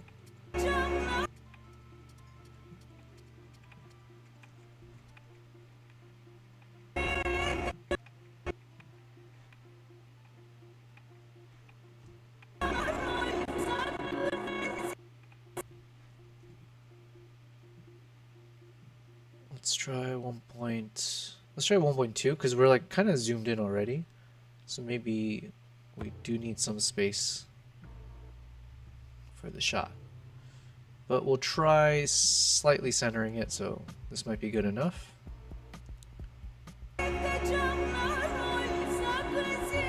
Yeah, that's good.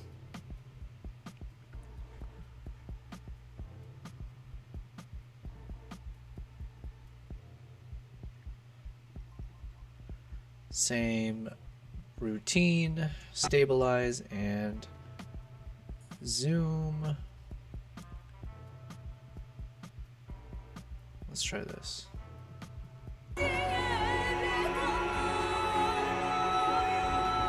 That looks cool, yeah. So now we're getting I don't know if parallax is the right term for this specifically, but because obviously I'm tracking the eagle as we're moving left and right. We see the background here, and it's a decent like texture pattern, so it helps show the motion quite nicely. And then we're adding in this zoom effect, so it creates like a three-dimensional immersive feel to it. All right, and so what I did mention, like, because if you remember, we chopped up this part to fit it inside of the soundtrack. I might look to do something softer in terms of these transition points, because right now it's just clip after clip, so it's a bit abrupt. I don't know if we'll work on it right now, but we'll definitely get to it. Let's just do this step first. Now, one thing I have to keep in mind though, if I do the zoom, is it could look weird if we're zoomed in like this, and then the next shot it's like zoomed out, right? So possibly, it could still work, but yeah, I have to keep that in mind.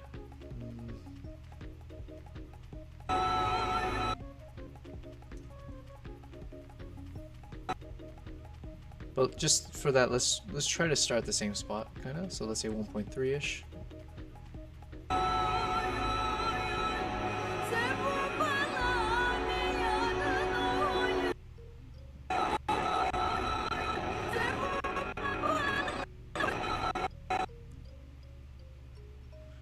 I don't know if this will work, so we'll test it.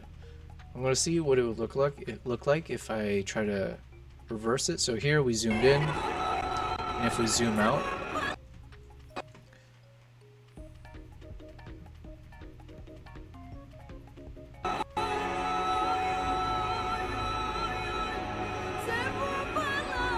and then here, maybe we do the exact same. So we're doing like a weird like seesawing kind of. Zoom in, zoom out, zoom in, zoom out, and hope for the best. So here, stabilize first. And now we're gonna do the opposite. So we got a keyframe at the front. We'll bring it back to like, let's try this.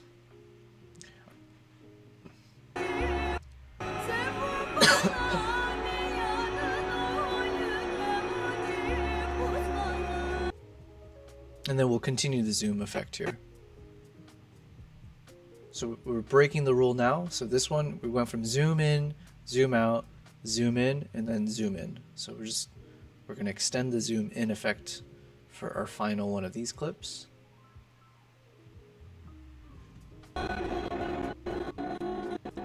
But not too much, because I do like this framing. So let's see how much is too much.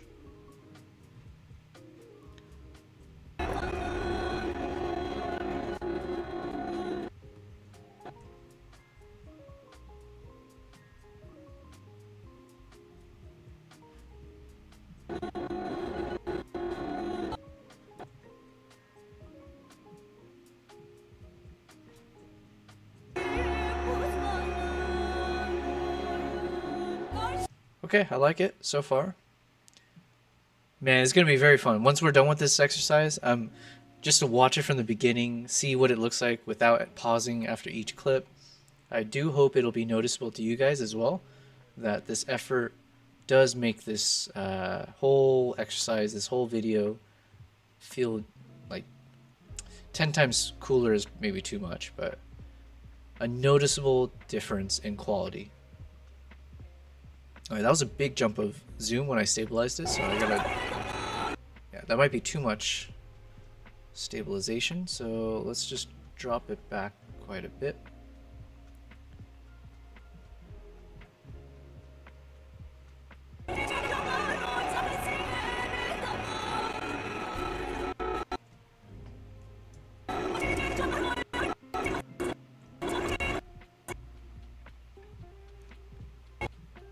So this one I mentioned was not my best shot in terms of when I was tracking the eagle. So obviously I kind of missed it in terms of the framing. It was I was a little too low with my angle. But we don't need perfection. We just want something that looks cool. Let's see.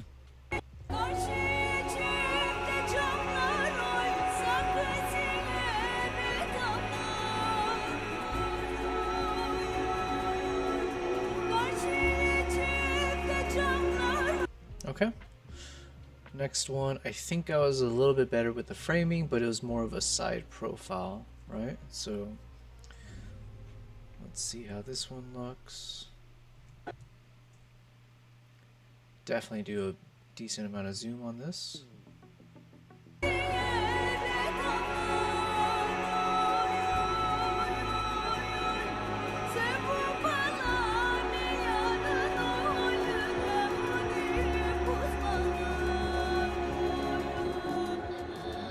Nice. With our zoom effect, besides the beginning part here where it's cropped, I don't think I had that in the original shot anyways. But then everything else, after it landed, we were able to keep it inside the frame, which is kind of cool. I wasn't expecting it to, so that was nice. Alright, this one we did stabilize before. I want to try again.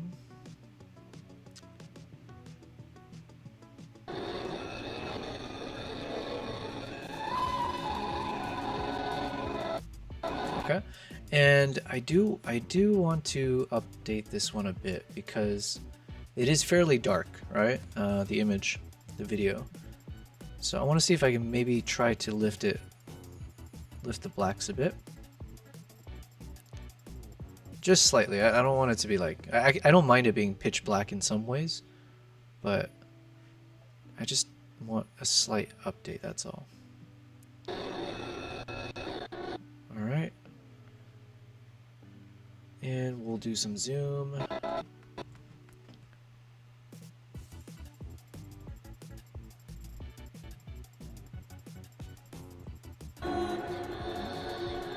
So I guess we don't need to add much zoom on this one because it's coming to us, right? They're coming to us, so it's like... Maybe I'll try to keep them in frame for the shot.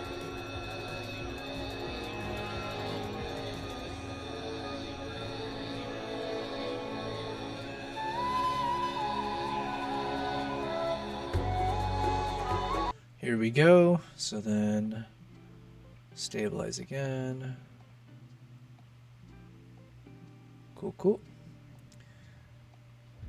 Same thing. I don't know how much we need to zoom in because they're coming to us, right?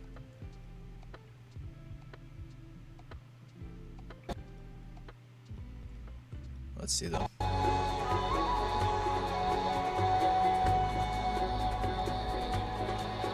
Yeah, so this one we don't need to zoom in. probably the same applies to this one, but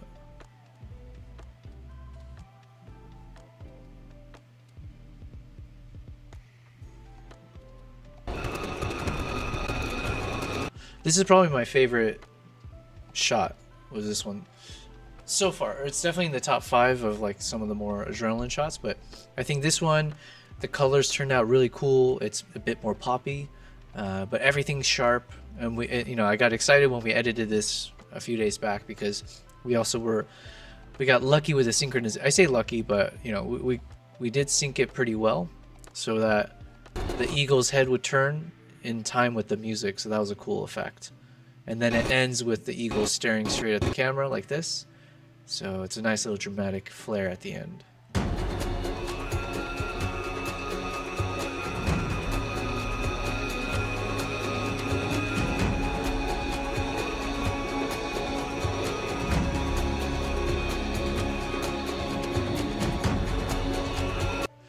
This one I think I need to color correct just to let it feel a bit more blended with the previous shot. We'll do that later. First, let's do our usual steps here. We want to stabilize the shot a bit. There's a decent amount of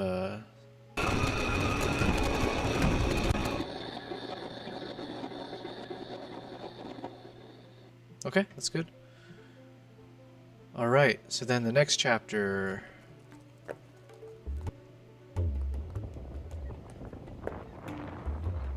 That's all good. Because we were using a gimbal for that anyways.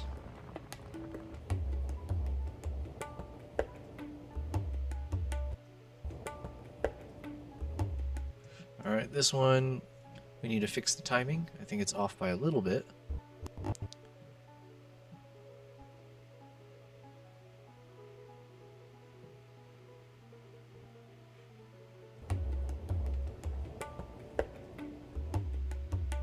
Alright, it's better.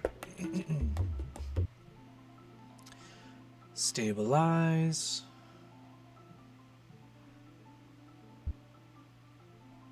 We've done this one already.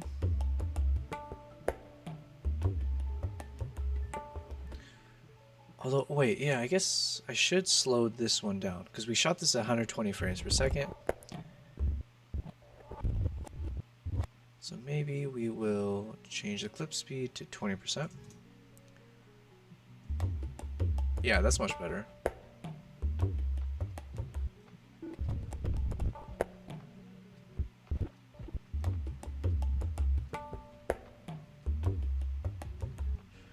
Alright, let's keep stabilizing. This one I think I'm going to start zooming in more. So at this point, we'll get back into some zoom in phases. So boom. At the keyframes, hop in a bit. 1.26, that's the number.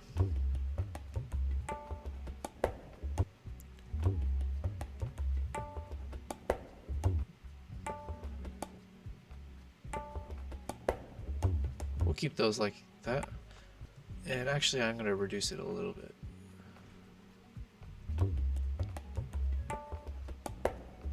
That's fine.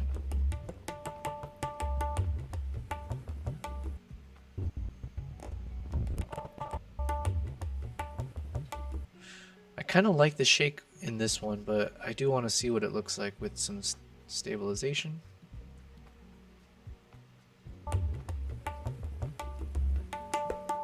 That's good. I'm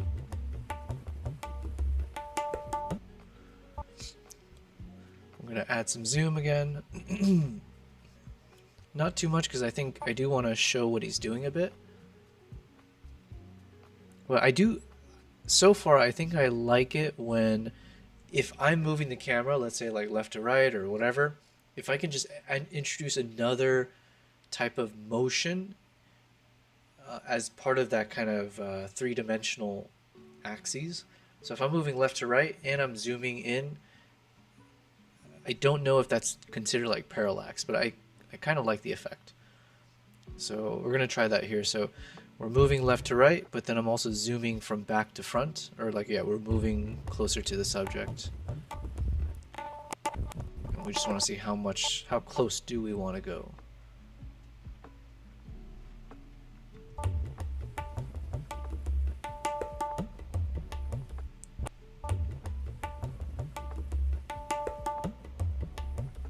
It's okay.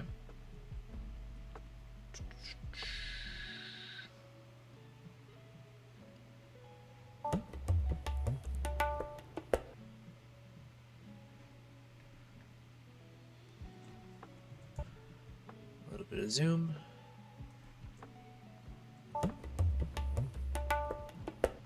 Definitely zoom. Question is, do I zoom in or zoom out? I don't know. Let's stabilize first. Let's zoom out, or let's zoom in.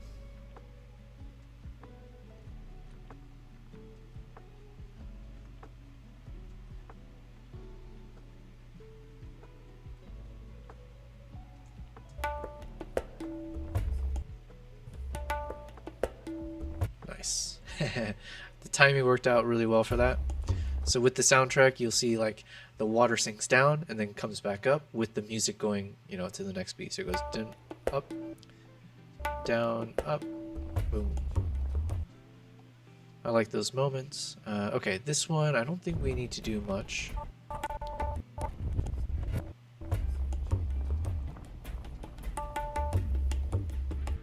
This one, we'll do some zoom.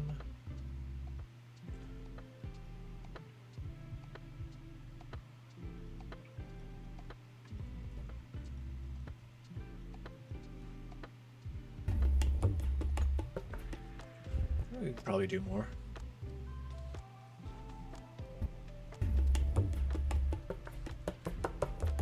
That's fine. This one, yeah, we'll stabilize the shot. And then we'll add the keyframes and zoom in.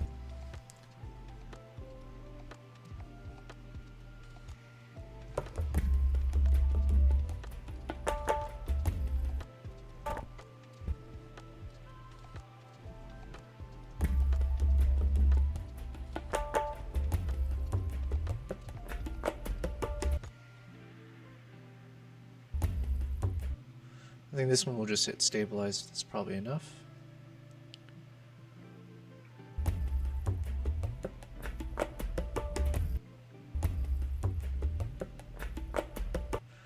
What I might try to do, I don't know, is maybe we'll zoom in, but we'll zoom in towards his hand, so it'll end a little bit cropped. We might crop out his face a bit, but I want the attention on obviously what he's doing down there, so let's see. It's not bad, but I think I could do more.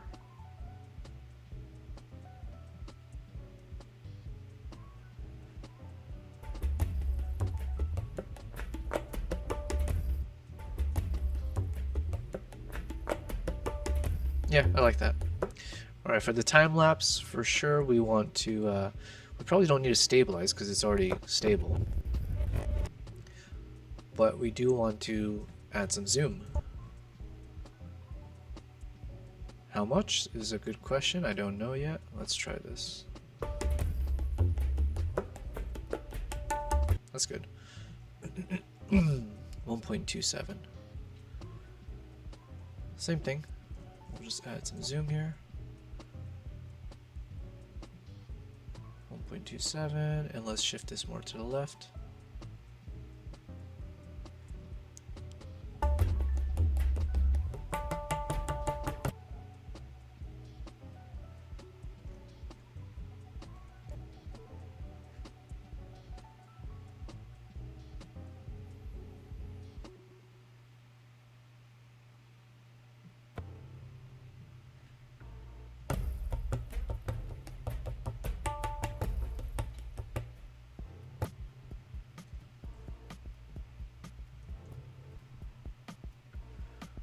We're just gonna blindly say 1.27 again. Perfect. Alright, this is where it gets dramatic. Snowstorm kicks in out of nowhere.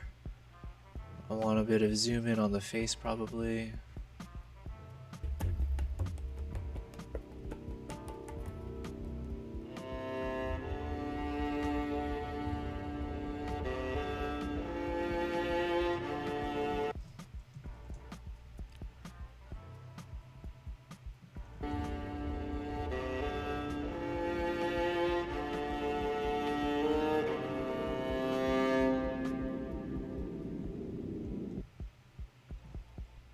So these ones we already stabilized. So it's really a question, do I want to add some zoom? I do. So I think for this shot,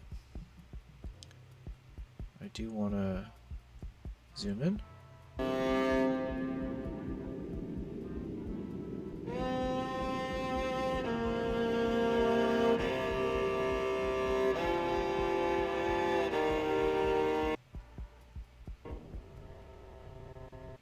And this one will start zoomed in.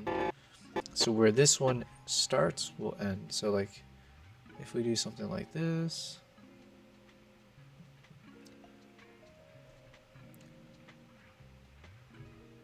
So we'll start zoomed in on this one.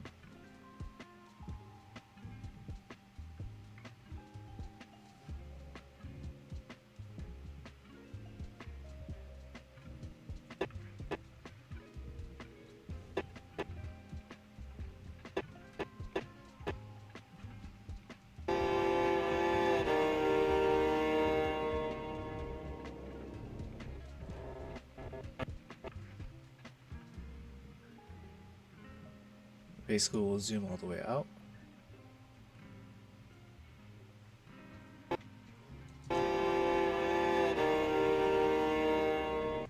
And let's add some cross dissolve. This one definitely needs it, so. Oof.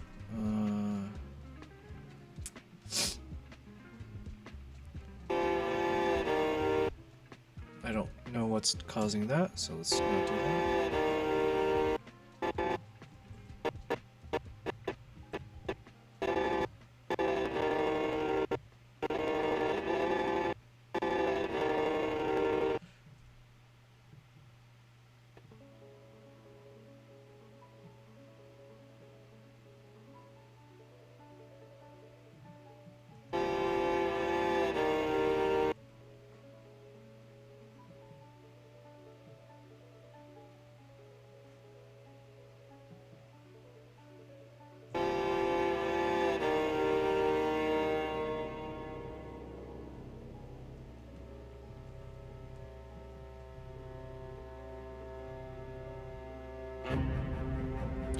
Okay, so this section we've already worked on, but as I've stated a few times, it's pretty heavy files. So this part we're just going to skip for now, but it is epic. I think we did a good job with this.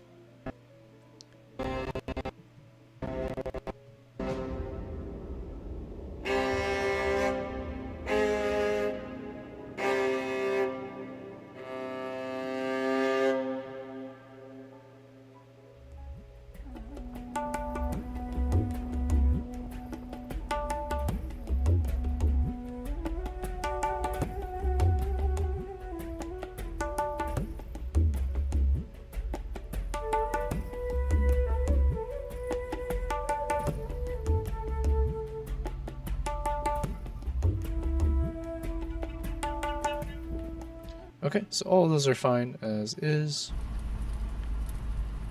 And here's the chapter we worked on today. Alright, we're almost done.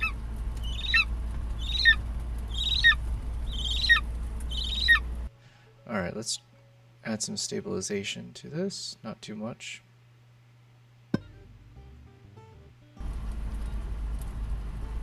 It's like a baby.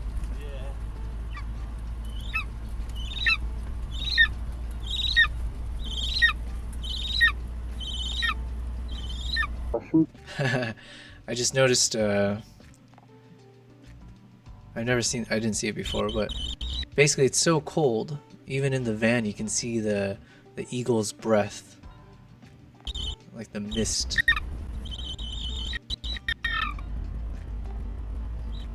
It was freaking cold. It was negative 40 degrees most of the time. Russian band, Eagle Hunters down there, and our photographer, Yabel. Hi, how are you? Cold, yeah.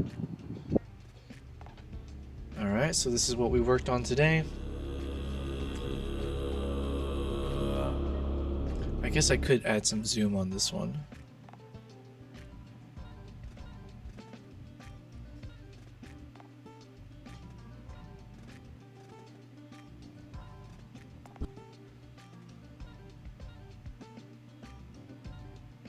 Alright, let's see how much. That's probably good enough. Alright, let's see.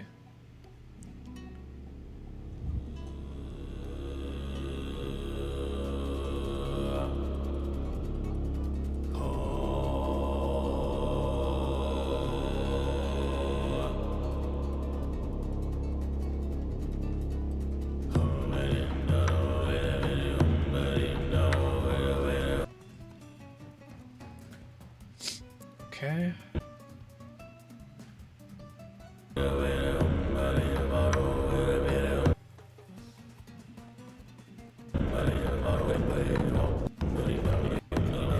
Alright, so I believe this section we actually did finish all the zooming stuff, adding the cinema.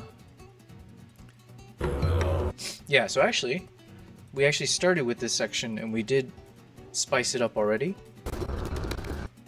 So I believe that means we might be done. Yeah, okay, we're done. As in, now we can start, we can watch it from the beginning. See how we did. I'm gonna turn off the background music now. And let's full screen this guy. I'll keep it in this mode instead of going into full screen mode. Or you know what? Okay, the trailer will keep full screen and then we'll hop back out at times. All right, here we go.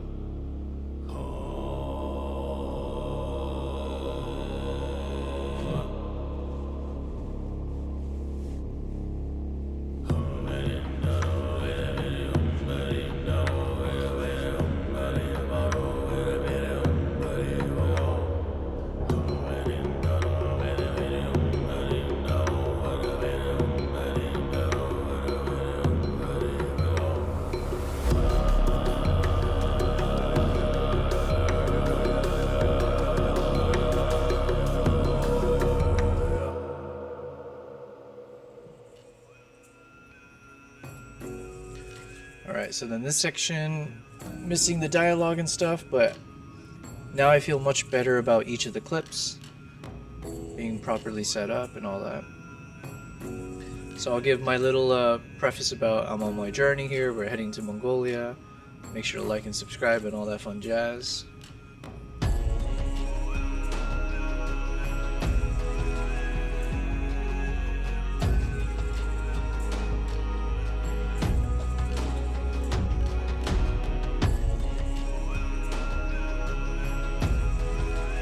A little bit of voiceover here about arriving in Ulaanbaatar, having a day relax. So I explored the main capital, got some good Mongolian food, and then prepared for tomorrow's flights to head deeper into the heart of Mongolia.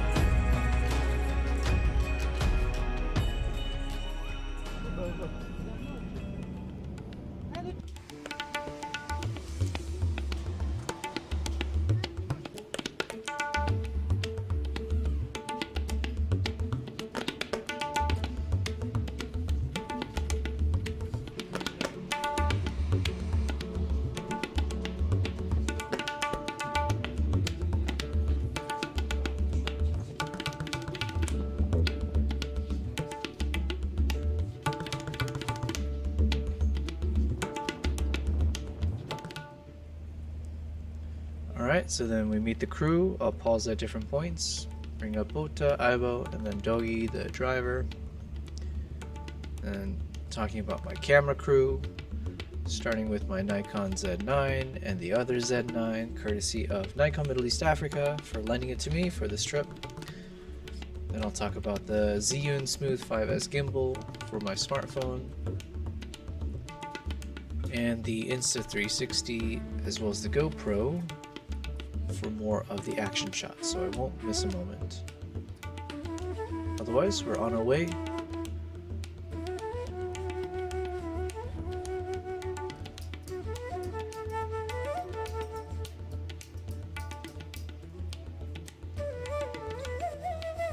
So I think this part of the music I probably should increase the volume because there won't be any dialogue at that point. And then here I give my parting thoughts, and then we continue. maximum For 10 like 6-7 years, so after that they release the ego to the world reading. This part we 부탁 do have the dialogue.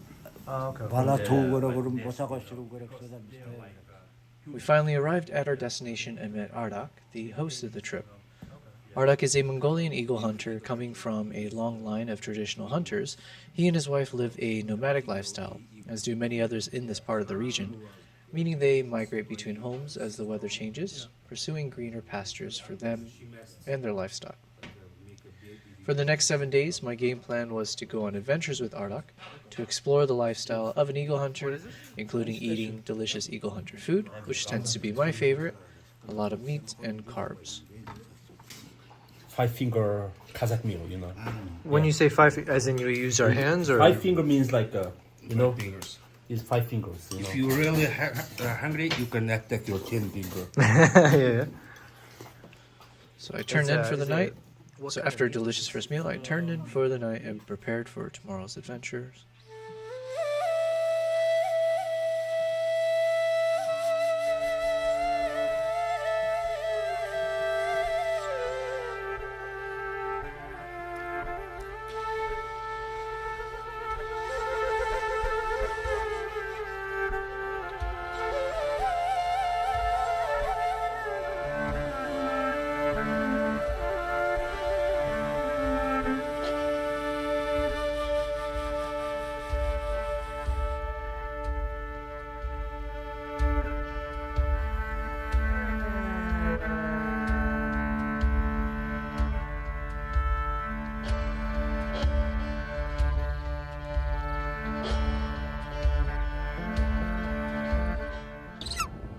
So it's Ardak, Yeah, Ardak and Ayalam. Ayalam Ayalam. is the eagle.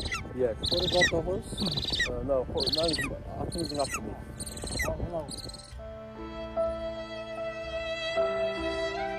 It's just a crazy horse. Crazy horse? Yeah. But we don't name horses. Alright, so crazy horse, Ayalam, and Ardak the eagle hunter.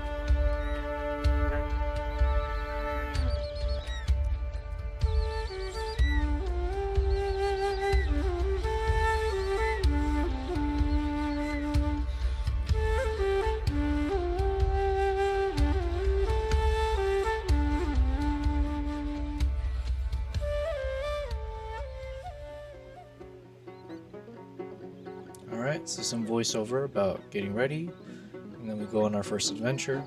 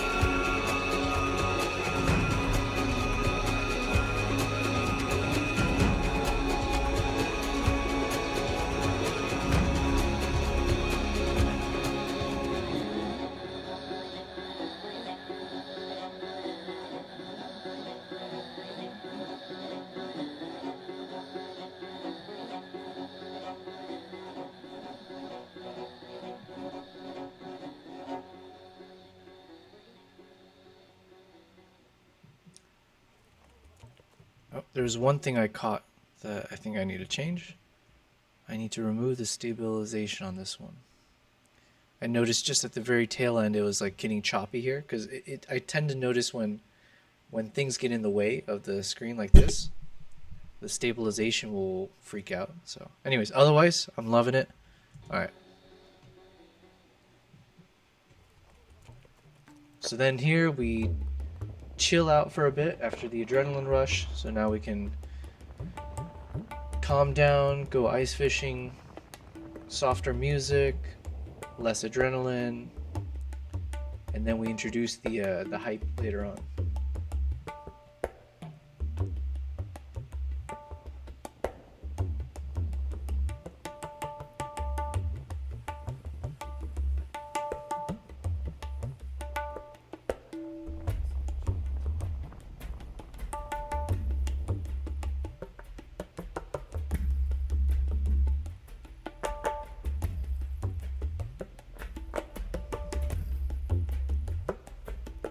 So I'll talk about how we spent the afternoon searching. We had no luck, but then before we could find our first one, that's when the weather changed.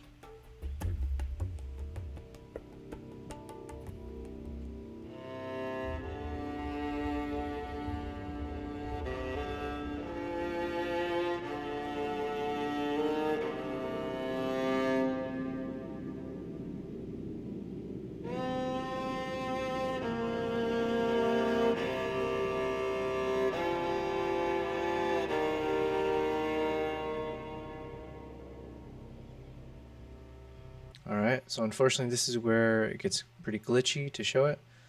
But yeah, it will be really epic. We do have it somewhere, but let's just keep going for now. Crazy snowstorm hitting, getting the cool effects of it.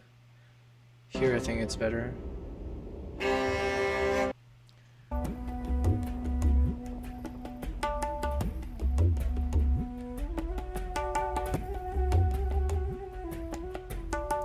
Dialogue about van getting stuck, and then blah blah blah, and then finally make it home, and then I think the next day we go on our next adventure. So all right, and then here's what we did today. It's like a baby.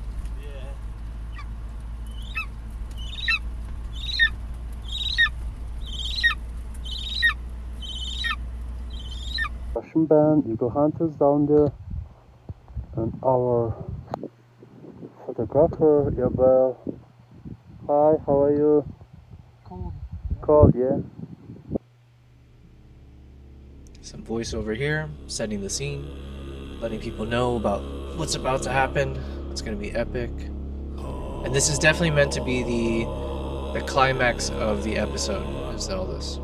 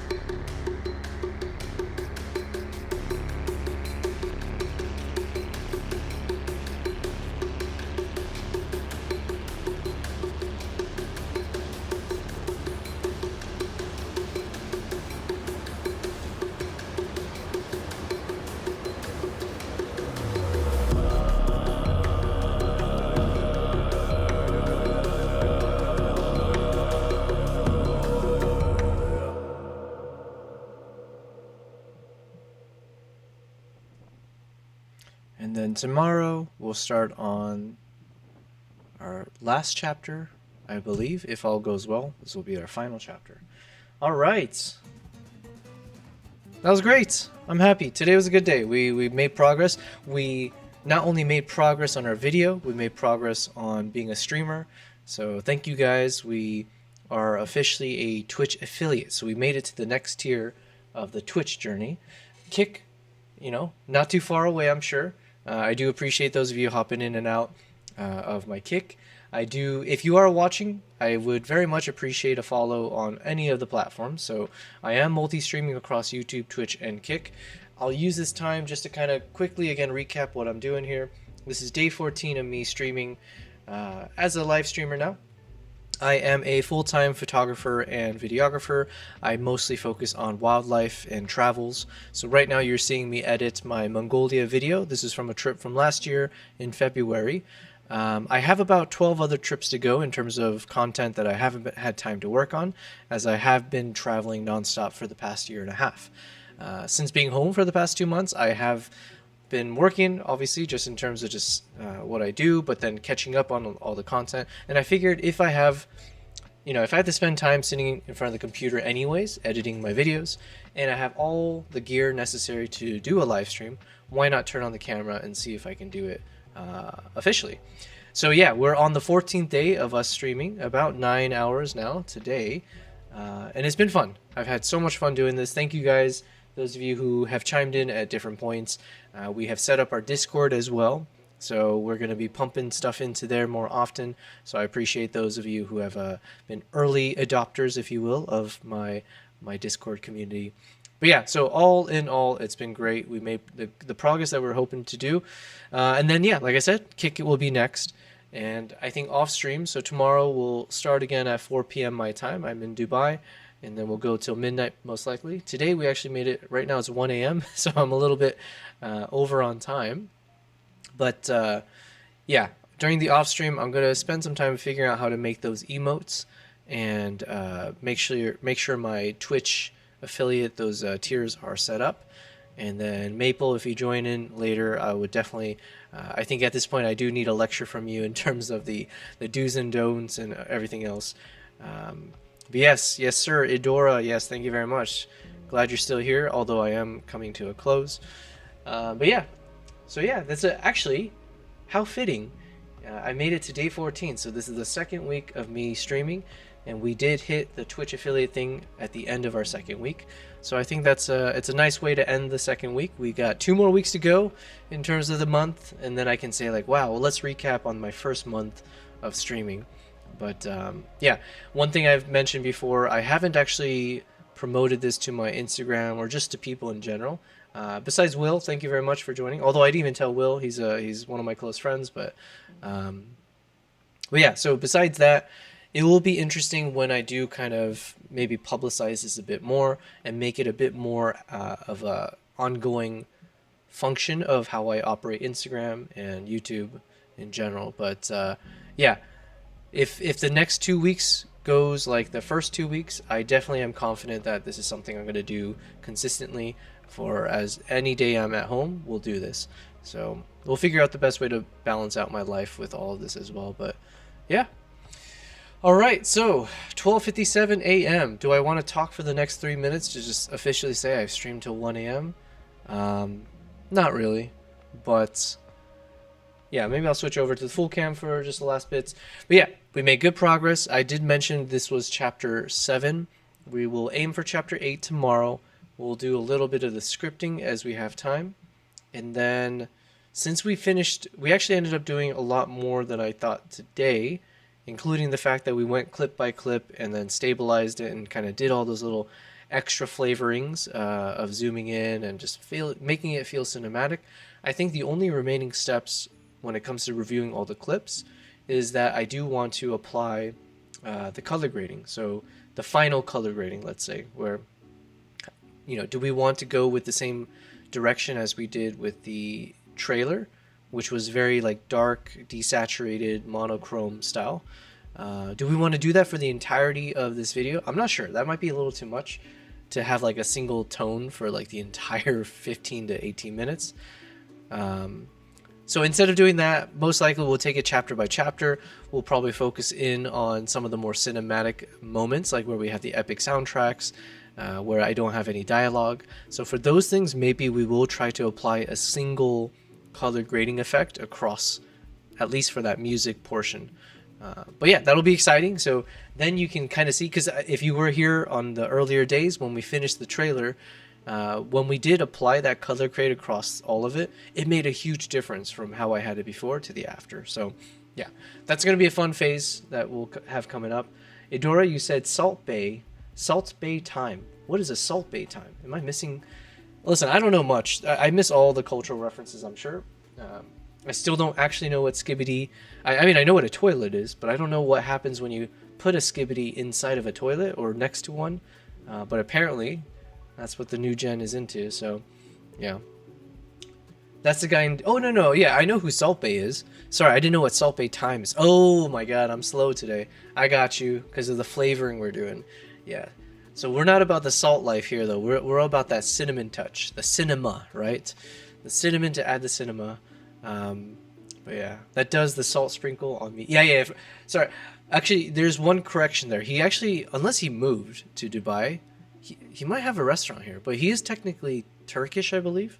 I remember when I went there, yeah, he is Turkish. I think his headquarters are like the main restaurants in Turkey, in Istanbul. But I wouldn't be shocked if he's got a few restaurants here in Dubai.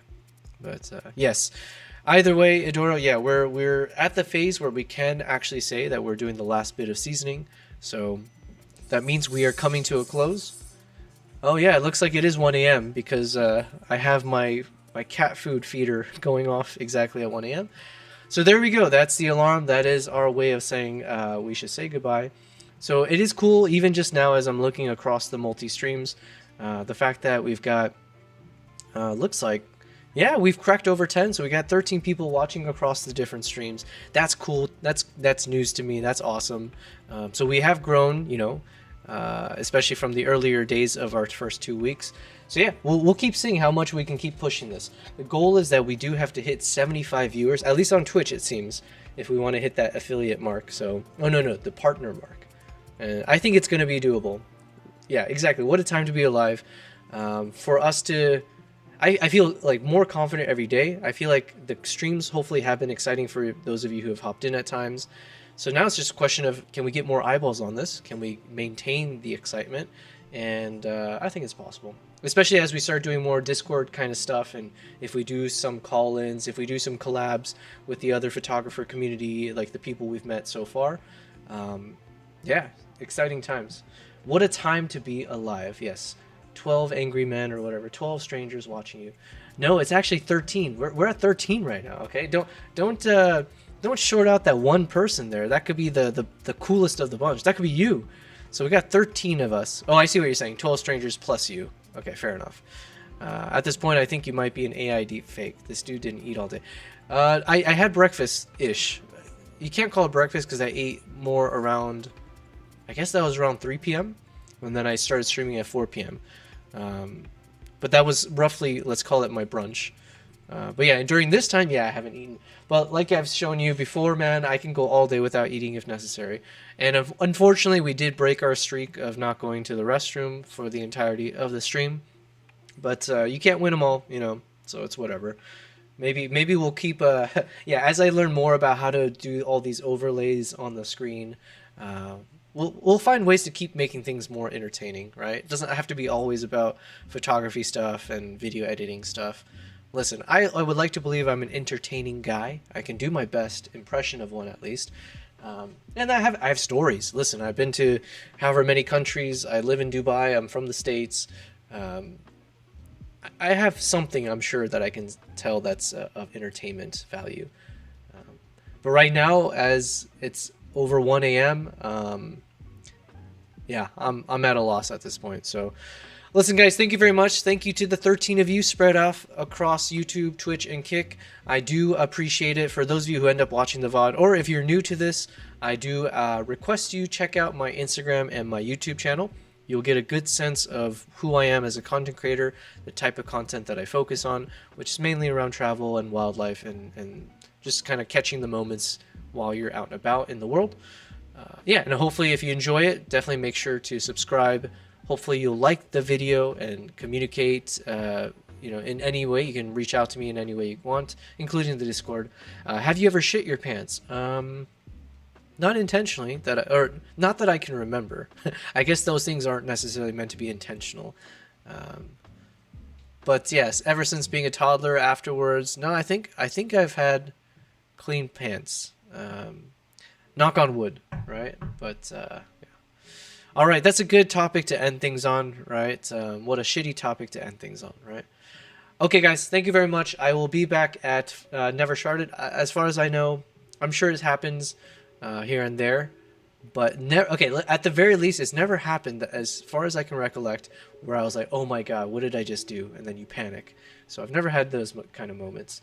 I've had moments where I really had to go when I travel. I think I shared one of those examples in India. Was it India? Yeah, when I had to force the entire jeep, all the people in the jeep, as we spotted the leopard. Having to force them to drive away from the leopard so that I can jump out and do my business. I've had those moments before, but thankfully I've survived more embarrassment, like sharding in public or something. All right, so anyways, thank you guys. I will be back at 4 p.m. and we'll do the same thing. And I do believe we're about 2 to 3 days away from finishing our first project, Project Mongolia. And then we probably have 1 or 2 more episodes, and then we'll move on to the next country. So thank you guys. Peace out. Good night.